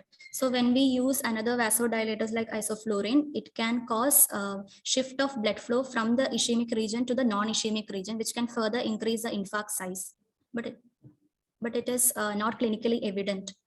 So this concern is not anymore a concern. Yes. Okay, having said that, so if you don't have sevoflurane or you have some cost restrictions and you don't want to use sevoflurane, you could use isoflurane as long as you take care to control the blood pressure and to control the heart rate accordingly. What is this? Do inhalation agents have some special benefits in patients with ischemic heart disease? What is ischemic preconditioning? Yes, ma'am. Ischemic preconditioning. Ischemic preconditioning is a phenomena in which at transient or brief period of further ischemic events can be tolerated by the preconditioning. Okay. Ma'am, am I audible? You're distorted, but yes, a little audible, little distortion. Yes. Just say it again. What is ischemic preconditioning? Ma'am, ischemic preconditioning is a phenomena in which a short or brief period of ischemia is given to the heart so that further ischemic episodes can be tolerated by the myocardium. Okay, so what are the changes at the molecule? What is this postulation? What happens at the molecular level in these cases? What do inhalation agents do? Yes, ma'am. By ischemic preconditioning, the changes actually happens is at the molecular level. Here, there will be upregulation of cardioprotective gene expression. The cardioprotective phenotype of genes will be upregulated. So, in the intracellular signaling pathway, there will be some changes. That is, there will be increased production of phosphatidyl, inositol 3 kinase, and protein kinase C levels will be increased, and but ATP sensitive potassium channels expression will be increased. The cytosolic and mitochondrial calciums will be decreased. So all these changes in the biomolecular level will helps in preconditioning the heart. Yes, very good. So if the patient has received inhalation agent, if he has a subsequent ischemia, it might be a little bit protective if the patient has already received inhalation agents. Apart from that, inhalations all decrease the preload, and as such, they have a slight negative inotropic action. So they are beneficial effects in patients with coronary artery disease. So, okay, so you're maintaining your anesthetic with balanced anesthesia. Everything is going smoothly. Now, what intraoperative events will make you suspect that the patient has had some ischemia? This is our main concern, that the stent should not get thrombosed or some other site he should not, he's got widespread atherosclerosis. What is the main cause of perioperative MI or perioperative ischemia? What is the main cause of that? Yes, ma'am. The most common cause of perioperative MI is type 2 MI is the most common cause. That is MI because of myocardial oxygen demand supply imbalance. Okay, so that is the most common. Apart from that? Apart from that, type 1 MI can be there. That is because of the plaque rupture. Okay, so contrary to earlier beliefs, the most common cause is supply-demand imbalance. So now, what intraoperative events will make you think that maybe your patient has got ischemia? What will happen? Okay, now first, before we go there, you tell me, how do you diagnose? What is the definition of a myocardial infarction? How do you define, or how do you, what are the criteria for diagnosing a myocardial infarction? Any myocardial infarction? Ma'am, 2018 fourth universal definition of myocardial infarct. Fourth universal definition says that acute myocardial infarction is acute myocardial infarction as acute myocardial injury, that is a raise in cardiac troponin value of more than 99% of the upper reference limit, associated with certain clinical evidence of myocardial ischemia, such as hypotension, hypoxemia, anemia, and heart failure, associated with certain symptoms such as chest pain, ischemic symptoms such as chest pain, palpitation, fatigue, and also the echo findings of regional wall motion abnormalities, development of ischemic changes in ECG, and also pathological Q wave development, and evidence of coronary thrombosis in autopsy or in angiography studies. This is the definition of myocardial infarction by universal definition. Yes, so myocardial infarction is defined like she said, but one important, in the perioperative period, what is the difference in the perioperative period that might happen? You said one of them should be that it should be the clinical setting, which is, conducive to developing a myocardial infarction. Plus, there should be, what things will be missing in these patients? They will not have any pain. Yes, ma'am. Symptoms will not be the in patients in the perioperative period, even in the postoperative period, because of, why don't they have pain? Ma'am, because of the effect of anesthesia and sedation, the pain of myocardial ischemia may be masked. Yes, because of the analgesic and the sedative drugs that they have on board, the pain of myocardial infarction might be masked. And intraoperatively, how will it manifest? How does it commonly manifest intraoperatively? Under anesthesia, what will make you think that my patient is having ischemia? What are the things that make you suspect it? Intraoperatively, yes, ma'am. Intraoperatively on the monitors, whenever there is sudden unexplained hypotension or tachycardia, hypoxemia, or development of some non-specific ECG changes, these factors will make me think that some intraoperative ischemic events are happening. Okay, so some unexplained hemodynamic instability, some non-specific ECG changes, development of signs of failure. These will make you think that this patient has developed. So what will you do? How will you manage? Tell me quickly. We have got another 2 minutes. How will you manage? Okay. How will you manage So I will that? see whether the depth of anesthesia is adequate or not, because we have a BIS monitoring. If it is adequate, then I will I will give a dose of morphine 4 mg for adequate analgesia, and also it will reduce the preload. And also I will see the SpO2 monitor. If my patient is able to maintain a SpO2 of more than 94 or not, I will titrate the oxygen accordingly. Then to improve a coronary perfusion pressure, I can give nitroglycerin 5 mics increment bolus doses. Or if my patient is having tachycardia, then I will give a beta blocker, preferably ultra short acting beta blocker, esmolol I can give. So you will treat the hemodynamics. If there's hypotension, you will correct the hypotension using a vasopressor like phenylephrine or something which will increase the diastolic blood pressure to improve the coronary perfusion. If there's hypotension, then you will use nitroglycerin and a beta blocker. Okay, then so now supposing nothing happens, your patient is uneventful, how will you manage in the post-operative period? Patient is extubated uneventfully, everything has gone. Laminectomy is not a very challenging surgery, everything has gone smoothly. Now patient is in the post-op. Yes, ma'am. So I'll take my patient into post-anesthesia care unit. Then I will attach all the ECG monitors. When is the perioperative MI most likely to occur in the post-operative period? Perioperative MI most commonly occurs within 2 days of surgery, ma'am, most commonly. Okay, so how will you, Dr. Rupesh, I'll take 1 minute. I'm sorry, 1 minute more. Okay, then yes, tell me quickly, Anjani. So post-operatively, what will you monitor? Important points in the post-operative period? I'll take it to I'll monitor 12-lead ECG, SpO2 monitoring, and I will maintain normothermia in the post-op period, and supplemental oxygen will be given, ma'am. Then adequate analgesia for my patient. Post-operative also same myocardial oxygen demand supply balance should be maintained. Okay. Then what is MINS? One last question. This is a new term that has come in the literature, MINS, MINS. What is MINS? Anjani, quickly tell us. What do you mean by MINS? Yes, ma'am. MINS is myocardial injury after non-cardiac surgery. It is developed by AHA's scientific committee. And what MINS says is that here post-operatively the cardiac troponin levels will be increased more than 99% of the upper reference limit. Apart from that, the patient will not be having any signs and symptoms of ischemia or ECG changes. Only the troponin levels will be increased, ma'am. So MINS is basically myocardial injury after non-cardiac surgery. The main problem is that it is perioperative myocardial infarction is a subset of MINS. In the myocardial infarction, there will be some signs and some ECG evidence or some signs of myocardial infarction. There may not be pain, but in MINS, there may be absolutely nothing. Patient may show no signs or any symptoms of myocardial infarction, but troponin levels will be raised. Yes, so although there's no recommendation now, it might come in the near future that all patients with CAD undergoing non-cardiac surgery should have post-operative monitoring of MINS, of troponin levels for screening, so that institution of therapy to prevent secondary injury can be done. Will you like to do troponin in your patient post-operatively? Yes or no?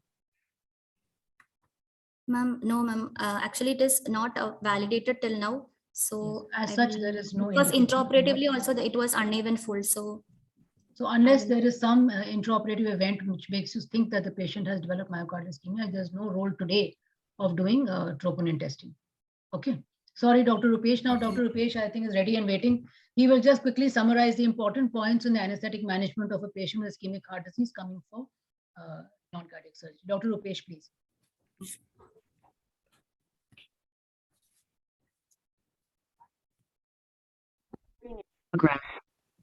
Good afternoon, everyone.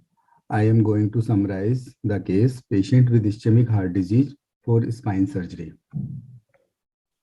Ischemic heart disease and coronary artery disease is a condition characterized by inadequate supply of blood and oxygen to a portion of myocardium. It is essential a mismatch between the oxygen demand and supply at the level of myocardium.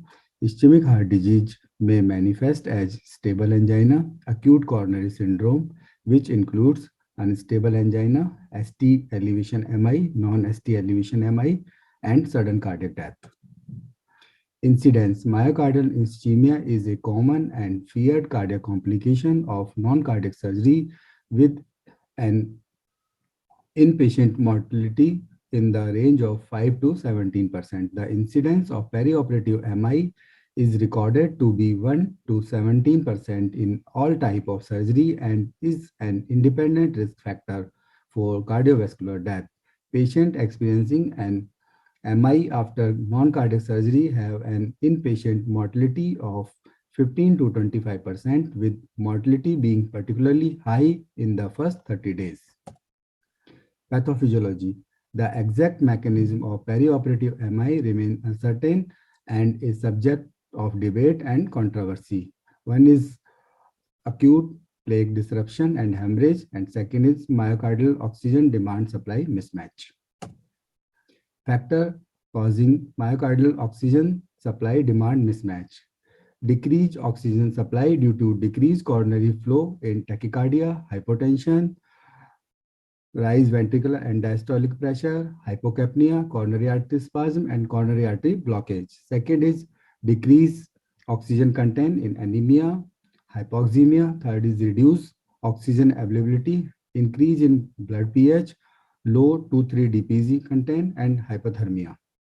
Increased oxygen demand in tachycardia, increased ventricular wall tension, increased preload, increased afterload, increased myocardial contractility. Perioperative predictor of major adverse cardiovascular event. One is surgical risk calculator for American College of Surgeons, and other is reverse cardiac risk index. In 1999, Lee et al.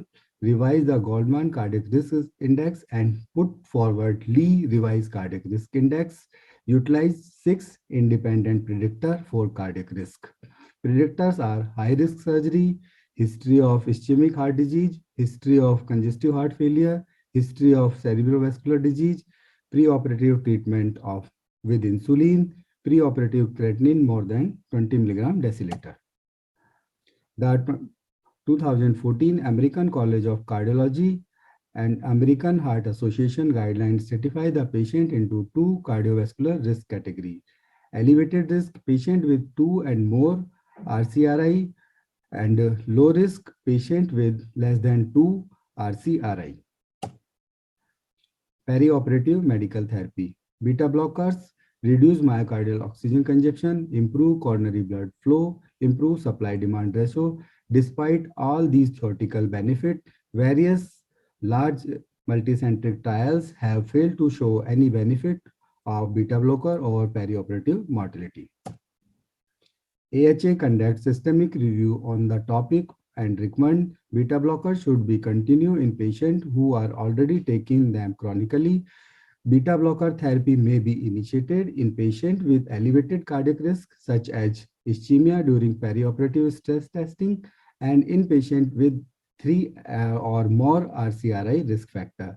If beta blocker therapy initiated, it should be started long enough in advance, preferably at least 1 week before surgery and not on the day of surgery. Alpha-2 agonist decrease sympathetic flow, decrease BP, decrease heart rate, but large multicentric poised to trial not show any statistical benefit effect of clonidine. Based on these findings, AHA do not recommend alpha-2 agonist to prevent of cardiac event in patient undergoing non-cardiac surgeries. Nitrates. Nitrates decrease preload, afterload, improve coronary circulation, prevent and reverse coronary spasm. However, a meta-analysis conducted by Johar et al. Show no benefit of prophylactic nitrates in perioperative period. The current guidelines do not recommend the use of IV NTG to reduce myocardial ischemia in patients undergoing non-cardiac surgery. Patients already on nitrates for anti-anginal therapy may continue using them during the perioperative period. Calcium channel blocker. Calcium channel blockers reduce myocardial oxygen demand, improve coronary blood flow. AHA make no recommendation regarding calcium channel blocker. European Society of Cardiology recommends continued use of calcium channel blocker in patients already taken them for presmental angina, use of calcium channel blocker for heart rate control in patient having contraindication to beta blocker use, routine use of calcium channel blocker to reduce perioperative cardiovascular risk is not recommended. Statins lower lipid, stabilize coronary plaque by decreasing lipid oxidation, inflammation, and cell death. AHA recommends continuation of statin therapy in patients currently taking statins. Perioperative initiation of statin may be considered in patients undergo elevated risk or vascular surgeries. In addition, ESC recommends, if indicated, statin therapy should be started at least 2 weeks prior to elective non-cardiac surgery. Aspirin inhibits platelet aggregation by blocking the production of thromboxane A2. PEEP and POISE-2 trial failed to demonstrate protective effect of MACE on death in non-stunt patient, either continuing or starting aspirin. On the other hand, various large meta-analyses established that pre-procedural withdrawal of aspirin increase the risk of intraoperative bleeding complications. AHA recommends that initiation or continuation of aspirin is not beneficial in patients undergoing elective non-cardiac non-carotid surgery who have not had previous coronary stenting unless the risk of ischemic event outweighs the risk of surgical bleeding. There is continuous controversy regarding withhold angiotensin converting enzyme inhibitor and angiotensin receptor blockers 24 hours prior to surgery. These agents may lead to prolonged intraoperative hypotension in patients being chronically treated with them. AHA recommends continuation of ACE inhibitor on ARBs perioperatively unless the surgical procedure involves major fluid shift or significant blood loss. If ACE inhibitor or ARBs are healed before surgery, it is reasonable to restart them as soon as clinically feasible and postoperatively. Perioperative evaluation. Goal of perioperative evaluation is to provide clinical risk profiling, to decide on further testing, to treat the modifiable risk factor, to plan the management of cardiac illness during the perioperative period. Perioperative evaluation include history, physical examination, including current complications, functional capacity, comorbid condition, RCRI risk factor, pre-existing ischemic heart disease, current condition, severity, prior treatment, and current medications. Approach to perioperative cardiac testing include 12-lead ECG, echo for LV function assessment, exercise stress testing, and pharmacological stress testing. This is the flowchart that showing perioperative evaluation and management of patient undergoing non-cardiac surgery. Perioperative coronary revascularization. Routine preoperative coronary angioplasty is not recommended. Revascularization before non-cardiac surgery is recommended only in circumstances in which revascularization is indicated according to existing clinical practical guidelines. Time of evaluation non-cardiac surgery.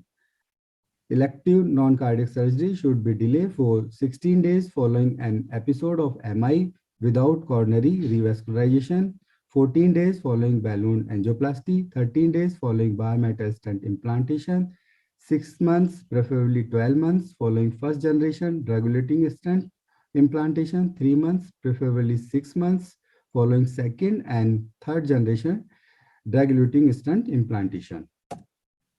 Anesthesia management. Anesthesia management goal is prevent myocardial ischemia by avoiding factors that increase myocardial oxygen demand or decrease myocardial oxygen supply. Pre-medication, benzodiazepine may be used to decrease anxiety-induced tachycardia and hypertension. Choice of anesthesia technique. Various multicentric trials have failed to demonstrate any advantage between general anesthesia and neuroaxial anesthesia technique with respect to perioperative cardiac morbidity and mortality. The current AHA guideline recommend that the choice of anesthesia technique be left to the discussion of anesthesia care team and should be determined by factor other than prevention of perioperative myocardial ischemia. Intraoperative monitoring include ECG, IBP, ETCO2, SpO2, temperature, and urine output. Intraoperative management goal is to minimize both hypotension as well as the sympathetic stimulation during induction and tracheal intubation. Induction agent should be administered slow in small incremental dose. Etomidate is the induction agent of choice because of its better hemodynamic profile. Ketamine should be avoided as it causes sympathetic stimulation. Rocuronium should be avoided because of its vagolytic effect. Laryngoscopy and tracheal intubation. Laryngoscopy should be gentle, listening for less than 15 seconds. Agent like opioid, lignocaine, beta blocker may be used to attenuate the response associated with laryngoscopy and intubation. Maintenance. Various meta-analyses have failed to demonstrate any difference in MI rate in patients receiving volatile anesthetic and those receiving TIVA. AHA recommend that use of either of these agents with the choice being demarcated by a factor other than prevention of perioperative MI. There was some controversy regarding the use of nitrous oxide in patients of ischemic heart disease, but the IGMA second trial has established that its use is not associated with increased risk of cardiovascular morbidity or mortality. During maintenance, hyperventilation may evoke coronary artery vasoconstriction, hence should be avoided. Similarly, hypothermia may also lead to vasoconstriction and should be prevented. Good analgesia and adequate depth of anesthesia should be maintained at the all time to avoid any sympathetic stimulation. Neither AHA nor ESC offer any recommendation over the cutoff value for initiating blood transfusion. Maintaining hemoglobin level over 10 gram per deciliter is advisable. Reversal and extubation. Assume no intraoperative complication. Patient may be awake and tracheal extubation following completion of the procedure. Low dose of medications like lignocaine and beta blocker may be administered to reduce the sympathetic response associated with extubation. Post-operative management. Post-operative period is crucial for these patients as most post-operative MI occur early after surgery within 4 days or 90% occur within 7 days. Monitoring. Continuous ECG and BP monitoring. Serial 12-lead ECG and troponin measurement are useful in patients at high risk of developing ischemia. Supplement oxygen, blood transfusion if indicated. Provide adequate analgesia, maintain normothermia. Perioperative MI. Perioperative MI diagnosed by high index of suspicion for at-risk patients. Clinical signs and symptoms, 12-lead ECG, ST segment changes, pathological Q wave, measure of biomarkers of cardiac injury, cardiac specific troponin. Managed by supplement oxygen, opioids, nitrates, beta blockers, aspirin, GB-sectin,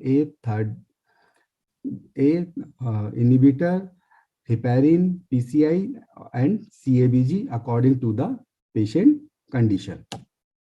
All are the references. Thank you.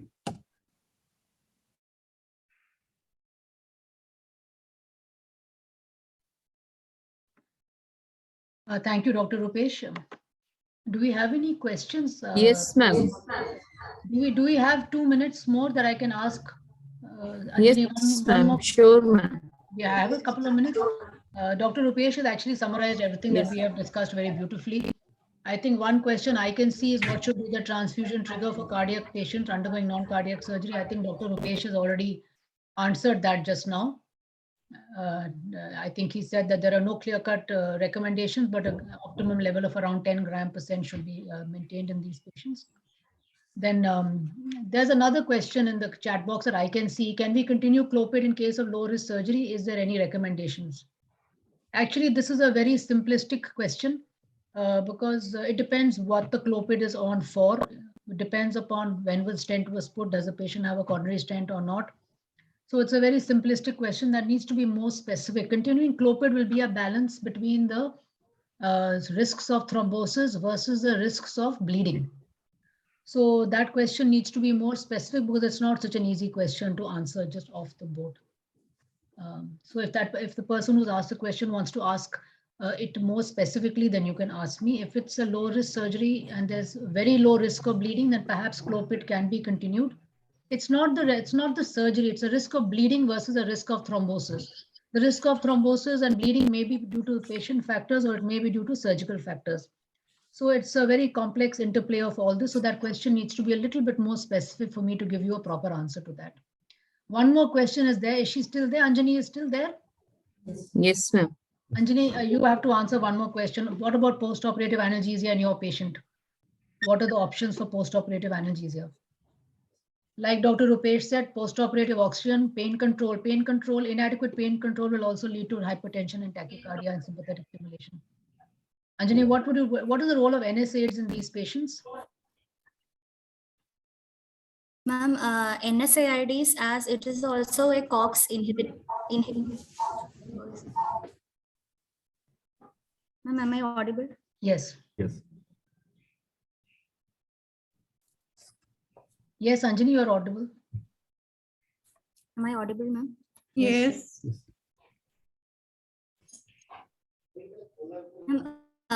NSAID, it is also a COX inhibitor and aspirin is also a COX inhibitor. So there can be a competition between NSAID and aspirin for the COX receptors. So the effectiveness of aspirin may not be there and there can be stent thrombosis in such patients.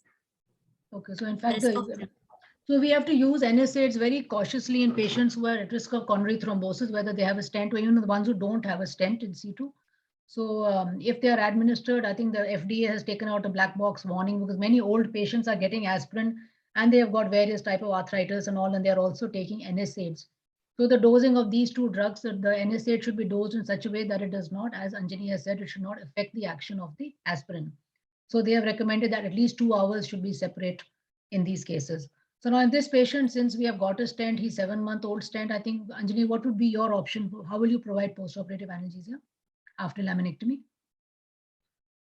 Ma'am, for postoperative analgesia, I'll give injection paracetamol 1 gram and local infiltration will be already given, ma'am.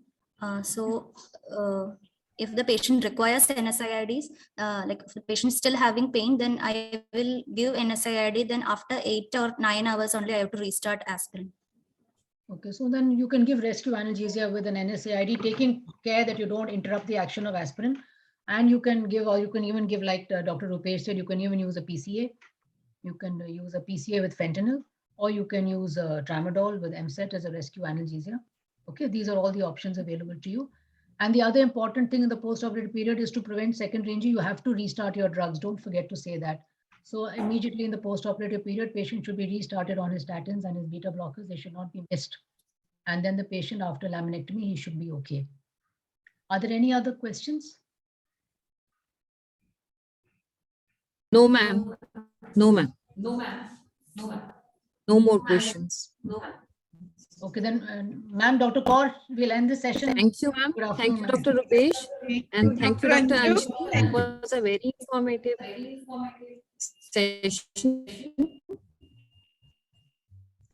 Thank you.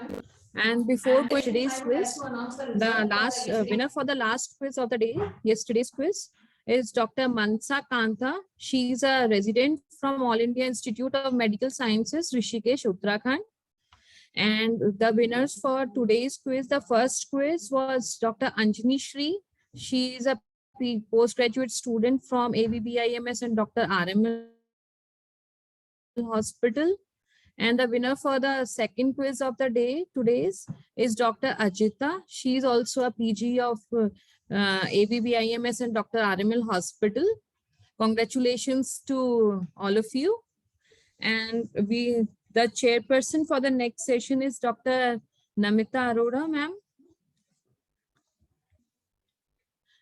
She is professor in Department of Anesthesia in ABBIMS and Dr. RML Hospitals. Ma'am's area of interest is difficult airway, neuroanesthesia, and ma'am is a ATLS trainer. Welcome, ma'am. Over to you, ma'am.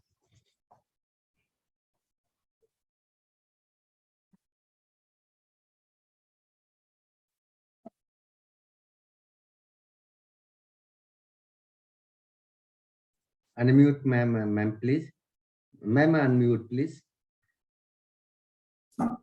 Okay. Yeah. Okay.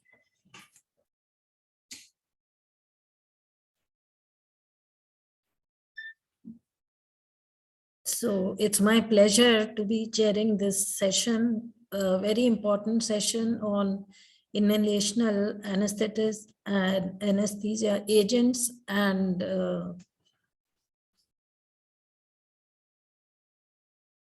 vaporizers. So I would like to introduce Dr. Namita Saraswat. She's an associate professor of our department, and her areas of interest are pain medicine, ultrasound guided regional blocks, BCLS, CCLS, and airway management. Over to you, Dr. Namita. Good evening, everyone. At the outset, I would like to thank MD Kaur ma'am for providing me this opportunity to deliver a talk on vaporizer. I welcome new delegates. I know the topic given to me is quite a complex topic and it is also a volatile topic, but try to stick with me for an hour and I'll make it as simple as possible. And hopefully you will be exam ready at the end of the talk. If you have any queries, then I am there to help you out with them. Let's start the talk without wasting any further time. The aim of my lecture is that at the end of the talk, you will be able to tell what is vaporizer, why do we need a vaporizer, and you will be familiar with the few terminologies and clinical relevance of them. How to describe a vaporizer during equipment viva, which is very important. Whenever you will be given a vaporizer, you should know how to describe that vaporizer. Historical and modern vaporizers. We'll discuss about the filling system, safety measures. Now, what is vaporizer? Vaporizer is nothing, it is an equipment or device which convert a liquid anesthetic agent into the vapor for the safe and controlled delivery of the inhalational agent to the patient. Now, you can see in this picture how we have progressed from a simple ether sponge of Morton to the latest Tech6 and Aladdin cassettes. But remember one thing, the basic physical principles are all same. So we should be familiar with the physical principle and their clinical relevance. I will touch upon these terminology so that we can understand a vaporizer better. So moving on to the terminologies, first and foremost, we'll start with vapor pressure. You can see this is a closed container and few molecules are leaving the liquid surface and entering here as a vapor, and these vapor bombard pressure on the wall of the container. This pressure is known as vapor pressure. And a stage is reached when these molecules which are leaving the liquid surface and those which are re-entering the liquid surface, they attain a thermodynamic equilibrium. At that point, the pressure exerted on the wall is known as saturated vapor pressure.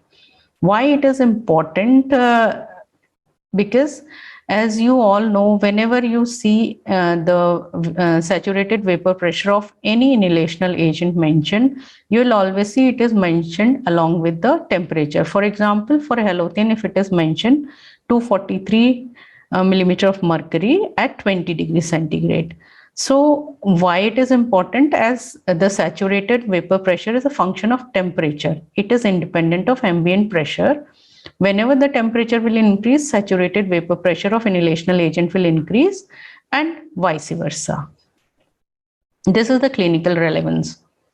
Now moving on to what is critical temperature. Critical temperature is the temperature above which gas cannot be liquefied irrespective of however amount of pressure is applied. So always remember that above the critical temperature substance exists as gas, and below the critical temperature it will exist as either liquid or vapor. Now coming on to the boiling point. Boiling point is nothing but the temperature at which the vapor pressure become equal to the ambient pressure. So what is the clinical relevance here? The blood pressure will decrease with decrease in the atmospheric pressure, and the anesthetic agents with lower boiling points are more affected by variation in the barometric pressure. Now coming on to the latent heat of vaporization. Latent heat of vaporization is the amount of calorie which is required to convert a liquid into gas without change in the temperature. So the question is that if the temperature is not changed and the liquid is converted into gas, then from where the energy is derived? Energy is derived none other than the liquid itself. The kinetic energy of the molecule is lost, and it will lead to the cooling of the liquid. The clinical relevance lies that the agent with less latent heat of vaporization are more volatile, and they will vaporize faster, and that means that kinetic energy will be lost and they will even cool faster. This will retard the vaporization process, and ultimately the output of vapor will reduce through the vaporizer. That is why these vaporizer need a process through which thermocompensation can be done, for example, bimetallic strip, metal rod, or external heating. Now coming on to the next term, what is specific heat or heat content?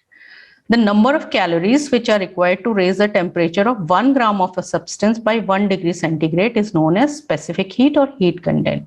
The clinical relevance is that the vaporizer construction material, it should have high specific heat because it acts as a heat sink and it will provide a thermostabilization.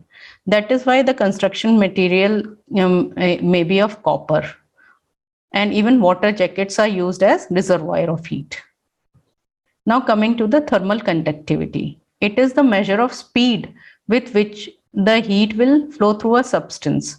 The relevance is if the body of vaporizer is made up of a material which has good thermal conductivity, then that material will conduct the heat energy from the environment to the agent, and it will maintain the temperature by providing the thermostabilization. That is why the vaporizer are usually made up of copper, brass, aluminium, or steel, as they have good thermal conductivity. Now, understanding partial pressure and volume percentage, it is very important. Partial pressure is the pressure of the individual gas which is exerted in a gaseous mixture. For example, P total will equal to P1, P2, P3, which are a pressure of the individual gas. So always remember that the partial pressure depends on the temperature of the agent. Okay.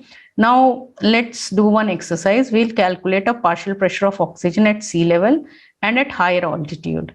As we know, at sea level, the ambient pressure is 760 millimeter of mercury, and consider at higher altitude, the temperature is 500 millimeter of mercury. We are all aware about the volume percentage of oxygen in air, that is 21%. So the partial pressure at sea level will be 760 into 21 by 100, that is equivalent to 159.6 millimeter of mercury. When the same is calculated at 500 millimeter of mercury at the higher altitude, the partial pressure will come out to be 105 millimeter of mercury. So this tells you, remember that the potency of anesthetic agent, it depends on the partial pressure and not on the volume percentage. Partial pressure is the absolute value, while volume percentage is the relative value. So what actually is volume percentage? It is just an expression of concentration of the gas. So volume percentage, if you will see, it is actually equal to the volume of vapor per 100 ml of total volume of gas. As we calculated the partial pressure, similarly we can calculate the volume percentage. Volume percentage will be saturated vapor pressure by atmospheric pressure into 100. And we have already discussed that anesthetic potency depends on the partial pressure but not on the volume percentage. After learning this formula, let's calculate the volume percentage of halothane here. This will also help you to understand why actually do we need vaporizers. If the saturated vapor pressure of halothane at 20 degrees centigrade is 243, then the volume percentage will be 243 by 760, that is the ambient pressure, into 100, which will come around 31.97%. Just imagine that 100 ml of halothane will produce 31.97% of vapor, and the MAC of the halothane is around 0.75. Just imagine if we'll give such high percentage of any inhalational agent to the patient, then it will prove to be lethal. That is why we need a controlled mechanism to deliver the desired concentration of vapor. And apart from that, the other mechanisms are also fulfilled by the vaporizer, like temperature compensation, etc. Now we have moved on to a very important topic with examination point of view, classification of vaporizer. Once you will learn the classification of vaporizer, will be described in 6 points. Then you will be able to describe a vaporizer in an exam whenever it is given to you. Vaporizer are classified on the basis of method of regulating the concentration output, which can be classified as variable bypass or measured flow vaporizer. Then it is described on the basis of method of vaporization. It could be flow over, bubble through, injection, or gas vapor blender. They are further classified on the basis of temperature compensation. Temperature can be compensated by automatic thermocompensation, supplied heat, electronic thermocompensation, or no compensation at all. Vaporizer are also classified on the basis of specificity. Vaporizer can be agent specific or non-agent specific. Then on the basis of resistance, vaporizer can be either plenum type of vaporizer, that is they have high resistance, or draw-over type of vaporizer with low resistance. Now coming on to the location. Location wise, vaporizer can be divided that if they can be used within the circle system, then they are known as in-circuit vaporizer in circle, and out of the circuit, then they are known as vaporizer out the circle system. Now, like we have already learned how to describe how to classify a vaporizer.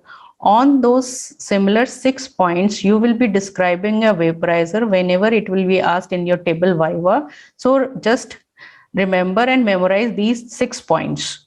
On the basis of method of regulating output concentration, on the method of vaporization, temperature compensation, agent specificity, resistance, and whether it can be used within the circuit or it cannot be used within the circuit. So what we'll do, we'll discuss each and every point in detail one by one. Let's start with method of regulating output concentration. Now here you can see method of regulating output concentration can be divided into either variable bypass or in measured flow. First, let's understand what is variable bypass. This is a simple diagram. You can see this is the fresh gas flow inlet and this is the bypass chamber here. And here the fresh gas flow is entering inside the vaporizing chamber, and this vaporizing chamber contains the volatile liquid. What happened here at the inlet, there will be division of the fresh gas flow into the majority of the portion which will pass into bypass chamber, and lesser portion will pass into the vaporizing chamber, which is decided by the splitting ratio. So now coming on to splitting ratio. Splitting ratio basically depends on saturated vapor pressure of the inhalational agent and on the concentration dial setting. So you just remember that saturated vapor pressure is dependent on temperature.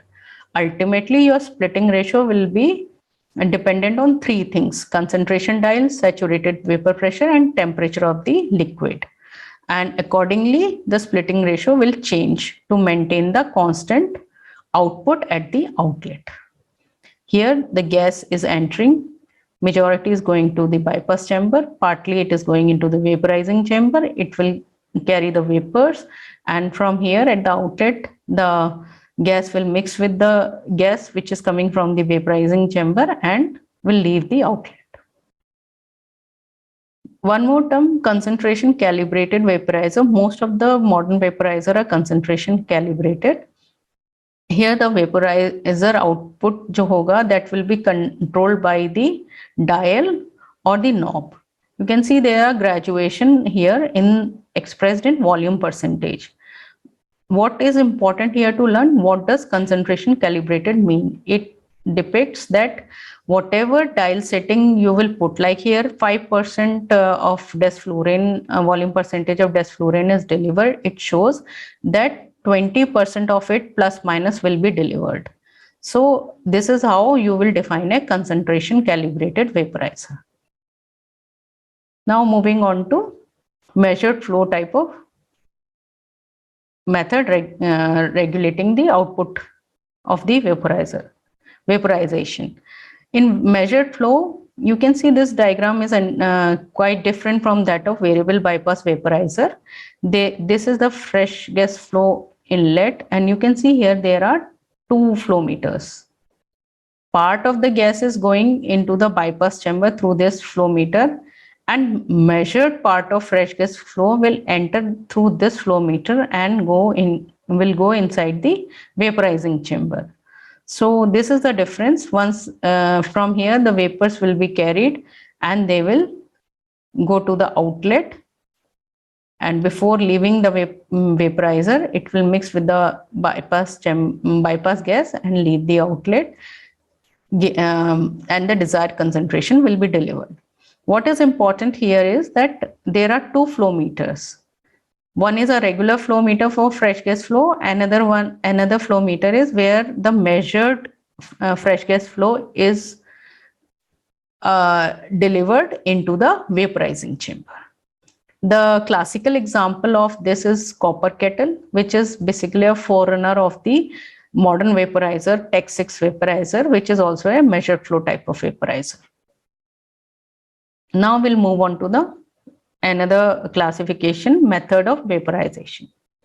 Method of vaporization are divided into flow over, bubble through, and injection type, and gas vapor blender. Coming on to the flow over. You can see this fresh gas flow is going through the bypass chamber and partly through the vaporizing chamber. These purple dots are fresh gas flow, and these molecules of fresh gas flow, they are getting saturated with the vapor, and these pink dots, they depict the saturated molecules, and they will enter finally into the outlet and will leave the vaporizer. So simply the fresh gas flow will enter the vaporizing chamber and flow over the liquid surface, getting saturated. Finally, it will leave the outlet. So coming to the bubble through type of vaporization, here you can see the method of vaporization is different. Fresh gas flow is entering inside the vaporizing chamber, and instead of simply just flowing over through the liquid, it is getting inside the volatile liquid, breaking into the small bubbles, and then getting maximally saturated, thereafter leaving the vaporizing chamber. So the advantage is that these bubbles will increase the surface area and the vaporization will attain the maximum value, and it will improve the vapor output. The example is Cowles in the Boyle's bottle. Now coming to the injection type of vaporizer. What happens, I'll explain you with the example. You can see this is a concentration dial and this is a throttle valve. Whenever you will increase the volume percentage at the concentration dial, this area will reduce and here the pressure will increase. The same, the pressure proportional to the area which is reduced at the throttle valve will be transmitted into the vaporizing chamber. And what will happen? This will help to inject a liquid agent into the bypass chamber. There is direct injection of the volatile liquid agent into the bypass chamber, which is regulated by the concentration dial and is proportional to the pressure transmitted by the throttle valve into the volatile chamber. Okay. Now coming to the gas vapor blender type of vaporization. It is seen in desflurane vaporizer, Tech 6 vaporizer. Here, I'm not explaining it here, but when I'll be explaining you the Tech 6 vaporizer, I'll explain you it in detail. So till now, what you have learned, the method of vaporization are flow over, bubble through, injection, and gas vapor blender. Let's move on to the third type of classification, temperature compensation. Vaporizer are classified on the basis of temperature compensation. It could be through automatic temperature compensation, which can be done by alteration in the splitting ratio as seen with the help of bimetallic strip in Tech vaporizer and metal rods in Draeger vapor 19.1, with the help of ether-filled bellows in Panlone vaporizer and EMO. It could be CPU controlled as in by the electronic method in Aladdin cassette, or by the help of supplied heat as in Tech 6 vaporizer, which is electrically heated, or there could be no compensation at all as seen in Boyle's or Goldman vaporizer. Now moving on the agent specific. Vaporizer can be divided on the basis of agent specificity and non-specificity. All the modern vaporizers, these are agent specific. For example, you can see in sevoflurane vaporizer, you can fill only sevoflurane. And in isoflurane vaporizer, you can fill only isoflurane. However, with the historical and previous vaporizer, multiple agents can be used. Here, you can use chloroform, halothane, praline, etc. So these are non-specific vaporizers. On the basis of resistance or whether they can be used within the circuit or outside the circuit, I'll explain these 2 points altogether as they are interrelated. On the basis of resistance, it can be divided into plenum type of vaporizer. Plenum word itself means pressurizing chamber. The resistance of the vaporizer is so high that the fresh gas flow which is applied to the inlet of vaporizer should be at the pressure greater than the ambient pressure. So you have to apply a positive pressure at the inlet so that it can overcome the resistance offered by the vaporizing chamber.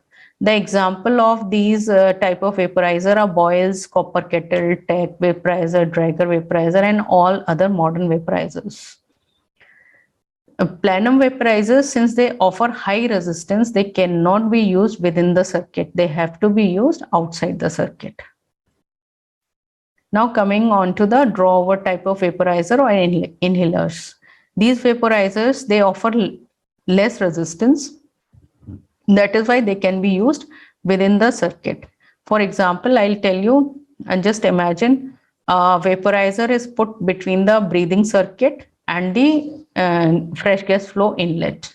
Whenever the patient will breathe, the fresh gas flow will be drawn over the vaporizing chamber, and the vapor will be delivered through the breathing circuit, endotracheal tube, and to the patient. So here negative pressure is generated during the inspiration attempted by the patient. Okay, and just imagine when they, while using this vaporizer, if the patient reaches in the lighter plane of the anesthesia, the respiratory rate will increase. If the respiratory rate will increase, then the gas which will be flowing from the fresh gas inlet over the vaporizer will be drawn more frequently and more vapors will be delivered. Though it is imprecise method, but this is the mechanism of draw over in air type of vaporizer. Since they offer less resistance, they can be used within the circuit. The example of draw over vaporizer are EMO vaporizer, Goldman vaporizer, and Oxford miniature vaporizer. This you can remember as a mnemonic of EGO, EGO, EMO, Goldman, and Oxford miniature. Now, this is also a very important concept to understand what is the effect of back pressure on the vaporizer. It can be asked during the table viva. Effect of back pressure can be divided into pumping effect, also known as a Hill and Loy effect, or pressurizing effect, which is known as Colles effect. When does pumping effect occurs? It occurs when there are high and frequent pressure fluctuations, less agent in the vaporizing chamber, there is low dial setting, and more importantly, remember when there are low fresh gas flow rate. In such situation, pumping effect will come into role, and the higher concentration than that is indicated on the dial will be delivered. Okay. Now let's understand the concept of it. Whenever a positive pressure is applied, this pressure will be reflected into the bypass chamber as well as in the vaporizing chamber. From here, the fresh gas flow at low flow rate is coming into the bypass chamber as well as into the vaporizing chamber, which will get compressed. But remember that the splitting ratio will here get altered because bypass chamber has smaller area than that of the vaporizing chamber. So the gas which is intended, more than that gas will be delivered into the vaporizing chamber. Okay. Once the gas here is compressed, it will be the molecules will be laden with the vapor. So ultimate output will be whenever the pressure is released, the gas will expand, and when the gas will expand, the saturated laden molecules will not only come out from the vaporizing chamber to the outlet. However, few of them will also enter the bypass chamber as it has a low pressure. When the gas will expand, it will enter inside the bypass chamber also. You can see here, the ultimate output depends upon the vapor laden molecules coming here from the vaporizing chamber to the outlet, as well as from the bypass chamber vapor laden molecule are leaving the outlet. So the higher concentration of vapor will be delivered as bypass chamber otherwise is free of any vapor molecule. Now, what is pressurizing effect? Pressurizing effect occurs when there are high pressure fluctuation, low dial setting. However, there is high fresh gas flow rate. Okay, remember this. And what will happen? Lower concentration than that indicated on the dial will be delivered. Why does this happen? Whenever a positive pressure is applied, this pressure will be transmitted here to the bypass chamber as well as to the vaporizing chamber. From here, high fresh gas flow is entering inside the vaporizing chamber and bypass chamber. So too much of gas is entering inside the chambers. However, you know that saturated vapor pressure is dependent on temperature, not on the ambient pressure. So the vapor laden molecule will remain here constant while the fresh gas flow rate is so high that there will be dilution also. So ultimately, when the pressure will be released, the lower concentration will be at the outlet and the vapor concentration will be less than that is indicated on the dial. So first of all, remember what is pumping effect, what is pressurizing effect. The next question which can be asked to you is how to reduce the back pressure effect. This can be done either by making changes in the vaporizer or making changes in the anesthesia machine. How can you make changes in the vaporizer? Decrease the size of the vaporizing chamber or increase the size of the bypass chamber. You can also do it by increasing the overall resistance to the airflow through the vaporizer. And even the long spiral tube leading to the vaporizing chamber, if increased, the inlet tube, if size is increased or it is made more curved, it will serve the purpose. Incorporate an expansion chamber or exclude the wicks from the inlet. These can be done to reduce the back pressure effect if such changes are done in vaporizer. When coming to anesthesia machine, a pressure relief valve will be helpful, or a check valve at the outlet of the vaporizer, and a check valve at the upstream to the junction with the oxygen flush. These all mechanism, if taken into account, it will definitely reduce the back pressure effect. Now, since we are done with the basic physics and a few important questions pertaining to Viva, we will move on to the vaporizer. First, we'll discuss the historical vaporizer and then we'll discuss the modern vaporizer. Here you can see Schimmelbusch mask.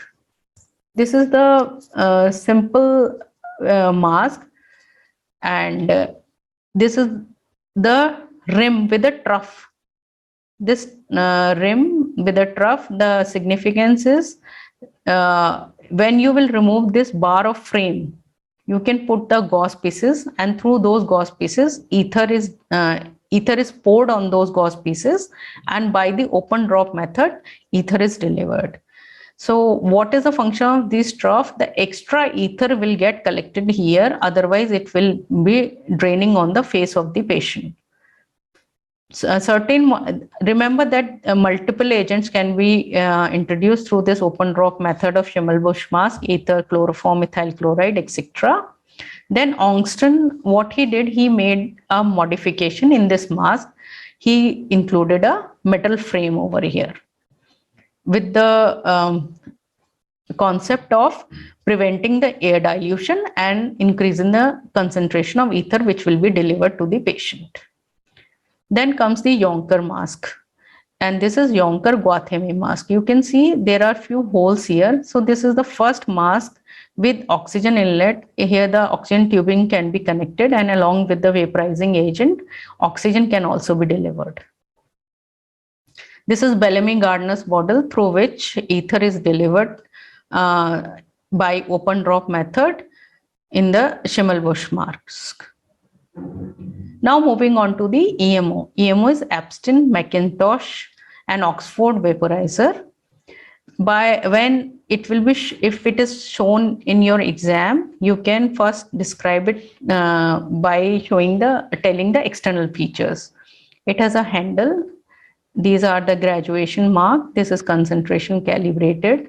You can see this is a lever. When it is opened, you can fill the agent through this port. This is temperature compensator, and this is agent indicator. This is a outlet, and inlet is here behind. So these are the external features. It is a transportable vaporizer. However, it is quite heavy, around 10 kgs of weight. Now, as I told you, whenever any vaporizer is given to you, describe that vaporizer in those 6 points. We will describe EMO also similarly in those 6 points. It is a concentration calibrated vaporizer with a variable bypass and flow over type of vaporization. It is temperature compensated with the help of ether or freon filled bellows and temperature stabilized with the water jacket.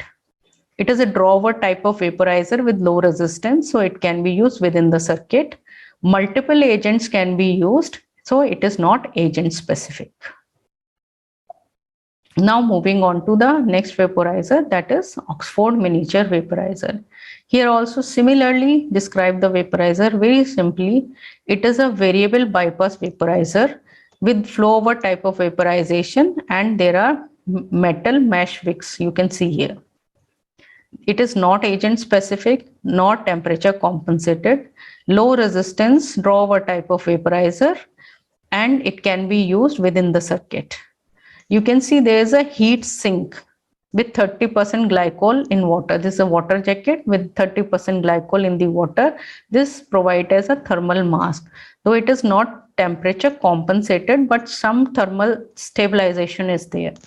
It is a lightweight vaporizer with 50 ml of capacity, and originally it was produced to be used with the EMO vaporizer in order to speed the induction of anesthesia. This is the third type of vaporizer, copper kettle. It is a forerunner of measured flow type of vaporizer, which was discovered by Lewis Morris in 1952. It is a measured flow type of vaporizer. The method of vaporization is bubble through. It is temperature compensated by supplied heat and manual flow alteration. If you remember the diagram of measured flow type of vapor output concentration, you can remember there were two flow meters. So here the second flow meter through which measured fresh gas flow should enter into the vaporizing chamber has to be manipulated by manual flow alteration by the anesthetist. So it was quite a cumbersome process. And it is a plenum type of vaporizer, that is high resistance vaporizer. That is why it cannot be used within the circuit and it is used outside the circuit. Multiple agents can be used with copper kettle. It is not agent specific. There are two models of different capacity, around 400 ml and 160 ml. Moving on to the boil separators. Externally, you can tell that it contains a glass bottle of capacity of 300 ml. This is the plunger, corkscrew, and this is a cowl, and this is the lever with on position 1, 2, and 3. As I told you, the method of vaporization, I was telling you that it could be flow over or bubble through, both in the boil separators. What will happen when the gas is entering the bypass chamber? It will enter here into the vaporizing chamber, and when this plunger is not pushed below, the method of vaporization will be flow over. However, when it is pushed down fully into the cowl, then the method of vaporization will change into the bubble through, as the gas, instead of flowing over through the volatile liquid, will also enter inside the volatile liquid and break into bubbles. Now explain this vaporizer in the similar way. It is a variable bypass type of vaporizer with flow over or bubble through or both method of vaporization. There is no temperature compensation. Multiple agents can be used like ether, halothane, trilene, chloroform, and it has high resistance. That is why it is used outside the system. This is a Goldman vaporizer. Here also externally you can explain this is a glass bottle of 30 ml capacity. If you will unscrew it, this bottle will be removed and you can fill the agent inside the bottle. This is a bypass chamber with inlet and outlet, and this is a vaporizing chamber. These are the graduation mark on 1, 2, 3. Similarly, in those 6 points, we can explain it. It is a variable bypass type of vaporizer with flow over, with or without wick. There is no temperature compensation. Multiple agents like halothane, trilene can be used. It can be used in or outside the system as it offers low resistance, and it is a draw-over type of vaporizer. Now moving on to the precision vaporizers. TEC vaporizers. These are temperature compensated. The full form itself is TEC, means temperature compensated vaporizer. TEC 1 was introduced by Cyprian company in 1956 as Flowtech 1. It was used for halothane and was short-lived. Then comes the TEC 2 vaporizer, TEC 3, TEC 4, and TEC 5 vaporizer. Similarly, as we have explained other vaporizer, we'll describe these vaporizer in the same way. Method of regulating output concentration, variable bypass concentration calibrated vaporizer. It has a flow over type of vaporization. automatic temperature compensation in the form of bimetallic strip. That bimetallic strip means this is made up of nickel and copper with different linear coefficient of expansion. Okay. Whenever there will be change in temperature, automatically these metals will bend and alter the splitting ratio to maintain the vapor output. Then these are agent specific with high resistance plenum type of vaporizer. That is why it cannot be used inside the circuit. It is a vaporizer outside the circuit. For the sake of understanding, I have tabulated the differences of TEC 2, 3, 4, and 5. So I'll just tell you the salient feature. In TEC 3, remember that it has 2 bypass chamber and a small vaporizing chamber. The control dial in the TEC 4 is present on the left side. I'll show you. Here the control dial in the TEC 4 is at the left side. However, in the TEC 5, it is at the back side. Then thermocompensation is in form of bimetallic strip in all the vaporizer. But remember, in TEC 2 vaporizer, it is inside the vaporizing chamber. In all other, it is outside the vaporizing chamber. In TEC 5, it is though outside the vaporizing chamber, but present at the base of the vaporizer. Then remember that the tipping means when you tilt the vaporizer to 180 degree, there should be no increase in vaporizing output greater than 12%. If it is happening, then the vaporizer is non-tippable. Okay. So tipping, these TEC 4 vaporizer are tippable, and TEC 5 also is a tippable vaporizer because of presence of baffle system.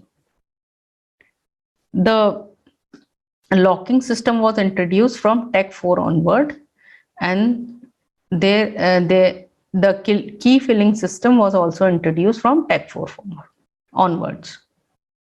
Now this is the cross section of TEC 5 vaporizer. And let us just understand few things about it.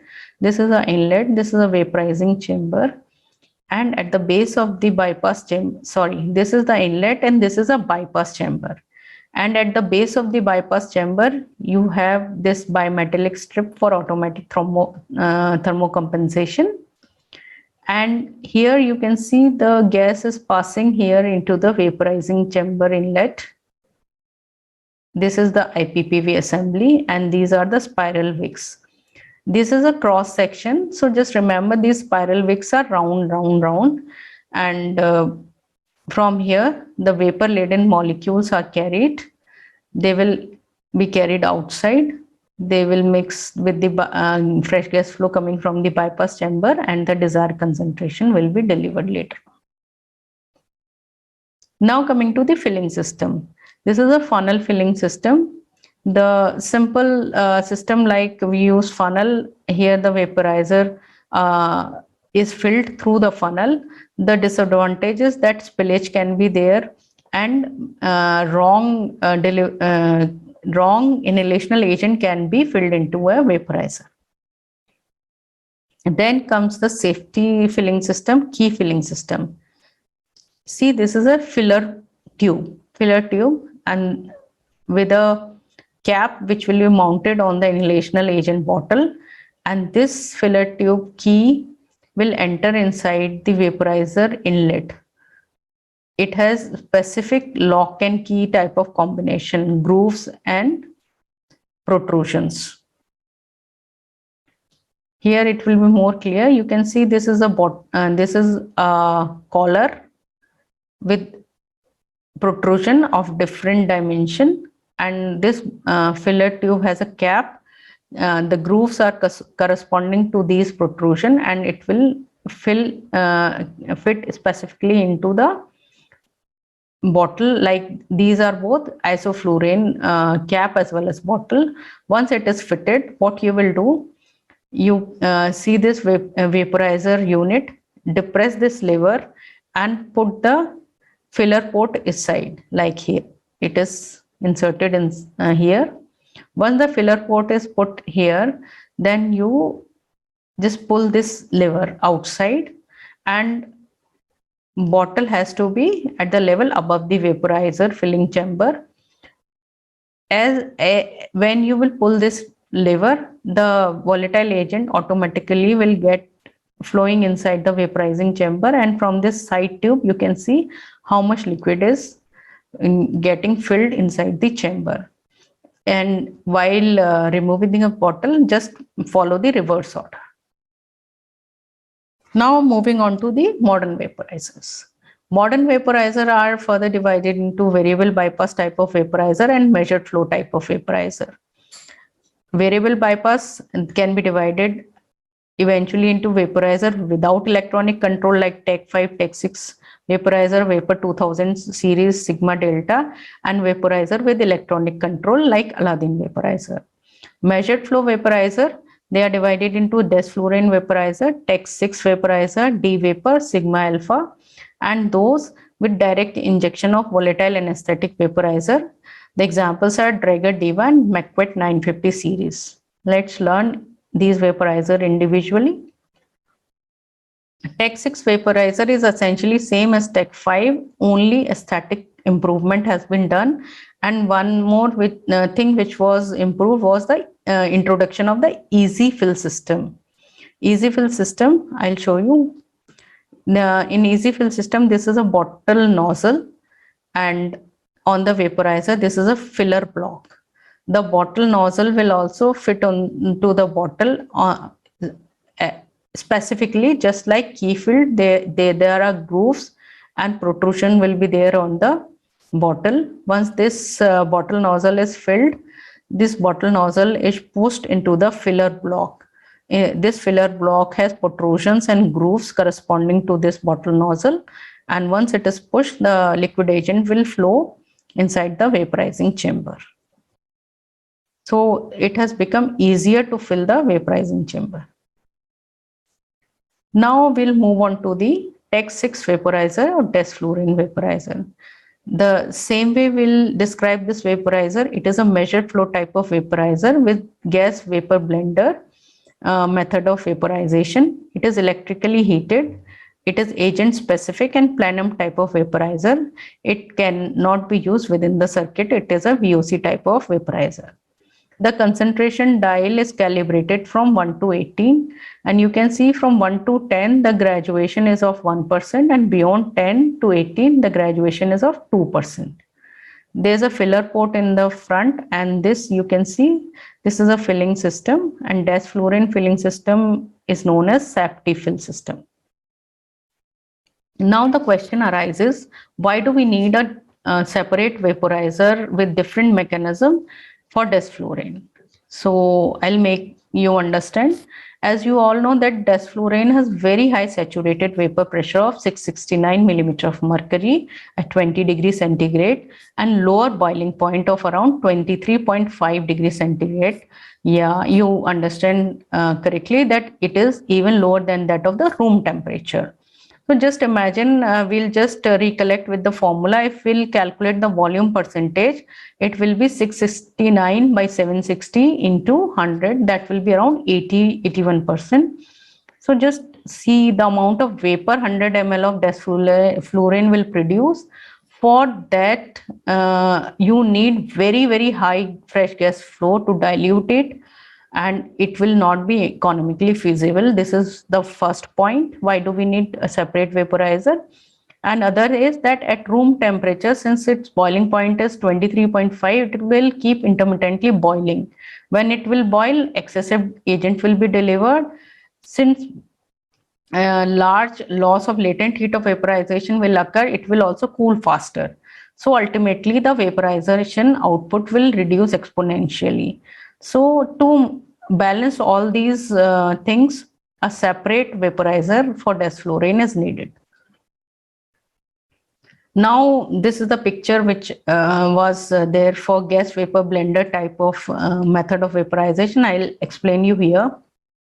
This is a liquid sum containing desflurane, which is heated at 39 degrees centigrade, producing a desflurane vapor of 1300 millimeter of mercury. Then how this high saturated vapor pressure is regulated?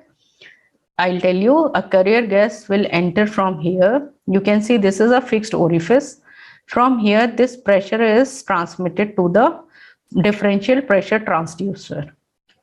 This differential pressure transducer will transmit the sensation to the R1 resistor. It will sense this pressure difference and it will regulate the amount of vapor that should pass through the R1.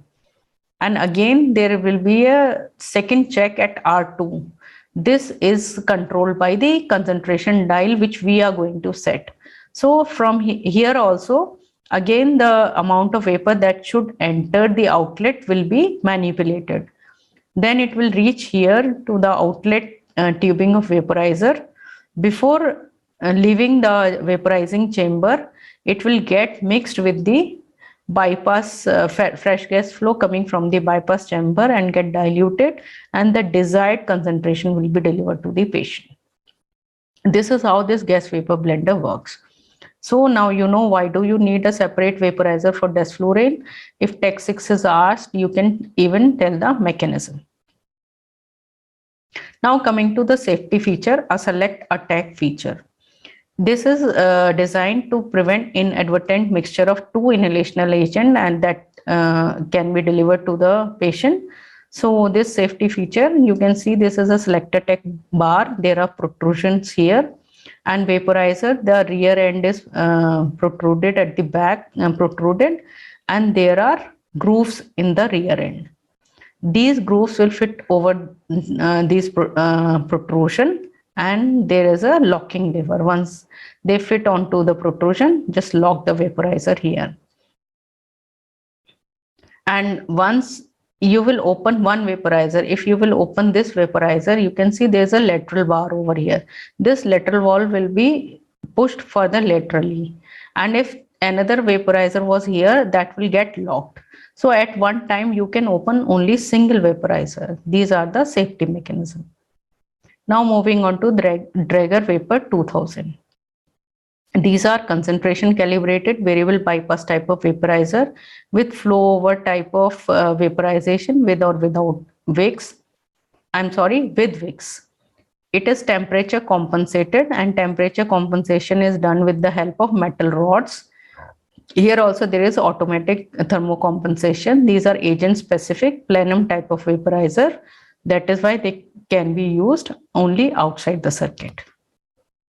Now some unique feature of Draeger vapor, there's a zero dial. You have to press this button to open the concentration dial of the vaporizer. You can see there's a T mark here.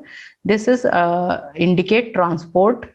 When you have to transport a vaporizer, these two isosceles triangles should match, which will allow the vaporizer to be tippable and prevent excessive concentration to be delivered. This is a cap. When this cap is removed, you can fit in the bottle with a bottle cap nozzle into the filler tube, and easy fill mechanism is used to fill this vaporizer.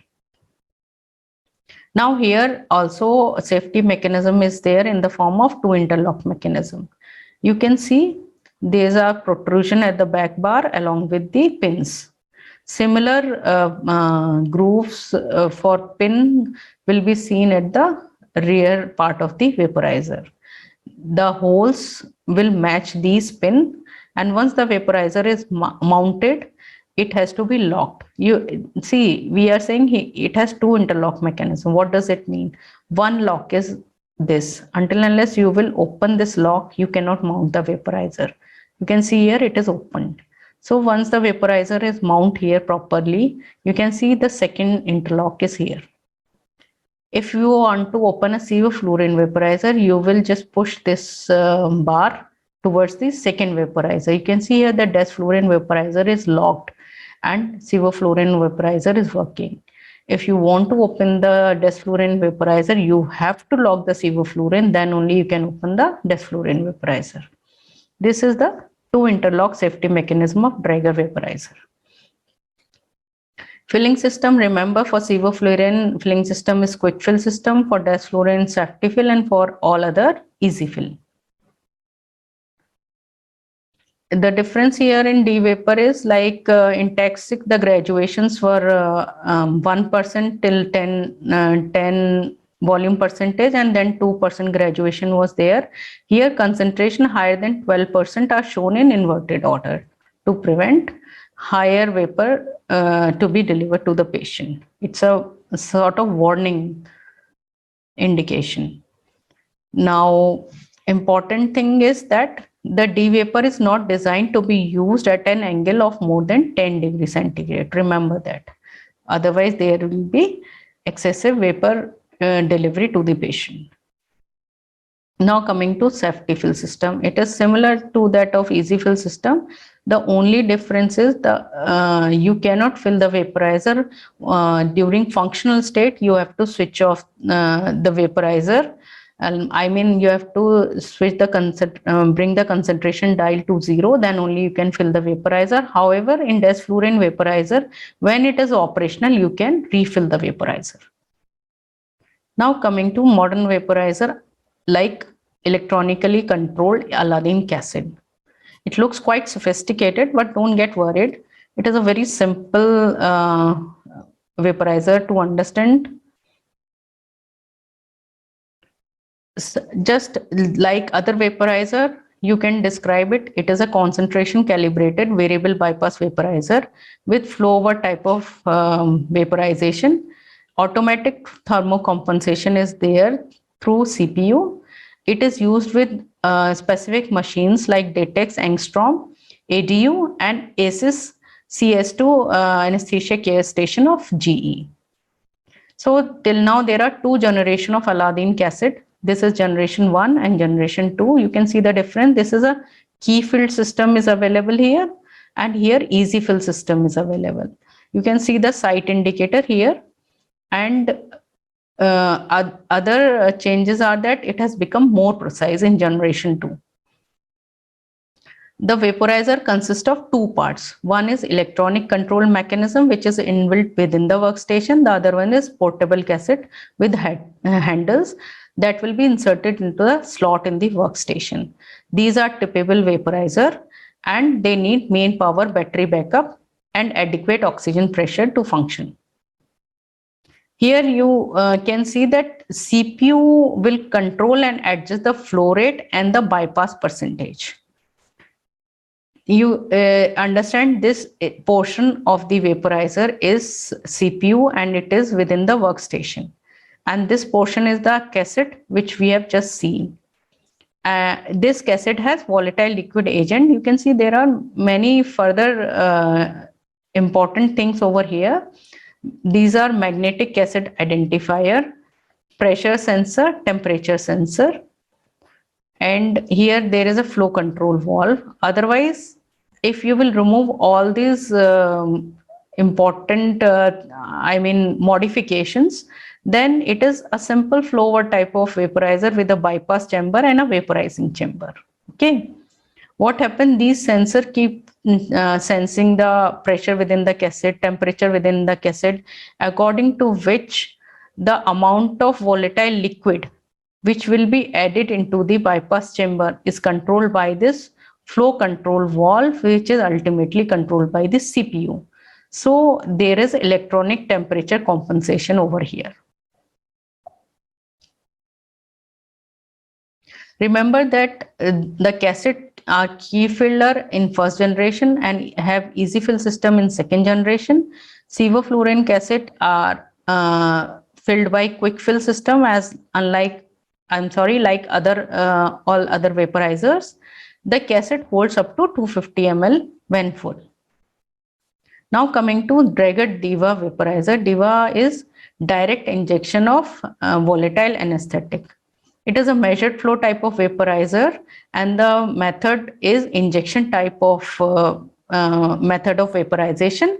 It can be used with all modern inhalational anesthetic agents, including desflurane. The Dragot Diva is a part of Dragot GS anesthesia workstation. Okay. Now coming to McQuit 950 series injection vaporizer. These are also measured flow type of vaporizer with injection method of vaporization. They can be used for all modern inhalational agent including desflurane. It is compatible with McQuit flow eye anesthesia machine. This is how McQuit vaporizer are fitted into the workstation. And you can see here the injection type of vaporization method is there in the McQuit flow vaporizer. Now coming to Anaconda, a vaporizer which is known as anesthetic conserving device. You can see this is the vaporizer which is fitted in between the Y-piece ventilator circuit and the endotracheal tube. Few important points about it. It is a miniature vaporizer and HME filter combination. The device is meant to provide mainly ICU sedation or sedation outside the operating theater. It is designed to deliver only isoflurane and sevoflurane.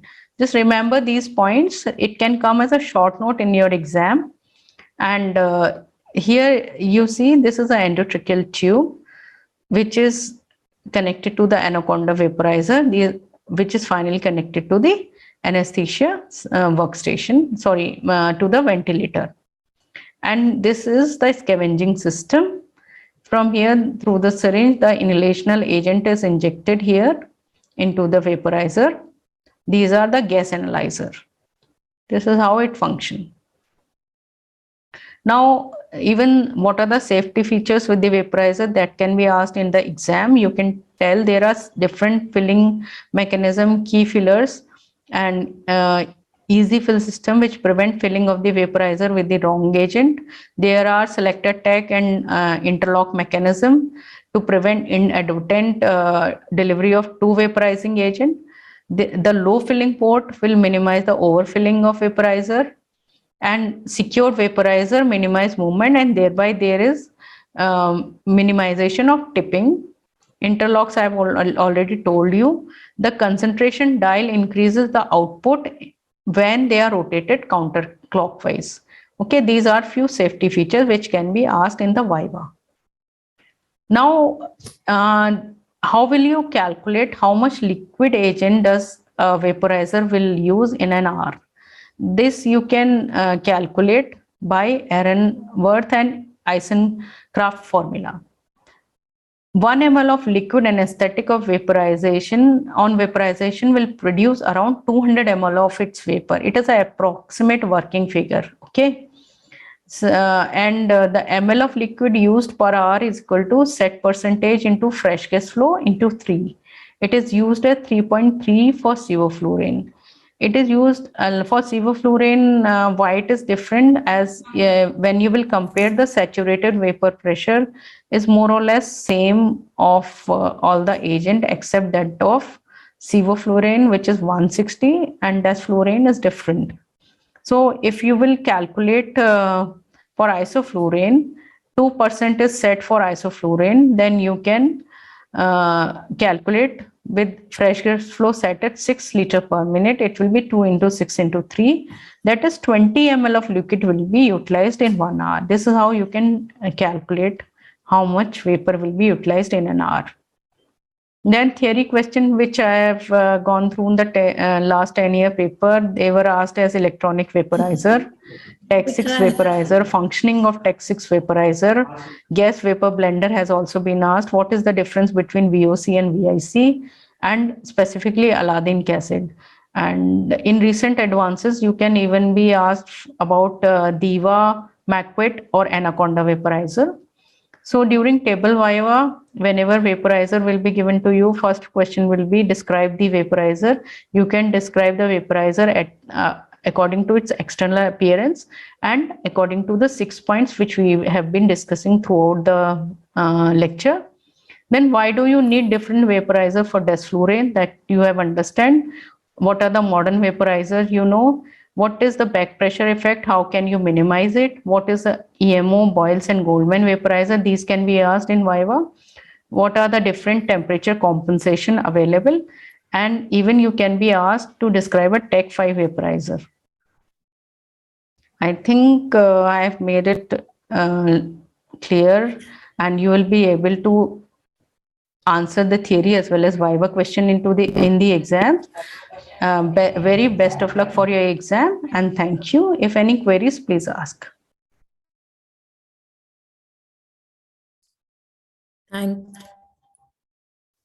Thank you, Dr. Namita. That was indeed a very, very exhaustive lecture and a very difficult topic which you simplified for the students. And I think we'll take the questions at the end of the session. We'll go to the next topic, next lecture. Can I have the CV slide of Dr. Lalit? Good evening, everyone. Good evening, Dr. Lalit. Can I have the CV slide of Dr. Lalit? Yes. So I have the pleasure to introduce Dr. Lalit Gupta. He is Associate Professor at Maulana Azad Medical College, New Delhi. His areas of interest are pain, onco anesthesia, palliative care, difficult airway, and neuro. Dr. Lalit Gupta would be talking about inhalational agents. Over to you, Dr. Lalit. A very good afternoon to everyone. Today we are going to discuss a very important topic from the examination point, that is the inhalation agent. It is not only for the exam but also for the fact that most of us use inhalation agents in our surgery. So why it is important and what are the significance? So if you know the inhalation agents, they are the integral part of the anesthesia. They are the substance which are brought into the body via lungs and are distributed with the blood into the different tissues. They are mainly used for the induction, especially in the pediatric patient population. Some of them they are used for induction in case like the sevoflurane, as well as maintenance irrespective of the patient case.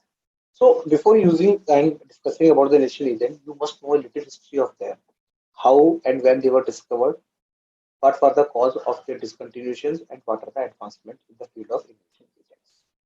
Seeing the history, William T. J. Morton in USA in 1846 first used diethyl ether, and in 1929 cyclopropane was used, which was in the practice for 30 years, but it becomes of the inflammable nature. It was discontinued later on with the emerging of the newer inhalation agents.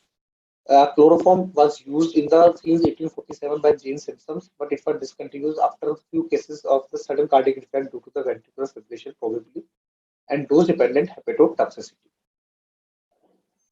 Halothane, it was synthesized in 1951 by the Charles Walter while working in the Imperial Chemical Industries, that's sometimes asked. In 1956, M. Johnston used it clinically for first time, and fluorine in 1970, and desfluorine is the latest in 1996. After that, the experimental stages are of the xenon and argon, which are still not in the clinical use. So, what are the initial anesthetic agents? How they are classified? They are classified as a gas or as well as a volatile liquid. The gas being nitrous oxide, cyclopropane, ethylene, xenon, argon, and the volatile being ether, halothane, and fluorine, isoflurane, dash, and sevoflurane. So they are either in the gaseous form and the volatile liquid. In the volatile liquid, that is the near initial agents are the color coded, while the gaseous forms are also in the slender forms and they are also color coded. The physical and pharmacodynamic properties, pharmacokinetic, should be the standard one, and it should be the for an ideal life. It should be stable, do not require presence of preservative, non-explosive, odorless, tasteless, sorry, present smell, environmentally safe, does not react with other components like soda lime, and has a boiling point well above the room temperature. And it should have the low blood gas coefficient, low oil gas coefficient, not metabolized or active metabolized, and it should excreted completed by the respiratory system. It should not be epileptogenic, no increase in the cerebral blood flow, does not impair the renal or hepatic functions, and should not trigger the malignant hypothermia.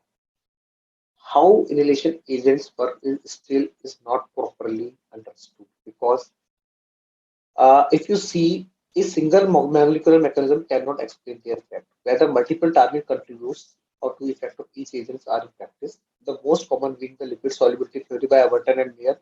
The others are the modification from time to time depending on the lipid bilayer, like lipid perturbation dimensional change, lipid phase transition, lateral phase separation theory, lipid-protein interactions and alteration to the protein functions, luciferase inhibitions. The more important being the Mayer-Overton theory, which says that the correlation between the lipid solubility of inhalation agents and MAC is the major things which causes the inhalation anesthetic agent to work. The Mayer-Overton theory postulated it is the number of the molecules that are dissolved in the lipid cell membrane and not the type of the inhalation agent that causes the anesthesia. But one theory, as I told you, cannot explain the whole thing. So there is an exception, like the enflurane and isoflurane, which are structurally isomer, but MAC of the isoflurane is approximately 70% that of the enflurane. Thus, it would appear that there are the other things which may act to increase their potential. And these being Mullins expanding the Meridian as a critical volume hypothesis, which means that the absorption of the anesthetic molecules could explain the volume of the hydrophobic region within the cell membrane and subsequently destroy the channel member necessary for the sodium ion influx and the development of the action potential necessary for synaptic transmission. The protein receptor hypothesis, the another theory, other being the activation of the GABA receptors by inhalation agents and inhibition of the certain calcium channels, which is caused the decrease in the release of neurotransmitter and inhibit the glutamate channels. So, after a brief history, we should know the physical and chemical properties that make them distinct from each other and what are the desirable and non-desirable characteristics. Coming, what is the most important thing in the anesthesia is the MAC. What is MAC for the inhalation agent? It is defined as a concentration at 1 atmosphere of anesthetic in the alveoli, which is required to produce immobility in 50% of the patients subjected to a surgical incision. And it is 1.2 to 1.3 MAC to prevent the movement in 95% of the patients. While MAC of awake is 0.3 to 0.4% of the MAC, times of the MAC, while MAC of the intubation is 1.3 of the MAC. And the maximum being the 1.5, that is the MAC bar, which is required to prevent the adrenergic response to a standard incision measured by the concentration of the catecholamine in the venous blood. So, as I told you, the MACs are different from 0.74 to the desflurane 60 to the 105 of the nitrous, and how it affects the anesthesia. You know, it is very important. The MAC values are roughly additive. For example, a mixture of 0.5 MAC of nitrous oxide and 0.5 MAC of halothane is approximately causes of 1 MAC of isoflurane, which is enough for the cerebral transpiration. So, MAC is additive, MACs are different, but when two gases are combined, they become additive and affect the cerebral blood flow as well as the awake. The other important thing is that factors which affect the MACs are MAC is maximum at 1 year compared with MAC at 20 years, and MAC reduced 20 to 40% at 40 and 40% by the 80 years. So, with every decade, the MAC requirement is decreased. 60% of the nitrous oxide decreases the MAC isoflurane by 40% and MAC of the sevoflurane by 24%. And this explains the second gas effect, which I will come later on. Opiates and other sedatives also affect the MAC, while gender, duration of anesthesia, carbon dioxide tension, metabolic acid base status, and hypertension and hyperkalemia do not affect the MAC. The other thing is potency. Remember, a simple formula: the lowest is the MAC, the higher is the potency. That's why halothane is the most potent and nitrous oxide is the least potent. Coming to the boiling point, they have a different boiling point, while desflurane is the less than 22.8 degree and vapor pressure of 664. That's what is the significance of this figure. The figure is that it cannot be administered using the standard vaporizer. We need it to prevent it boiling at the room temperature, so it's given in the special Tag 6 vaporizer of the desflurane. Physical property, I told you, it is while halothane is non-pungent. Most of them are non-pungent and non-inflammable, but iso and desflurane are quite pungent, and they may cause the unpleasant to inhalation and sometimes the bronchospasm and cough. The other thing is that Sevo followed by halothane are very suitable for inhalation agent, especially in the pediatric case group. The other thing is structure. What is common in all those structures? If you see carefully, all are the halogenated components. Be it the chloride, they all are the bromide.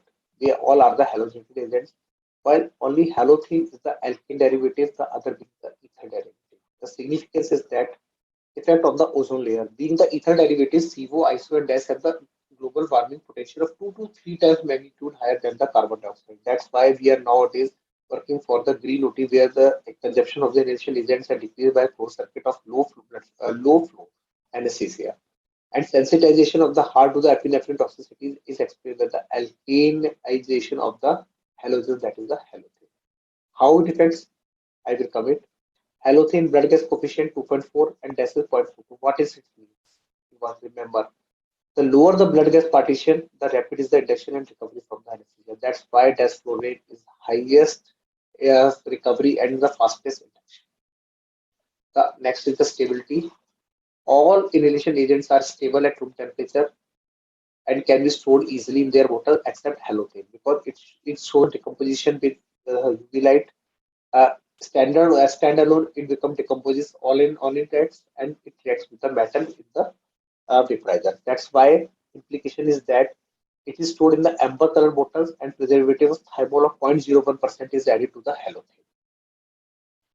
Being the metabolism, halothane is 20% metabolite and CO is 4. And they both are the toxic. The 20% of the metabolism, halothane is responsible for the halothane hepatitis, and 4% of the CO that provides the fluoride ions is responsible for the renal injury that I will come with the individual initial agents. Just remember effects of them on various organ systems. Very important. The halothane causes the decrease in the heart rate, it causes the bradycardia, while other increases the heart rate causes the slightly tachycardia. Similarly, the cardiac output is decreased with each and every inhalation agent. With nitrous oxide, it is the moderate, and isodaz and CO, it is the minimal. And halothane and nitrous has no effect on the systemic vascular resistance, and it is decreased by iso, CO, and DAS in the dose-dependent manner. Coming to the pulmonary vascular resistance, halogenated no effect, nitrous oxide increase the PVR. Isoflurane is the most potent coronary vasodilator and can cause the coronary stream phenomena. That is, it is not preferred in sometimes in the CAD patients. While halothane and sevoflurane cause coronary vasodilatation. Epinephrine induced arrhythmia. As I told you, it is the alkene group which is responsible. Halothane precipitates arrhythmias in combination with epinephrine. Epinephrine is tolerated at MAC values of microgram per kg of halothane is 1.5, while 4.5 mic per kg of halothane is seen with the iso, CO, and DAS. That is, they are at least 3 times safer than the halothane if you are using the epinephrine with the inhalation agents. Coming to the respiratory system, just remember, all causes the dose-dependent increase in the frequency of breathing. At the same time, they decrease the tidal volume. So the net effect is the rapid shallow pattern of breathing will decrease the blood ventilation. If you go by these charts, you can easily make out all anesthetic agents decrease in the ventilatory response to the CO2. Nitrous oxide does not increase the PaCO2. Volatile anesthetic and nitrous oxide attenuate ventilatory response to hypoxemia in dose-dependent manner. So what it causes and what happens to the airway resistance with these inhalation agents. All volatile anesthetic agents are the potent bronchodilators. Halothane is the most potent, followed by the ISO and CO. At the same time, desflurane is very irritant. Halothane and CO are non-irritant, thus preferred for the inhalation induction. As I told you, that's why they are used in the pediatric risk group. But halothane has one more thing. It causes the dose-dependent decrease in the mucociliary function and so increase the post-morbidity in the patients with the bronchiectasis and bronchiolitis.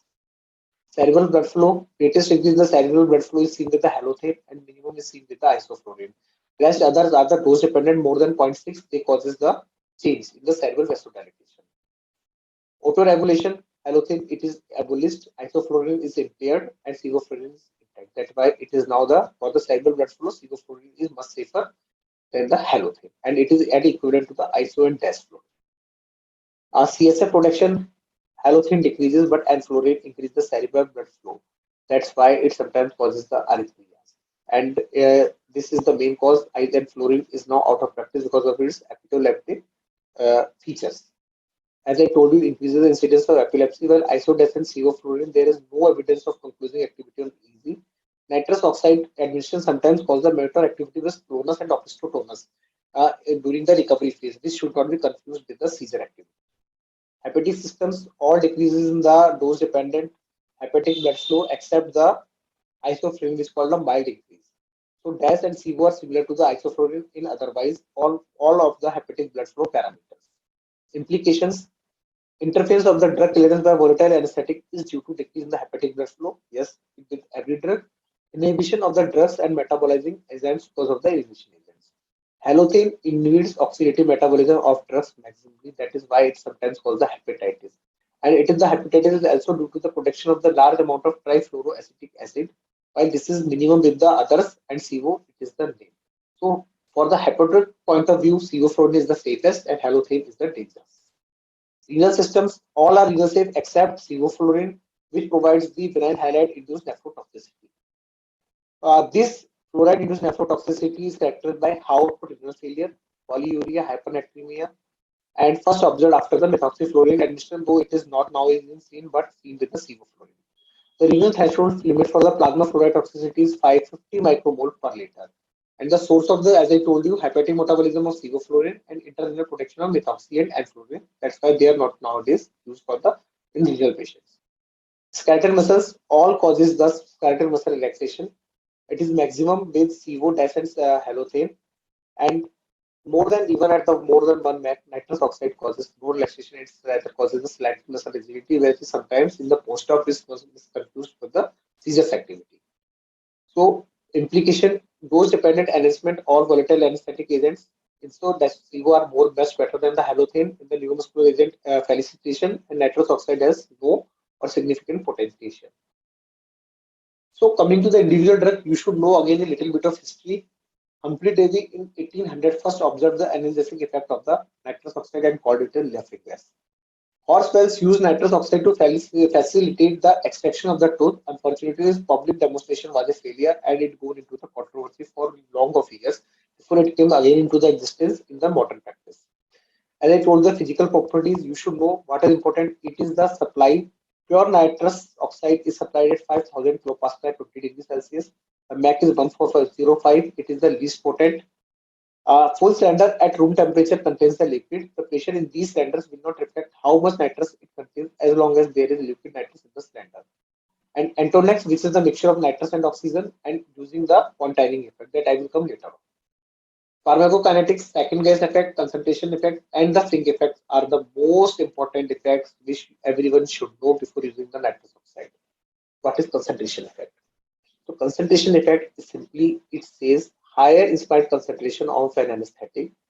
The rate of rise in arterial tension is greater and increase the inspired concentration, not only increase the alveolar concentration, but also increase the rate of risk of volatile anesthetic agents in the alveoli. This means as the nitrous oxide is stuck in the alveoli, it causes more concentration of others with inhalation agent, which is known as the concentration effect.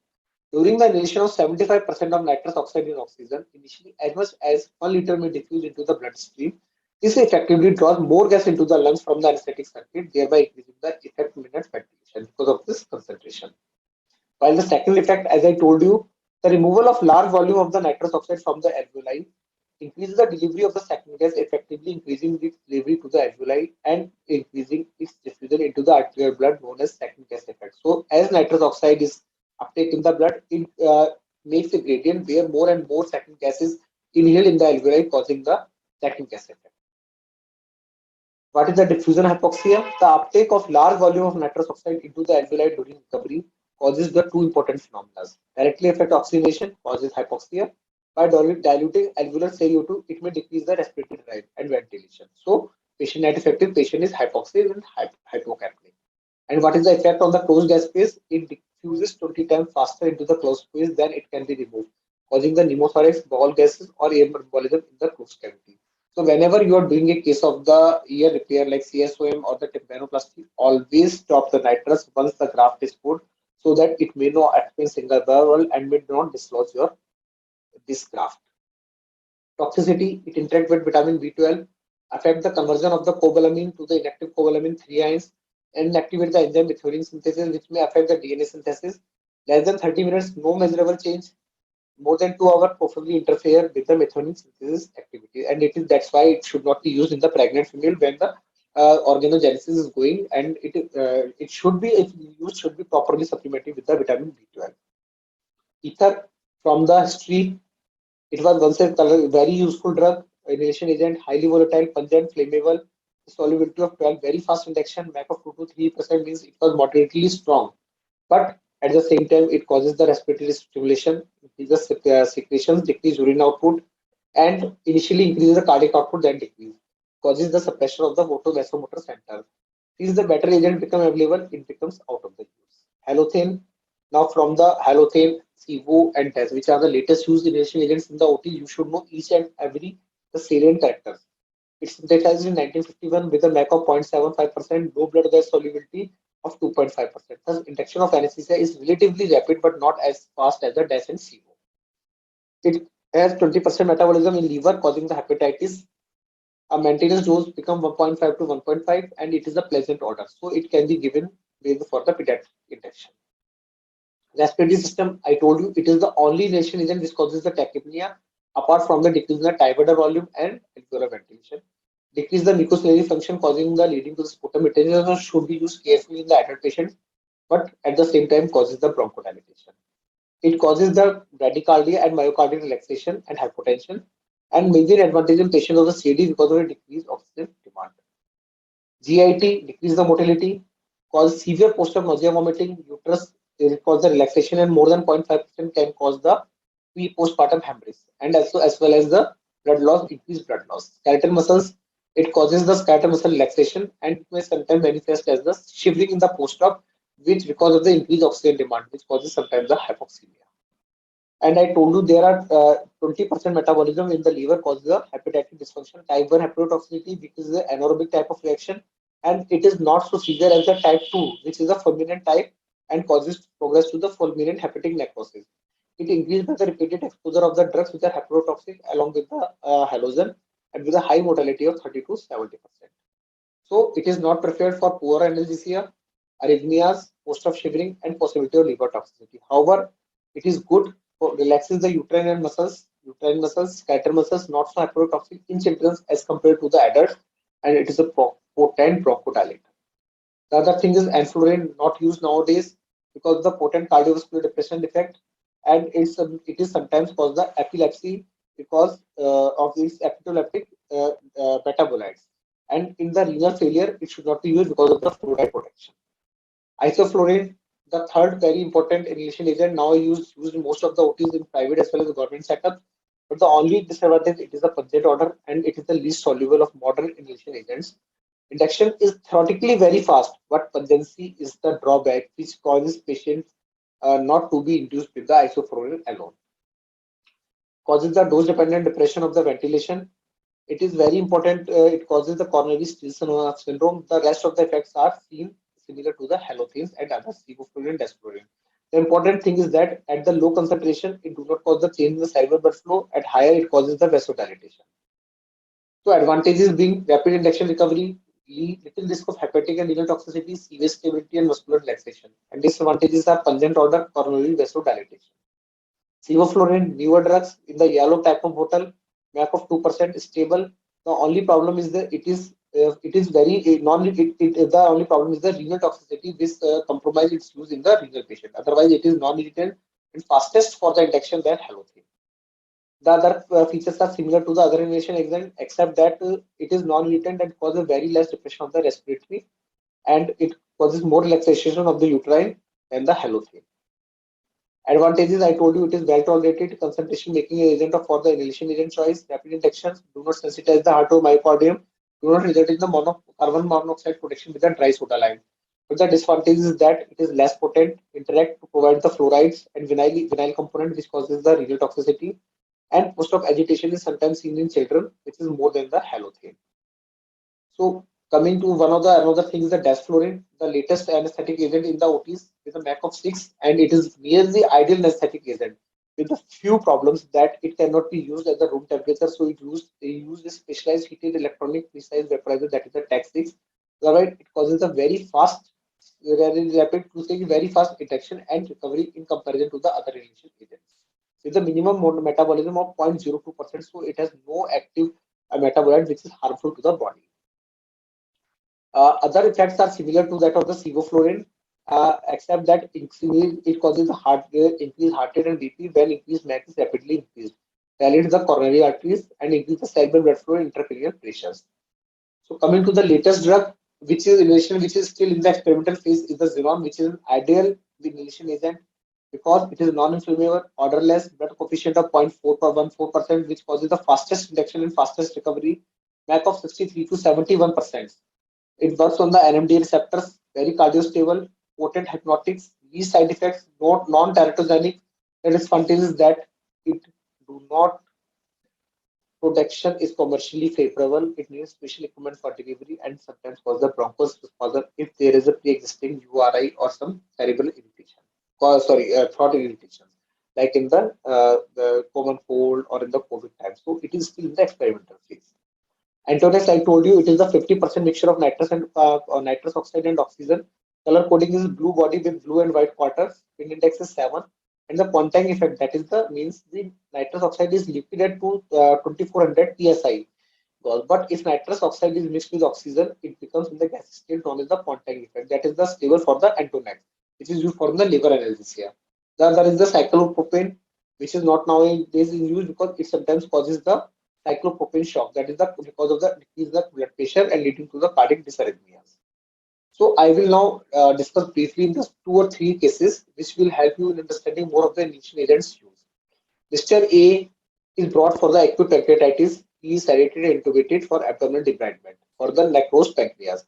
He is history of the alcohol abuse. The liver enzymes are slightly increased and anticipated duration of surgery is 120 minutes under GA. So how will you proceed this case? Which relation is it to use? Now, hepatotoxic, so halothane is excluded. Sevoflurane, one may consider avoiding it in such a patient, Mr. A, who has some renal impairment. So it is also on the lesser side to use.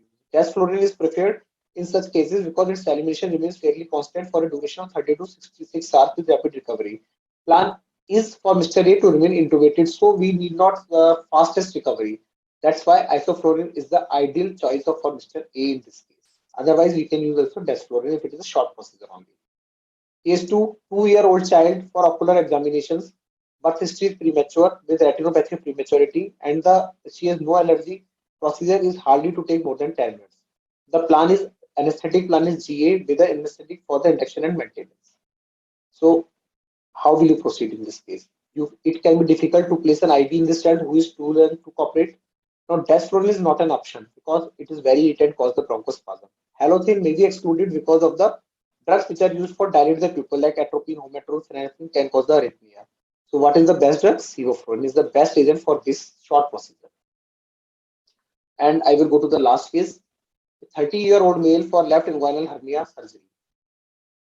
With history of bronchial asthma, his medication regime becomes he is using the steroid and salmeterol, one inhalation twice a day for his asthma.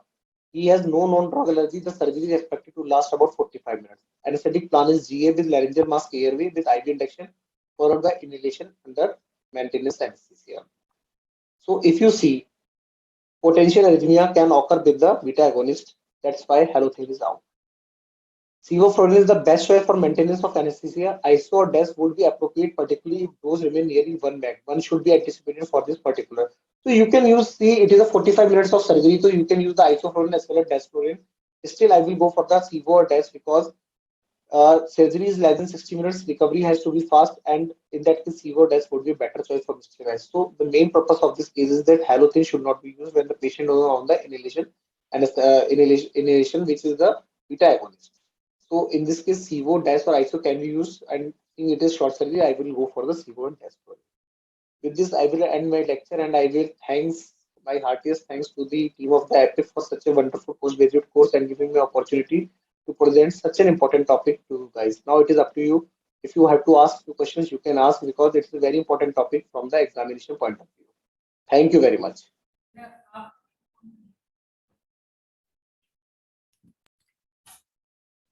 Thank you, Dr. Lalit. It is indeed a very exhaustive topic again and a very theoretical topic, but very, very important.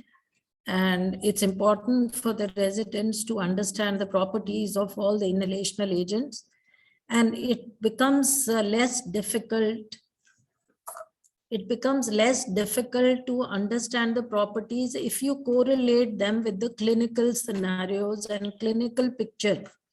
It becomes easier to understand whether it is blood gas partition coefficient or solubility or potency. So it's important to keep correlating with the clinical features. So are there any questions in the chat box? No questions. No, ma'am. I think No there are questions questions in the chat box. So maybe we should now close the session. Thank you, Dr. Namita. Thank you, Dr. Lalit. Over to you, Dr. Thank you so much, ma'am. Thank you.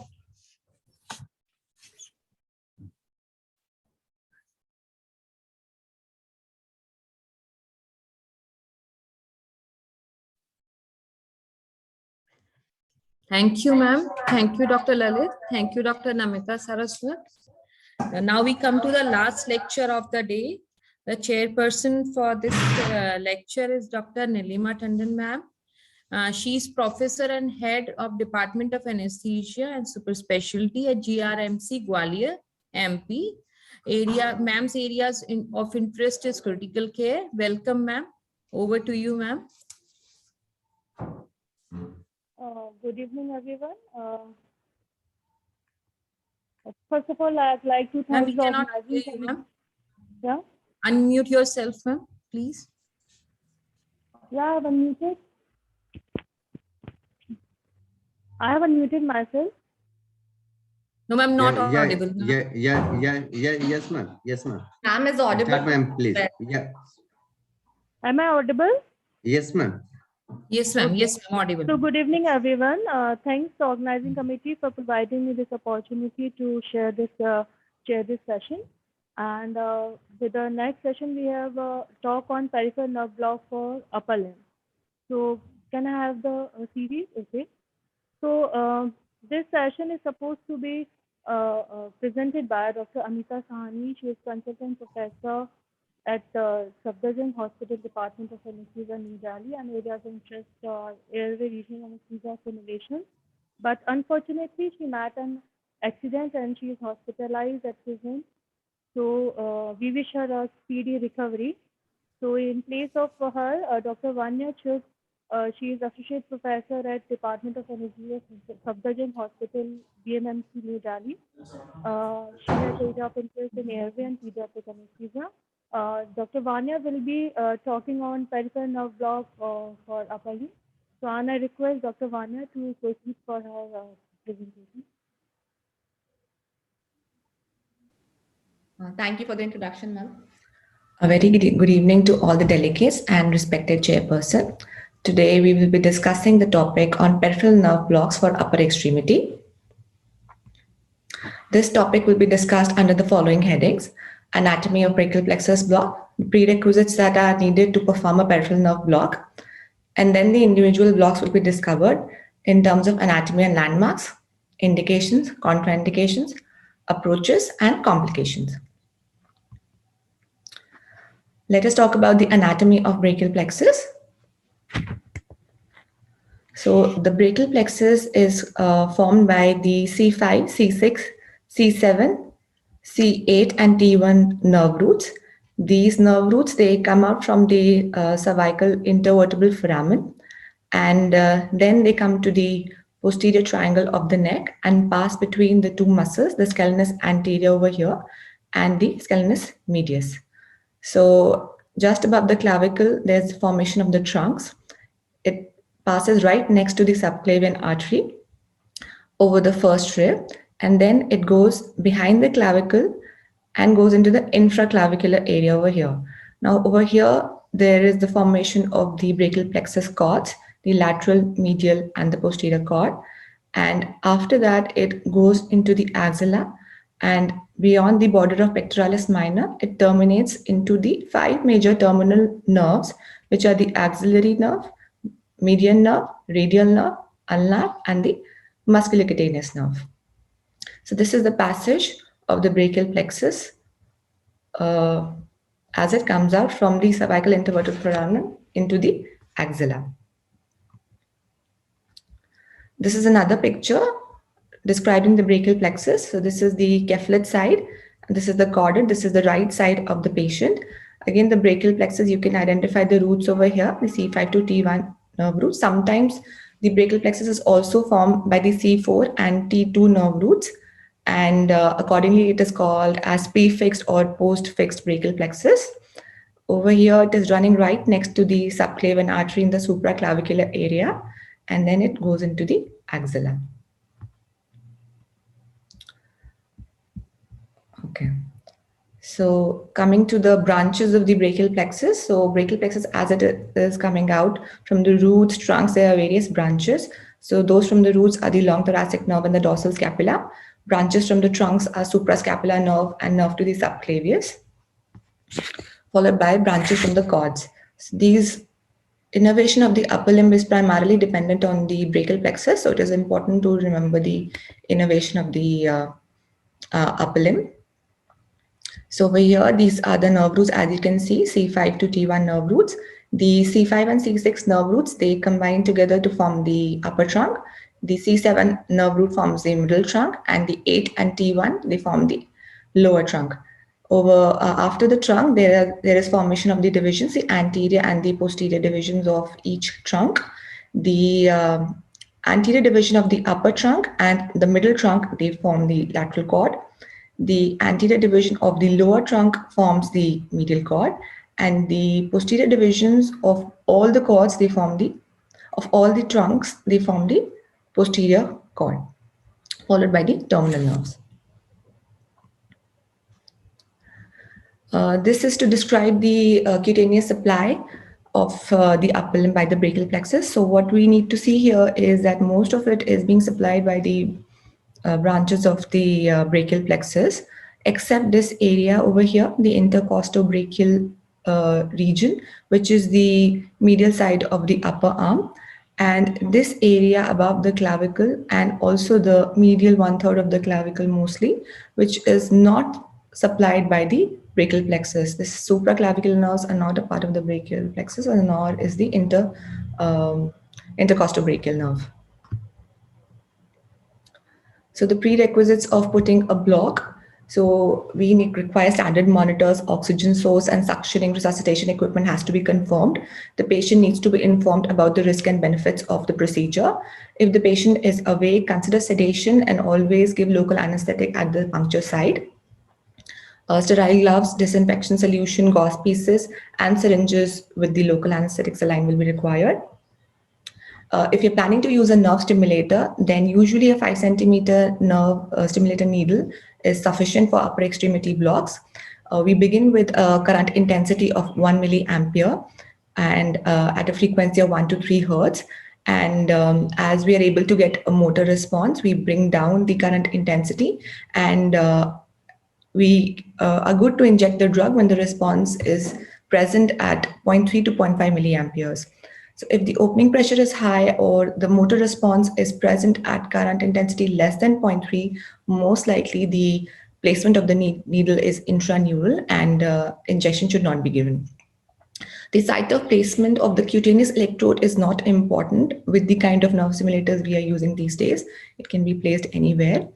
And if we are using an ultrasound, then accordingly ultrasound. And if the catheter placement is the planned, catheter and adhesive material will be required.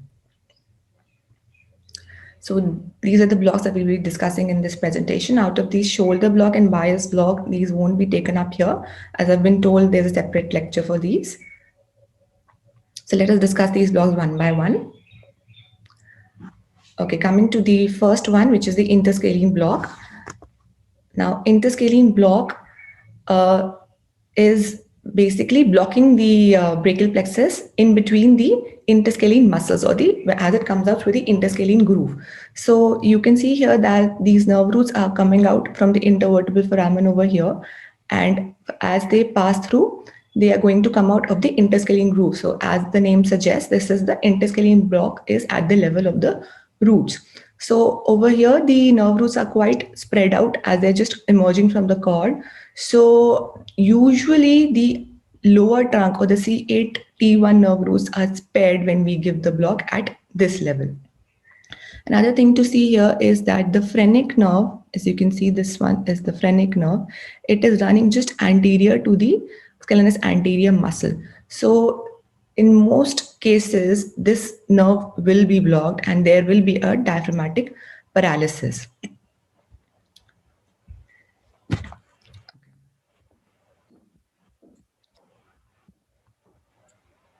So the indications of the interscalene block become accordingly, since it is taking up only the upper and the middle trunks.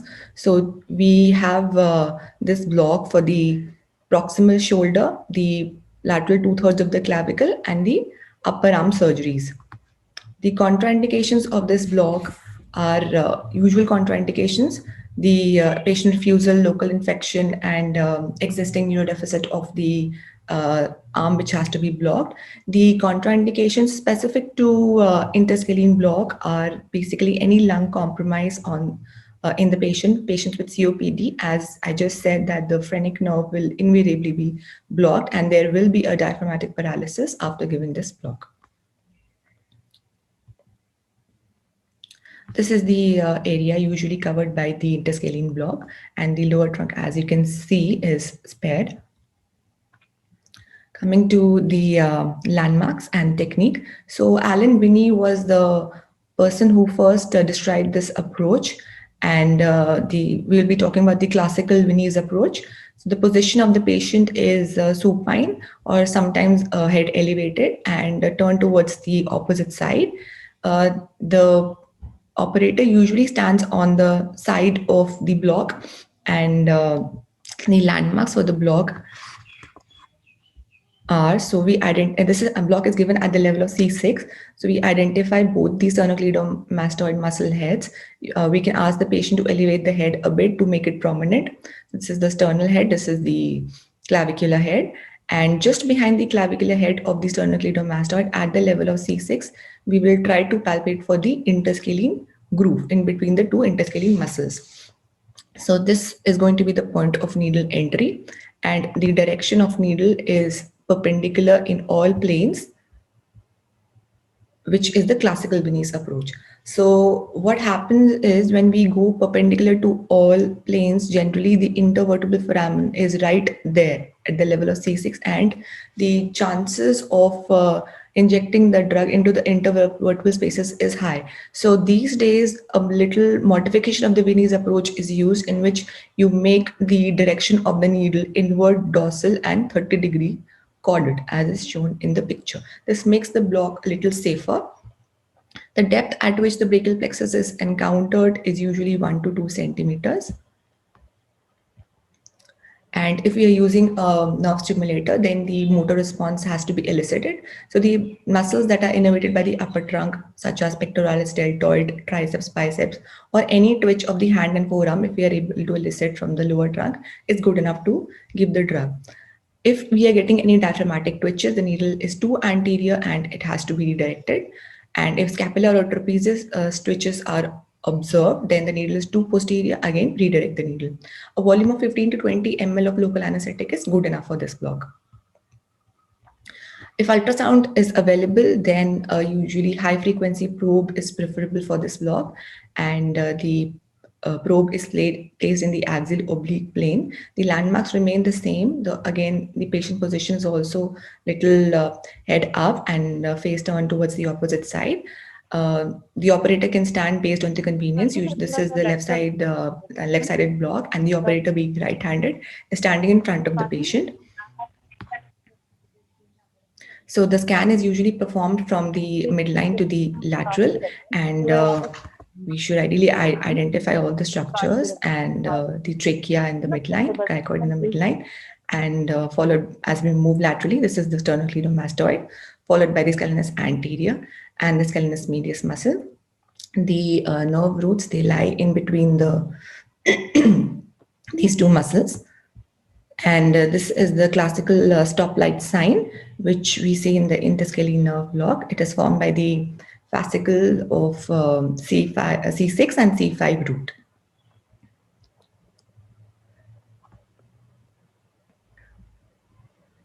Okay, the side effects of interscalene block are hoarseness of voice, which occurs in 10 to 20% of the patients.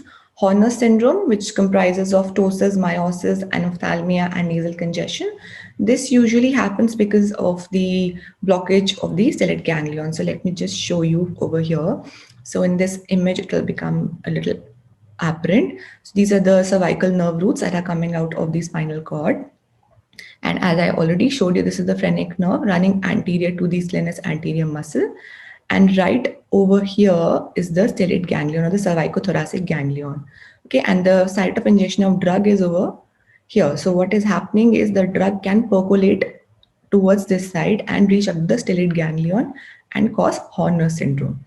Also note here that this is the vertebral artery, which is going to go in the cephalic direction and enter into the vertebral foramen at the level of C6. So again, C6 is somewhere over here.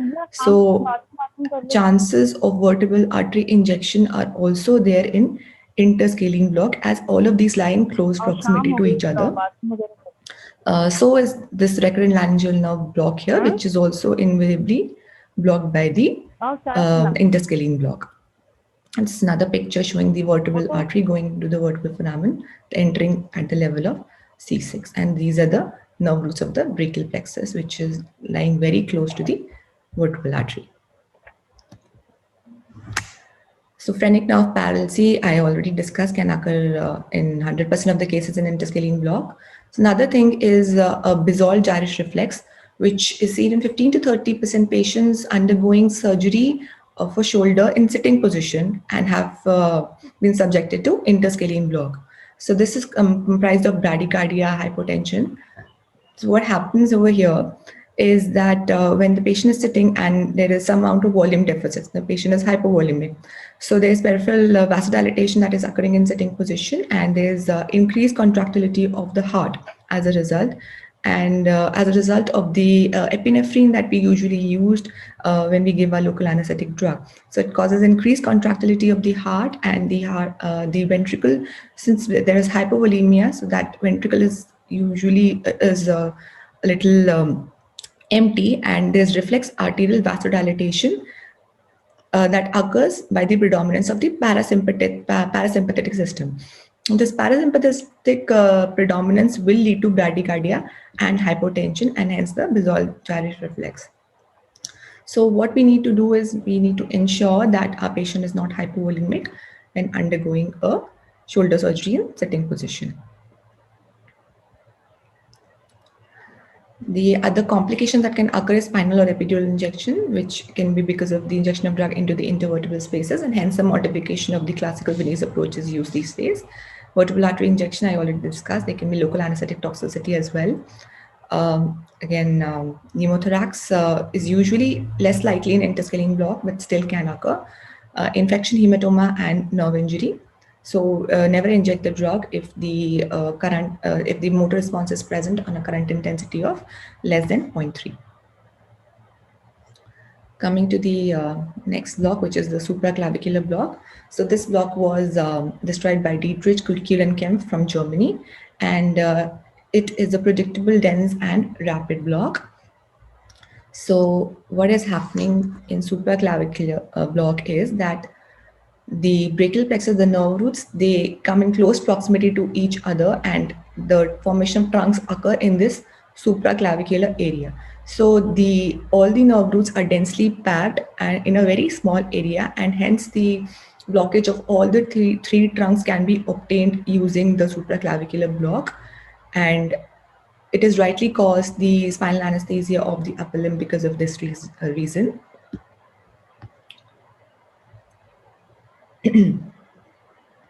So the position of the patient remains the same. The head turns towards the opposite side. And since we have to block it in the supraclavicular area over here, so we mark the lateral head or the clavicular head of the sternocleidomastoid, and 1 inch lateral to the head of the sternocleidomastoid is a point of insertion.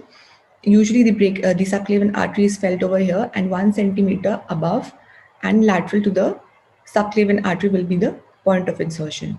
Also, we need to remember here is that the 1 inch lateral to the sternocleidomastoid is the safe area, and we should not go anywhere medial to this region, as there is a very high chance of injuring the dome of the pleura if we go medial to this line, the sagittal plane that we draw. So the direction of the needle is again parallel to the midline in the parasagittal plane. If we are using an ultrasound, then a high frequency probe is again preferable, and the axis is coronal oblique axis to the neck. The position of the patient, as you can see here, is head slightly elevated, and the operator usually standing on the same side as the side to be blocked. The in-plane approach is used to give supraclavicular block, and it is encountered usually at the depth of 1 to 2 centimeters. Again, as we scan from the midline to the supraclavicular area, we will be seeing the subclavian artery over here. Also, always keep the pleura in the identification area, because the safety has to be observed, and the needle should never hit the pleura. This is the first rib. And over here, we can see the brachial plexus immediately lateral to the subclavian artery. So the classical appearance of cluster of grapes is seen. So nerve stimulator again can be used for confirmation, and the drug usually required is 20 to 25 ml. This is another picture showing the same. Over here is the pleura. This is the cluster of grapes and the subclavian artery lying lateral to this. Side effects and complications. Again, the phrenic nerve is blocked in 50% of the cases in the supraclavicular block, and Horner's can still occur because of percolation of the drug beyond the longus colli muscle. The other complications are local anesthetic toxicity and hematoma. Again, due to close proximity to the pleura of the lung, this block has a high chance of pneumothorax, which is about 6%. And always take precaution of never going medial to the border of sternocleidomastoid muscle. Next, we have the intraclavicular block. This was introduced by Basie in 1914 and reintroduced by Prithviraj in 1973. This block lies midway between the axillary and the supraclavicular block. It has advantages of being used in cases of shoulder immobility, as you need not require 90-degree abduction as is required in axillary block in this case. It is more accessible and patient-friendly for catheter placement, and tourniquet pain is also better tolerated as compared to axillary block. If we compare it with supraclavicular block, in this case, the bilateral blocks can be performed, and there's a reduced possibility of pneumothorax and avoidance of cervical vascular structures. The disadvantage is it may sometimes lead to a delayed onset and may not be as dense as the supraclavicular block. So the infraclavicular block is just in the infraclavicular fossa. The level of block is at the level of cords. So the cords are encircling the axillary artery over here. So we identify the axillary artery and then give the drug over here.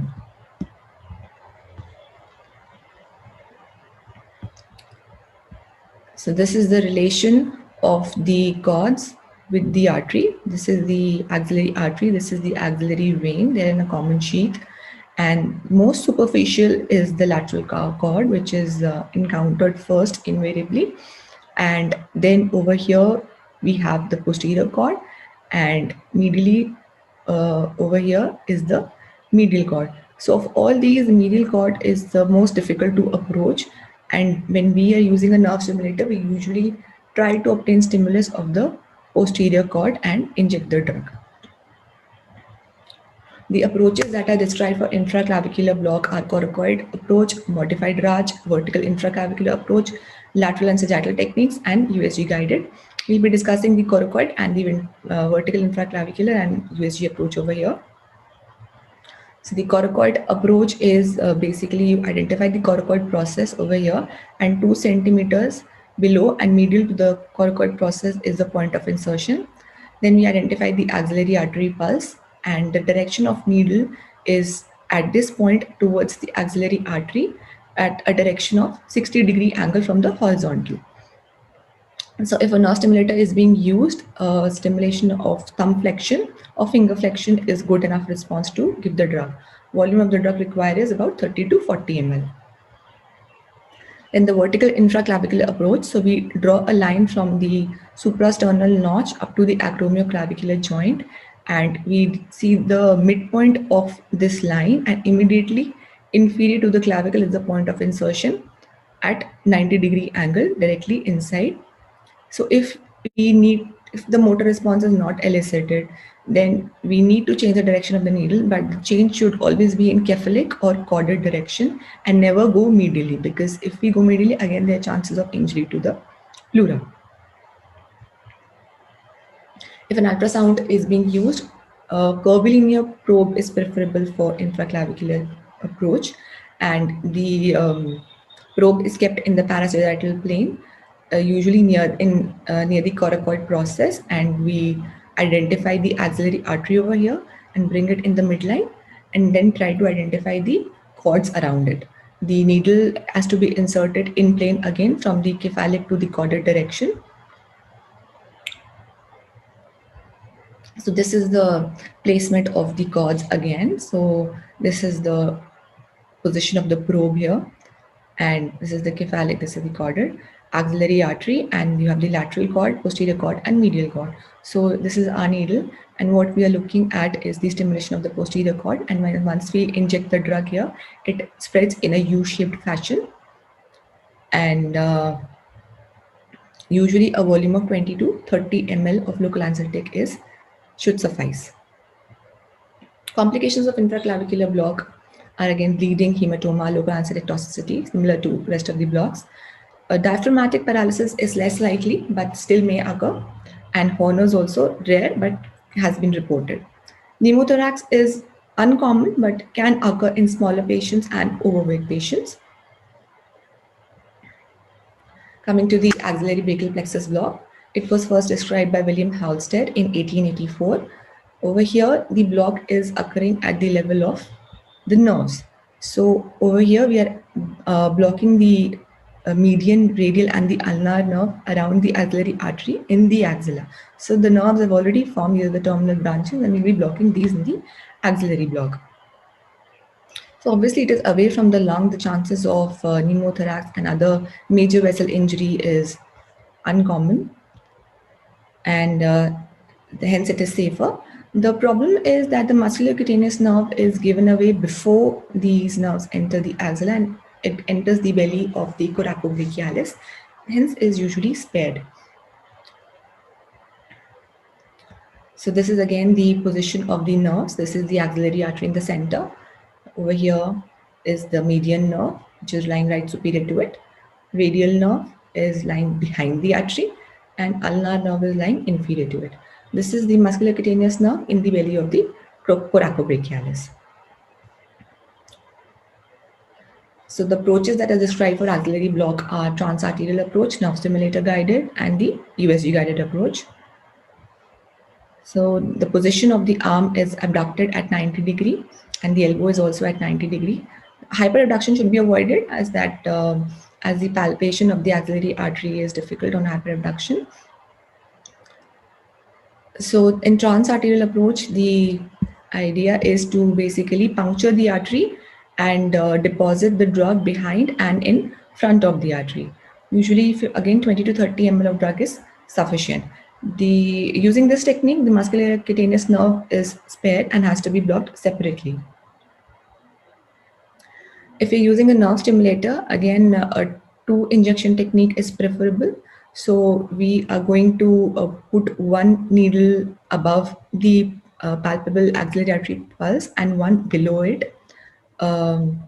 And then we are going to use a nerve stimulator. So the the stimulation that we are looking at, motor responses that we are looking at, is at the wrist, which is wrist and finger extension, which signifies the stimulation of the radial nerve. Once this response is obtained, then we inject the drug. Then looking at the median nerve. So median nerve is needle is inserted superior to the artery, and flexion of the fingers is the response we are looking for. So again, about 10 ml of drug is injected here. If the musculocutaneous nerve is stimulated, then we will see elbow flexion, and a volume of 20 to 30 ml is good enough.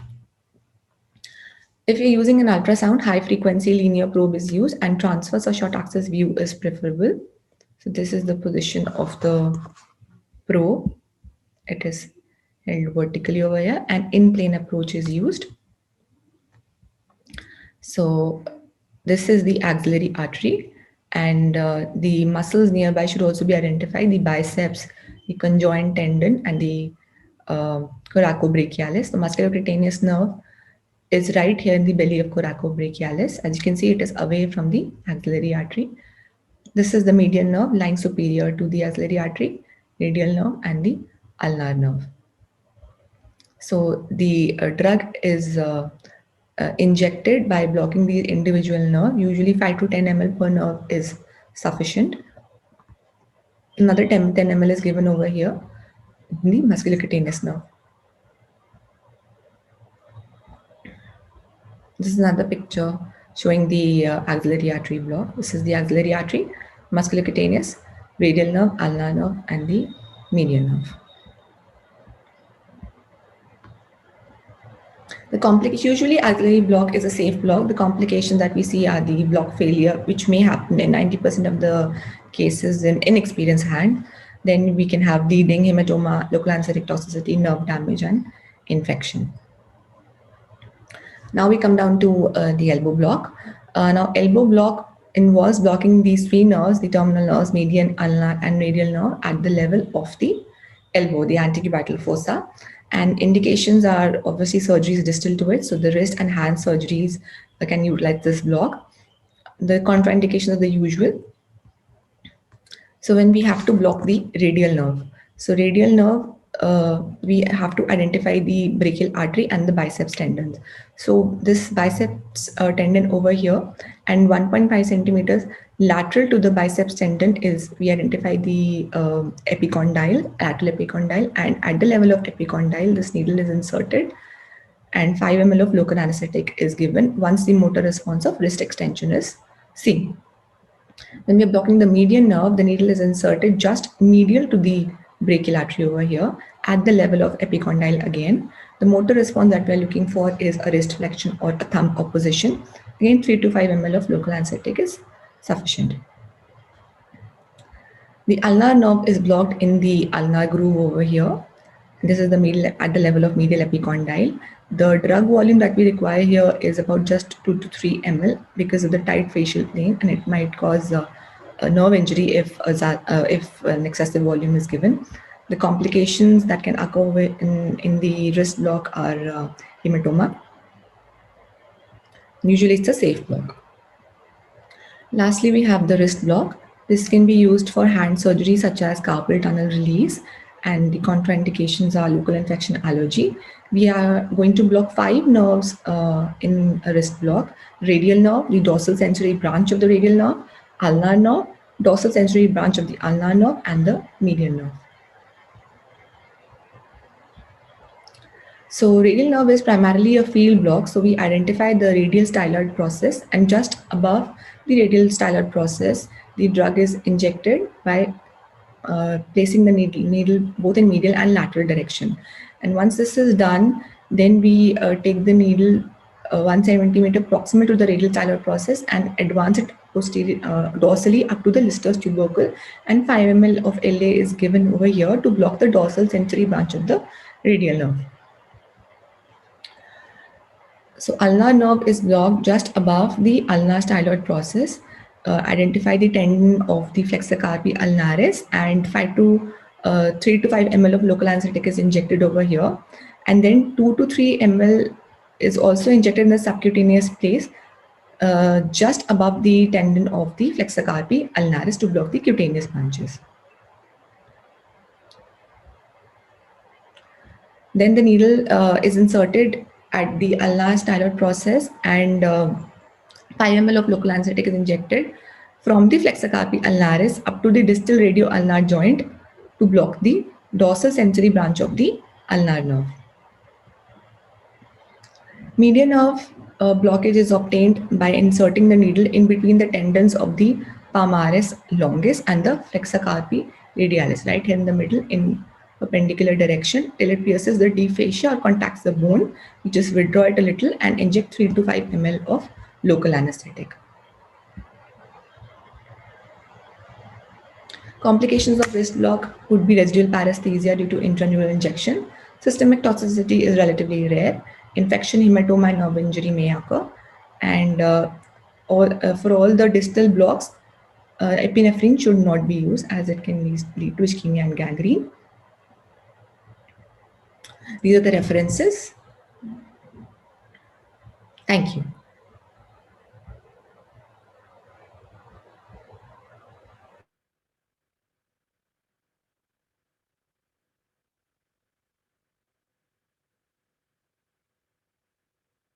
Thank you, Dr. Vanya, for wonderfully covering this very important topic. Thank you, ma'am. So the topic is open for question and answer. If there is any question? There are no questions in the chat box, ma'am. Okay, so it's, thank you very much on the organizing committee. Over to you, Dr. Thank you, ma'am. Thank you, ma'am. Thank you, Dr. Vanya. Thank you, Dr. Nilima. Thank you so much. So we conclude today's day.